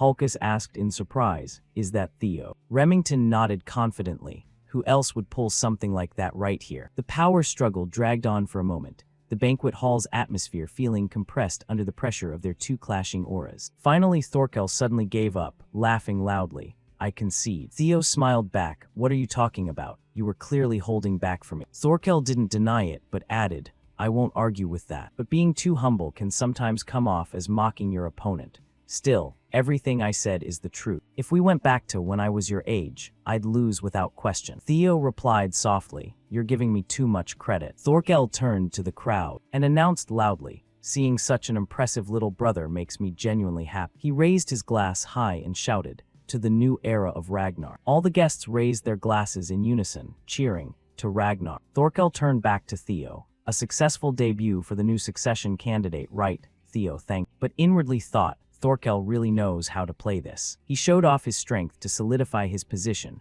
while publicly acknowledging his rival to win over the crowd. The atmosphere Navan and I built has now completely shifted in his favor. Thorkel Ragnar, you can't underestimate him, just because of that mild-mannered appearance. A little later, his friends came over too. Hulkus turned to Theo and asked, you haven't forgotten your oath to become my sword, right? Meanwhile, murmurs rippled through the crowd. How can someone reach that level at such a young age? Another chimed in. He's not engaged yet, right? The scene shifted to the second floor of the palace, where an elder was seething with rage, inwardly planning to condemn Theo's actions and find a way to drive him out of the Ragnar family. The elder growled, and yet there are fools who keep interfering. A mere bastard dares to stir up the clan like it's his personal playground. It makes me sick. Suddenly, he looked out toward the banquet hall and spotted Evelyn, his eyes igniting with fury. How dare that trash show her face here? A maid respectfully addressed Evelyn as captain and complimented, you look absolutely stunning today. Evelyn was surprised, blushing as she asked, really? The maid insisted, have I ever flattered you falsely? You're truly beautiful and adorable. Hearing that, Evelyn grew flustered. She tried to hurry off to change into her uniform, but her subordinate stopped her. You can't wear a uniform to a party like this. At that moment, a wine glass flew straight into Evelyn's face, accompanied by a voice dripping with contempt. Just seeing that brat is enough to make my blood boil. Evelyn trembled, recognizing the voice. The door opened, and the old man slowly approached. He roared, how dare you drag yourself here? Aaron angrily shot back. Even if you're one of the 9 dragons, you have no right to treat the captain like this. Evelyn quickly held Aaron back, whispering softly, I'm fine, really. But from the top of her head, dark red blood was trickling down. I'm okay, truly, I'm okay. For my sake, please don't do anything. Aaron thought to herself, I've never seen the captain this terrified. What on earth did that elder do to put her in this state? The old man stepped closer, radiating killing intent. I told you never to appear in front of me again. He glared at Evelyn's mechanical arm and sneered. And now what is this? He ripped the mechanical arm off in an instant. Aaron roared in fury, Captain. He hurled it to the ground. With a cold thud, you think slapping this pathetic toy on will make everything go back to the way it was. If you're trash, then live like trash. Crawl on the ground and let others trample you. If I ever see you again, I'll tear you into 100 pieces. Evelyn panicked and ran away, while the elder stood there laughing loudly. Haha, finally that stench is gone. Aaron turned back, threatening to report this to the disciplinary council. But he challenged her. The council, interesting, go ahead and do whatever you want. You're about to learn what real survival of the fittest in Ragnar means. Aaron was so furious she bit her lip until it bled, but right now she couldn't do anything to the bastard. Evelyn fled the palace, her heart heavy. Just as I thought, a place like this I never should have come. She had tried to endure, just one more time. If you dare call me father with that filthy mouth one more time, I'll rip you into 100 pieces. Get lost and never show your face to me again, got it? She had done everything she could to overcome her past pain, but in the end, nothing had changed. Suddenly, she bumped into someone in front of her. The demon dragon appeared unexpectedly, his voice calm but warm. Why the rush? The party's that way. Looking at the demon dragon, Evelyn saw in him the father she never had, a faint spark of hope flickering in her eyes. Back in the banquet hall, while everyone was chatting happily, a sudden shout startled them all. Demon Dragon Julius Ragnar, commander of the White Armor Cavalry, had just snapped the elder's arm. The elder screamed in agony. Do you know what you've just done? Captain of the White Dragon Squad, Julius Ragnar. The demon dragon released his grip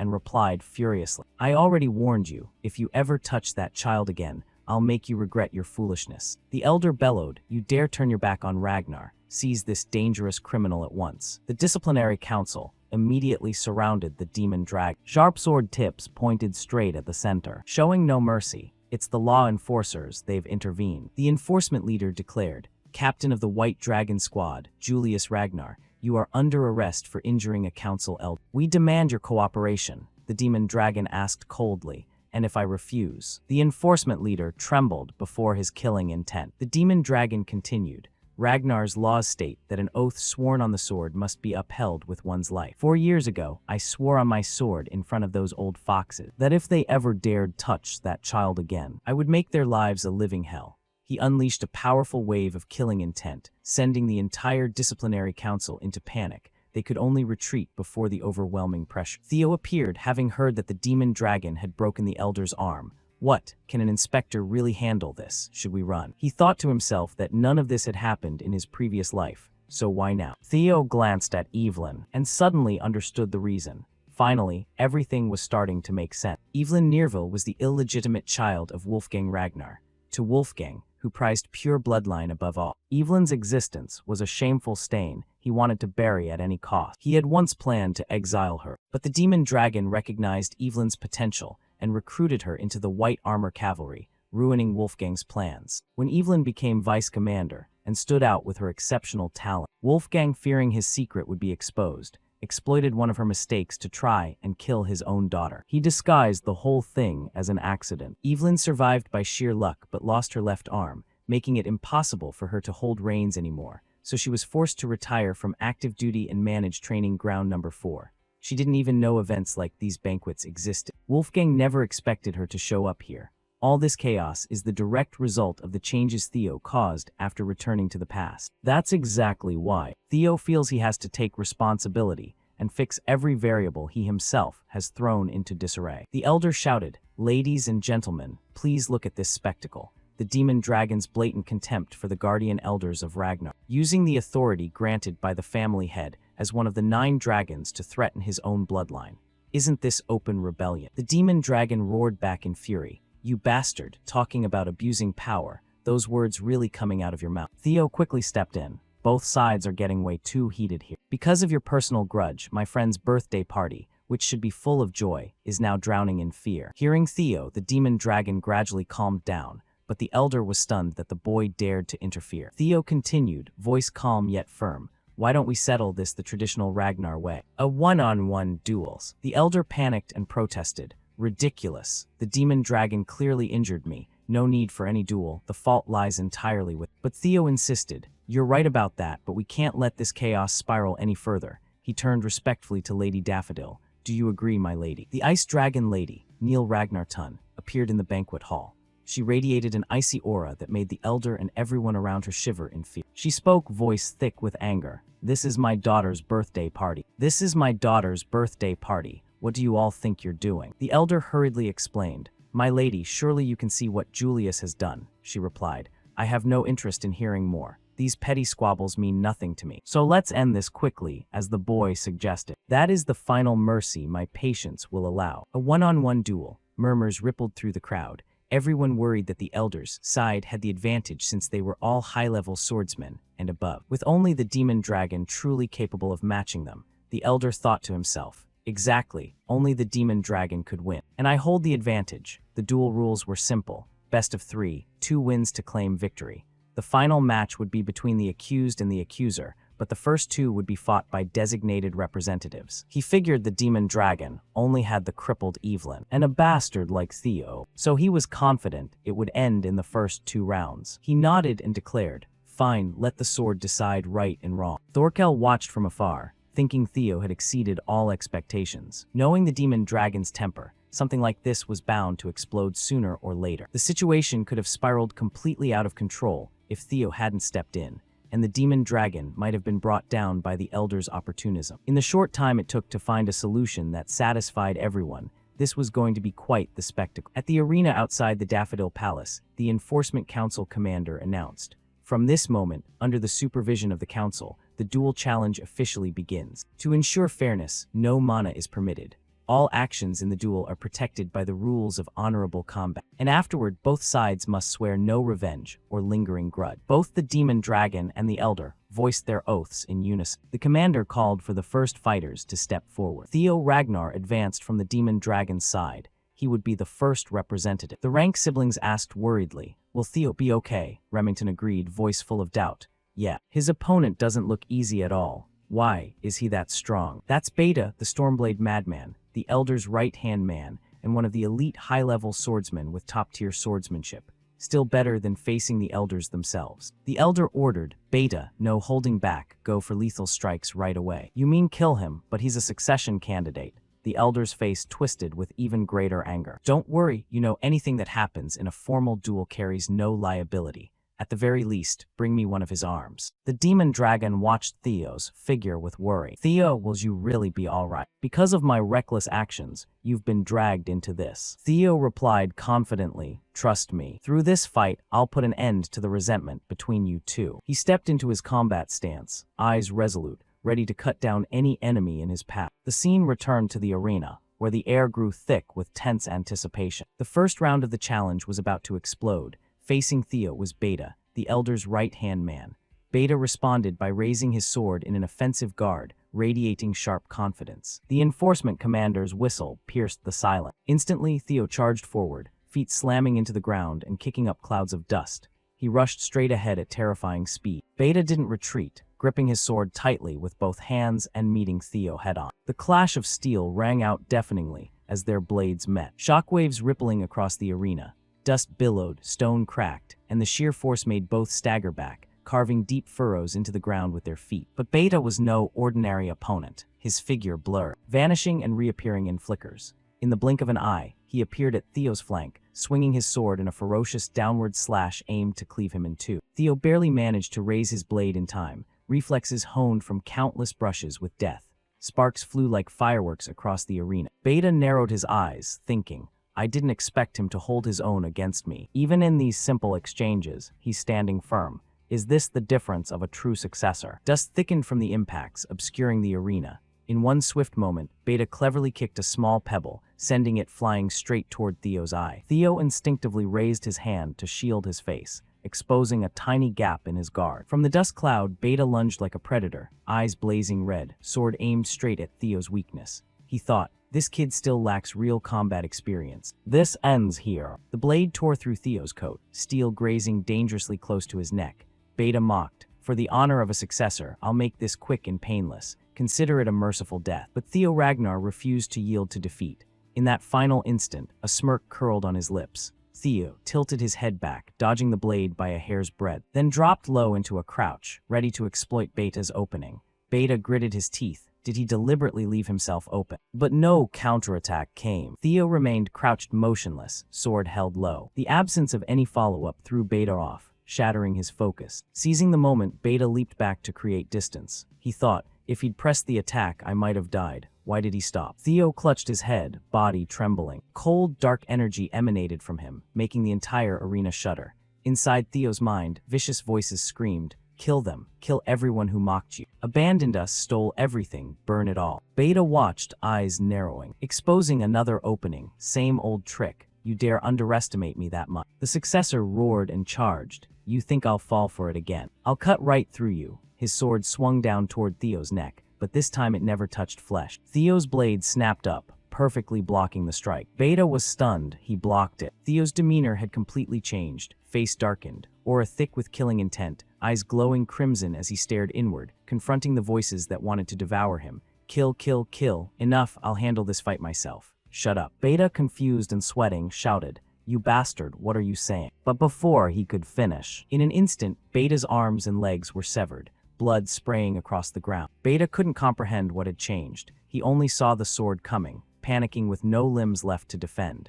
He screamed as Theo's blade descended. The edge struck the ground, unleashing a terrifying explosion that cracked the earth and sent shockwaves hurling dust and stone everywhere. Spectators covered their faces, nobles ducked behind seats, cloaks whipping in the violent wind. The ice dragon lady, Neil Ragnar Tun, intervened to contain the destructive force, her expression grave. So this is Theo Ragnar, truly astonishing. The ground beneath her feet was torn apart.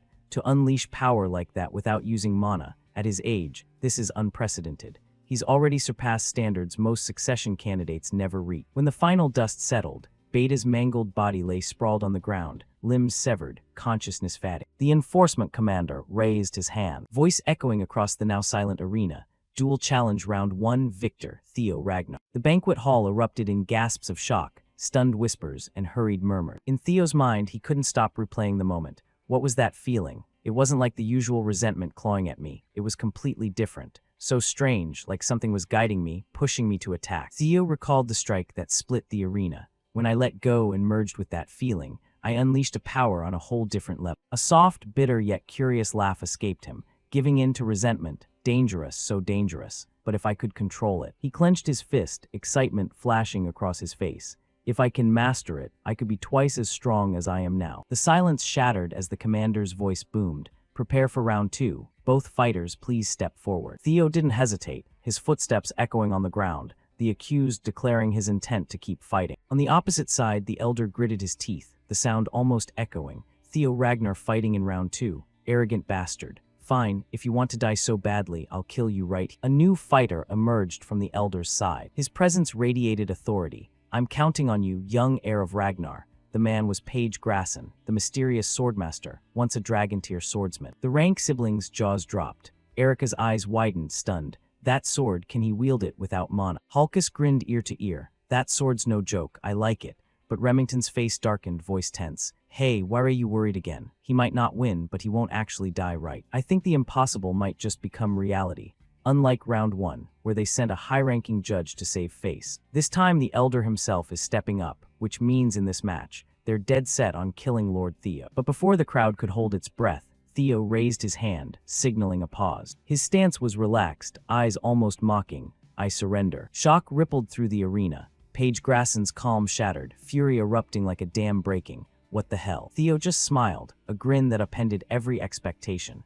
A mid-tier swordsman like me daring to face an elder. No need to fight when it's obvious the elder would win. Even a newborn would know that. Page Grasson ground his teeth, slamming his sword into the ground in rage. The commander announced officially, round 2 winner, Page Grasson. The crowd buzzed with chatter. This is a straight-up slap to the council's face. They've got no honor left to lose. Lord Theo's a damn strategist. Even at full strength, they'd struggle to beat the demon dragon. With that arm, round 3's gonna be over quick. The elder's face paled, a cold realization creeping in. That damn heir, don't tell me he planned this far ahead. His scheme had been perfectly flipped. The scene shifted to Evelyn Nearville. She stared at the elder with a mix of surprise and relief. I've never seen him shaken like this. Guilt surged in her throat. Captain, I'm sorry, this is all because of me. But Theo stepped forward. Don't apologize, teammates help each other, it's normal. Julius flashed a grin, adding, exactly, Evelyn, watch closely, we'll crush. Evelyn's lips curved into a fragile smile. Memories flooded back. She recalled Julius's voice, a lifeline back then.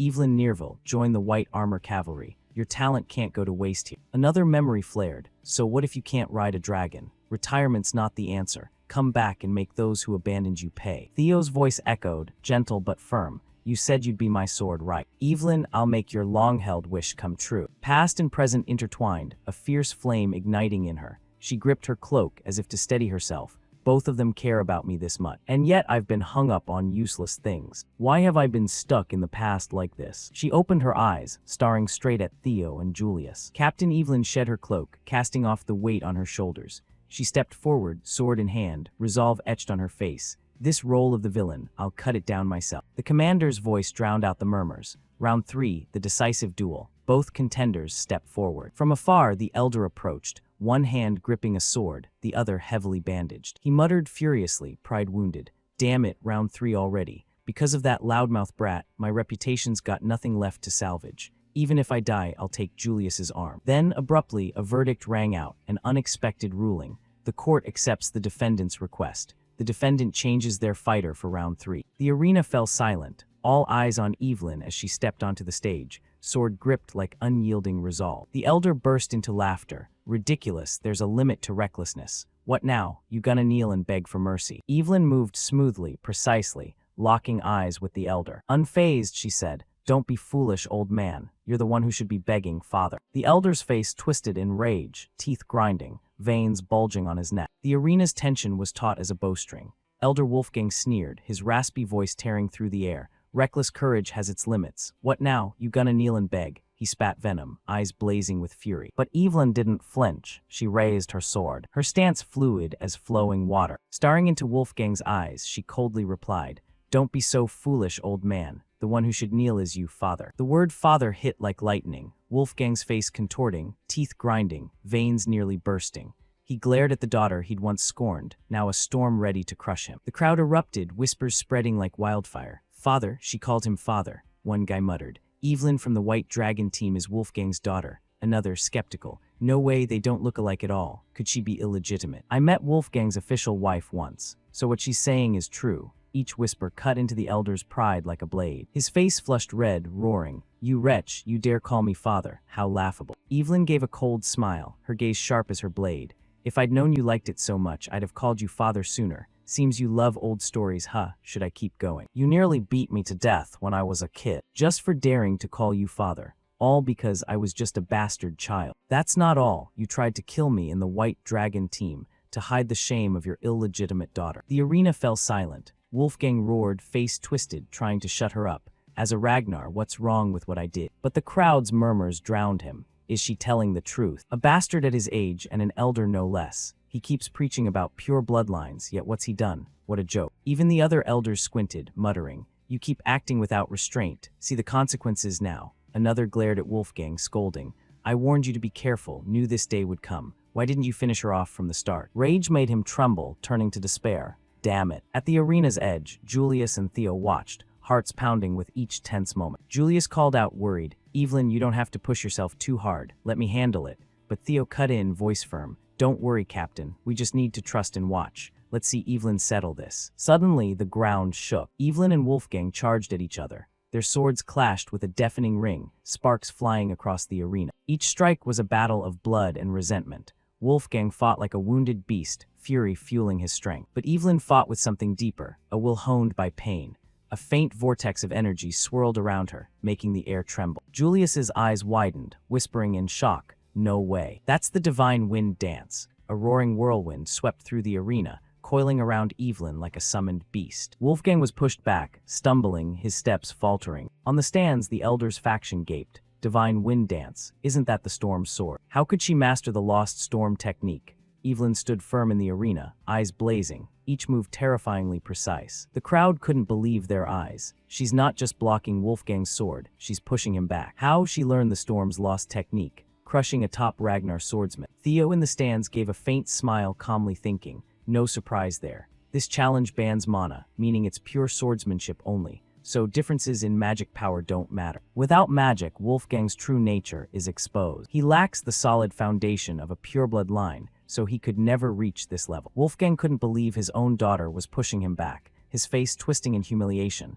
"Damn it, I'll kill you. How dare you, you bastard." Evelyn gripped her sword tighter, her gaze icy. Wolfgang lunged, his sword crashing down like it meant to crush her. Evelyn met him head-on, their swords clashing with sparks like bursting stars. Wolfgang snarled, "You wretch, you think you can escape me. I'll beat you until you beg for mercy." But Evelyn gritted her teeth, countering with a sword strike that rang like thunder. Leaving Wolfgang stunned, she stared into his face and shouted, "Go ahead and try." Wolfgang's arrogance wavered for a moment. How is this possible?" Evelyn's voice was fierce, eyes burning. "When I was a kid, you were my whole world. I was always terrified of you. But now I have people I can trust. People who care and won't abandon me. I'm not that weak little girl you once knew anymore." Wolfgang staggered under her declaration. He never expected the daughter he'd discarded to be this strong. In his moment of hesitation, Evelyn surged forward, her sword piercing Wolfgang's body with unbelievable precision. Blood sprayed like a fountain, his body hurled to the ground with a bone-rattling thud. The arena fell silent, shock etched on every face. Evelyn shouted, "I'm not that weak little girl anymore." Wolfgang's sword flew from his hand, embedding itself in the ground,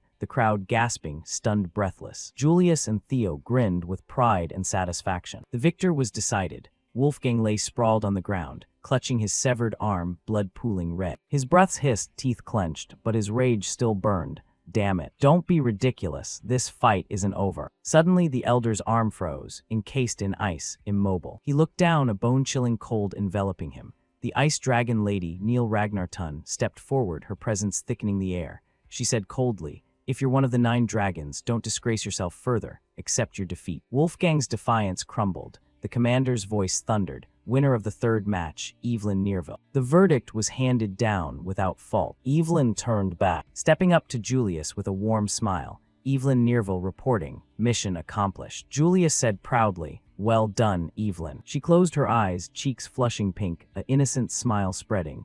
It was all thanks to everyone. On the opposite side, the Elders faction fell into chaos. One guy helped Wolfgang up and asked, "Are you all right, Grand Elder?" Another picked up his weapon and presented it. "Here, your sword. You're badly injured, please get treatment first." But Wolfgang shoved them aside, rising with murderous aura enveloping him. He advanced, eyes blazing. Evelyn Nerville. Julius and Theo turned to look with serious expression. Wolfgang charged forward with clear killing intent, rage having robbed him of reason. "You wretched brat, I'll kill you myself right here." But before the sword could descend, a massive hand clamped down on his wrist. Julius, commander of the White Armor Cavalry, stood blocking between them. His eyes burned red with fury, his presence like an unstoppable storm. "Want me to take your other arm too?" Wolfgang clenched his jaw, knowing he couldn't match Julius in his current wounded state. Suddenly, a tremor struck from somewhere, bringing the entire arena to a halt for a beat. Right then, a messenger burst in, voice panicked. "Invasion. The Troyven family has begun their attack.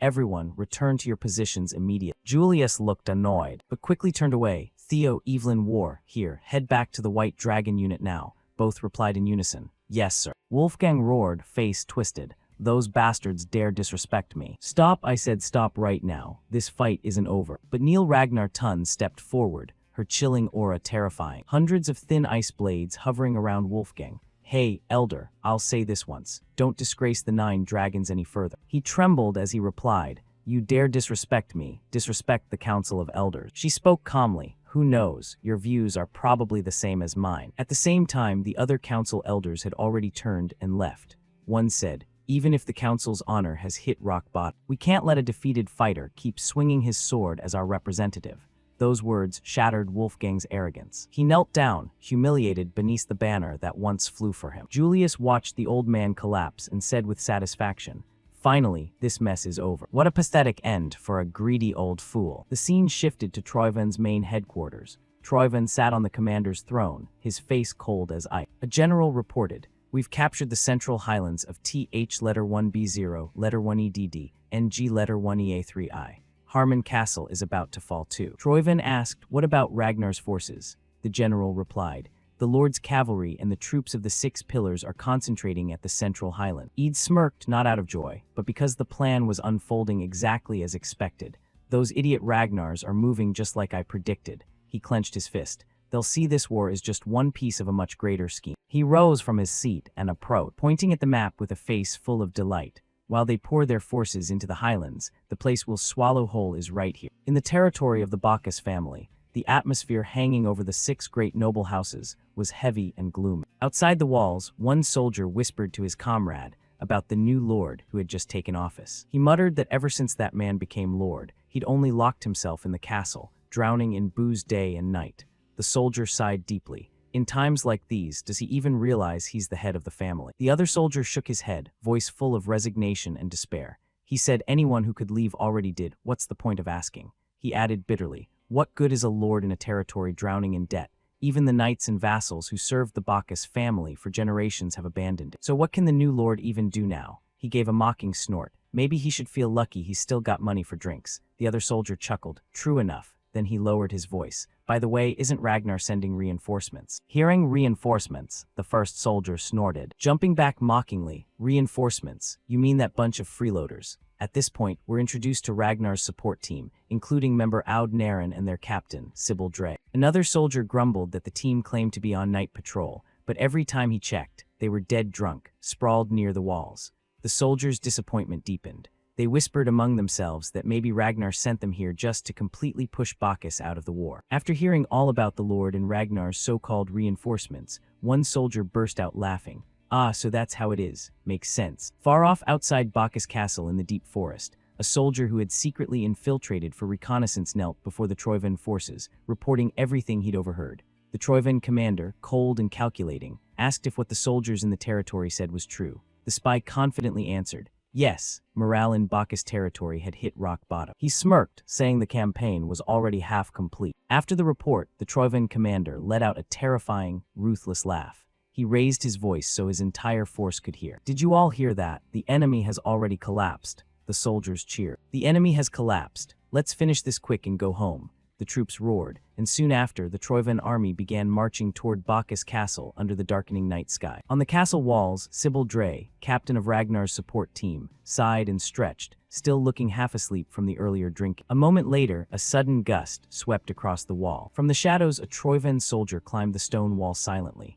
His dagger glinted faintly under the moonlight. Spotting Sybil lounging lazily, he smirked. Jackpot, a drunk guard on duty, perfect for me. He raised the dagger and muttered, finish the rest of that booze in your next life. Just as he prepared to stab Sybil in the chest, the scene cut to a past conversation between the demon dragon and Theo Ragnar. The demon dragon sat behind his desk, sharp eyes fixed on Theo. He asked, you want independent command authority as a mid-tier swordsman. Denied. In wartime, combat campaigns come first. You get no special privileges. Theo calmly and composedly handed him a sealed envelope, saying, this concerns the war. Please read the contents. The demon dragon opened it, and after reading the documents inside, his expression changed instantly. His brows furrowed in shock. Is everything written here true? Theo nodded. Yes, Troivan's main targets right now are Harmon Castle and the Central Highlands, but those are just bait. Their real objective is the floating archipelago in the territory. The demon dragon fell silent for a moment, thinking deeply, then muttered,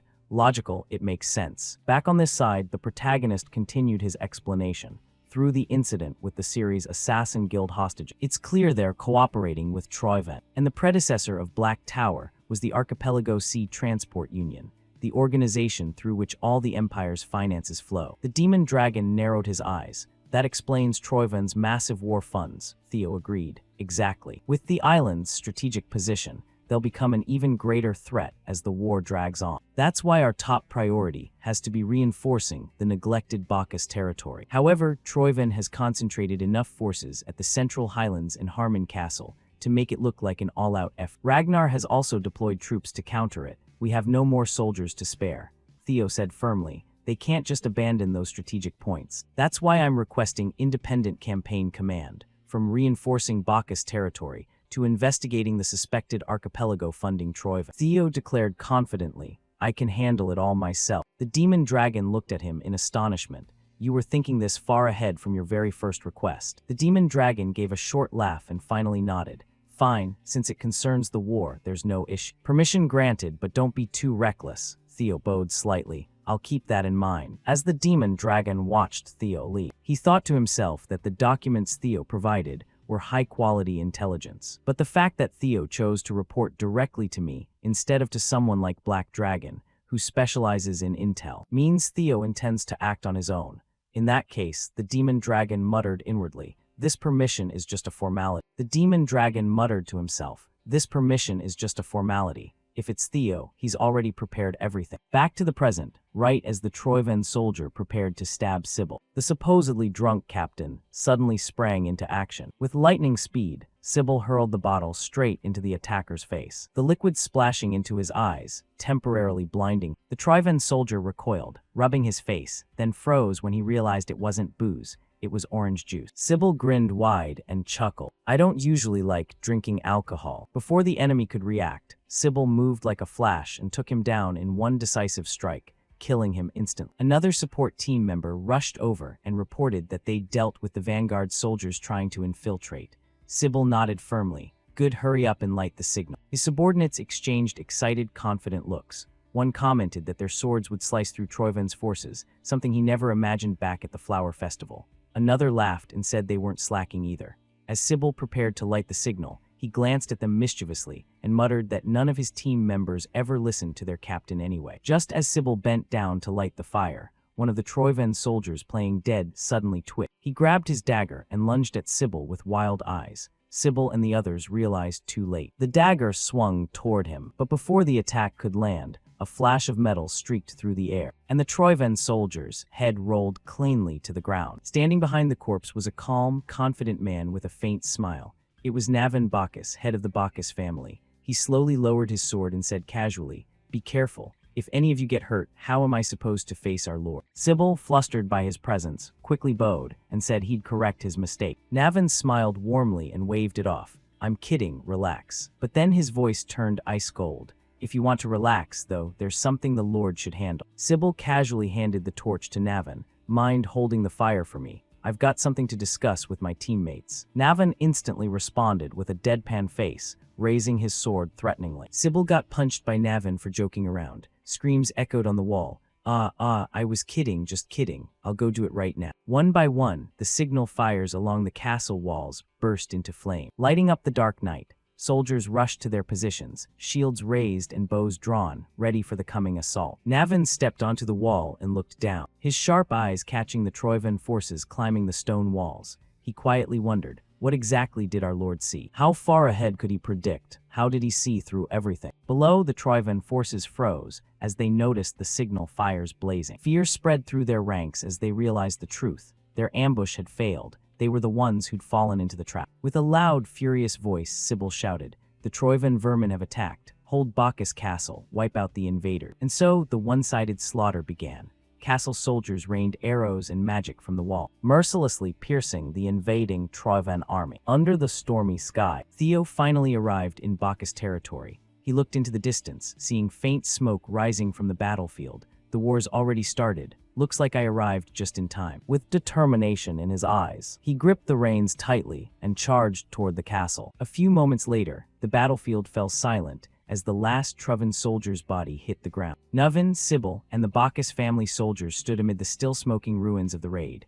Their chests heaved, weapons still slick with the inky black blood of war. Lord Thu's order to defend Bacchus territory had been carried out to the letter. Thu glanced around, chuckling softly to himself. "You didn't have to yell like that, geez." He placed a warm hand on Sybil's shoulder. "You did really well." Those words hit Sybil harder than any blade ever could. Tears welled up in his eyes. He actually noticed me. Sybil stood frozen, basking in that recognition, while his teammates crowded around, teasing him with a mix of envy. "So jealous of you, you lucky bastard." Theo walked over to Navin. "I didn't expect you to show up in person." Theo gave a small smile. "I just dropped by as a precaution. Looks like you guys didn't even need my help in the end." Navin glanced at Sybil, and the other soldiers gathered near the signal fire with a curious smile. "Where'd you find people like?" Thu's chest swelled with quiet pride. "They're the ones I trained with back when I was a beginner swordsman. They wanted to serve me, so they joined the Camellia Palace Guard." Thu looked at Navin and added, "Looks like they've earned your approval too, huh?" Navin bowed his head, his smile softening even more. "Honestly, at first I didn't have high hopes. They're just mid-tier swordsmen, no real combat experience or standout achievements. But after working with them for a few days, I could feel the difference. Their skills are still rough, sure, but I can trust them." Thu closed his eyes for a moment, soaking in the praise. "Hearing you say that makes me pretty proud too." He muttered under his breath, then opened his eyes and looked straight at Navin. "I've got a request for you, Navin." He gestured toward the long line of soldiers who had responded to the signal fire. "Now that the vassals and knights have left, the Bacchus Knights Order is empty. What do you think about training these friends of yours to become the Bacchus Knights Order?" Navin took a deep breath, excitement slowly creeping into his expression, slow but genuine. "A Knight's Order. It's been a long time since I felt this kind of anticipation." Watching the change in him, responsibility settled naturally onto Navin's shoulders with ease. Thu straightened up, made his decision, and started walking away, waving casually. "Then I'm counting on you." Navin blinked, startled. "You're leaving already, young master." "Yeah," Thu replied simply. "I've seen what I needed to see here. I was just passing through anyway. I've got other things to handle." Navin asked, "Another purpose?" Theo turned back, answering cheerfully. "An investigation into the floating archipelago." Navin bowed his head and let out a small laugh. "I should be used to it by now. But your boldness still catches me off guard, young lord." Thu's smile widened as Navin continued. "Isn't that place notorious for being hostile to outsiders? And it's really hard to get in." "Don't worry, I've got my own way," Thu replied. Leaving Bacchus behind, along the windswept coast lay the bustling port city of Dion, alive with its own rhythm. In the lower district of the city, a rowdy tavern buzzed with noise. a hooded figure pushed the door open and stepped inside. He didn't notice the big man blocking the way and bumped right into him. The big man's rough hand shot out and grabbed the newcomer's shoulder roughly. "Hey shorty, your eyes hanging down by your feet or what?" The hooded man calmly looked up and replied in an even tone, "Ah, my bad, I guess I didn't see you down there." The thug flinched, the insult sharpening his brows. "Oh yeah, then let me bend down to your eye level." The noise in the tavern seemed to hold its breath. Then in a flash, the hooded man's hand snatched a mug of beer and smashed it into the thug's forehead. The room's atmosphere shifted from noisy to tense silence, then to wild excitement in a single breath. People leaned forward, watching intently. "Oh, fight on," someone yelled, half thrilled, half warning. Others burst out laughing. The barmaids rushed over. "Hey, hold on, I'm coming. Yes, here's your drink, sir." Inside a candlelit room behind the tavern, a woman's voice rang out as she read a report to the man across from her. Summary of the demands. The floating archipelago will regularly supply gunpowder and steel to Troven as agreed. All costs will be counted as rental fees for the Azure Dragon Sword. The man slammed his hand on the table, face twisting in rage. Demands? Dream on, that's a blatant threat. The man was Intunpa Spunulla, head of the Spunulla family and the next leader of their maritime empire. His anger filled the room as he snorted. "And what's this rental fee nonsense? They steal the damn sword and then say they'll rent it back for money. What a farce, I'm not falling for it. But sir, we don't have any other choice, do we?" Antonio's reflection gleamed on the polished orb beside him. "Without the Azure Dragon Sword, the floating archipelago will sink fast." He rubbed his forehead, disappointment turning to despair in his voice. "Damn it, if we hadn't lost that sword, we wouldn't be under their thumb like this." His eyes darkened. Is there really no hope left for our archipelago? Before an answer could come, a loud crash echoed from outside. Shouts, curses, and the sound of splintering wood. The noise of a tavern brawl spilled into the room. Antonio stormed to the door and kicked it open. "You damn idiots, my head. About to explode already, and now this. What the hell's wrong with you morons? Fighting again." The room went dead silent, dozens of faces turning toward him, some guilty, some defiant. "How many times have I told you no more getting drunk? Drink quietly only, got it? Idiots." From the far side of the room, a calm, familiar voice rang out. "Finally, he shows himself." The speaker pulled down his hood, revealing sharp eyes and a confident smile. It was Thea Regna, Intunpa Spunulla, the next head of the Spunulla family. Inside Antonio's office, he leaned back in his chair, tapping his fingers impatiently on the desk. "So you're saying you want to go to the floating archipelago and join my ship as a fighter?" Theo nodded unfazed. "That's right. I've heard sea monsters are showing up more often near that floating land. As for my skills, what you just saw should be proof enough. Your ship's short on people anyway, right? It's a win-win." Antonio stroked his chin, his tone turning skeptical. "You're not wrong, we are looking for a few good fighters." Suddenly his eyes sharpened, his posture shifting from weary to keen. "But you're not getting on my ship. For a mercenary looking for work, your gear's way too clean. Not a scratch, not a speck of dirt. And that brawl just now happened right where I am. Pure coincidence. Plus, you know way too much about my ship heading to the floating archipelago. Definitely not normal." He leaned forward, fingers interlaced under his chin. "If you were me, would you let someone like that on board?" Theo gave a short, amused laugh. "I'd be disappointed if you didn't see through that. Good, let's cut to the chase." Theo reached into his cloak and pulled out a small metal badge, placing it on the table. Armed Resistance Organization, fighting for the liberation of the floating archipelago. Black Tower leader Antonio Spinola. The name hit like thunder, Antonio's eyes widening in shock. Before he could react, Theo leaned in closer, voice steady. "So, Antonio Spinola, let's make a deal." Antonio's jaw clenched. How do you know I'm the Black Tower leader?" Theo's smirk returned. "Come on, that's not the important part, is it? It's not how I know, it's what I know. For example, about the Azure Dragon sword you're so desperate for." Hearing that weapon, Antonio's calm shattered, his chair tipping backward as he shot to his feet. "You bastard, you're Troiven's lapdog after all." Theo's voice stayed cool and precise. "The foundation of any deal is calm, Antonio, don't lose it." Intunpa glared at him, even thinking calmly, "This is ridiculous. If you're not with Troven, there's no way you'd know about the Azure Dragon Sword." Before Thea could reply, the door burst open and one of Intunpa's guards stepped in. "Lord Intunpa, everything all right?" Intunpa waved him off. The guard hesitated, bowed, and left. Theo smiled faintly, lips curling into a subtle, confident grin.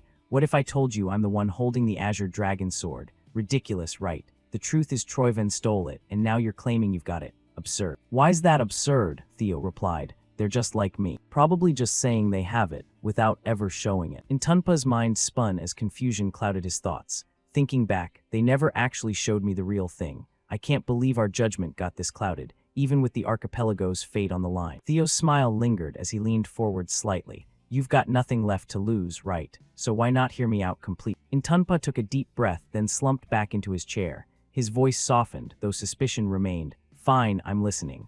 Thu's expression turned serious. The legends and mysteries of the floating archipelago. All start with the story of the hero Kriemhild, right? A resigned sigh. Intunpa opened a drawer beside him and pulled out an old journal. Looks like you already know the story. Yes, he drove his sword into the head of the sea dragon that ravaged the ocean. The floating archipelago is said to hover over the sea thanks to mysterious current. But that's not true. The sea dragon sealed by Lord Krumholt lies deep beneath the ocean, and the massive mana it releases creates an uplifting flow that keeps the islands afloat. The Azure Dragon Sword is the device maintaining that seal, a medium that stabilizes the mana flow. But ever since Troivan stole the Azure Dragon Sword, the mana flow has become unstable. If the sword isn't returned soon, the archipelago will sink to the bottom of the sea. Huge waves will rise from the ocean, tearing everything apart. Buildings, infrastructure, the people living there, their homes, their lives, everything will be swallowed by the sea. He looked straight at Theo, voice urgent. I'm not joking.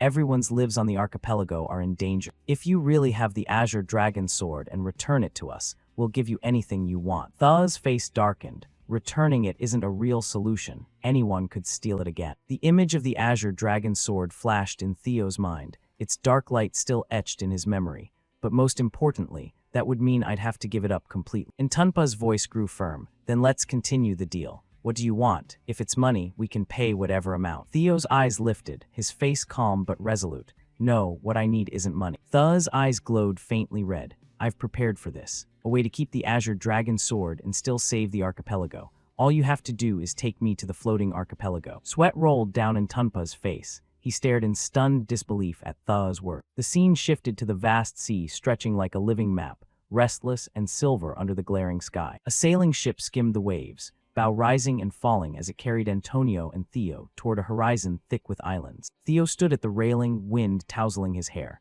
When he spotted the sight ahead, his smile widened. Finally, there it is. The floating archipelago hovered above the ocean like a patchwork of towns and harbors. Large and small ships traded around its ports, a blend of sails and drifting smoke. Once a legendary trade alliance, with customs so distinct even the emperor had to grant it autonomy. The archipelago now bore the scars of occupation. Under Troivan's control since the Great War, it had been stripped and turned into a military production. Watching a row of forges spitting sparks like fireflies, Tha felt a cold shiver grip his chest. By the end of the Great War, many satellite islands had slipped beneath the waves, vanishing from maps forever. He fixed his gaze on the islands, letting a thought settle like a blade in his mind. For the sake of both Rugna and the archipelago, Troivan's traces must be erased. Before he could plan further, Antonio's voice cut across the deck. You're not kidding, right? You promised to save these islands. What you said earlier about stopping them from sinking by moving the islands themselves. Tha's smile didn't waver. Don't worry, it's possible. Because the sea dragon lies beneath the archipelago, deep at the ocean floor, is an ancient guardian of the old dragon. Then Theo drew the Azure Dragon sword from its sheath and placed it before the guardians. What does this sword look like to you guys? Drake said bluntly. Whoa, that's a real relic. Hunt's sword chimed in. A sacred artifact of the old dragon. As Tha reached out to nearly touch the sword, faint trails of energy shimmered out. He frowned. Just as I thought, but why isn't it compatible with Rugna? The fairy dragon tilted its head closer. Hard to say. It seems the guardian bound to the Azure Dragon Sword abandoned its duty and fled from the artifact itself. Theo's eyes widened, fled from it. The fairy dragon glanced at Griffin before explaining. It's happened before. Back when a guardian forgot its own mission. Theo looked at Griffin's tense expression. You guys could do that too if you accepted the price right. Griffin's reply was blunt. Only a madman would. Only one could escape and still survive. It's not simple at all. So not every dragon can pull it off. Makes sense. After all, the mana leaking from him is enough to keep the whole archipelago afloat. Wait, so if I overpower him, I could move the islands myself. Drake answered gravely. In theory, yes, but you'd have to seal him first. Can you handle that? Before Theo could reply, the fairy dragon added what the others feared. Even weakened after abandoning the ancient relic, he's still among the strongest. Griffin tilted its head. Can you even reach the ocean floor? Tha's smile returned. Of course I've got a plan. Don't worry about how I'll get down there or how I'll seal him. I've already thought it through. The scene cut back to the present on the ship's deck. Antonio's tense voice cut through the quiet. So that statue really has the power to save the islands. A power even the locals don't know about. Tha glanced at him, face calm. Still doubting me, even after I showed you the Azure Dragon Sword. Intumpa gritted his teeth and bowed his head. Guilt and worry flashed across his face. I'm not doubting, just worried. My homeland's fate is on the line. I hope you understand. Theo's eyes softened a bit. He exhaled and smiled with steady confidence. Yeah, I get it. Just get me there first. I'll make sure it's saved. A faint glow shimmered before Theo's eyes as a system notification flashed. Side quest, Azure Dragon Sword. 30 objectives. Return the sword to its original resting place, locate the site, defeat the Guardian, and claim ownership. The scene shifted as night fell over the floating archipelago in eerie stillness. Moonlight poured down like liquid glass, bathing the silent docks and harbors in silver. Beneath this calm surface, inside a dimly lit wine cellar, Antonio had gathered his most trusted subordinates, soldiers ready to bet their lives for their homeland.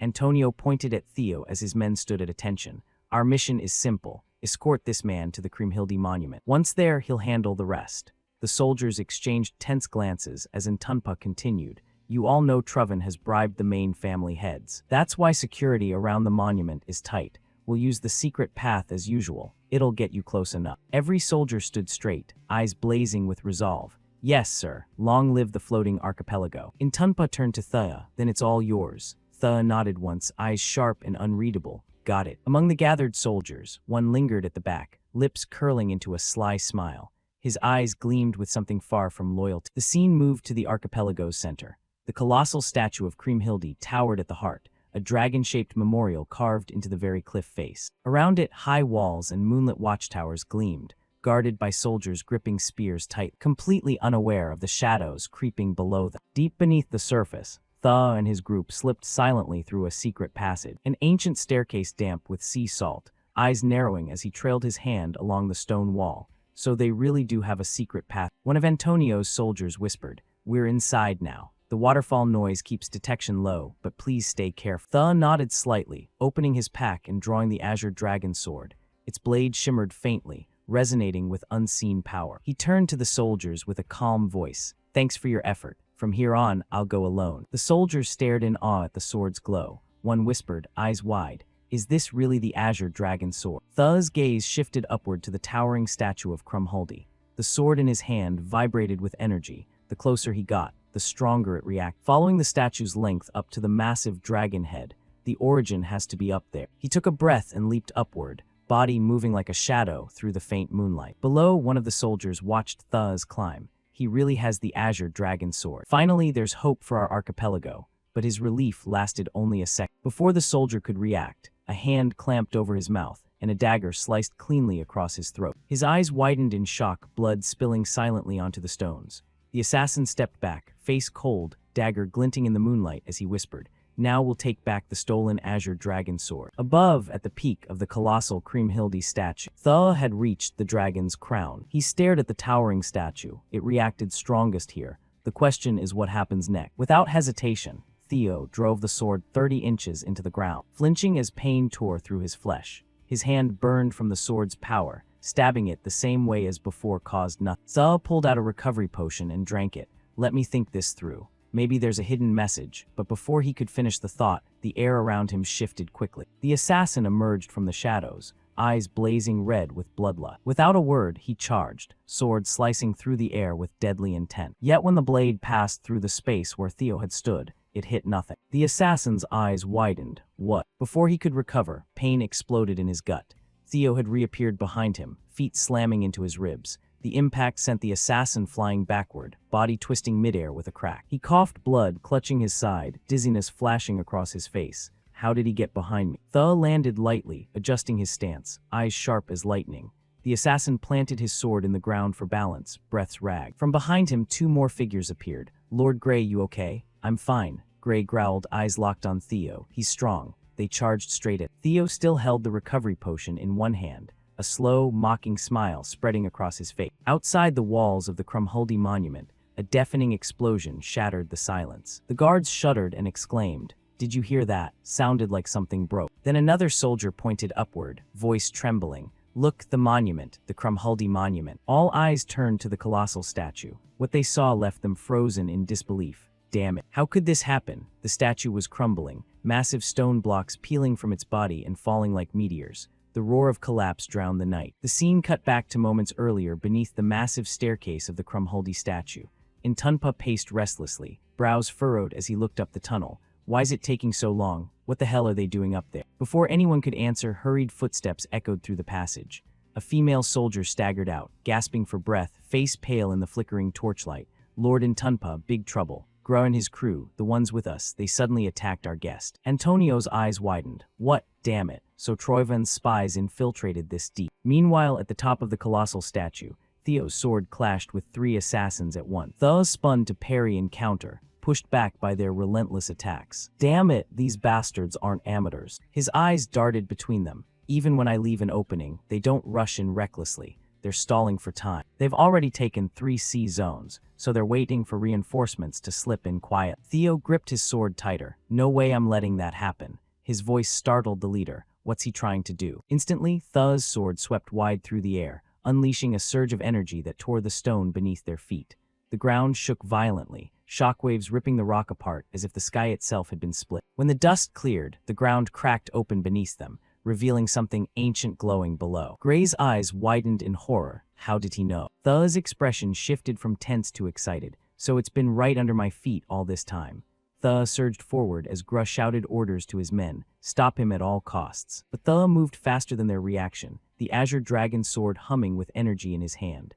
A faint chime rang out as another system notification flashed before his eyes. Side quest, dragon-slaying sword Bumung, desires to return to its original resting place. Objective, locate its position, defeat the Guardian, and claim ownership. Theo's thoughts clicked into place. I was overcomplicating it for nothing. It wants to return. The sword reacts strongest here. This is its original spot. He raised Bumung high, the blade shimmering with brilliant green flames. With one decisive thrust, Thea drove it straight into the heart of the ruin before him. It can only be here. The moment the blade struck, the ground convulsed, energy exploding from the ruin like a tidal wave of light, shaking the colossal statue to its core. Gray and his men were hurled back, tumbling across the cracked stone floor. Their screams drowned in the roar of unleashed power. Theo stood firm, hands locked on the hilt, body trembling as the ruin's energy surged through him, blinding light swallowing everything. Outside, guards along the Krumhuldi walls spun around as a deafening crack tore through the night. Did you hear that? Something just broke. Then came the cry that froze everyone in place.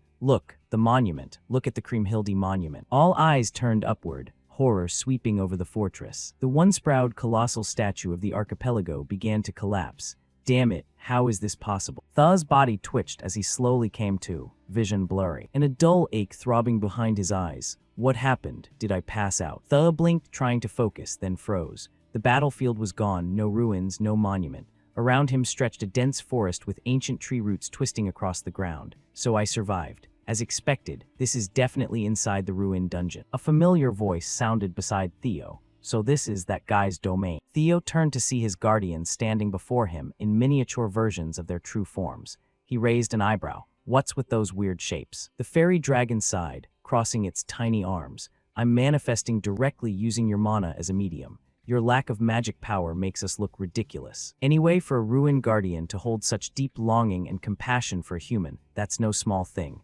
Thea's eyes widened. A human. Wait, could that human be Kriemhildi? Griffin shook its head. We're not sure. We only read the lingering remnants of thoughts. Thea paused to think. Given the situation, that's probably it. With no ruined guardian left, let's explore this place slowly. Perched high among the branches, a skeletal archer drew an arrow, its hollow eyes glowing. Right away it let go, and the arrow tore through the wind straight toward Thea with zero mercy. Thea's razor-sharp instincts let him spot it coming without any trouble. He spun around and snatched the arrow out of the air with ease. An ownerless house, right? That's what you guys said. So how do you explain this? He whipped around and noticed way more movement now. From behind the trees, skeletal soldiers started crawling out. Bones clacked and creaked in a creepy chorus as dozens, then hundreds of them clambered over roots and boulders. Intruder, intruder. Bumung belongs to Krumhuldi. The air grew thick with the stench of rot as their numbers swelled. In moments Theo was completely surrounded, a jagged ring of rusted blades formed by an army of skeletons.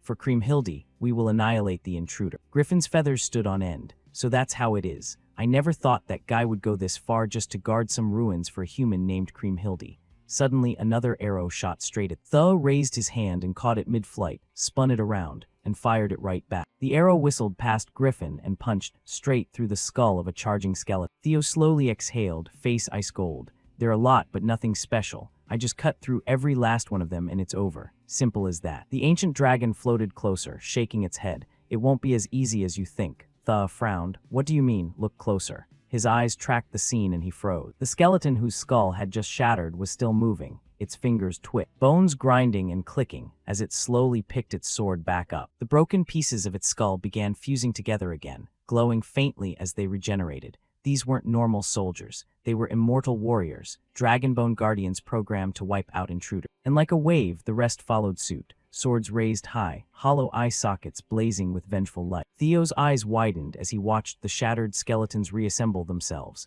but then that familiar smirk crept back. Yeah, definitely not gonna be easy. Without hesitation, the skeletal horde surged from every direction, and the forest exploded into chaos. Tha's blade sliced through the air. The ring of metal striking bone echoed everywhere as skulls shattered and rib cages crumbled. Griffin hovered nearby, clearly annoyed. We can't keep fighting this endless battle forever. Got a better idea. Griffin's golden eyes narrowed. I'll give your idiot self some advice. That Kriemhilde guy, you said he's a human like you, right? Then just tell him to give up ownership. Easy. Theo blocked another incoming arrow. Frustration boiling. He's a legendary hero. If he's still alive after all these years, can you even call him human anymore? Dumbass. Griffin puffed up and glared at Tha. Insolent mortal. Wasting advice on an idiot is pointless. Tha snatched Griffin's beak midair. The hell did you just say, you oversized feather duster? Before he could finish, a brilliant blue light flashed right in front of his eyes. System notification. This dungeon is the final gift Leviathan left for Kriemhilde.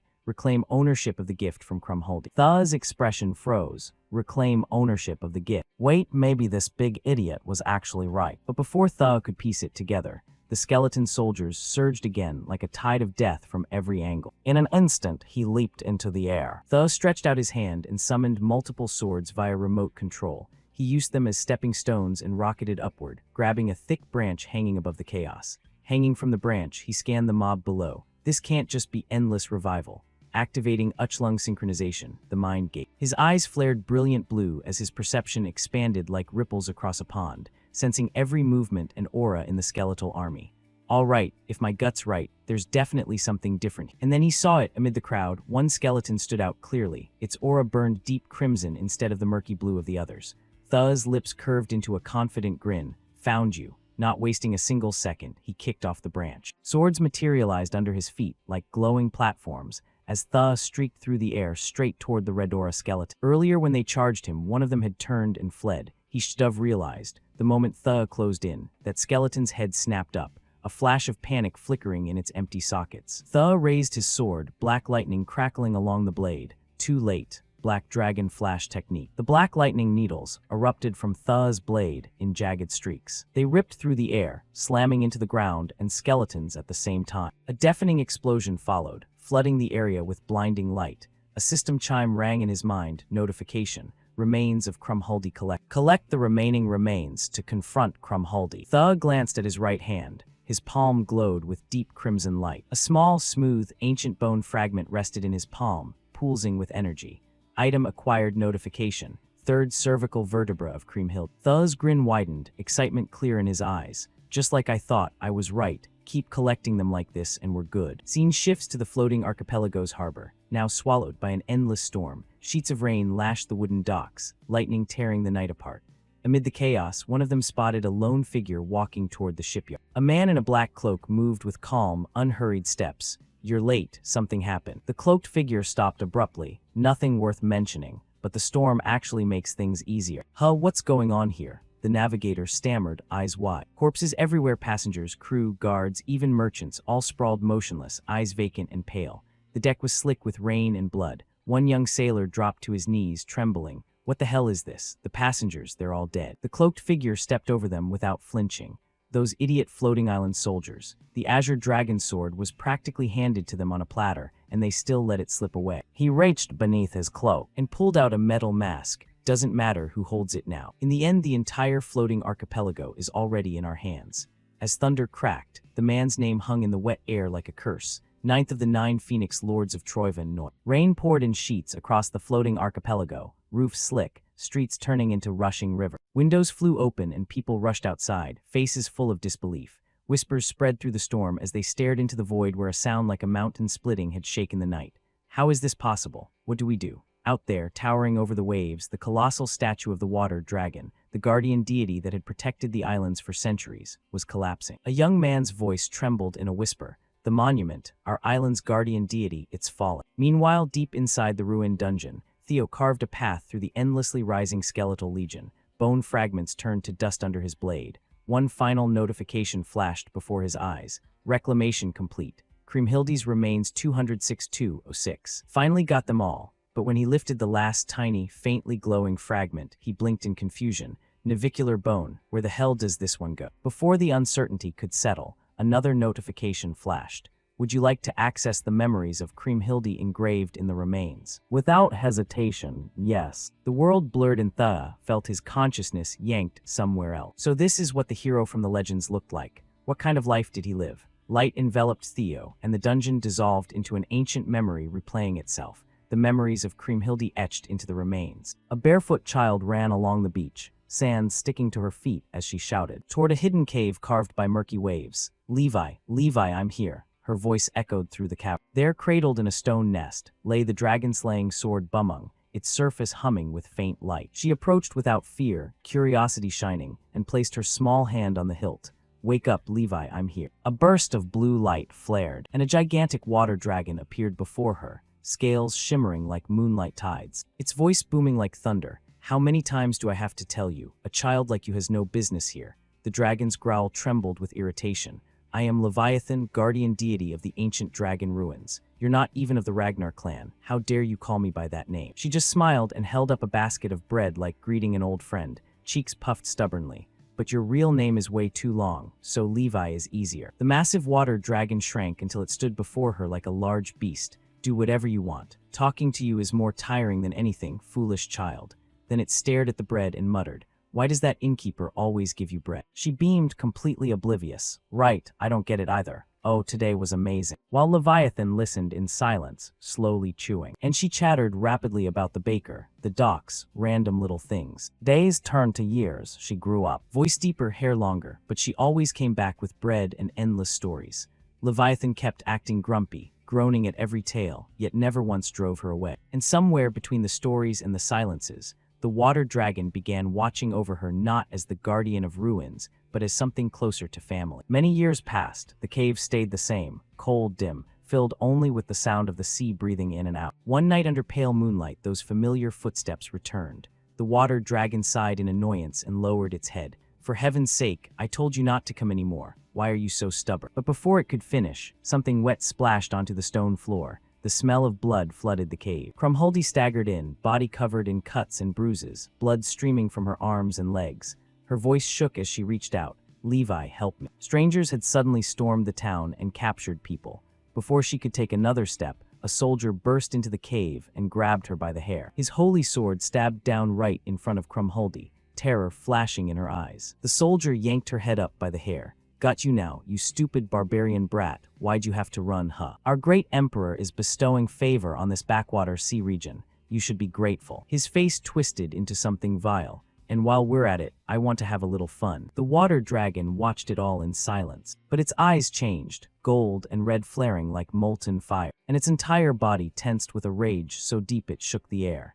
Instantly, the cave cracked from the unleashed power of the water dragon. The whole island felt the violent tremor. The attack came without warning. In the blink of an eye, the town was swallowed in flames. Greedy fire devoured roofs, racing from street to street. Screams for help mixed with clashing steel and barked orders from the occupying soldiers. Move your asses if you don't want to burn. But even the soldiers started to panic. Hey, what the hell is that noise? The sky above them suddenly darkened, and in that instant, a gale whipped up, turning the rain into slashing blades of punishment. The water dragon rose above the burning town, wings tearing the storm apart.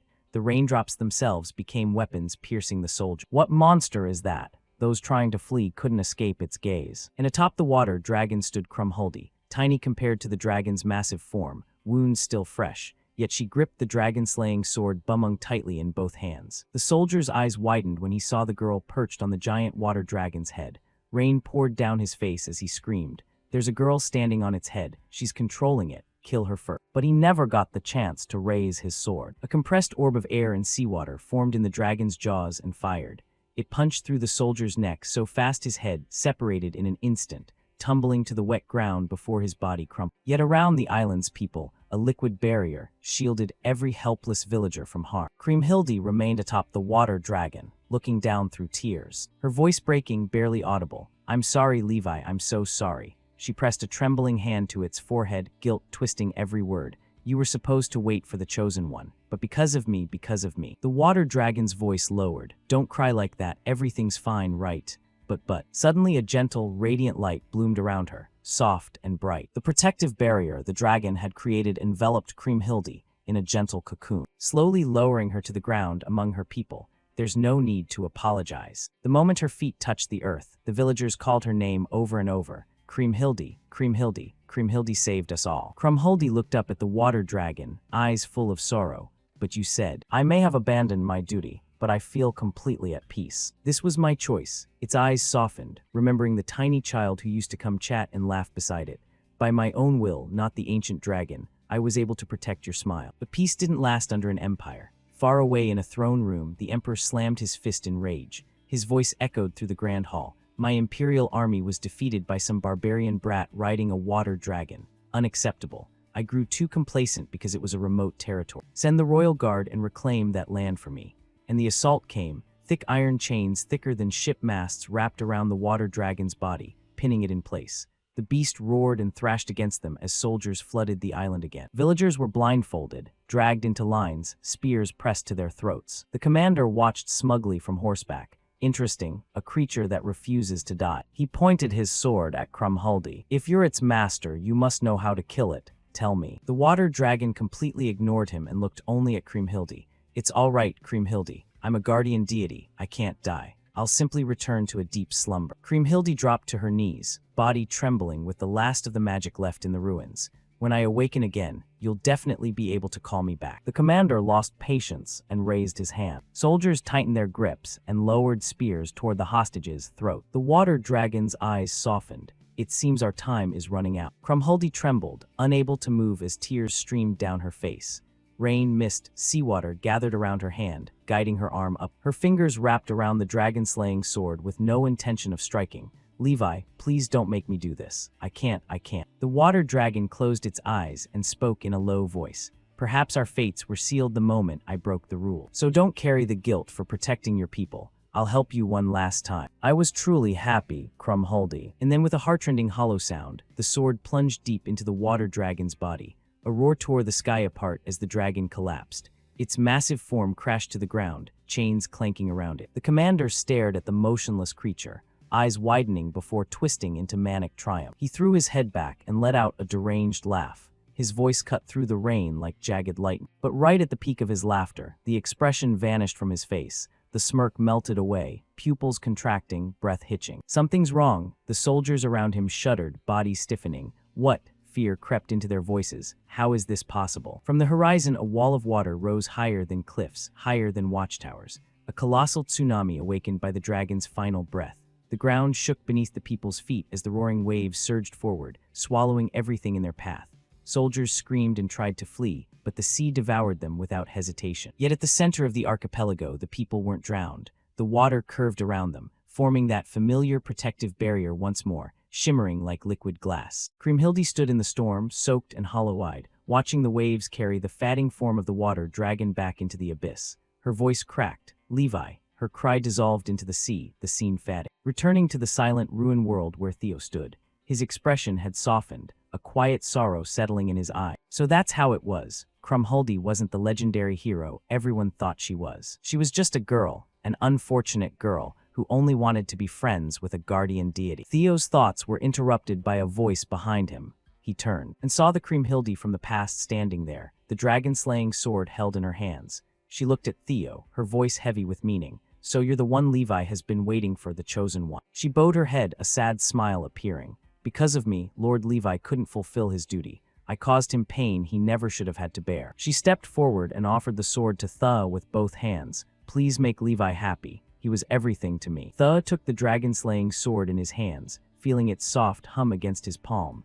"Looks like I don't have to do anything special." Kriemhilde blinked, not understanding what he meant. Theo lifted the sword slightly and smiled with certainty. This guy already looks pretty happy to me. Those words hit Kriemhilde harder than any blade ever could. Her breath caught, shoulders trembling as tears welled up and fell. Her voice broke, warm with relief. Thank you so much. The memory dissolved like mist and the world shifted. The rain had stopped over the floating archipelago. Clouds parted, letting moonlight spill onto the ruined plaza where the colossal statue had fallen. Soldiers stood around the shattered stone debris, forming a cordon as soaked, trembling people gathered. Please don't come any closer. But whispers spread through the crowd as someone pointed, voice shaking. Wait, there's someone there. Heads lifted, breaths held. Atop the highest piece of the fallen statue stood a lone figure. As the light gradually reached where the figure stood, eyes widened in disbelief. It can't be that. The one who saved our island from being swallowed all those years ago, isn't it? Tha stood amid the ruins, cloak billowing in the sea breeze, surrounded by ceaseless cheers.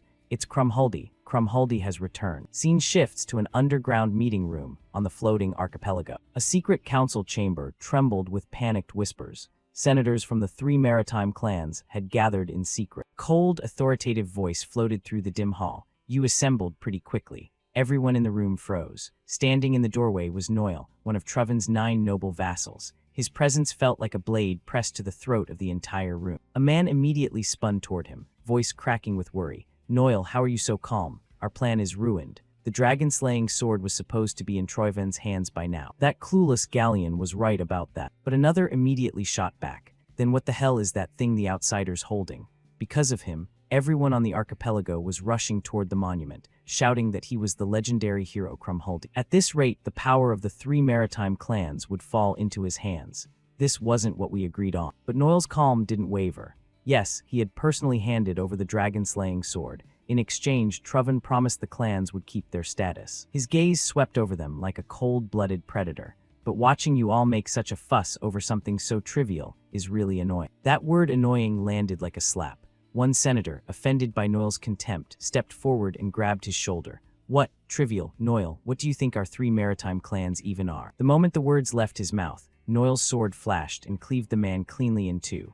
The body hit the floor with a wet thud, blood pooling, the room instantly filling with the sharp stench of iron. Noel didn't flinch. He just looked down at the corpse and said in a flat, bone-chilling voice, "What do I think you are? Obviously insects. I can crush you anytime I want." Another senator recoiled in horror. Noel, what are you doing? Noel wiped the blade on his own cloak, face still terrifyingly calm. You're traitors who sold out your own country for personal gain. You should be grateful Troven tolerated you this long. Instead, you whine about ruling the floating archipelago even as it sinks. Greed has limits if you still want any mercy. The remaining senators trembled, trying to defend themselves. Are you serious? Without the archipelago's capital, Troven will collapse too. Hearing this, Noel stepped closer until the man could feel his breath. His eyes reflected nothing but bloodlust. Fool, you still don't get it, do you? The man froze, every hair standing on end. Noel whispered, "If you don't want to be slaughtered right here, shut your mouth and do exactly what I say." The senator's lips clamped shut immediately, sweat dripping from his chin as he struggled to breathe. Noel turned away as if nothing bothered him. "If you want to live, bring me the dragon-slaying sword. Bunch of trash." Right before stepping out, a soldier knelt respectfully before him. "Forgive me, Ninth Pillar Noel, may I ask you something?" Noel paused and nodded. The soldier swallowed hard and asked, "Do you really trust handing the sword's recovery over to them?" Noel's voice stayed serious. "I know what worries you. I'd prefer to retrieve it myself, but the situation doesn't allow it. One of Rugna's 9 dragons, the Tyrant Dragon, is here." Noel's eyes narrowed further. "Since he's arrived, restraining him is our top priority." The day was just beginning on the other side of the archipelago, as crowds gathered around the rain-washed ruins of the colossal dragon statue. Shards glittered in the sunlight, whispers rippling through the sea of people as Tha descended the broken stairs. The crowd erupted, voices overlapping into a thunderous roar. "Kriemhilde, Kriemhilde." Tha forced an awkward smile. He knew they saw Kriemhilde as a god, but he hadn't expected it to be this intense. His thoughts drifted to the girl he'd seen in the memories. Kriemhilde wasn't some mythical savior or divine hero. She was just a kind girl caught up in a tragedy far too big. His fingers tightened around the dragon-slaying sword. Even this sword they believed belonged to her. But in truth, it was a relic of the primordial dragon, usable only by a Rugna. When Tha reached the bottom of the stairs, a man broke from the crowd and shouted in desperation, "Kriemhilde, I beg you, please listen. Those cursed Troven scoundrels are dragging the archipelago to ruin. So many here can't escape. If your heart still holds any mercy, please save this island." Theo blinked, then let out a small, amused huff. Maybe it wouldn't hurt to play along just a little. He raised the dragon-slaying sword high, his confident voice echoing across the ruins. People of the floating archipelago, I promise you this. I'll do everything in my power to save this island. A wave of hope surged through the crowd. Their voices rose again as they chanted his name. When Tha finally stepped down to the lowest stair, a calm but reverent voice greeted him. We have been waiting for your arrival, Crumhuldi. A woman in ceremonial robes approached, regal, with dark hair.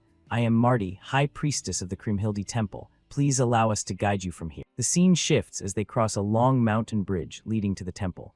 People line the path in awe, whispering prayers and blessings as Tha passed. Inside the temple, where ancient frescoes lit the corridors, Muddy spoke softly. For generations our priests have maintained this place, believing in the prophecy that one day the hero would return. Please come this way. Theo's eyes widened. Muddy gestured toward a statue and revealed a small pearl necklace. It is said to have belonged to the hero Crumhuldi herself, and it is the key to reaching the abyssal waters in the deep sea. A system notification flashed before Tha's eyes. Magic accessory, gate link key. Crumhuldi's pull. Muddy continued. Now that you possess it, shall we proceed? Theo hesitated, then sighed. Before we go, there's something I need to tell you. But the priestess only smiled serenely. There is no need to be afraid, my lord. Tha froze. How did she know? Muddy turned to look at him and answered. The dragon-slaying sword is a relic of the primordial dragon. Naturally, only a Rugna can awaken it.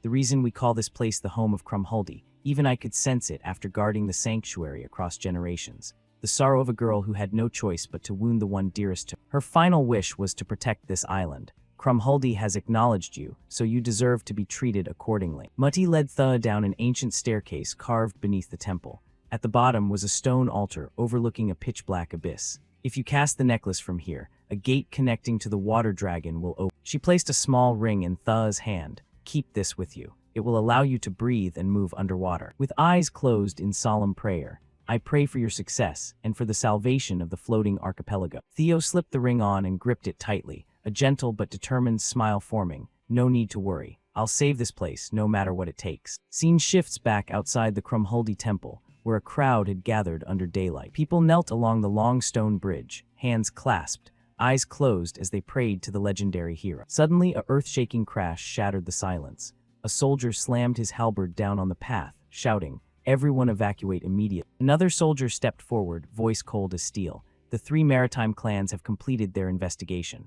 The man you're worshipping is a terrorist, an imposter, someone daring to impersonate the hero Kriemhildi. A retrieval operation for the stolen dragon-slaying sword is underway. Citizens, disperse at once. Gasps rippled through the crowd. How can this be? Is that true? Fear and confusion etched across their faces. Among the armored men stood Spunulla Umbata, head of one of the 3 maritime clans. Sweat slid down his face as he watched the bewildered faith. That's right, I think I made the right decision. My reputation might collapse after this, but without that sword my head will roll first. I don't have time to cling to any dignity anymore. With a sharp breath he drew his sword. I'm going to die anyway, so why should I care about honor anymore, even if it means killing everyone here? He raised his sword and ordered. From this moment on, anyone who stands in our way for any reason, kill without mercy. The soldiers surged forward like unleashed beasts, charging straight toward the praying civilians and the temple itself. Spinola followed, muttering, I have to retrieve the dragon-slaying sword at any cost. Scene cuts back to Tha, now deep beneath the temple. Descending the stairs, the priestess had guided him down. The spiral stone steps twisted into darkness until they met the shimmering surface of still water.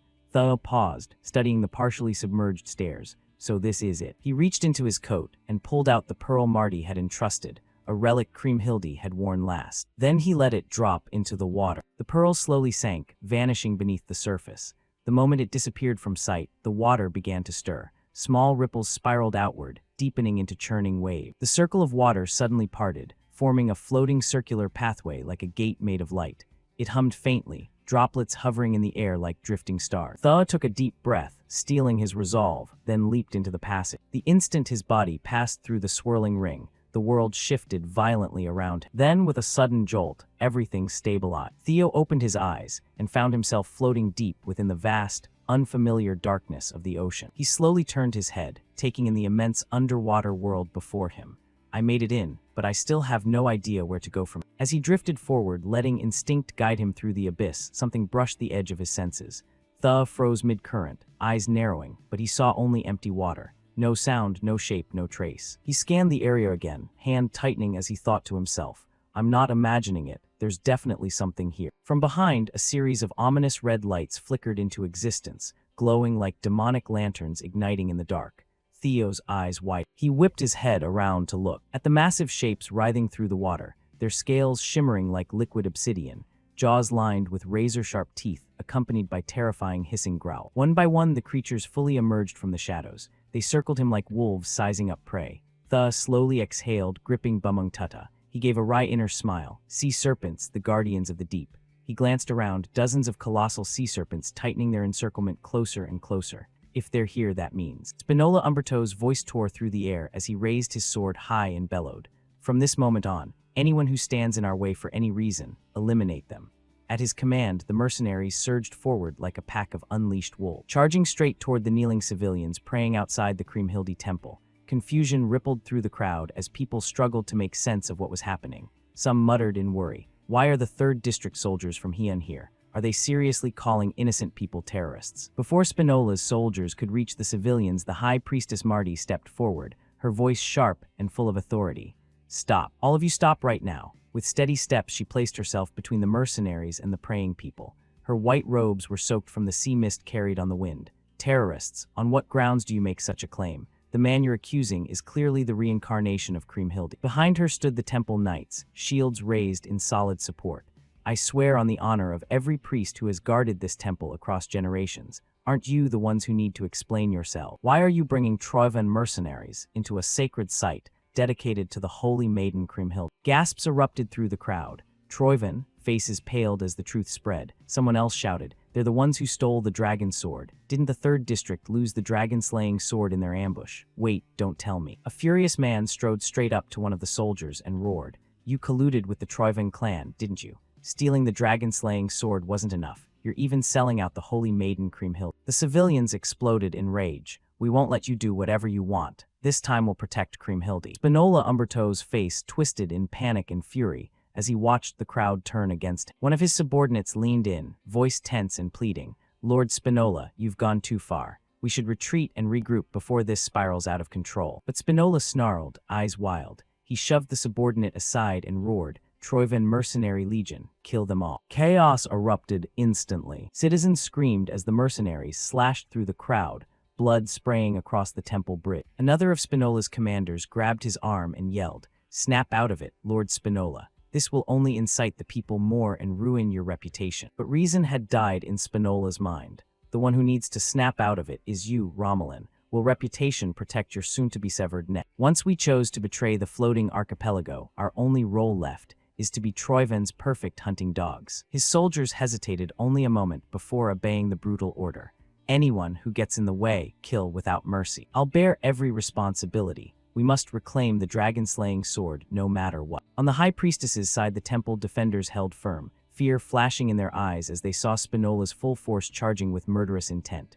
One guard leaned close to Marty and urged urgently, We should retreat right now. This is getting too dangerous. But before he could finish, Marty planted her feet and shouted, No, we fight alongside the people. Clashes rang out as both sides collided. Spinola's soldiers bellowed, As if we're gonna let you do whatever you want, while the temple knights and civilians shouted back, Hold the line, don't let them break through. Spears thrust forward brutally toward unarmed civilian. One man ducked as a spear tip hovered inches from his chest, breath catching in terror. But in the final instant, steel rang sharply.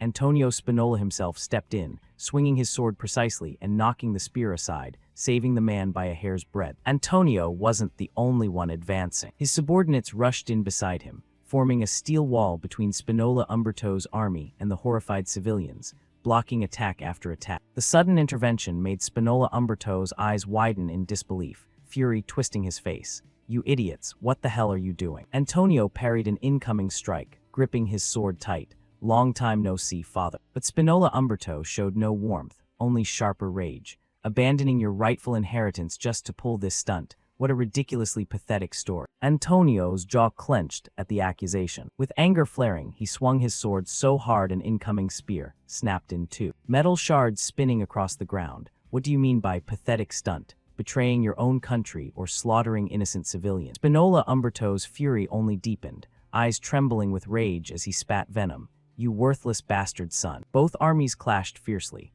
With Antonio and his men joining the temple knights and civilians, their side finally had a slim chance. Antonio pushed forward through the chaos. All Black Tower members present. Advance, suppress those unjust bastards, and protect the civilians at any cost. The battlefield erupted with fresh power as swords met spears again and again, sparks flying like scattered embers. While Antonio fought fiercely, shielding civilians whenever he could, a grim thought weighed heavy in his mind. No matter how much I try to rally the people, the reality is still overwhelmingly against us. We're still outmatched in strength and numbers. The line won't hold much longer. Please hurry. Scene shifts to Theo. He was floating in the deep sea encircled by sea serpents. Theo scanned their movements. I figured there'd be sea serpents, but I didn't expect this many. He watched their silent gliding, noticing something odd. Even though they surrounded him, none seemed ready to attack. Why are they just holding position? Theo slowly lowered his sword as realization dawned. Could the reason be the sealed aura of Leviathan inside the blade? The idea sank in deeper. He cautiously reached toward one sea serpent while thinking to himself that if his hunch was right, this might work. The sea serpent didn't retreat. Instead, it lowered its glowing eyes as Theo's palm rested on its head. A system notification appeared. Sea serpent trusts you. You have been acknowledged as its master. Blue light spread from Theo's hand, diffusing through the water like drifting sparks. Another notification followed. Wyvern tamming activated. Sea serpent has been tamed. Theo watched the glowing energy swirl around his hand and exhaled. It feels just like the first time I tamed Ragnar. An emotional echo flowed through the dragon heart. He could sense Leviathan's memories beneath the wave. The curiosity, the fear, and everything the great guardian felt as it sank into the abyss.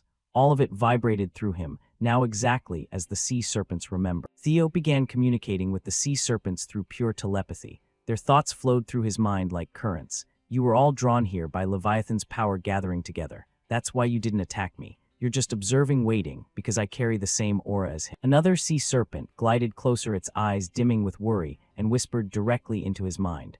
Theo's expression sharpened, then softened in surprise. Is that really true? But instead of fear, a slow smile spread across his face. Theo reached out, gently patting the sea serpent, and spoke warmly. Don't worry, just trust me. I'll handle this no matter what. Take me there. Theo climbed onto the sea serpent's back, gripping the dragon-slaying sword tightly, as the creature coiled through the water, leading him toward Leviathan's resting place. They plunged deeper and deeper into the abyss. The world darkened until only faint blue glimmers remained. Pressure thickened around him. Currents twisted violently. Theo raised a hand to shield his face, feeling the ocean squeeze like a fist. The deeper we go, the stronger the currents. Mana is distorting around us. Clear sign we're getting close to Leviathan. He activated Dragon Egg Synchronization, the Mind Gate. His eyes glowed with strange blue light cutting through the darkness. And then at the very bottom of the deep sea, Theo finally saw it. The colossal form of the water dragon Leviathan lay motionless on the ocean floor. Corrupted purple mana streaks wrapped around its massive body like chains. Theo's breath caught. He whispered, "So this is Leviathan. It really has been lying dormant at the bottom all this time."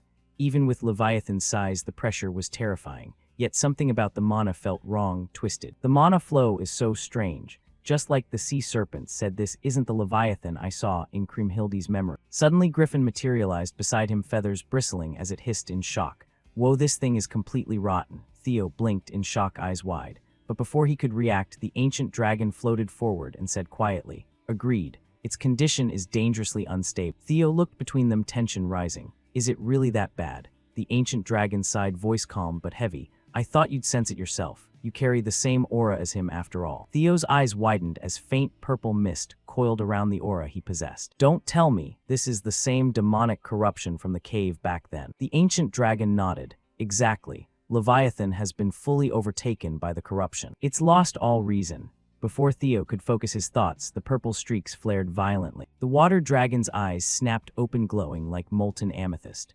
Then its roar exploded through the depths, sending a tidal shockwave ripping across the ocean floor, shaking the currents around him. Scene shifts to a building perched on a cliff right by the sea. The interior was utterly wrecked, as if it had just endured a brutal battle. Noel stepped in, slowly, calm as he spoke. "Our two nations may be at war, but there's one thing we need to make clear." Tyrant Dragon, in front of him, a man leaned back against the rubble. The man let out a soft, mocking chuckle, lips curling. "Been a while, huh, Ninth Phoenix Lord of Troyven, Noel." The tall man was Dantaral, one of Ragnar's 9 dragons. Seeing Dantaral's utterly calm demeanor, Noel's eyes flashed with rage. "You think this is the time to laugh? Have you forgotten our pact?" His voice boomed, shaking the hall. While we fought the Ragnar clan, you took the north in exchange for keeping Troiven's takeover of the archipelago secret. Tyrant Dragon propped his chin, pretending to ponder. I don't recall breaking any deal. Is there a problem? That mocking smile stabbed straight into Noel's last shred of restraint. He slammed his foot down, cracking the stone floor. Stop playing dumb. Are you seriously saying you don't know the 6th heir candidate pulled something behind our backs? In his mind flashed the image of Theo Ragnar, with the dragon-slaying sword making his blood boil even hotter. Noel's eyes blazed with killing intent. Be honest, Tyrant Dragon. A massive wave of murderous aura erupted around him, so thick the air warped. Yet Danteral stayed seated, even smiling like he was watching cheap entertainment. Noel pointed straight at him, growling. If there's no reasonable explanation, our agreement ends here. Scene cuts deep to the ocean floor, back to Theo, facing the colossal form of Leviathan, now fully stained with toxic black-purple demonic corruption streaks. Purple veins pulsed beneath the once majestic blue scales, making Leviathan's entire body look poisoned to its very soul.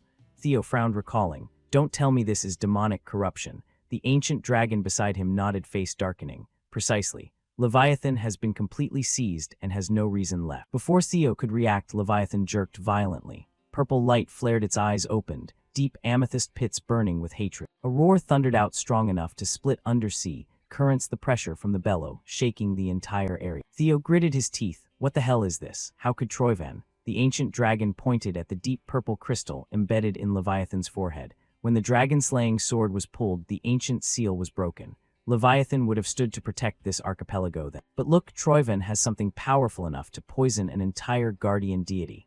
Leviathan began losing control. The sea dragon was about to go berserk. The ancient dragon recoiled in alarm. It hasn't noticed us yet, but before it could finish, Theo had already shot forward. His eyes lit up with cold blue light. Can't wait any longer. This is the only chance before it spots us. I have to seize the advantage no matter what. He activated embryonic synchronization vision, sharpening like a blade. Theo peered through layer after layer of scales, through veins of toxin, and finally saw it. The source of the demonic corruption. He charged straight, the dragon-slaying sword aimed at the crystal. If I destroy it, the corruption will be purged. But suddenly, ominous lightning streaks shot out from the demonic crystal. A compressed, repulsive force blasted out like a storm, hurling Theo backward like a rag doll. His body slammed into the ocean floor, carving a deep crater of ruin. He clenched his teeth in fury, blood trickling from the corner of his mouth and forehead.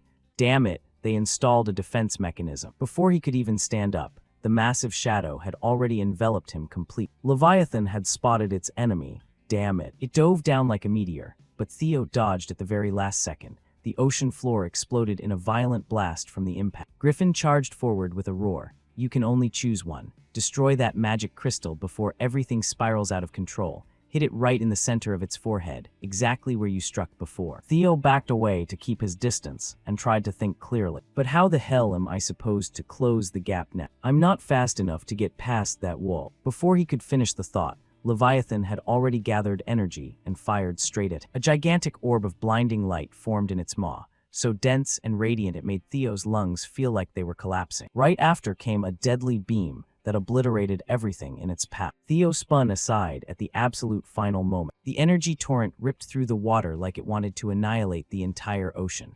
Caught in the shockwave, Theo tumbled wildly in the currents until a sudden movement appeared right in front of him. A sea serpent shot forward, catching him and pulling him out of the bombardment zone. Theo barely managed to grab its body as the serpent dragged him clear of Leviathan's second slam. A flicker of surprise crossed his face. Why the hell is it saving me? No time to figure it out. Theo immediately climbed onto its back and gripped its scales tightly. Moving underwater is tough as hell, but with you helping, that changes everything. He slapped the sea serpent hard. Let's go, straight to the wound on Leviathan's forehead. The sea serpent shot forward like a spear. The closer they got, the thicker the corrupting demonic pressure became. The water around him started to tremble violently. The perfect moment arrived. Theo launched himself off the serpent's back. The dragon-slaying sword in his hand blazed with light, his eyes glowing red with concentrated killing intent. Lesson learned from the fight with Griffin. He activated his active skill, and a flood of system notifications flashed up. Activating Griffin Claw, suppression rate against stronger opponents skyrockets. Activating Fairy Tribe Enhancement, immunity to demonic corruption, protecting the body. Activating Dragon Devourer, channeling power to resist demonic energy. Theo roared, half my blood paid in blood, guardian against guardian. He twisted his body, unleashing a colossal energy blade that sliced straight through the ocean and slammed into the crystal.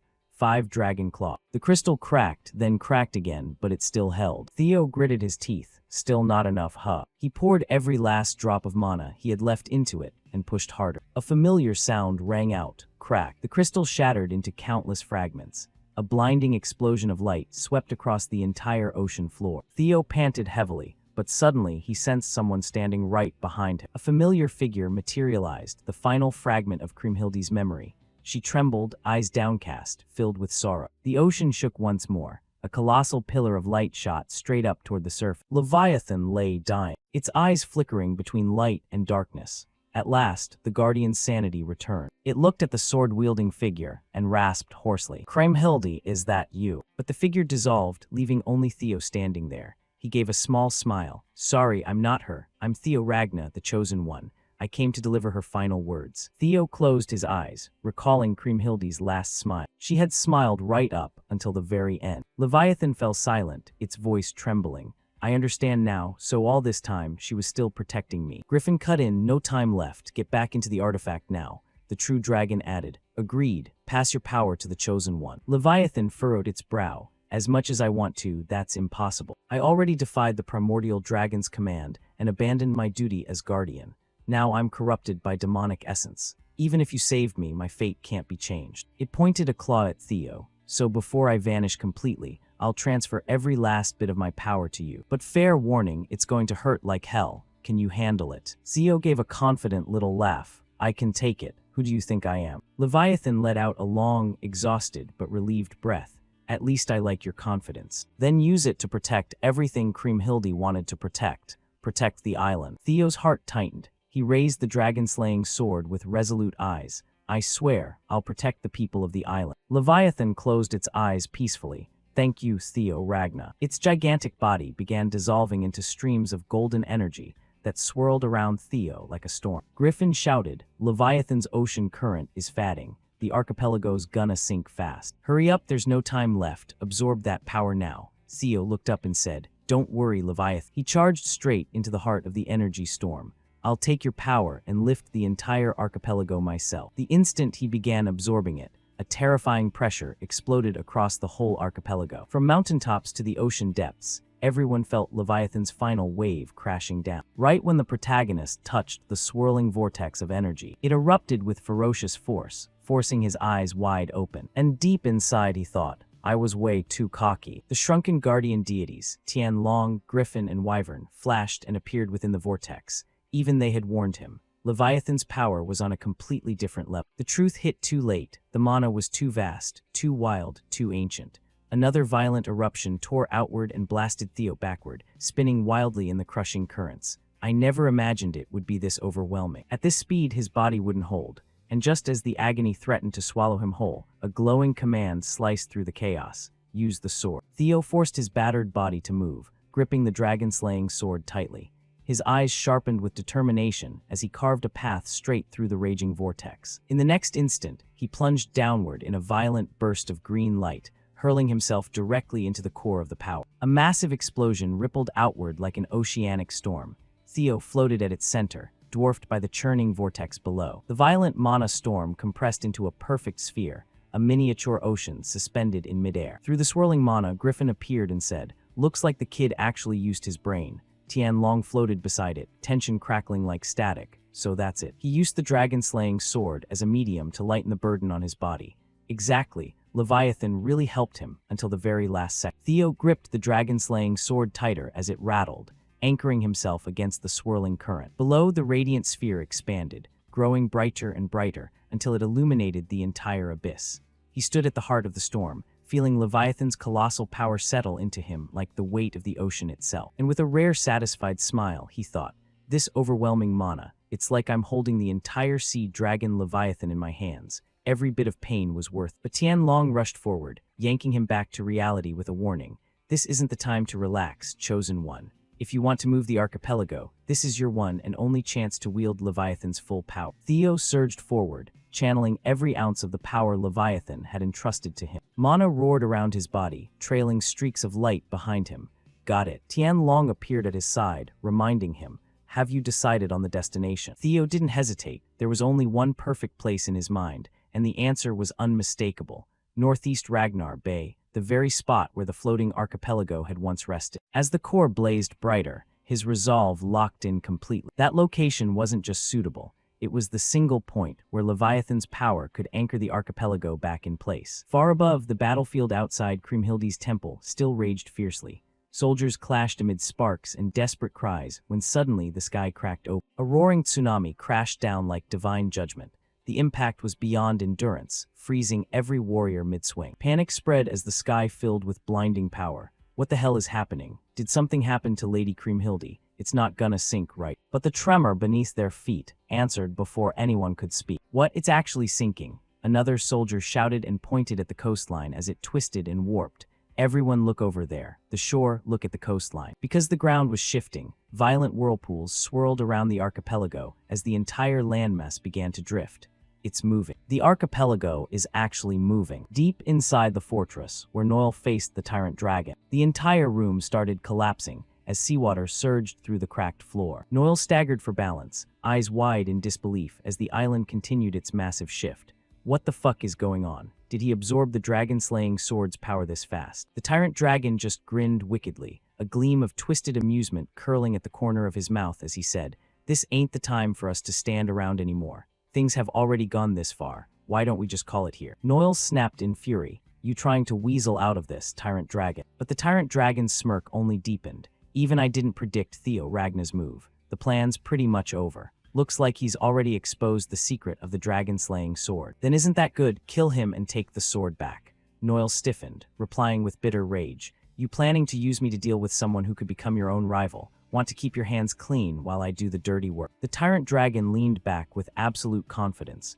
"Instead of wasting time like this option benefits you way more, doesn't it?" Back outside the temple, Antonio watched the landmass tilt and glide across the sea. Shock exploded across his face. The archipelago is really moving. That kid actually did it. With the final danger lifted, he raised his voice over the battlefield, commanding the troops and citizens. "Everyone stand down. The archipelago isn't sinking anymore. We're all safe now." But his words were cut short as a brutal slash tore viciously across his side. Antonio's breath caught, his face twisting in pain as he gasped from the sudden attack. But at the very last moment, a blade sliced through the air and blocked the strike by a hair's breadth. The surrounding soldiers froze, stunned by how fast he moved. With one simple swing, Theo cleaved the charging guard in half midair. The soldiers around them erupted in excitement, shouting, "Kriemhildi has returned. She succeeded in sealing the water dragon." Antonio stumbled forward, breathing uneven but eyes full of hope. "Hey Ragna, the archipelago's safe now, right? Yeah, it won't sink anymore." The tension melted from Antonio's shoulders, and he exhaled with a grateful smile. "Thank you, kid. It's shameless of me to ask for one more favor." But Theo gently cut him off right away. "Don't worry about it. Just rest, Antonio." Antonio froze. Those words carried absolute certainty. Theo's gaze swept over the wounded guards, acknowledging their efforts. "I fully understand what every single one of you did to protect the floating archipelago, and to protect—" Then he stepped forward, cloak billowing in the wind. "From now on, I'll take care of this place." Spinola Umberto's soldiers recoiled at those words. Fear gripped their hands as they realized the power standing before them was on a level far beyond their control. Spinola Umberto roared in furious desperation. "What the hell are you idiots standing around for? The dragon-slaying sword is right there. Stop hesitating and seize it now." Driven more by panic than courage, the army charged forward with frenzied screams. But right at that moment, Noel stepped onto the battlefield, his voice trembling with rage as he spoke. "In the short time I was gone, you've already turned this place into a complete mess." Theo's expression changed instantly. Shock flooded his face as he realized exactly what was about to happen. Panic sharpened his voice as he shouted, "Everyone get down." The air seemed to crack as a razor-thin red line began to glow ominously in the distance. Spinola Umberto and his troops stiffened as similar deep red lines appeared across their neck. Then a blinding slash tore through the battlefield, and in the next instant, every mark Noel had carved exploded at once. Spinola Umberto's entire army burst into sprays of crimson blood, heads perfectly and brutally bisected, an execution carried out in a single unstoppable strike. But before the attack's full destructive force could wipe everything out, a colossal wave of energy and water surged outward. The shockwave ripped across the land as the surrounding sea erupted. Waves crashed in every direction under the clash of two overwhelming forces. And in that single sweeping surge, the entire formation on the bridge collapsed. Water and blood flooded the stone walkway. Soldiers toppled like broken dolls, scattering across the battlefield. Antonio stared through the splashing water, his breath trembling as the impossible unfolded right before him. No way. Noel's attack finally subsided enough for him to see the truth sprawled across the soaked bridge. Corpses, torn uniforms, and shattered weapons littered a massive red streak of blood. The nobles, the guards, all of them dead. Noel stood atop Spinola Umberto's severed head, his boots mere inches from the spreading pool of blood below.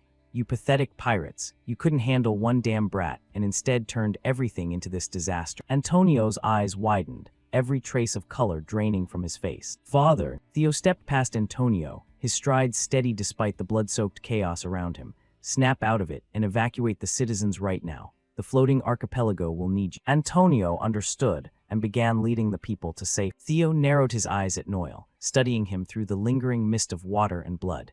Even from this far away, I could only block a mediocre strike. Noel charged forward, his entire body wreathed in raging red flames. Ragna, you arrogant little bastard, this is the end of your insolence. Theo felt the sheer killing intent radiating from him. Just who the hell are you? Noel's shadow dissolved into a ferocious blaze, his presence burning like a wildfire. I'll tear you apart piece by piece until even your own father wouldn't recognize what's left. Facing such an overwhelmingly powerful opponent, even the protagonist couldn't help but feel fear grip his heart. He told himself that someone this absurdly strong couldn't just appear out of nowhere. It defied all logic. Legends don't step out of thin air without history or trace. He clenched his teeth against the terror. He guessed that the man before him was almost certainly one of Troiven's 9 Phoenix Lords. They were humans enhanced to counter Ragnar's 9 dragons, biological weapons, monsters wearing human skin. Their power and brutality surpassed imagination, created for the sole purpose of slaughter. In the Great War, they matched the 9 dragons in strength and swept battlefields like living catastrophes. Theo wondered they completed them this early. Is the timeline shifting, or is my knowledge still missing pieces? Noel swung his sword with earth-shaking force. The attack carved a perfectly straight line through the ground, splitting it open with a deafening roar as dust erupted like geyser. Theo leaped aside to dodge, his heart pounding wildly in his chest. He was too fast. That speed wasn't just blinding, it was instantaneous. Theo took a step back, boots sliding across shattered gravel. Just as he'd predicted, this was the strategic weapon designed to counter the 9 dragons. Right then, Noel unleashed his aura. It expanded outward like a violent shockwave. The ground beneath him cracked, spiderweb fractures racing outward, as if the earth couldn't bear his weight, sending tremors rippling through the air. Theo once again weighed his chances in this fight. He calculated probabilities, variables, and the vast gap in power. If the man in front of him truly was one of the 9 Phoenix Lords, he didn't have even 1,000th of a chance to win. Defeat was inevitable. But before he could measure or plan a retreat, Noel leaped and attacked. The distance vanished in a fraction of a second. Theo somehow blocked the strike on pure instinct rather than sight, but the impact was brutal. He was hurled into the air by the collision. Theo gritted his teeth against the pain as the shock from the hit reverberated through his arms and up to his shoulder, not giving him even a second to escape. Noel raised his sword high overhead, the blade glowing with terrifying light. As he slammed down with full force, he mocked that with the dragon-slaying power flowing through him, Theo shouldn't even be able to hold the sword. Theo strained to raise his blade and block, a desperate defense against an unstoppable foe. The result, he was blasted backward toward the buildings behind him. Theo skipped across the surface like a stone thrown on water, crashing through brick walls and glass.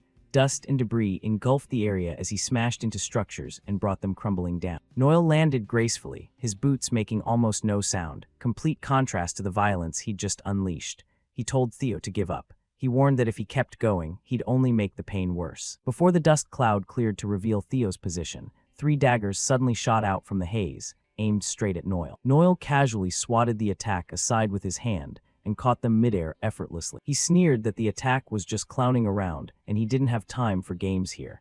He tossed the weapons aside with contempt. However, before he could finish speaking, Theo appeared behind him. Noel glared at him, eyes cold and unimpressed. You're too old to be playing childish tricks like that. Theo felt a mix of anger and confusion at the comment. He slashed downward, kicking up a thick cloud of dust as the shockwave echoed through the ruins. When the dust settled, reality was clear. Noel had blocked the slash with only his own sword. He hadn't even taken a single step. In Noel's mind, he began to understand what Lord S had hinted at. The pieces of the puzzle were starting to fit. A memory surfaced in Noel's mind. He stood rigidly in a dimly lit room. Eid Troivan was warning him about Theo Ragna, the next generation of House Ragnar. Eid told him to pay special attention to the boy. It wasn't just a warning, it was a mission directive. Eid ordered that if the opportunity arose to confront Theo, Noel must eliminate him immediately. Back in the present, Noel swung his sword casually. The sheer wind pressure alone swept away the surrounding dust. The ground beneath him lay in ruins from the force of Theo's attack, proof that this kid possessed dangerous power. Noel thought to himself that if Theo was left alive, he would surely become a massive variable in the war, one they couldn't afford. Therefore, he was a threat that had to be eradicated. The decision was made. Then we see Noel's sword drenched in Theo's blood. Dark liquid ran along the blade's grooves and dripped to the ground. It was a deep wound. Theo was fleeing and struggling to buy time. Every second counted. One of his guardian spirits was contacting him, asking what he was doing because they needed more time to help. A system notification appeared before Theo's eyes. Activation of supporting fairy technique failed. Cooldown still active. The life-saving skill was completely useless right now. He told himself he couldn't afford to lose here, even as blood poured from the wound, soaking his clothes and leaving a long trail behind him as he ran. The system displayed, time remaining until the dragon-slaying sword stabilizes was over 2 minutes. 2 minutes in a fight at this speed felt like an entire millennium. Theo gripped the sword tighter, knuckles white. If he could just borrow Leviathan's power one more time, he might escape this. As he neared the harbor, the salty sea air mixed with the metallic scent of blood.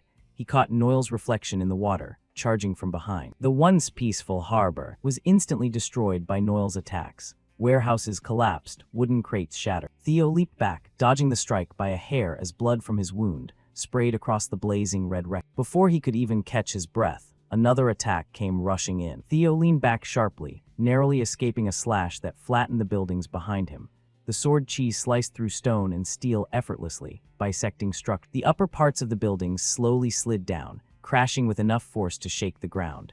Noel kept pursuing like a predator toying with wounded prey. Theo darted into the ruined buildings, climbing over piles of rubble and twisted metal to find an escape route. Even so, Theo forced his battered body to keep moving with whatever strength he had left. He swung his sword with every ounce of power he had, unleashing a blazing attack, a wave of energy that obliterated everything in its path. When the dust cleared, Theo was utterly stunned, his heart tightening. Noel stood there completely unscathed. Not a scratch, not a speck of dust on his clothes. Noel charged again, unleashing a relentless barrage like a tidal wave. While Theo was cornered, his mind frantically searched for options that didn't exist. Sparks flew every time their swords clashed. Theo barely managed to stand, arms trembling, stance crumbling. Noel's attack sliced through everything, street lamp, the ground, the ruins. With a massive explosion, Theo was blasted into the ocean. Noel leaped after him and appeared hovering in midair like an executioner. He swung his sword, unleashing countless slashes. Invisible blades of air tore across the sea surface, sending massive waves surging up before crashing down. When the water calmed slightly, Theo burst out and appeared in front of Noel. He was soaked to the bone, trembling and gasping desperately for air. His chest heaved with ragged breaths. In his mind he thought, just a little more time until the dragon-slaying sword stabilizes. He checked the notification. 17 seconds left. Only 17 seconds. Noel gathered sword chi, his blade glowing with terrifying light. This fight starting to get boring. Let's end it here. Theo's eyes widened. He knew the situation had turned extremely dangerous. This would be the finishing blow. So he came up with a way to distract him for a split second. A gamble. A stupid, desperate gamble. Theo's gaze locked on his dragon-slaying sword, and he made his decision. He hurled the sword up over Noel's head, discarding his only weapon. What you're after is this dragon-slaying sword, right? If you're so great, come and take it. Noel froze for a moment, staring up at the spinning weapon. That was the brief instant Theo had been waiting for, a flicker of hesitation. A sea serpent leaped from the water and snatched the sword in its jaws. Right then, Theo taunted Noel. Looks like you don't have what it takes.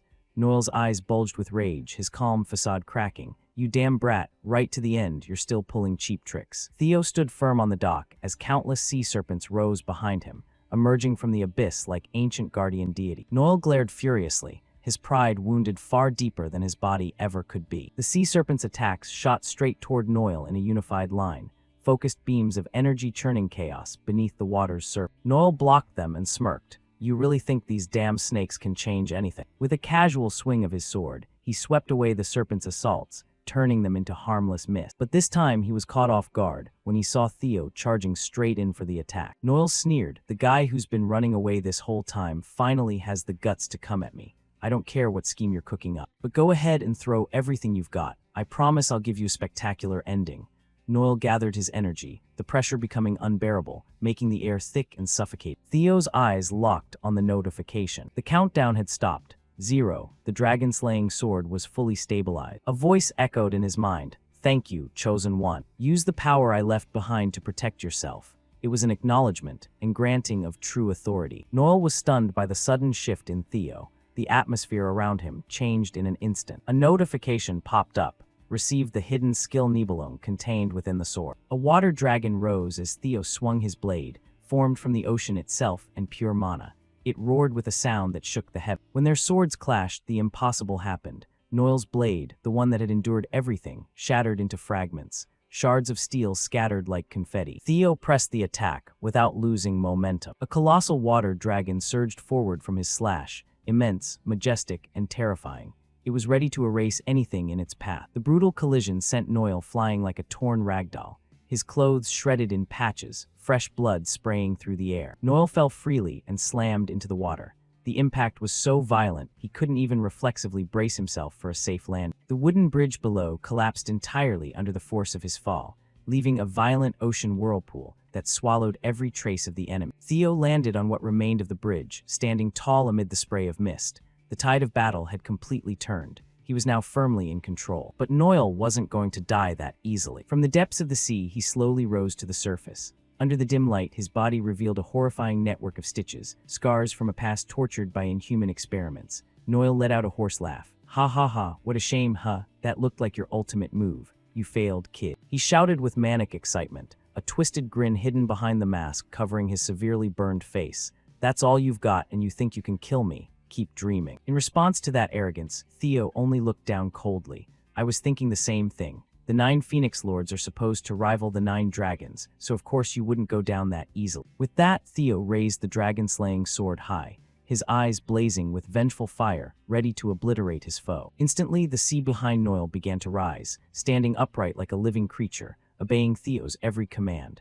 At that moment, it felt as though the entire ocean rested in the palm of Theo's hand. Theo pointed the sword straight at Noel. I may not be able to kill you right this second, but this power is more than enough to send you to the deepest abyss. Half submerged in the water, Noel was immediately dragged by the powerful current. He felt the water constrict around him in terror and rasped in panic. Damn it, what the hell is this current? The sea churned into a Chinese letter waterspout under Theo's command, spinning with unstoppable speed. He shouted, sink to the bottom of the ocean like that. Under the authority of the water dragon Leviathan, Noel was utterly powerless. No matter how wildly he thrashed, the cold current relentlessly pulled him into the vortex and dragged him into utter darkness. Before the raw force of nature embodied by the sea, a human had no chance to resist. Noel's final words were nothing but a desperate scream. You damn brat. Silence fell over the area. Theo stood there with trembling shoulders from exhaustion. The sharp pain in his side forced him to clutch it tightly. Suddenly, the view narrowed, focusing only on his hair fluttering before his entire body collapsed to the ground. He lay sprawled on the stone, breathing heavily as if a 1,000-ton weight had finally lifted from his chest. Leviathan, I kept my promise. If you ask for anything more, I probably won't ever open my eyes again. Time passed quietly. Theo had returned among the island's people. Antonio stood by the shore, staring toward the mainland in awe. This is the first time in my life I've witnessed something like this. I'm not sure if my calculations are accurate, but at this speed, approaching the coastline won't face any obstacle. Antonio turned to him with a wry smile. When you first said you'd move the entire archipelago, I thought you were crazy. But seeing the reality right in front of me, I have no choice but to believe it. From the crowd, a curious woman spoke up. But why go through all this trouble to move the whole island? Wouldn't resealing the water dragon be easier? Theo calmly explained to the people. Yes, that would be simpler, but if we did that, today's tragedy would just repeat itself sooner or later. People like Troyven and the Northern Alliance would never give up trying to seize the dragon-slaying sword. Your island would be put in danger again. Only when it's no longer at risk of sinking and is properly protected can everyone truly feel secure about the future. He continued, from now on, the floating archipelago will be anchored in the northeast bay of the Ragnar family. Since it's no longer drifting, maybe we should give it a new name. Excitement lit up everyone's faces. Being close to the Ragnar family meant absolute safety. Antonio looked at Theo intently. He swallowed hard and took a deep breath to muster the courage for what he was about to say. He suddenly bowed deeply and spoke. Young master, please forgive me. The hostage incident at the series' trading caravan caused by Black Tower not long ago. The White Dragon team had to sacrifice so much. Even if we were threatened by Troyven, we can't escape responsibility for what happened. If you wish to hold us accountable for that. Theo stepped forward and lightly patted Antonio's shoulder. Yes, you're right. You need to take responsibility for that right now. Say it, anything. Even if you want this head, I'll offer it to you. But in response, Theo simply replied calmly. Antonio, leader of the Northern Maritime Alliance, I want you to take that empty seat. Antonio looked up in shock. You, what are you saying? Theo explained clearly. The Ragnar family's CERES Chinese letter has been completely wiped out. Right now the North has no large-scale trade routes anymore. I don't want to worry about that anymore because I believe your island's maritime alliance will do everything to fill that gap. Antonio stammered, but I'm not worthy of that position. Theo didn't argue. He turned to the crowd and asked loudly. Everyone heard that. Lord Antonio says he's not worthy. What do you all think? In the silence, Saintess Marty suddenly raised her hand and spoke. I fully agree to let Lord Antonio take this position. We've all seen his sincerity. Following the Saintess, the woman who had asked the question earlier also raised her hand. I agree too. He should be our leader. One by one, thousands of hands rose, chants of Antonio's name filling the air. Seeing the people wholeheartedly support a leader with true heart, Theo smiled in satisfaction. He thumped his chest lightly and declared firmly. Then it's settled. First condition. As long as the Maritime Alliance fulfills its duties and gives priority to the Ragnar family, I, Theo Ragna, swear on my family's name to guarantee absolute security and autonomy for this archipelago. I stake my honor on this oath being fulfilled. Antonio closed his eyes, overcome with emotion. A true heir of the great Ragnar family stood before him, entrusting him with the duty to protect the people. He had no reason left to refuse. Antonio gave a small smile. In the end, I'm still just the one receiving favor. He stood tall and proclaimed clearly, on behalf of the Maritime Alliance, I, Antonio Spinola, swear to cooperate fully with the Ragnar family. A blood oath had been sealed for the new alliance, granting Theo immense political power in the race to become head of the Ragnar family. The people erupted in joyous cheer. Right then, the island suddenly shook violently as if it had collided with something, startling Antonio in terror. But Theo only smiled, closing his eyes in contentment. We've arrived. Welcome to the floating archipelago's new home. Meanwhile, on a distant, nameless rocky shore, furious waves crashed wildly against the cliffs, as if the ocean itself were raging. Suddenly, a scarred hand gripped the rock tightly. Noel, the one thought to have been buried at the bottom of the sea, was still alive. He had used his last scraps of strength to swim back up. His lungs greedily gulped air after holding his breath for so long. Noel crawled ashore, coughing violently from the water and the crushing pressure on his chest. His rage flared wildly. That bastard Theo Ragna. Next time we meet, I'll tear you apart and devour your guts. Suddenly, a cold voice rang from atop the cliff, making Noel flinch. Power enough to face the Ragnar family's 9 dragons. What a disappointing performance. Noel froze, trembling as he looked up toward the voice. Tyrant Dragon. He shouted, That's right. Didn't you say you'd be in trouble if our plan failed? What do you want? Whatever it is, just help me this one time. The Tyrant Dragon didn't reply. He leaped straight down from the cliff, landing with such force that he shattered the hard rock beneath him, proving he was no ordinary being. He strolled forward casually. Foolish. It seems you still don't know what I want. Fine, I'll tell you. He smirked with utter contempt. My intention was for you to seize the archipelago, and then I'd simply take it from your hands. Noel was stunned, a bad feeling surging. What? Don't tell me. You plan to snatch it from us right from the start. Taking back what was stolen. Doesn't that sound perfect? I thought you lot would at least handle that annoying brat, but clearly I was wrong. I never imagined worthless insects like you would fail so miserably against a kid. Noel's fury exploded. His arm suddenly deformed, swelling grotesquely as if about to burst. This is the final combat form of a 9 Phoenix Lord. You're too arrogant, Tyrant Dragon. The era of the 9 dragons is over. I'll show you the true power of the 9 Phoenix Lords. You'll pay for that disrespectful attitude. But before Noel could strike, a terrifying blast of energy shot straight at him, like a gunshot, erasing half his body in an instant. It was an attack from the Tyrant Dragon himself. He watched Noel's lifeless corpse get blown away and said coldly, Those eastern bastards really are all talk. Even if the old 9 dragons are past their prime, you think you can compete with that level of skill. Ha, if it were one of the old-timers or that lizard god guy, maybe you'd have had a chance. He walked away, his eyes gleaming with murderous hunger as he looked toward the mainland. Theo Ragnar. Let's see just how strong you really are. Amid the frigid battlefield, the forces of House Troyven stood like iron pillars, in stark contrast to the defeated soldiers kneeling helplessly at their feet. At the center, Eid Troiven stood unmoved, his cloak billowing in the biting wind, his face completely expressionless. Behind him were ranks of steel-disciplined soldiers, their silence radiating the absolute authority of the family. Among the chained prisoners, one trembling figure slowly lifted his head, the bruises on his face unable to hide the burning hatred in his eyes. He gritted his teeth audibly and snarled through ragged breaths. "You disgusting worms, do you really think this will help you defeat our House Ragna?" His shout shattered in the air, but he kept spitting venomous words. "In the end, the blade of Ragna will deliver death." The sentence was abruptly cut off. A blazing red streak tore through the air, and his head fell before the victim even realized what had happened. Eid Troiven lowered his sword with terrifying calm, crimson blood running along the steel blade and dripping onto the frozen ground. How boring, every damn Ragna bastard spouts the same nonsense. The body crumpled into the snow just as a soldier rushed over in panic, dropping to his knees before Eid. "Young master, urgent news, the floating archipelago campaign has failed." Eid's eyes shifted slightly as he asked in a steady voice, "What about Noy?" "We've lost contact with him, my lord." From the ranks, another figure stepped forward, clad in gleaming iron armor, his helmeted face tilting slightly as he stood beside the kneeling soldier. His voice was calm but laced with danger. "Looks like that defective product failed after all." He slowly raised his head, a predatory gleam shining behind the visor. "If we lose the floating archipelago, our main distribution network collapses, and the balance of war could shift completely. Please allow me to personally clean up this mess." He was one of the 9 Phoenix Lords, the one ranked first. But without hesitation, Eid turned away, his cloak sweeping across the blood-soaked snow. "No, forget it. We've already recovered the massive capital from the archipelago." Eid walked on as the Troiven army advanced behind him, swords rising and falling in deadly arcs, mercilessly executing every last prisoner.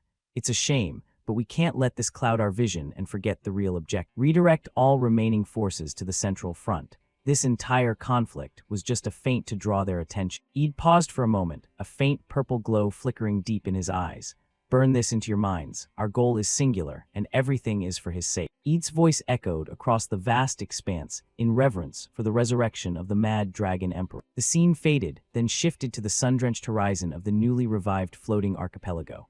The calm waters sparkled, ships bustling in and out of the harbor, the air filled with the laughter and chatter of merchants and workers. Inside an office overlooking the docks, Antonio Spinola was buried under a mountain of documents. Exhaustion was etched into every line of his face. His fingers pressed hard against his temples to ease the throbbing headache. The door creaked open softly. Theo stepped in with his usual calm demeanor. "You look like you're carrying the weight of the world." He approached the desk, standing in the warm golden afternoon light.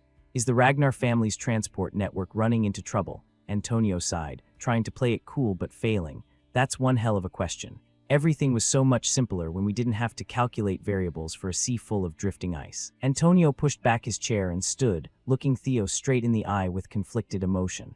"Let me be honest, I'm afraid of House Ragna. I'm grateful you freed us from Troiven, but nothing in this world comes free. With one snap of Ragna's fingers, everything we've built could be wiped out. The only thing that changes is the name of the invader." Antonio lowered his head, shadows covering his expression. "Sometimes I think we were safer just drifting endlessly on the sea." Instead of getting angry, Theo simply smiled, crossing his arms and leaning back casually as he replied, "I get it. That's a concern any leader has to weigh, but my view is the opposite. Precisely because it was a drifting island, the floating archipelago was the most dangerous place of all." Antonio's eyes widened. Theo extended his hand, revealing a small gleaming metal. "Isolation means no enemies, and so the place gradually becomes unfamiliar with combat. Even in this crisis, you couldn't mount a proper resist." Theo flicked his wrist, sending the metal spinning through the air before it landed neatly in Antonio's palm. "National defense can't be solved by dependence. Even when facing huge risks, a nation has to prepare itself." Theo looked at him for a moment before asking, "Do you know about House Ragna's White Dragon unit?" "Of course, the legendary aerial strike force riding wyverns." "Exact." Theo gave a cryptic smirk. "This archipelago has creatures just like wyvern." Antonio's face hardened. "You mean the sea serpents? Don't even mention them. Those vicious beasts travel in packs and crush everything in their path. Whenever they show up, it's an emergency." Right then, a shout from the harbor echoed into the office. "Emergency. Sea serpents sighted at the docks. Evacuate all civilians immediately. Combat forces prepare to engage." Antonio cursed in shock and started to rush out, but Theo stopped him with a gentle wave. "No need to panic like that." Theo smiled and strode to the door, flinging it open as if welcoming a guest. Antonio froze as a massive sea serpent head appeared right in the doorway, casting both of them in its shadow. The creature lowered its head, filling the entrance like a living gate. "These are the ones I summoned," Theo pointed casually. Antonio's jaw dropped, sweat pouring down his face. "What? You deliberately called those sea thugs here? Have you lost your mind?" Ignoring Antonio's panic, Theo slowly placed his hand on the beast's snout in an unbelievably natural gesture. "So, how about it? I'll teach you how to tame them." Before the stunned soldiers and civilians watching, more sea serpents rose from the water, gathering around Theo like a legion awaiting their master's command. Just like the White Dragon Unit, this archipelago can form its own cavalry. We'll call them the Kriemhilde Knight Order. While everyone was still in shock, one sea serpent approached Antonio, nudging its head against him as if testing. Antonio trembled, then let out a forced laugh as he felt the creature's breath. "Looks like it's already picked you." Sunlight poured through the towering glass ceiling of the main hall, casting long golden streaks across the polished stone floor. The atmosphere suddenly grew heavy as footsteps echoed, and a mysterious figure approached Theo with a face full of astonishment. "This is ridiculous. You really accomplished all this in just a few days," Theo shrugged. "It had to be done." Cleve stood nearby, rubbing her forehead. "Do you even realize what you've done? The floating archipelago was a classified investigation target for Black Tower because it was Troyven's financial lifeline. Acting on your own like this." Theo narrowed his eyes. "Classified investigation? What do you mean? If Black Tower knew how important this place was, why did they just stand by and let it get taken? Why the silence?" Before Theo could dig deeper, a deep voice rang out, silencing the entire grand hall. "You're Theo Ragnar." A man stepped forward, his lips curling into a mocking smile. "The old 9 dragons kept hyping it up so much I had high expectations, but looking at you, you're just some spoiled pretty boy, not much of a man at all." He waved his hand dismissively, as if brushing off a trivial insult, his smile sharpening like a predator. "Anyway, nice to meet you." Theo's heart tightened. "Tyrant Dragon Danteral. What the hell is someone like him doing here?" Both Theo and Cecilia bowed respectfully as Danteral approached. He waved lazily. "Oh, no need for that formal old crap, just relax." Cecilia straightened, her voice trembling with tension. "Lord Danteral, why didn't you report anything to Black Tower about the situation here?" Danteral glanced at her with a half-smile. "Sorry, I got here a bit late." Cecilia's calm shattered into anger.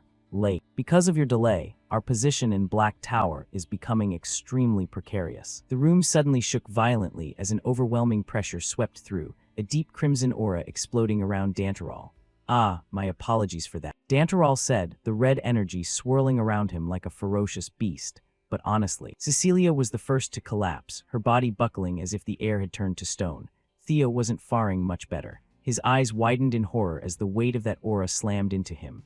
Danteral stood like the eye of the storm, his voice booming like thunder. "Do you have the confidence to bear the consequences?" The shockwave erupted, shattering nearby windows. Theo gritted his teeth, fighting to keep his footing as the floor seemed to tilt beneath him. Every breath was now a battle for survival. Damn it, I knew he was strong, but this is beyond imagination. Theo's vision blurred, his chest burning.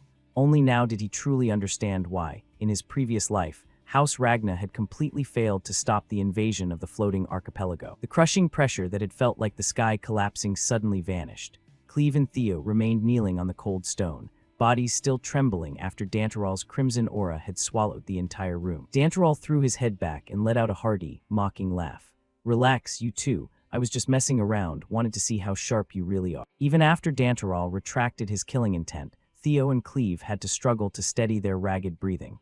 "You've grasped the situation, though it looks like you still don't fully understand what's really coming." He stroked his chin thoughtfully. "Once the real storm starts, things are going to get a lot more interesting." Before Theo could fully stand, Danteral slapped him hard on the back, the impact rattling his spine and forcing the air from his lungs.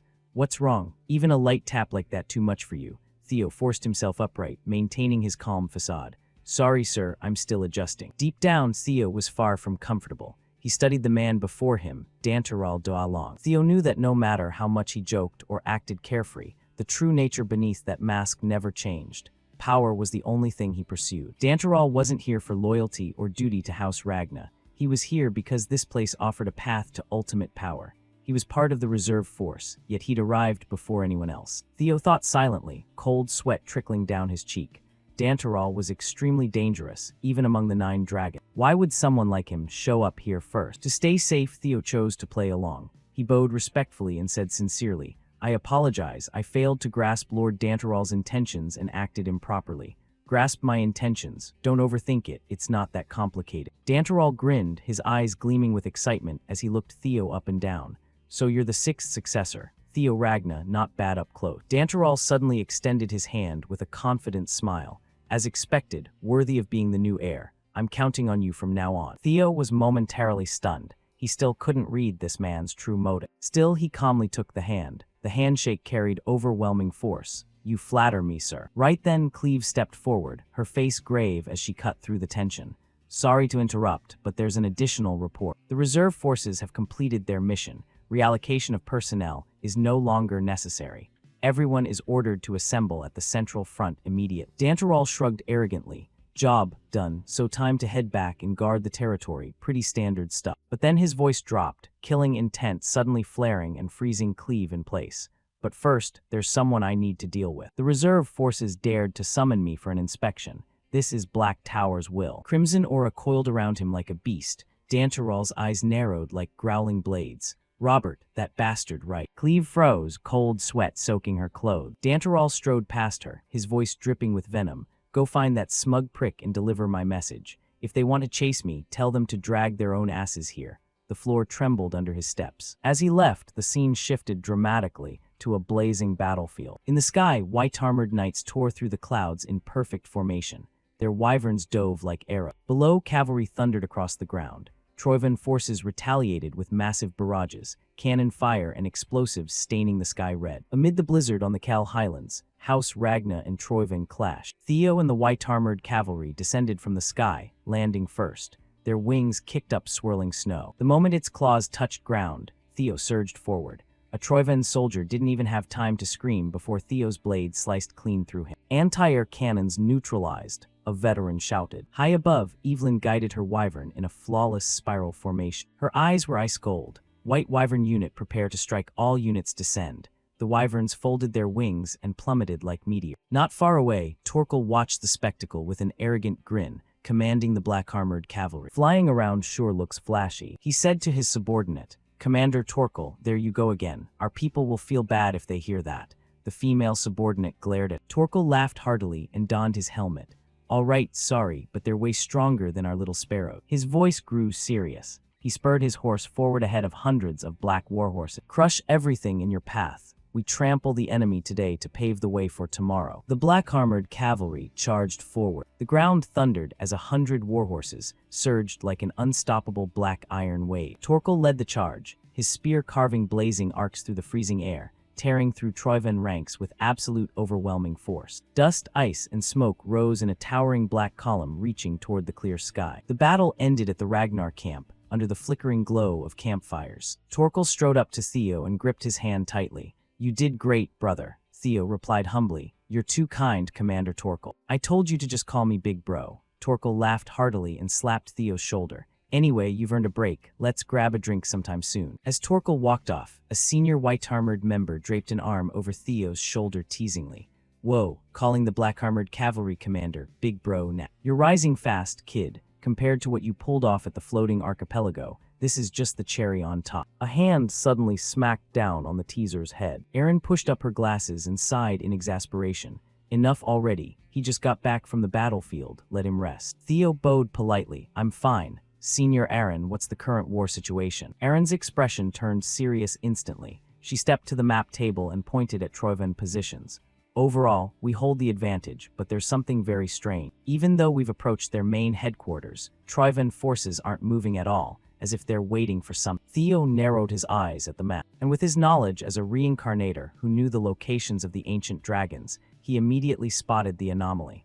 Troivan's formation isn't defensive, it's far too purposeful. Their real target is the resting place of one of the primordial dragon's artifacts. Theo's gaze fixed on a single point, the White Tower ruin. In another dark and desolate corner of the war, where corpses lay scattered and gray smoke blanketed everything, an enemy soldier staggered backward, a choked cry for help stuck in his throat. Help. A blur flashed past, and a hooded figure appeared behind him, a single severed head from neck. 9 Phoenix Lords, huh? The hooded figure muttered irritably. Why haven't they shown themselves yet? It's been nothing but small fry for days, boring as hell. 2 other hooded figures approached. They were Ragna's successors, Ancio, third in line, and Jishar, fourth. You're being awfully blunt, Jishar, Ancio chuckled softly. Suddenly the air grew heavy. Dantaral stepped forward, his eyes sharp and crimson.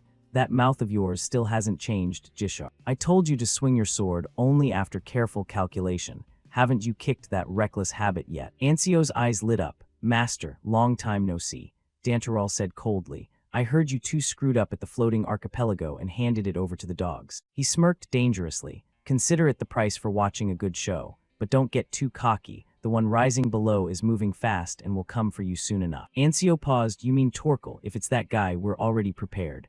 No, Dantaral's voice dropped, each word falling like a blade into ice. I'm talking about the sixth successor. Ancio blinked, then burst out laughing. Come on, master. Who do you think trained us? We're not rookies who'll get pushed around by some kid. But Ancio's smile vanished when Dantaral locked eyes with. The air froze solid, a bone-chilling cold enveloping them.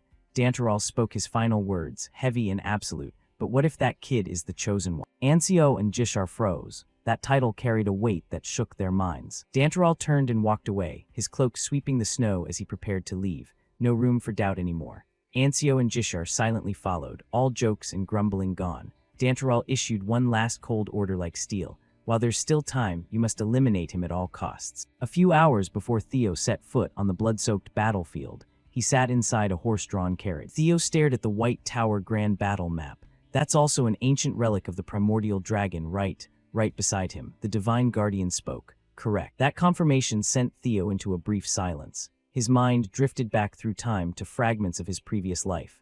Even in that brutal timeline, the White Tower was the first area house Troivan targeted and captured. The true dragon turned to explain further. Guardians can vaguely sense each other's positions through an invisible spiritual link, no matter the geographical distance across this continent. The Guardian of the White Tower received the largest share of power from the primordial dragon's essence. Theo looked at the Guardian in utter shock, disbelief clear in his eyes. What? Right then, the second Guardian stepped forward to join the conversation. He's right. Not all artifacts carry equal power. The division of the ancient dragon's essence was never fair or uniform. Each artifact was granted different powers and roles in maintaining the world's order. Some received immense strength and responsibility, serving as hidden pillars upholding the foundation of this world. And the Guardian of the White Tower was a prime example. A sentinel with power far beyond imagination. The second Guardian moved closer to the map. Its presence chilled the surrounding air. An artifact with such terrifying power is currently right inside Troivan territory.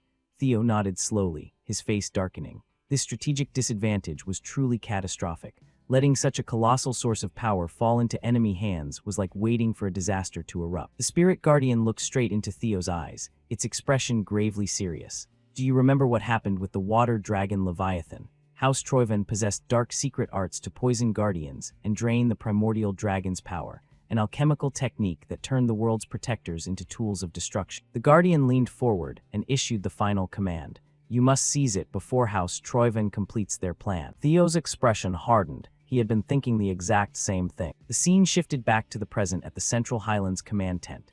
Inside Ma Long's tent, tension hung thick in the air. Ma Long leaned over the strategy table reading the report Theo had submitted. So we have to head to this rocky mountain, Theo replied without flinching, calm and steady. Troivan forces are concentrating unusually at those coordinates. They're definitely moving there for a very specific and important reason, I'm certain. Theo's reasoning was logical, but the commander wasn't easily swayed. No need to say more. You want to abandon the main front for an independent mission. You seem to have gotten too arrogant with that air candidate title. You think I'll just let you do whatever you want. A flash of surprise crossed Theo's face. Without official permission, you won't be able to infiltrate deep into enemy territory. That's not what I meant. Ma Long stared at Theo for a moment, then suddenly smiled.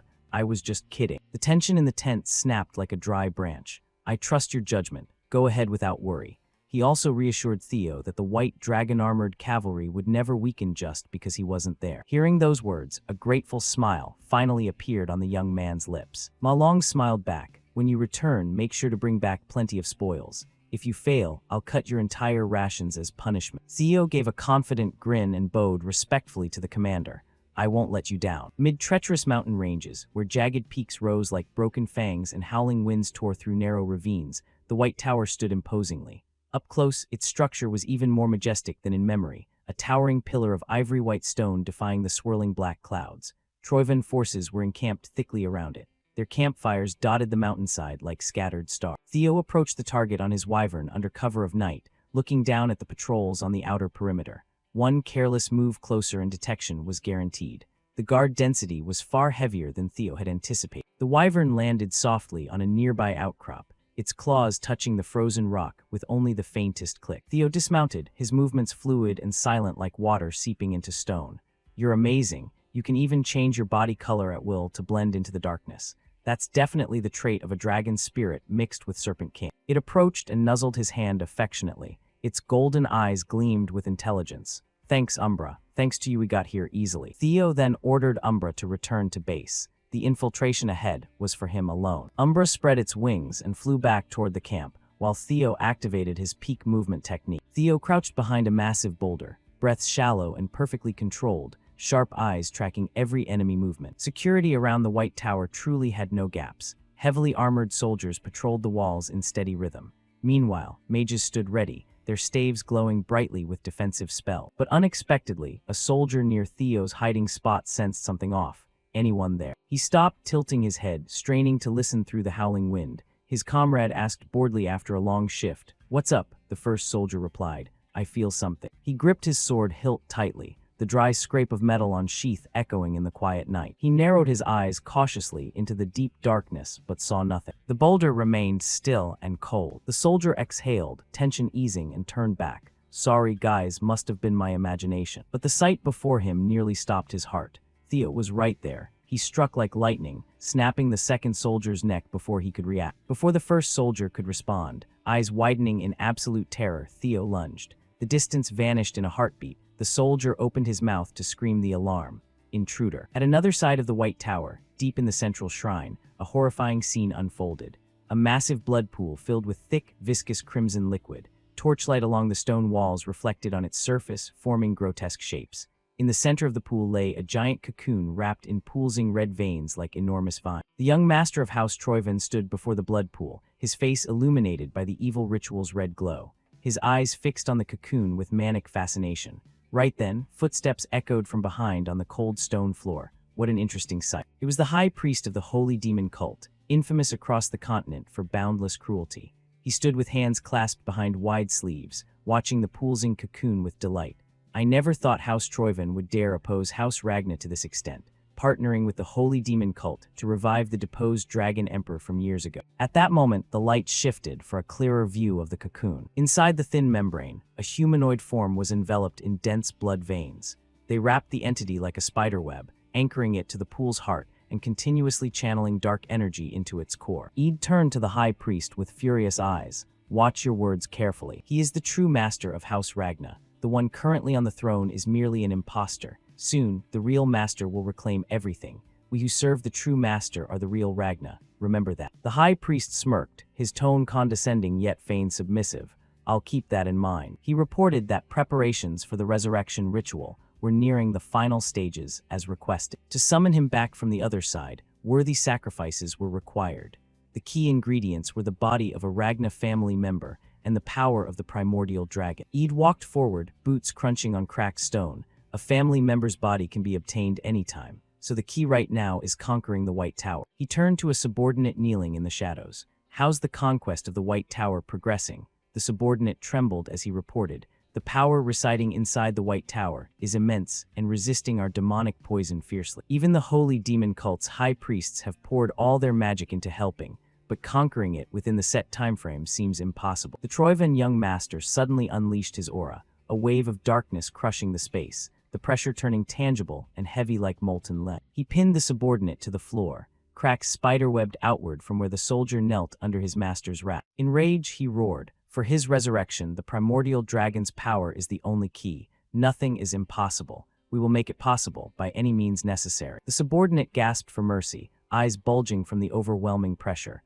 "Forgive me, young master, my thinking was shallow. Please spare me." The Troyven young master finally retracted the pressure. The aura vanished as quickly as it appeared. The soldier looked up, gasping with blood streaming from his nose. He was broken but still alive. Right then, another subordinate rushed in pale with fear, dropping to his knees with urgent news. "There's an intruder in the White Tower." The corpse of the soldier Theo had killed, neck twisted completely. The entire area was now under intense search. Troivan soldiers, shouts echoed through the mountain ravine. From afar, the whole chaos was being watched from high above. On the cliffs overlooking the valley, a figure sat silently in the shadow. The panic of Troivan's soldiers, Theo disguising himself and blending into the enemy ranks to join the search. All of it fell under the sharp, calculating gaze of one observer. That was Ancio Ragna, perched casually on a high rock outcrop, legs dangling as if enjoying an entertaining play on stage. Watching Theo's actions, he murmured with a mix of admiration and curiosity, killing only those who need to die, disguising as the enemy without a second thought like a true shadow operative.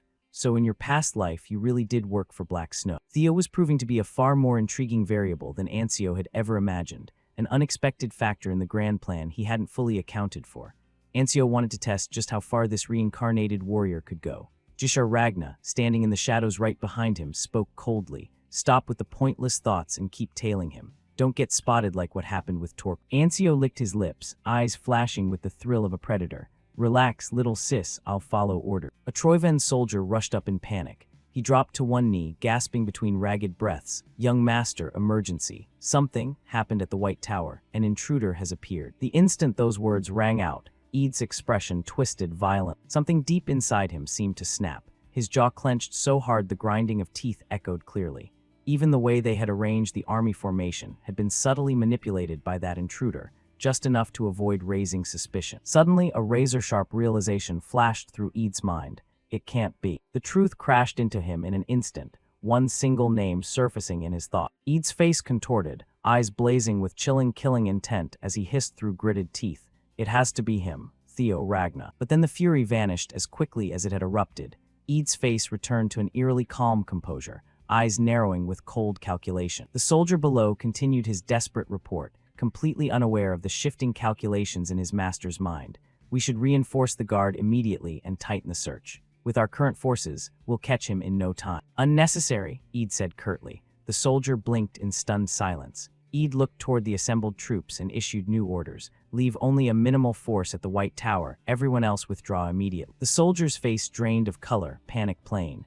But my lord, if we do that, the primordial dragon's power could be stolen. Eid stepped forward, cloak sweeping across the dry stone. That's exactly the point. Eid didn't bother looking back. His gaze was fixed on the distant horizon, where the majestic silhouette of the White Tower pierced through the thick black clouds. He whispered, eyes gleaming with sinister intent, the intruder is almost certainly that brat Theo Ragna. He will conquer the White Tower and emerge having claimed the primordial dragon's power. As if to affirm his resolve, Eid raised a gloved hand high. In an instant, 3 pitch-black figures materialized from the deep shadows behind him. They bowed in perfect silence like statues awaiting command. Eid gave a twisted smile under the dim torchlight, revealing his true ambition. If we can't conquer it ourselves, we'll let him do it for us. Then we simply take the dragon's power from his own hands. Ain, a tall, imposing figure, stepped forward. Zui, a massive guardian subordinate, wielding a great hammer. Tri, finally a graceful yet deadly female assassin with disciplined poise. The 3 stood in a line before Eid, a circle of absolute loyalty forged in cruelty. Eid issued the command coldly. The moment you confirm he has obtained the primordial dragon's power, kill him and bring it to me. Understood, master. Their voices answered in chilling unison. The scene shifted to the rugged terrain surrounding the White Tower. Wind howled through jagged rock crevices. We have to find him. A soldier shouted, voice cracking from tension. The commander quickly regained control and barked. You 3 search around the base of the tower. The rest follow me. We'll sweep this side. As the soldiers moved off, their torches flickered like scattered fireflies in the dark night. From the shadow of a large boulder, Theo watched silently, eyes cold, every movement perfectly controlled. He turned and moved in the opposite direction, melting into the darkness like a blade gliding through night.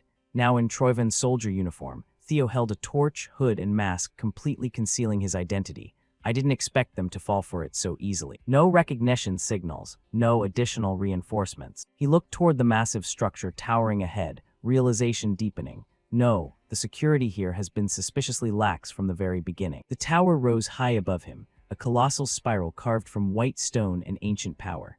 Its form dominated the frozen landscape around. As Theo approached the entrance, an uneasy feeling rose in his chest, as if they were deliberately luring him inside. Suddenly, a blue holographic interface appeared before his eyes.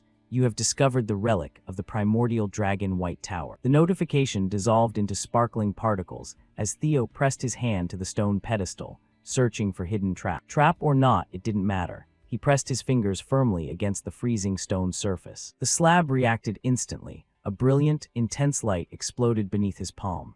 Theo's eyes widened in shock as the relic pulsed with radiant energy. A blinding white halo erupted like a wave, bathing the ruins in light. The reinforced glow formed a shimmering path that split the stone, revealing a hidden passage. Because one truth would never change, he had to seize the primordial dragon's power before they did. The halo swallowed Theo's figure into a pure white veil. Another system notification appeared, entering the relic of the primordial dragon White Tower. The space stilled, until sharp footsteps shattered the silence. I heard about it from Master, but I never imagined a primordial dragon relic hidden in a place like this. Beside him, Ancio maintained her steady stance and replied calmly, "It seems infiltrating House Troyvan was for this reason too." Jishar tilted his head back, slapping a gloved palm against his forehead before letting out a booming laugh, as expected from the Chosen One. But Ancio didn't smile. Her voice cut through his excitement coldly. "Even though the title of Chosen One carries immense weight, do you really think he can achieve something like this just because he's the Chosen One?" Jishar's laughter faded, replaced by a sly glint in his eyes. "Well, we did find his discarded uniform as proof, but it was thrown away too obviously. Don't you think he's deliberately luring us?" Ancio stared straight ahead, voice devoid of warmth. "His intentions don't matter. We just need a justifiable reason to act." "Let's go, Jishar. We need to set the stage before he comes out." "I'm not going anywhere," Jishar said in an unshakable tone. "I'll wait for him to step out of this tower." Ancio paused and slowly turned to look at him. "What?" Jishar raised his sword in front of his face, steel catching the faint light. "Aren't you curious? I want to see what his face looks like when he dies." The smile spreading across his face no longer looked human. His eyes widened with feral excitement. Inside the White Tower ruins, the old world seemed to dissolve after a blinding white flash. The brilliance swallowed stone, air, and sound in an endless white ocean. Theo squinted and raised a hand to shield his eyes as the searing light pressed against his eyelids.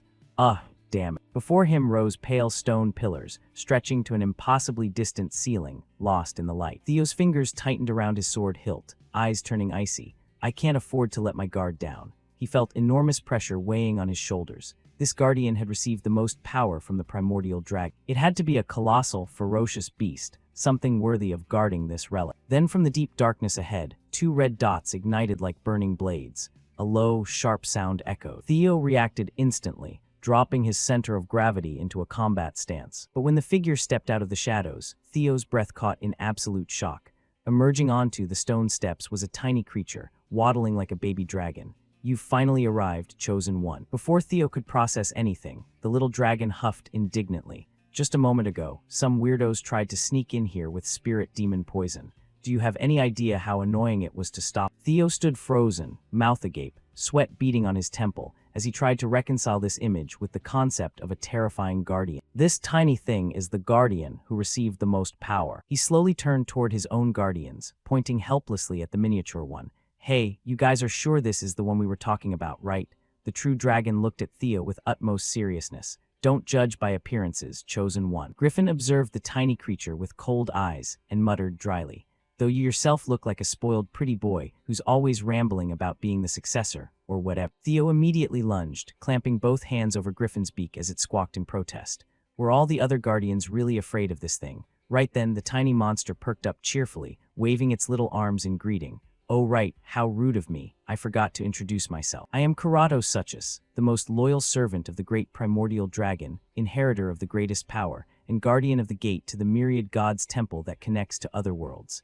It raised a tiny hand and added brightly, "Just call me Karato for short." Theo stared at it for a long moment. The only word that surfaced from his stunned thoughts escaped his lips. Myriad gods' temple. Karato nodded enthusiastically, circling above Theo's head. "That's right, the myriad gods' temple, where the gods reside." It descended to hover right in front of Theo, tone shifting to instructive. "You know that the relics of the primordial dragon are fragments of his divided power, correct? In the past, the primordial dragon was entrusted with many duties." A radiant, ethereal silhouette of a colossal dragon with vast wings appeared behind Karato.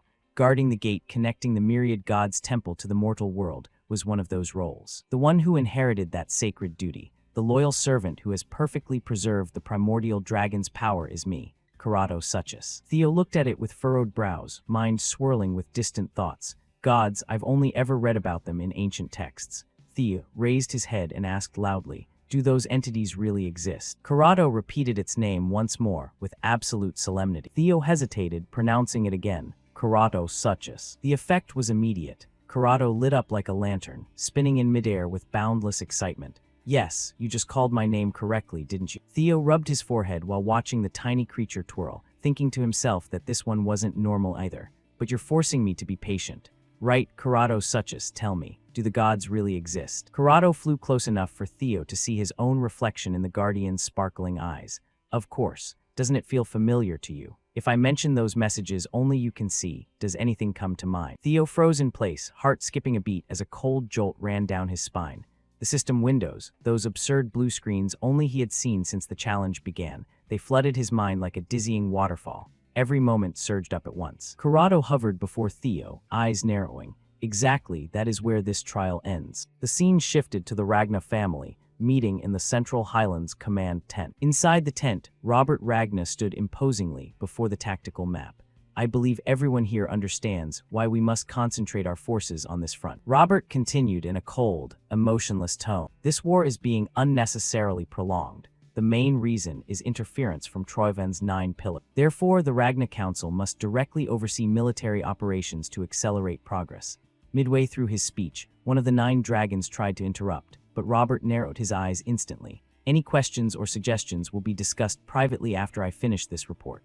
Robert made it clear this was not the place for petty objections, but one person didn't care about the rule. Danteral, the one called Tyrant Dragon, leaned back in his chair, lips curling into an arrogant, mocking smile. I'm afraid this report needs to be paused, because there's another matter just as important as the war itself waiting to be judged. Danteral pointed a finger toward the tent entrance. The heavy canvas flap lifted, and Ancio Ragna stepped inside. Ancio bowed respectfully. First, my sincerest apologies to everyone, but this is an extremely urgent matter. Please forgive my intrusion. Ancio straightened, holding a neatly folded Ragna uniform in her hands. She raised it before them, eyes gradually turning icy. Would you mind taking a moment to look at this? I personally witnessed Theo Ragna's betrayal. What you're seeing is the most solid proof of his treason. He discarded his uniform in the middle of battle and fled. Ancio's accusation landed like a stone in still water, sending violent ripples through the tent.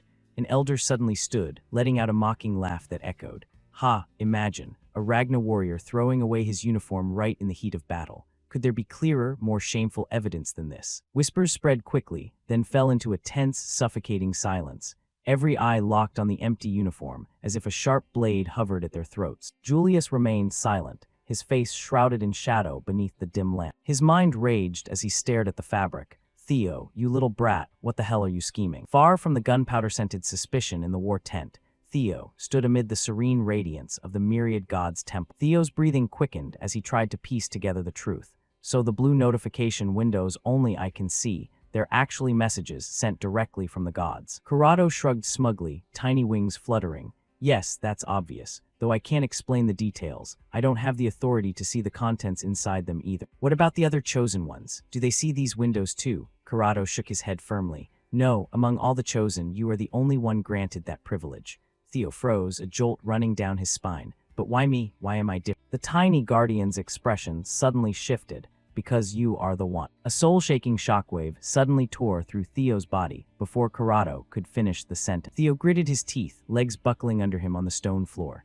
Corrado hovered silently above, watching Theo clutch his head in agony. Ah, I get it, it's being filtered out. Looks like that secret still isn't ready to be revealed. Filtered, just how much do you actually know about all this? Corrado's demeanor changed in an instant, its eyes flashing with a reflected gleam across the myriad gods' temple floor. I've been waiting a very long time for you to ask that, it declared. Its voice rang with obsessive excitement. Do you truly wish to know the truth behind the curtain? Before Theo could react, the space behind the guardian warped violently. A colossal, intricately carved stone gate suddenly materialized from thin air. Corrado landed on the pedestal before the gate. If you crave the truth that badly, then as the chosen one, I shall grant you the trials of the myriad gods' temple. A clear metallic chime echoed through the grand hall, and the familiar blue system window appeared once more. The Guardian proposes initiating the myriad gods' temple trial for you. Light twisted violently around Corrado, its form distorting into a shadowy silhouette beneath a blood-red sky. Exactly. This is the test to explore your own soul and discover your true self. We will trace back to your previous life, delving deep into the core of your subconscious, but never underestimate it simply because it belongs to you. It is another world, a place even you are unaware of. If you fail this trial, or allow yourself to sink too deeply into the illusions of the subconscious, you will fall into eternal coma. Your soul will be imprisoned there forever. But if you succeed, you will earn the right to face the truth. You will have the chance to stand before the gods. Theo's pupils contracted, cold sweat pouring down his spine. Corrado raised a spinning orb of energy in its tiny claws. Inside burned the number 12 like a divine seal. There are 12 floors in total within this trial tower. So, do you have the courage to accept this challenge? Theo stood motionless amid the erupting white light surrounding him as a confirmation window appeared.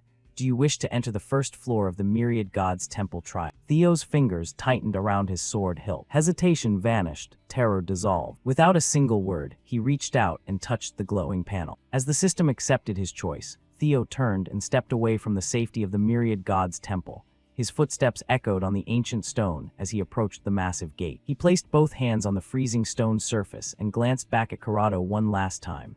You said you, tell me the truth, right? I have mountains of questions that need answers. Just what is that nameless sovereign? Will the Great War break out again? And why am I the chosen one? The gate groaned open as Theo pushed with force, his silhouette stretching long beneath the blinding light pouring from within. A resounding bell tolled through the void as a new notification appeared. Entering the first floor of the Myriad Gods Temple trial. The moment he crossed the threshold, Theo found himself standing on a colossal stone fortress floating in a space that defied all laws of physics.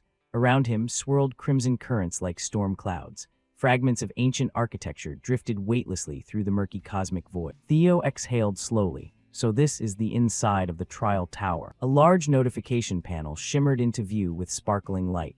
Objective: to enter the subconscious world, you must suppress your own consciousness and open the path. Theo lowered his gaze. From cracks in the fortress's stone floor, inky black liquid began to seep out. The droplets gathered into pools and slid toward one another in a terrifying manner. They merged, forming a thick, quivering black mass that pulsed like a living creature. It's starting already, an entity born from my own subconscious. This is the gateway I have to open. Even though the opponent looked massive and fearsome, Theo still held a sliver of confidence. But that illusion of control shattered instantly. A piercing, wind-tearing screech rang out. Theo's instincts screamed in alarm, and he twisted aside just as a flying blade grazed his cheek. Theo spun back into a defensive stance, heart pounding. It threw a sword right from the start. Theo suddenly froze, eyes widening in absolute shock. No, it can't be. A notification appeared above the entity as the transformation completed. Guardian of the subconscious gate. The creature standing before him was no longer a shapeless black mass. It was a perfect replica of Theo Ragna. Snow-white hair, expressionless face, empty eyes staring back at him. In its hand was an identical sword to the one Theo held. Objective: eliminate your true self. Theo's heartbeat echoed through the silent space as he faced his own double. Theo lowered his center of gravity, forcing himself to stay calm. So my real opponent is myself. Maybe that's actually better. Instead of fighting some nameless monster with unknown origins, I understand myself better than anyone. I know my habits, my weaknesses, my instinctive reaction. But that sense of advantage lasted less than a second. Theo's double suddenly erupted. A terrifying psychic pressure exploded from its body, blasting Theo backward several steps. A deafening screech rang out as black lightning crackled around its limbs, leaving charred scars on the fortress stone. Dark lightning coiled around its arms, enveloping its entire body in a brutal aura of electric energy. Theo's eyes widened in horror. That's thunder dragon breath. No time to think. The blades came flying like black lightning. Theo tried to maneuver and deflect the strikes, but every movement seemed to be anticipated by his opponent. Theo's boots slid across the stone until he felt his heels hanging over the edge of the fortress's abyss. He looked up at the black lightning storm rushing toward him. The world before Theo was now swallowed by dark thunder. I won't back down. Instead, he took a deep breath and charged straight into the storm. 5 Dragon Claw. Theo's sword swung in a brilliant arc, unleashing 5 dense blue energy streams. They tore through the air like the claws of an ancient celestial dragon. The attack collided head-on with the double's black lightning storm, creating an earth-shattering explosion. The entire space screamed as light and darkness clashed wildly. Theo stood amid the devastated battlefield, his arms trembling violently from the aftershock. His vision blurred for a heartbeat as he tried to peer through the dissipating smoke and dust. This is going to be tough. The white-haired double still stood completely unharmed. It remained rooted in the exact same spot as before the clash, its blank face staring at Theo, sword lowered casually at its side. Have I really become this strong already? The double raised its sword into a guard stance without hesitation, and in a flash it charged. Its figure blurred, feet barely touching the ground as it glided over cracked stone. Closing the distance in an instant, the air screamed as a downward slash descended with murderous intent. Theo charged forward in refusal to retreat, executing Dragon Flash. A dazzling, masterful sword strikes straight at the double. Radiant light tore through the darkness of the arena, drawing a blinding arc that overwhelmed sight and sense alike. But then nothing. When the dust cleared, the double had vanished. Theo halted, both swords cutting through empty air where his opponent had stood just a breath ago. The sudden silence sent a chill down his spine. He scanned rapidly, heart pounding, every sense stretched to its limit. And then from above, the double descended. It had used the chaos to leap onto the high stone beams, now falling like a meteor. Instinct screamed warnings, giving him no moment of respite. The double unleashed a relentless barrage of slashes, each one a deadly masterpiece, weaving an inescapable steel net. His clothes tore, bruises and fresh blood quickly spreading across his body. Pain radiated through his limbs, but his eyes remained resolute. He charged upward, their swords met, the violent shock traveling from hands to teeth, sparks flying and illuminating their identical, sweat-drenched faces. They spun, slashed, a deadly dance of mirrored perfection, but he was tiring. Each block felt heavier than the last, muscles trembling, the ground cracking beneath their feet from the transmitted force of will through steel. He fought desperately, realizing that from sword paths to the smallest habits, the double was identical to him. Like battling a god who knew every secret, every weakness, every advanced technique perfectly countered by the same technique. When both recoiled from the impact, Theo saw the double wasn't fatigued at all, breathing steady, stance flawless. He needed a variable, something the mirror couldn't predict. The thought flashed, if it's a perfect copy, it must share the same blind spots. But right then, a colossal slash descended, shattering the arena floor. Theo blocked by a hair, giving a faint smile, because if it were him, he wouldn't give his opponent time to think either. Light flashed, dust and debris obscuring vision. In the thick smoke, Theo suddenly did something insane. He hurled his own sword straight at the double. The subconscious monster froze for a split second before this suicidal tactical move, and easily swatted the blade aside. But that was the trap. Theo had vanished into the smoke and reappeared right behind it. If it were the old me, I'd be panicking right now. Drawing on memories from his past life, he executed Flying Sword, a technique requiring absolute precision that high-level masters rarely use. Thunk, the blade pierced through the double's chest, black liquid gushing from its mouth. Theo smiled. Even a shadow has something to learn. The double began to melt, dissolving into a thick pool of black ink on the floor. System, you have defeated your ego. Congratulations, you have cleared the first floor. A massive stone gate crashed down from the ceiling. Theo stepped through, vanishing into the radiant light toward the next floor. Far from the isolation of the White Tower, the political landscape of Ragna shifted violently like sand in a storm. A soldier discarding his uniform in wartime. What clearer evidence of treason could there be? In that moment, silence enveloped the tent. Ma Long's gaze slowly shifted to Ancio. Is it true that Theo Ragna has defected and entered Troivan territory? Ancio answered without hesitation, affirming she had personally witnessed Theo Ragna willingly step into enemy lands. She looked down at the uniform on the table, stating that this alone was sufficient proof. T-letter 1ED long shot to her feet in disbelief. Impossible. Theo would never do something like that. Her voice trembled with rage and loyalty. She immediately sent a private message to Ma Long, hoping to uncover some hidden truth. But Ma Long only sneered back through the link. Looks like you haven't heard yet. Seems Theo trusts me more. Deep down, even he hadn't expected Theo to push things this far. Memories surfaced of their conversation in the camp, when Theo said he would infiltrate enemy territory. Ma Long had told him not to return empty-handed, and Theo had replied with the eyes of someone who had seen the future. Through the link, Theo had once said that Jishar Ragna and Ancio Ragna were tailing. Right now, those two were still hiding outside the tent, concealed among the trees. The irony made Ma Long grit his teeth. Theo had made it clear. Their goal was to drag him down and eliminate him from the power struggle, but he planned to turn their scheme against them. Recalling everything, Ma Long couldn't suppress a smile. He stood and declared agreement with Ancio. A perfect move. Ancio bowed, believing victory was already secure. But Lam Long, who had observed silently from the beginning, sensed the anomaly. He understood that Ma Long couldn't possibly be unaware, and the anger was merely a mask. Even so, he went along with it. The order was given. A pursuit team was formed immediately. The Ragna family machine began operating to hunt down its own heir. Meanwhile, inside the Pantheon, Theo stepped into the second floor, where temperature shifted abruptly. The cold light vanished, replaced by scorching heat and the roar of infernal flames. Then he froze. Before him lay a city in flames. The sky choked with smoke and ash, screams of the dying echoing through narrow alleys. It was the place massacred in his previous life, the nightmare he had buried deep in his soul. The notification appeared. Second floor trial. The path into the subconscious is not a battle of the body, but a war with your own past. Two figures stepped out from the smoke, faces painfully familiar. Voices filled with malice rang out,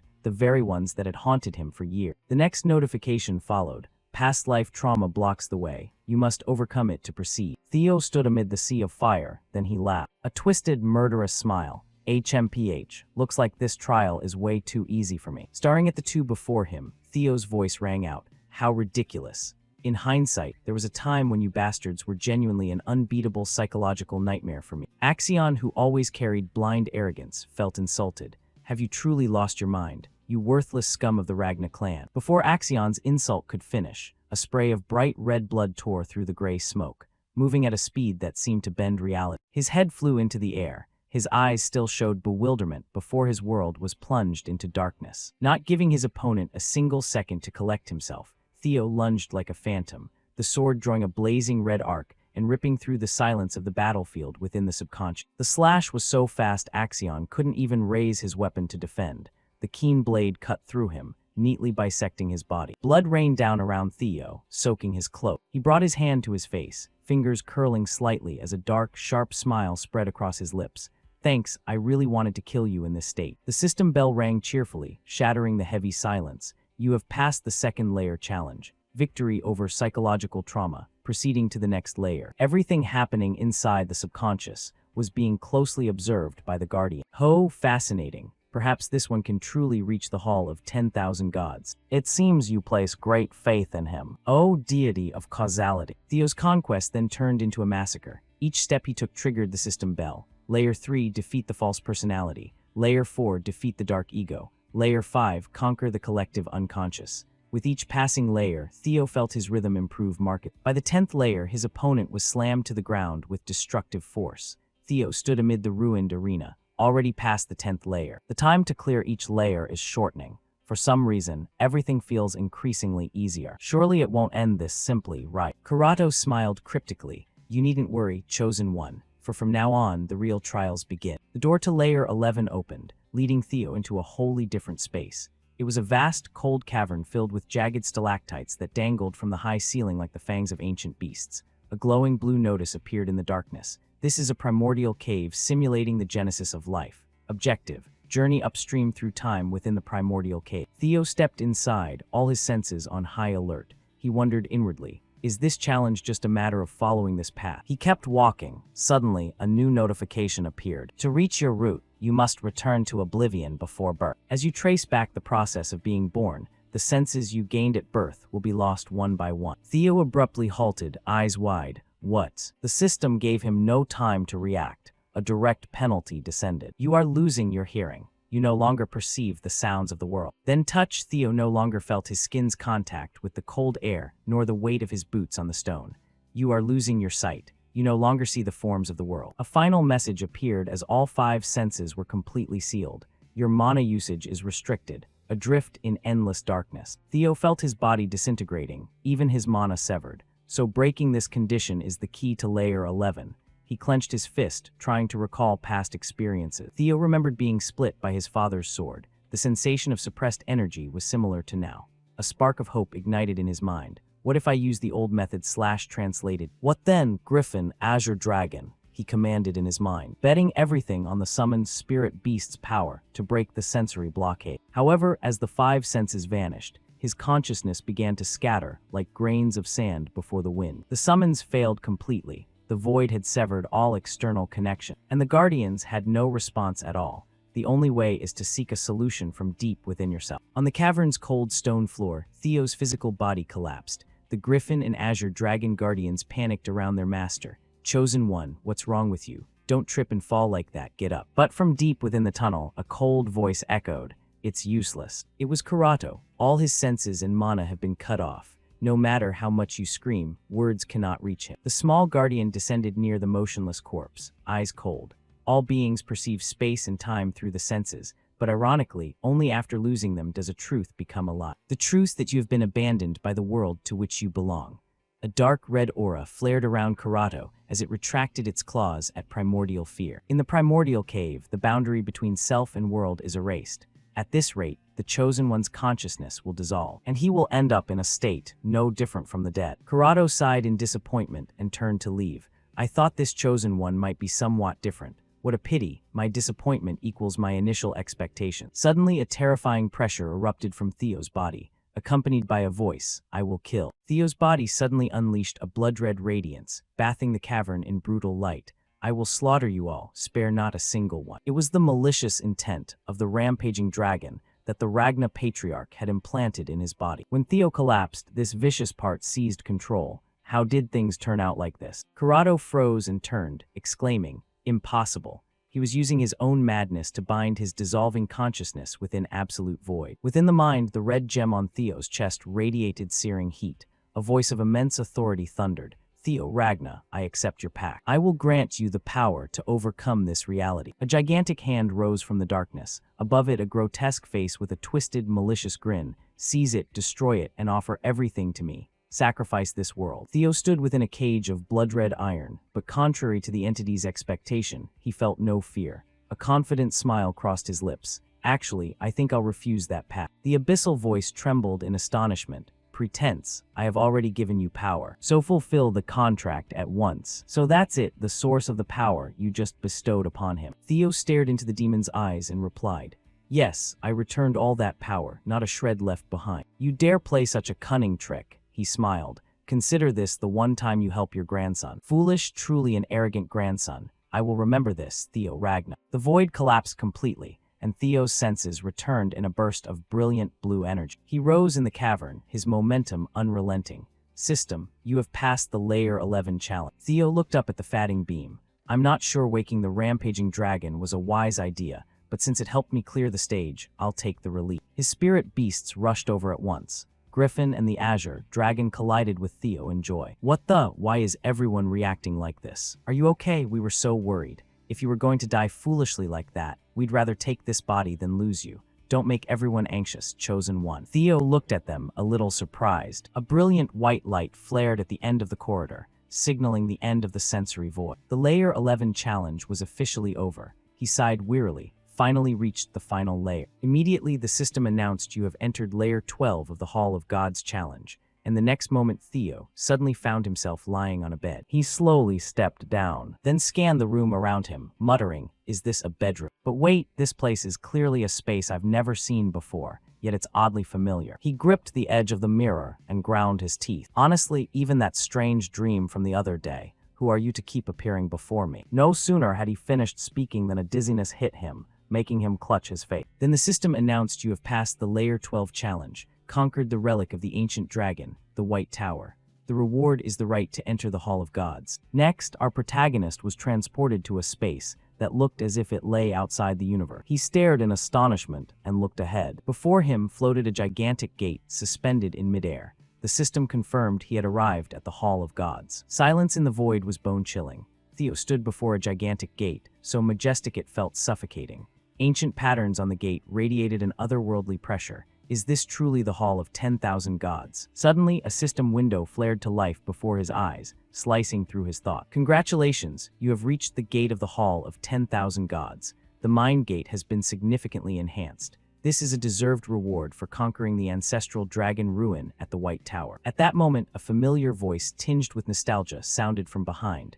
You have come a very long way. Theo startled and turned. A slender yet authoritative woman stood there. Lord Brooke, how can you appear here? Didn't you say last time you couldn't leave the star cluster? Lodbrok smiled faintly. You're right. The entity standing before you now is not entirely me. This is only a remnant, a small fragment of the consciousness I entrusted to your mind gate. At the moment your Thunder Gate advanced, I can temporarily roam the outside world in this form. The system vibrated again, displaying a notification about the deepening link between Theo and the Dragon Guardian. Now the connection was so firm he could hear her call across any space or time. Lodbrok stepped closer, her gaze at once proud and a little pitying. Increasing power means your rank has changed. I truly did not expect you to reach the Hall of 10,000 Gods so quickly. You've worked hard. Theo curled his lips slightly, wearing a calm smile. I didn't do anything special. I only did what an ally like me should do. Lodbrok closed her eyes and shook her head with a sigh at his stubbornness. Are you really that different? You can say such lies without even blinking. Your brazenness and stubbornness haven't changed at all, just like the day I first met. As they drew near the gate, Lodbrok thought to herself, Hall of 10,000 gods, surely Sigurd is here as well. Hall of 10,000 gods, surely Sigurd is here as well. Suddenly a bone-freezing chill swept in. Lodbrok shuddered. Cold sweat began to run down her temple. From the cracks of the hall's gate, dank black masses began to pour out like molten tar. Stay close to me, don't leave the Dragon Guardian's range, Lodbrok shouted, instantly deploying a sturdy barrier to envelop them both. Theo was also left speechless. From the thick darkness, a colossal entity rose. It had no fixed shape, but its body was studded with thousands of blood-red eyes blinking incessantly. It was the Nameless Lord. Whispered voices of hatred and polyphonic sounds echoed from it, threatening to shatter the listener's mind. It hurts. Why must I endure this? I do not deserve it. I will crush everything. Stop tormenting me. Let me go. Theo squinted, assessing silently. Not right. Though both exude dangerous auras, they are clearly different entities. Lodbrok, what exactly are they? Lodbrok struggled to maintain the barrier as her breath grew heavy. They are beings known as outer gods. I will explain more later, but we must leave immediately. This place is no longer safe. However, immediately after, a blinding white light suddenly exploded from the void, clearing away the surrounding darkness and striking directly at the outer gods. The hall's gate thundered open, and a figure stepped out from the center of that light. Long time no see, Lodbrok. Glad to see you've retained some of this consciousness. Hearing the familiar voice, she hurriedly turned her head. Sigurd, she trembled as she uttered the legendary name. Theo froze, his gaze fixed on the man who had appeared. The man's bearing and features closely resembled his, but the aura he emitted was on an entirely different level. Sigurd Ragna, could this man truly be the progenitor of my clan? The outer god screamed madly. It hurts, it truly hurts, slaughter them, why is it you again? Theo watched in astonishment. They took such a heavy blow and yet remain unharmed. Facing that frenzy, Sigurd merely flicked his hand calmly. A gigantic blade of light appeared, slicing through space in an instant. The nameless entity was cleaved in two. Its wails of agony echoed through the void before it dissolved into shards of energy. Sigurd turned to Theo, his eyes deep as if holding the clan's entire history. At last you have reached this place. Looking at you, I see you have countless questions for me, don't you? Ask them. I will answer what I am permitted to reveal. Theo regained his composure and asked the man from the tower's final trial. I have seen him in previous dreams. Do you know who he is? Sigurd regarded Theo intently, a knowing smile touching his lips. Theo Ragna, one who returned from death, returned from the past. Do you think you have truly regressed? Sigurd's question struck Theo like lightning. He hurriedly asked, what do you mean? Sigurd cut him off coldly as darkness began gathering again in the distance. For now, I can only reveal this. Then he raised his hand high. Tens of thousands of blades of light appeared in the sky, raining down like a storm to utterly annihilate the remnants of the outer gods attempting to revive. It is not yet time for you to know the whole truth. When the moment is ripe, when you are strong enough to once more set foot in this sanctuary in body and bone, all secrets will reveal themselves. Seeing Sigurd turn his back to step deeper into the gate, Lodbrok cried out in despair. Sigurd, wait, where are you going? Don't leave me without a word like last time. Suddenly, another colossal entity emerged from behind the gate, the deity of cause and effect. It said nothing, only reached out and pushed gently. An irresistible force flung Lodbrok and Theo away from the Hall of 10,000 Gods. Gate. Her face instantly went blank with shock. She realized the enormous being before her was the deity of cause and effect. I'm sorry, Lodbrok, but you cannot enter this place yet. Sigurd's voice faded as the hall's gate began to close slowly. Lodbrok watched the legendary hero's silhouette and screamed desperately, Sigurd. At that moment, the system suddenly displayed a warning. The deity of cause and effect has found you. Theo stood stunned. Found me? What does that mean? Why would that deity target me? The gate slammed shut completely, signaling the end of the 7th mission. Congratulations, you have excellently completed Scenario Mission 7. On this side, Theo could only turn to the woman beside him, Lodbrok, and ask, Lodbrok, what on earth was that? Lodbrok said sternly, Theo, what we just witnessed does not belong to this world. They are alien entities, and they will become your most fearsome enemies in the future. The laws of this world have no effect on them. Their sole goal is to erase reality. She placed her hand on Theo's chest where his heart was pounding and smiled encouragingly. Go and become even stronger. You are the only hope. Only when you reach the pinnacle can you protect the world and those you love. Then the system awarded him special reward for accessing the Hall of 10,000 Gods. You have gained the freedom to use Nirvana. Congratulations on officially becoming the owner of the ancestral dragon, Ruin Tower. Commencing full-body remodeling, you have attained the true power of the dragon-formed human. May your journey be well-structured and prosperous, O recipient of the protection of cause and effect. When he opened his eyes again, he found himself back on the top floor of the White Tower.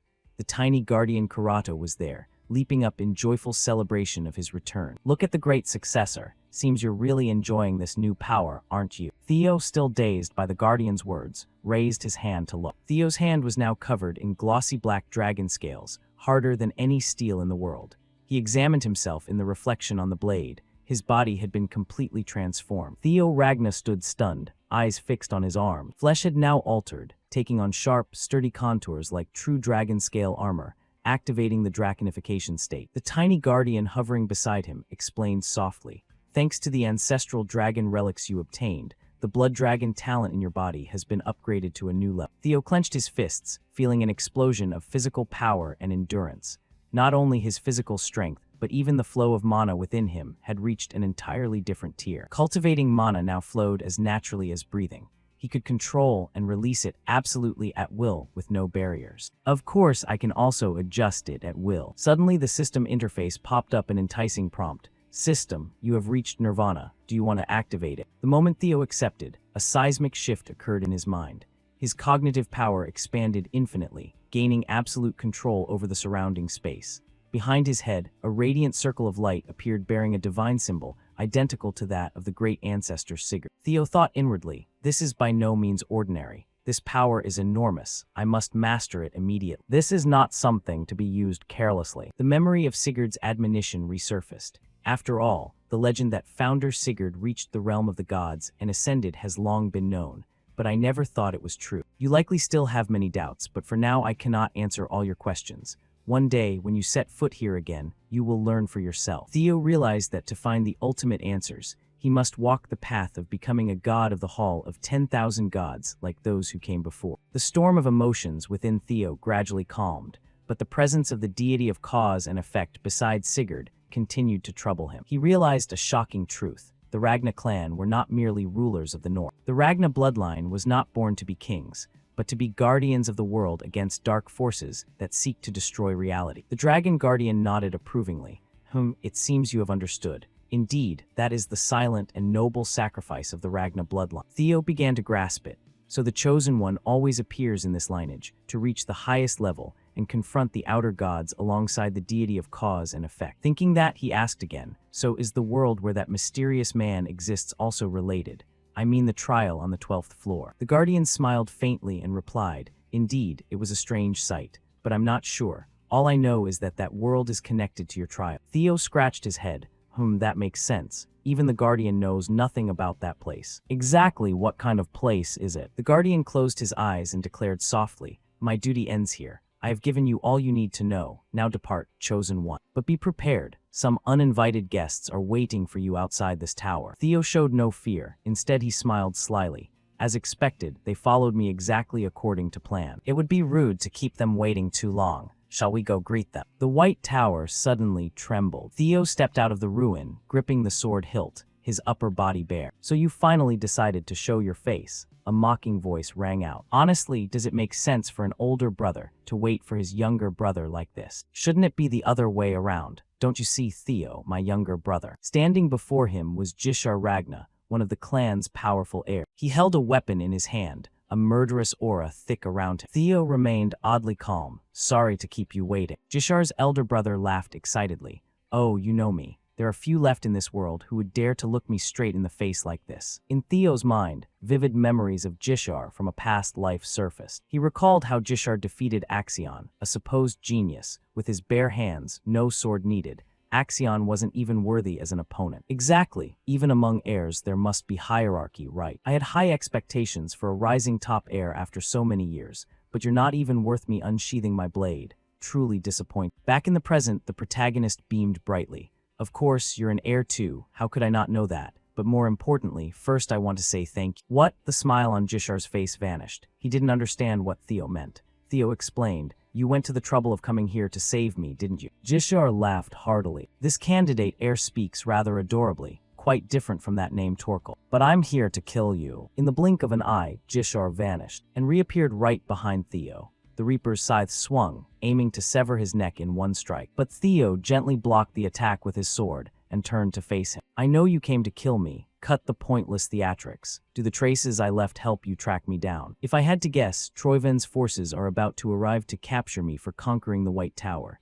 If that happens, I couldn't escape alone. So I used my twin older siblings, because you always shadowed me. I figured that by leaving behind my uniform, you'd lead the pursuit team straight here. Jishar gritted his teeth, suddenly remembering seeing Theo's discarded uniform. He warned his sister then, leaving it so conspicuously. Wasn't that a trick played on us? Yet his sister didn't believe it, which made him snarl in frustration.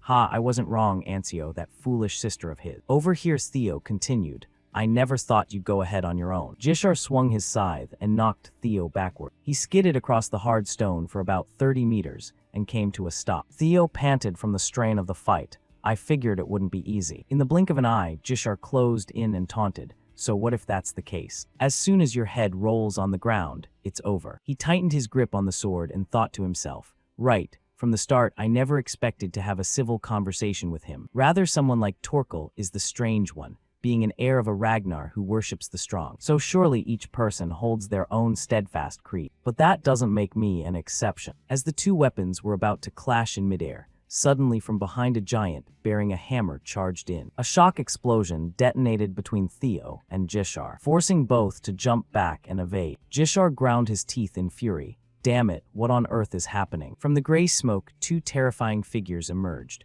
a woman with blazing red eyes and a hulking giant of rippling muscles. What a pity, I thought we could finish both Ragna in one blow. Theo squinted and said, looks like larger players than I expected have appeared. The one opposite curled his lip. You are Theo Ragna, right? Credit to your intelligence. You realized we deliberately let you into the tower, but to us that's an insult. Do you really think the two of you can stand against Troyven's 9 great works? This girl is the third ranked of Troyven's 9 Phoenix Arts, Try. The bulky man remaining is the second ranked of Troyven's 9 Phoenix Arts, Zue. We really are lucky. The two heirs carried the body here themselves. Theo stood there, sweat pouring from his brow. He was concentrating all his strength to analyze the situation. These two possess the power of the 9 phoenixes, beings born to oppose the 9 dragons. I have to find a weakness. Try continued to hover above, her voice cold as a blade. You two will make excellent sacrificial offerings. He will surely be pleased. Sacrifice? Theo asked curiously. Immediately, Try's teammate shouted, Try, I told you to stop talking nonsense. Try waved her hand, unconcerned by her comrade's anger. What are you whining about? We're going to kill them all anyway. If you're unhappy with how I do things, you should have dealt with them back at the first strike. Zue growled in his throat. You always get on my nerves. The murderous intent in the air thickened. The sky seemed to turn blood red as both unleashed their full killing instincts. Theo adopted a stance and thought, just their mana alone is this strong. Luckily, they seemed to dislike each other, if I can exploit that gap. But his line of thought was cut off by a sudden burst of movement. Try vanished from her position, streaking across the battlefield like a deep red lightning bolt. Then let's begin. The faster one gets the prey. Theo was caught in a dense web. Dozens of deep red slashes simultaneously tore through his body, blood beginning to seep from the wounds, soaking Theo. So fast, I didn't expect her to unleash over 30 sword strikes in such a short instant. The final slash aimed at my neck. That one was even stronger. Try sneered, raising her hand before her mask with delight. Not bad, you were about to lose your head a moment ago. She tilted her head curiously and asked, You're the one who took down Noyle in the Flying Isles, aren't you? Noyle, he remembered the subordinate he'd faced. So she's talking about that guy. This organization really does reach everywhere. Theo inhaled deeply, a faint smile forming at the corner of his mouth. That guy was a loser. He was the first opponent in a long time who made me feel like I'd slammed into a wall. Seeing Theo's expression change, Try laughed loudly, her form blurred in the cold wind. Even that puzzled look of yours is cute. Try launched herself into the night sky. Her figure was surrounded by blazing red energy. Try's eyes looked down at him mischievously. Don't worry, since you're pretty handsome, I'll at least leave your head on your shoulder. As Try lunged with her claws spread wide, Theo did not dodge. He erupted with power and charged straight up to meet her in midair. On the other side, Jishar wasted no time either. Darkness spilled from his body. The shadow assassin sword, Black Heaven Flying Blade, split into many copies of Jishar, each plunging down like an avenging spirit. The clones attacked simultaneously, their blades weaving a net of dark energy that slammed into the ground. When the dust cleared, Jishar landed and squinted, That wasn't enough to finish him off. Try executed a skillful somersault. Jishar's dark energy slid beneath her feet without causing any damage. Try lightly landed on a sharp rock. Surprising. I thought you'd want to take my darling's life too, but it seems you value him more than I expect. The sarcasm pushed Jishar to his limit. His eyes blazed with fury. He's my prey, you bastard. I'll kill you first. Try just tilted her head and snorted. Ha ha, not bad, but I don't like love triangles. Try lunged forward, her claws flashing. I just want to be alone with my darling, so please disappear, okay? But Zwei also acted. He swung his giant stone hammer at Jishar, forcing him to struggle to dodge. A thunderous explosion erupted. The block succeeded, but the weight behind Zwei's strike was overwhelming. A violent shockwave burst forth. Meanwhile, the woman, upon landing, had lunged straight for her teammate. Her metal claws dug into the giant's head, climbed onto his shoulder, and whispered coldly, "You muscle-brained fool, I'm attacking him, can't you see? Want me to kill you first?" Zwei looked down, his voice so cold it froze the air. "Didn't you say the faster one gets the prize? Get lost, unless you want to die." Try sprang up, murderous intent now aimed squarely at her own comrade. Bastard. Theo stood amid the chaos, gripping his sword in complete astonishment.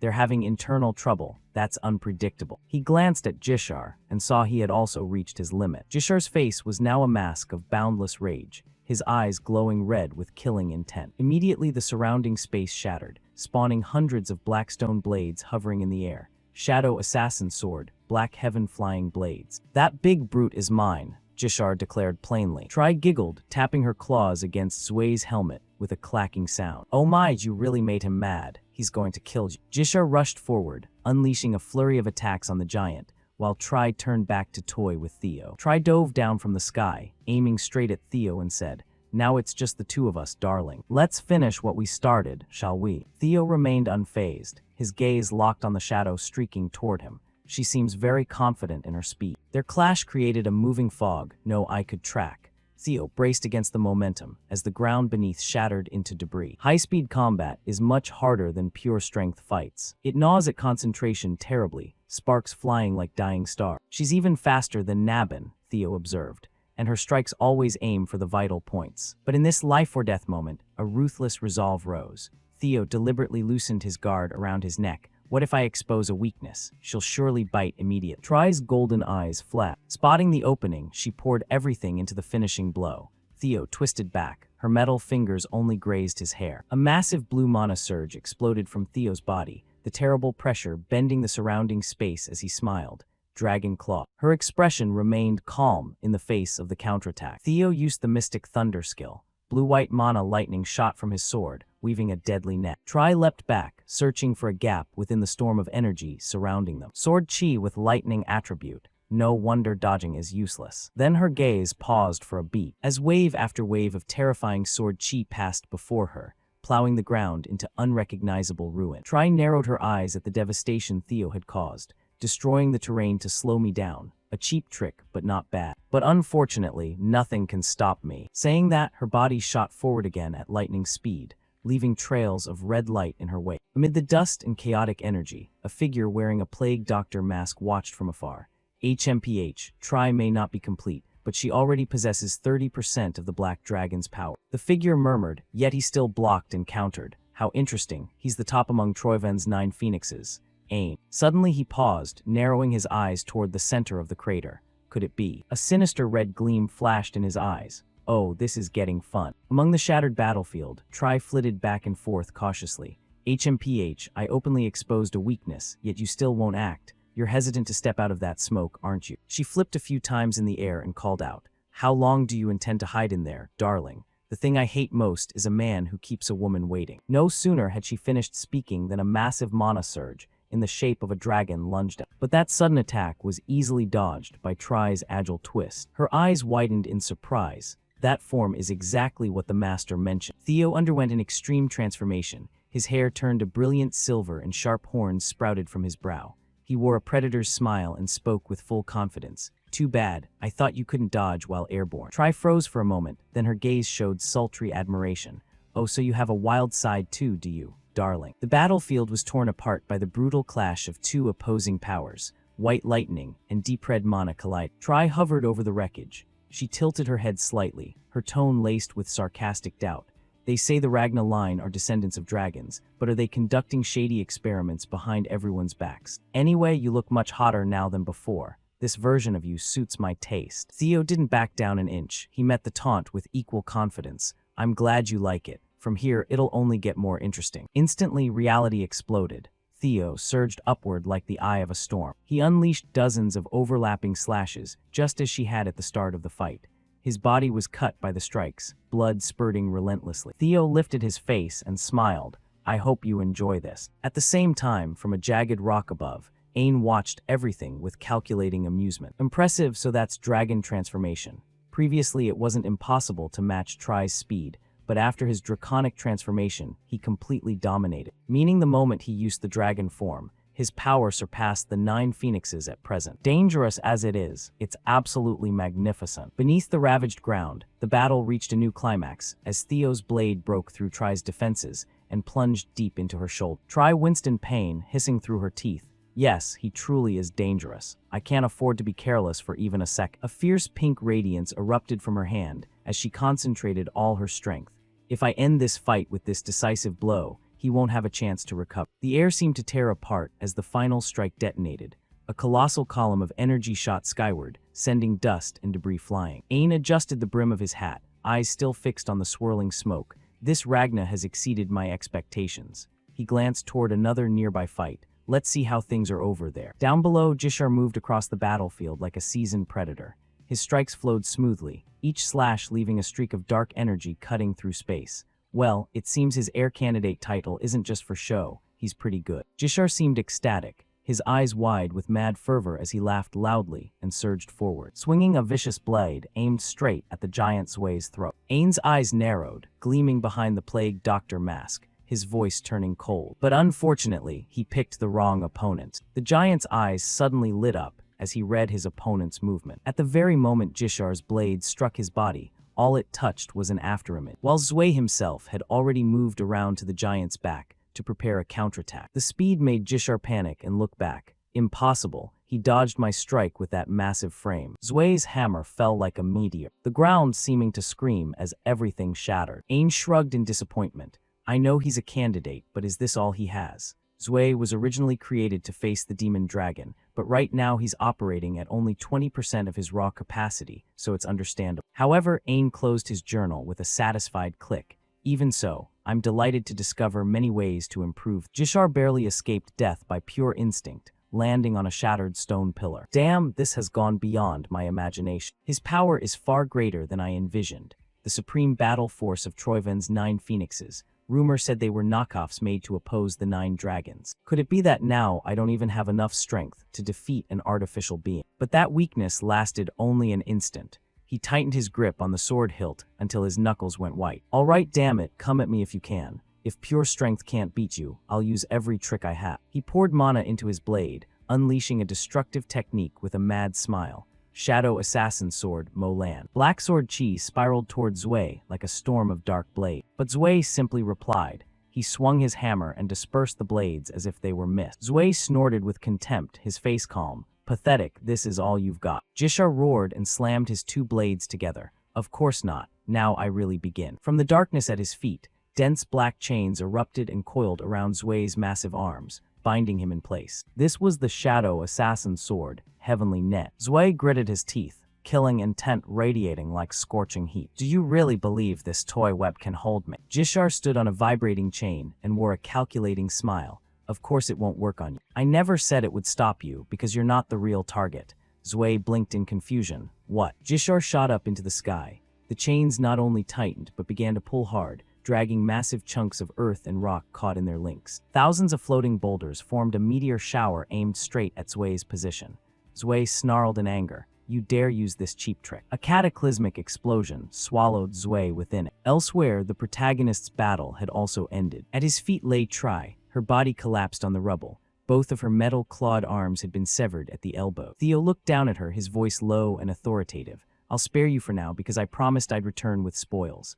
But instead of fear, a strange expression crossed Tri's face. Behind her mask, she blushed slightly, as if forgetting her precarious state. You've definitely become hotter than before. May I be moved by you? Theo didn't bother to reply and turned away. Is Jishar's side not finished yet? Zwei had now broken through the rubble and risen up, hoisting the boulders as if they had no weight. Jishar immediately dove down from above at deadly speed, aiming straight for the giant's helm. A battle erupted anew. Jishar attacked frantically from every angle, but it didn't even draw a drop of blood from the big man. Jishar grit his teeth in anger. Damn, my attacks aren't strong enough to break that armor. At that moment, Theo suddenly charged in, launching a lightning-fast strike that sent Zwei flying. Theo slowly stepped to Jishar's side and nonchalantly said, "I'm here to lend a hand." Jishar fell silent, looking at Theo with annoyance. "This brute who asked you to interfere." He glanced at the hero's draconic form and cursed inwardly. Dragon transformation. He really is the chosen of the Ragna line, damn it. Then he boldly added, "After this fight, I'll settle things with you." Theo smirked, seeming to sense his brother's intent. "I'll be looking forward to it." He adjusted his grip on the sword, eyes locked on the dust and smoke ahead. "But first, let's clean up these traitors." Jishar grumbled, "Don't order me about. If you stay overconfident like that, you'll lose your life in no time, because the one you're about to face is on a completely different level." The three most powerful killing intents collided across the ravaged valley. Jishar took stance with his twin blades, Theo tightened his hold on his sword, and in the smoke, Zwei waited silently. A new storm was about to sweep the battlefield. Thorkel sat tall in his saddle, his massive frame looming over the entire formation behind him. When Thorkel spoke, his voice carried an absolute authority that tore through the silence. "From this moment forth, under the laws of the great Ragna clan, we are executing an arrest warrant for Theo Ragna on suspicion of treason." As the soldiers prepared to march, Thorkel's expression grew even grimmer. "Theo, I truly don't believe you would betray the Ragna family. But the clan's teachings and the laws of this house are my father's will. Resisting the law is a denial of both the family and its head." He tightened the reins and turned his horse toward the path ahead, his hesitation fatting into a cold sense of duty. If he refuses to comply with the arrest order, military law permits execution on the spot. Those words erased any lingering doubt. "I cannot let this continue any longer." Taking a deep breath, he let out a thunderous roar that echoed through the ranks. "Black iron armored cavalry, follow me." Elsewhere in the heart of the camp, the white armored dragon cavalry stood stunned as the news spread. "Young Master Theo is a traitor." Another turned sharply to the commander, asking in a panic, "Captain, is it true that young Lord Theo betrayed us? Please say something." Evelyn lowered her head slightly, her voice softer than usual. "I'm sorry, I don't have all the details myself." Julius spoke in a cold tone. "We're ready, let's move out." She looked up, protesting in disbelief. "Young Lord Theo is a traitor. That makes no sense at all." She stepped forward, gripping her weapon before turning to Julius. "Captain, you know him better than anyone. Why are you starting this campaign without asking questions?" Julius met her gaze with an unreadable expression.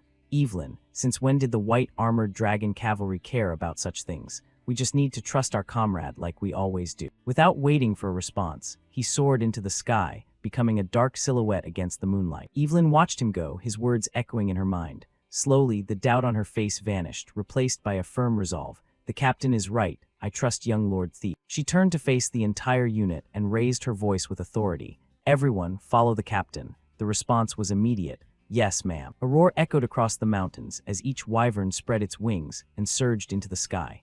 The night air was filled with the sound of beating wings as the white armored dragon cavalry advanced. Far from the scene, under the pale moonlight, Danterol stood silently observing the cavalry disappear on the horizon. His posture was motionless, but the tension in his body was impossible to hide. Beside him, Aaron noticed the change and spoke carefully. "Master, is there something troubling you?" Danterol's face darkened, his voice laced with irritation.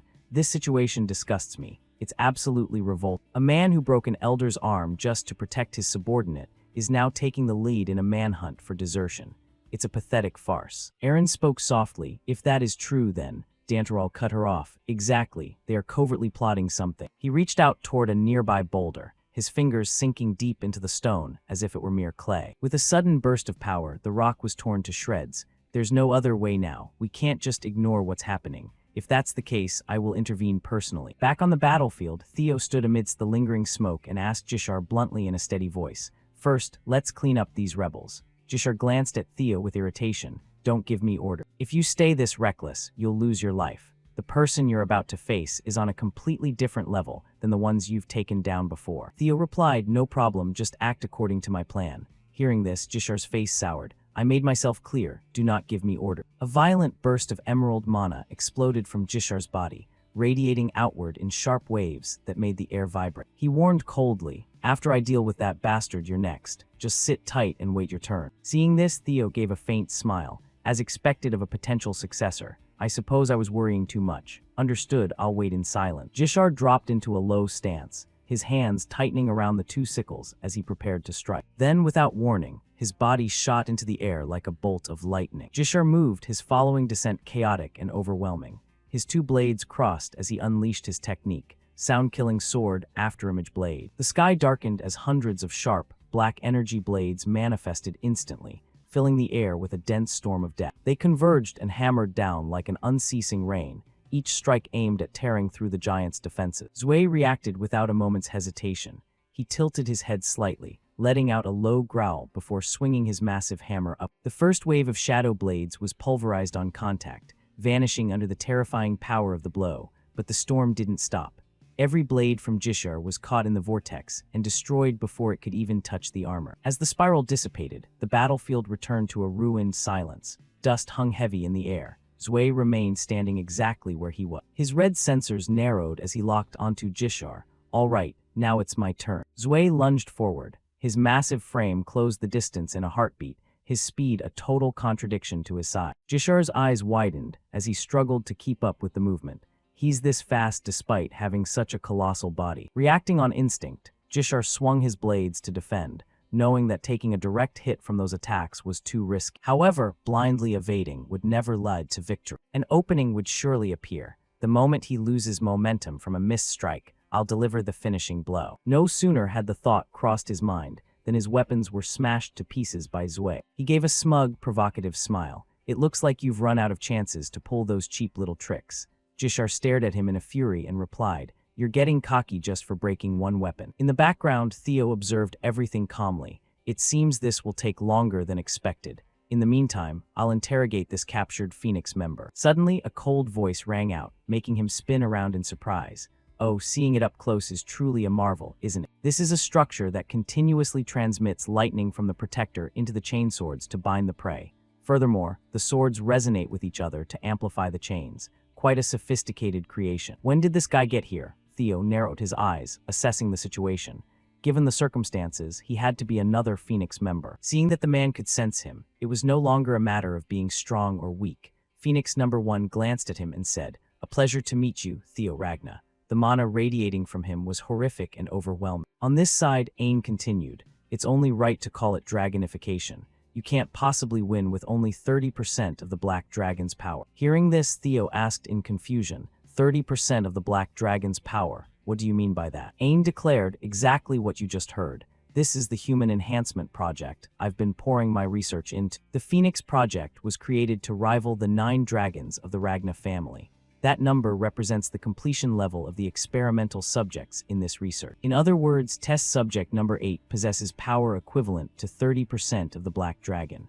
The fact that you defeated her proves you have already far surpassed that 30% threshold. Theo smiled, his voice laced with malicious mockery. "Only 30%. You dare to oppose the Ragna clan with such a pathetic amount of energy?" Ain didn't reply. Instead, he quickly pulled out a vial of dark red liquid. He threw it straight at Tri, and it lodged directly into her neck, making her cry out in pain. She struggled, screaming for mercy. "Wait, please stop. I beg you, just take this thing out, I can keep fighting." But before the words could leave her mouth, her body began to swell in a grotesque and painful mutation. Why is this happening? A second later, a sickening explosion erupted in the middle of the snowy field, covering the area in shredded flesh and foul-smelling blood. Theo watched the scene, calculating the cause, an explosion caused by a mana backflow. This was a technique upgraded from the blood backflow soul burst. Ain continued to explain, "What you just saw was a specimen carrying 40% of the Black Dragon's power. A force approaching the original power of the 9 dragons has already reached perfection,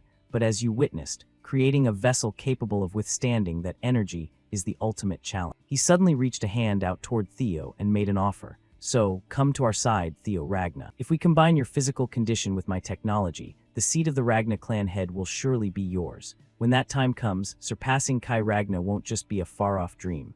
As he spoke, something was blown toward Ain, causing an explosion behind. It was Zui. His body had been knocked back by Jishar like a shattered stone. Jishar laughed loudly with excitement. HMPH, you Phoenix lot aren't as special as I thought. Ain stepped beside Zwei and said, seeing his current state, I truly have no excuse. In that case, the trial ends here. Don't just lie there, get up and clean up this mess. An eerie orb of mana enveloped the giant. His strength was restored, his wounds vanished instantly, and his power surged several times higher. Jishar's face went pale immediately. What? He can regenerate. In a fraction of a second, his tentacles surged forward, twisting and turning with an unpredictable trajectory, easily impaling Jishar's stomach and lifting him into the air. The pain shot straight to his mind, knocking Jishar unconscious instantly as he coughed up blood from the severe wound. Ain looked at the overwhelmed Theo and continued. Originally, my goal was to eliminate you and seize the power of the ancient dragon, but for now, I'm satisfied with this result and will withdraw. Theo narrowed his eyes in a panic. Unbelievable. Even if he was exhausted, how could he take Jishar out that easily? Ain's voice changed abruptly. It seems we have some uninvited guests arriving. He grabbed Jishar and whispered a farewell. As for my offer of cooperation, I hope you give it some serious thought. From behind, the sound of hoofbeats thundered. Thorkel was charging with a sharp spear in hand. With a powerful leap, Thorkel and his warhorse lunged forward like a drill, aimed at piercing anything in their path. However, Ain quickly vanished into thin air, leaving behind a promise. I look forward to our next meeting, Theo Ragnar. Theo roared in fury. Get back here, you bastard. But all effort was in vain. All that remained was the thick dust from Thorkel's attack and a long fissure in the ground. He let him escape. Theo quickly ran over and said, Commander Thorkel, you've arrived at the perfect time. Please order a pursuit immediately. But the only response he received was a cold statement. Theo Ragnar, I am officially executing the arrest warrant against you for treason. The Shattered Valley grew increasingly crowded. Commander Thorkel and the black-armored cavalry surrounded the solitary figure of Theo Ragnar. The heavy silence of the arrest was broken by the heavy thumping of wings. The white-armored dragon cavalry descended from above. The massive wyverns landed on the opposite side of the crater. The blonde member, looking tense and worried, shouted, Captain. He looked at Thorkel facing the exhausted Theo and whispered with concern, Is this going to be okay? From the edge of the snowy plateau, Ancio and Dantaral appeared. Ancio swept her eyes over the blood-stained snow and frowned. Jishar is nowhere to be found. She thought to herself, could it be? Dantaral clicked his tongue in annoyance. Ancio, what the hell is going on here? Ancio replied, her expression grim. It seems the interference of the Phoenix has complicated everything. She looked down into the massive crater where the battle had taken place. I don't think Jishar was killed, but in the worst-case scenario. At the mere suggestion that Jishar might have failed, a dark and brutal smile spread across Dantaral's face. The possibility of chaos seemed to please him more than it worried him. That sharp, cruel smile widened. If that's the case, even better. I'll use this chance to crush that arrogant brat. Thorkel sat motionless like an iron statue on his horse, his voice as majestic as the law itself. I declare your arrest for treason. Before Theo could respond, Dantaral stepped forward, his murderous aura surging. An arrest during wartime, he sneered. He should be executed on the spot. Both Jishar and Ancio witnessed your betrayal. His voice was cold as ice. If you have any excuses, let's hear them. Theo didn't flinch, his gaze steady. I can explain everything, but there is something more urgent right now. Dantaral's hand began to glow with chaotic dark energy. More urgent. Suddenly, Dantaral's presence exploded. He hovered over Theo, his eyes glowing like burning embers. What could possibly be more important than your betrayal in this situation? But the strike never landed. In a flash, Julius lunged forward, grabbing Dantaral's wrist and thwarting his plan. Stop fabricating vague stories to frame him. We still have the body of the Phoenix member that Theo killed. Both their eyes darted to Tri's body, lying cold and mangled on the snow. Dantaral didn't back down. He glanced at the corpse and then turned back to Julius with a smirk. You think that's enough evidence? Julius tightened his grip, the sound of straining skin and muscle audible. If you keep weaving these lies, you'll end up just like the Grand Elder. Dantaral's face darkened, and a red aura of murderous intent began to radiate from him. I don't see anything unreasonable in what I'm saying, but if you think you can take me on, then by all means try. Before swords could be drawn and things could escalate, Theo Ragnar shouted between them. Stop this right now. We don't have time for this. 2 Phoenix members from Troyven have severely wounded Jishar and kidnapped him. We must pursue them immediately. Ancio stood paralyzed, her eyes widening as Theo's words sank in. Isn't that a much more urgent matter? Behind her, the white-armored dragon cavalry erupted into whispers. Theo killed a Phoenix member, so he might not actually be a traitor. Hankus frowned and argued. Exactly, being a traitor just for taking off a uniform. That sounds ridiculous. Evelyn nodded in agreement. It's just an excuse. Theo turned to face the entire force, his expression grave and determined. I will answer for all treason charges in court. A successor candidate of the clan has been kidnapped. We must rescue Jishar first. Evelyn looked at him, a quiet realization dawning. He's right. The treason charge is just a political maneuver. Her eyes flickered toward the tyrant dragon. I'm sure the tyrant dragon cares more about his disciple than politics. Even a man like him would want to rescue Jishar first. Her thoughts were cut short when Dantaral's presence exploded violently, his murderous intent reaching the sky as his face contorted in rage.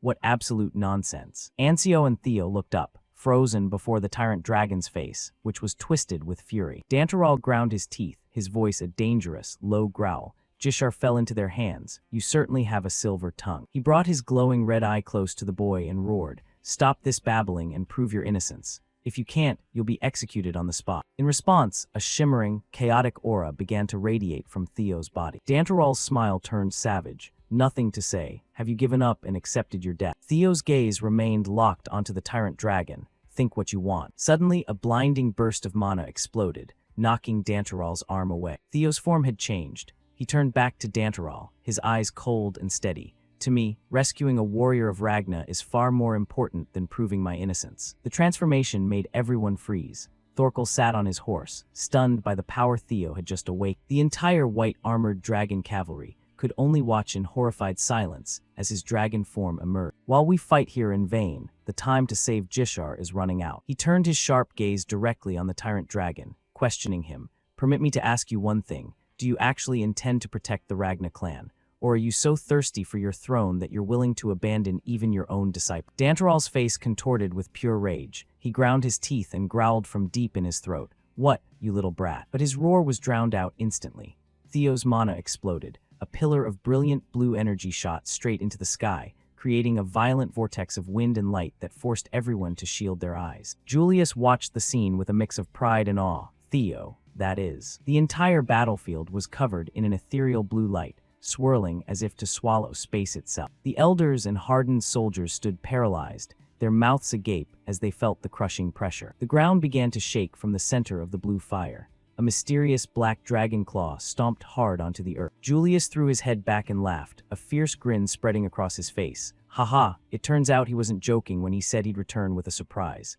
Evelyn, standing behind him, could only whisper tremblingly, It can't be. A pair of massive feathered wings tore through the fog, followed by the heavy breathing of an ancient beast. Thorkel's soldiers stood like statues, the blood drained from their faces. Hencus was nearly in tears, his voice trembling with fanatical fervor. A descendant of the legendary dragon, destiny will lead the Ragna clan. On the other side, the elder completely lost his composure. His jaw hung open in a silent scream of horror. No, it's impossible, he shrieked. How could a half-breed like him summon such dragon guardians? The swirling mana solidified into the forms of the great red dragon, the majestic griffin, and the ancient fairy dragon, all standing in a line of absolute loyalty behind Theo. Griffin narrowed its eyes at the boy and smiled. Ha, so you intend to use us, using Nirvana to mimic an isolation zone. Impressive, however. The Guardian looked down at Theo. You know that with your current strength, you can only summon illusions of us. Without our physical bodies, we cannot fight him for you. Theo explained without flinching. I never intended to fight the tyrant dragon from the start. He turned toward the sea of soldiers, his sharp eyes calculating.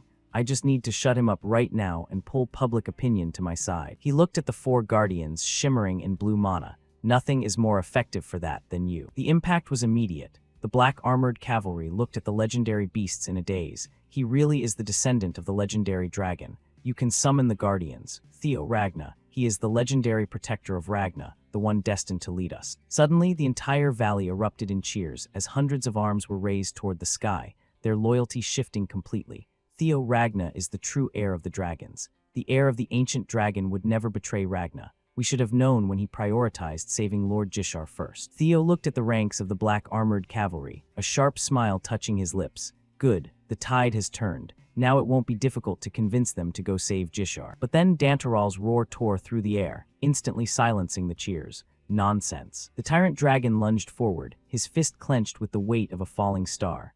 As the blow struck, Theo's Nirvana zone shattered, the brilliant mana splintering into sharp shards, and the guardians vanished into thin air. Theo looked through the settling dust, his eyes narrowing coldly as he faced the monster before him. Behind him, the soldiers were pale with horror. He dared to attack the guardians. Dantaral stood amidst the thinning mist, his silhouette dark and oppressive. You arrogant, foolish brat. Do you think summoning a few lizard illusions can erase the crime of treason? He turned his head, his gaze sweeping over the trembling soldiers with pure contempt. You're all the same, you damn insects. Only because you believe in legends like mindless children are you tricked by such stupid illusion. The heir of the dragon clan summoning guardians. How can you keep babbling such rubbish? Suddenly, the tyrant dragon's voice went dead silent. The air around him changed drastically, becoming thick with an absolute stillness. As he looked around the ruined valley, he saw hundreds of eyes locked onto him. They were no longer looking at him with fear. They were looking at him with a singular, united hatred. Thorkel stood motionless, his teeth gritted so hard his jaw muscles bulged. The elder's voice was like low thunder as he condemned the blasphemy. Lizards. How dare he call the guardians lizards? Julius stepped forward, his eyes burning a fierce red as he glared at Dantarol. You've gone too far, tyrant dragon. Theo closed his eyes for a brief second, a triumphant smile pulling at the corners of his mouth. Thank you, Lord Tyrant Dragon. You just made everything a whole lot easier.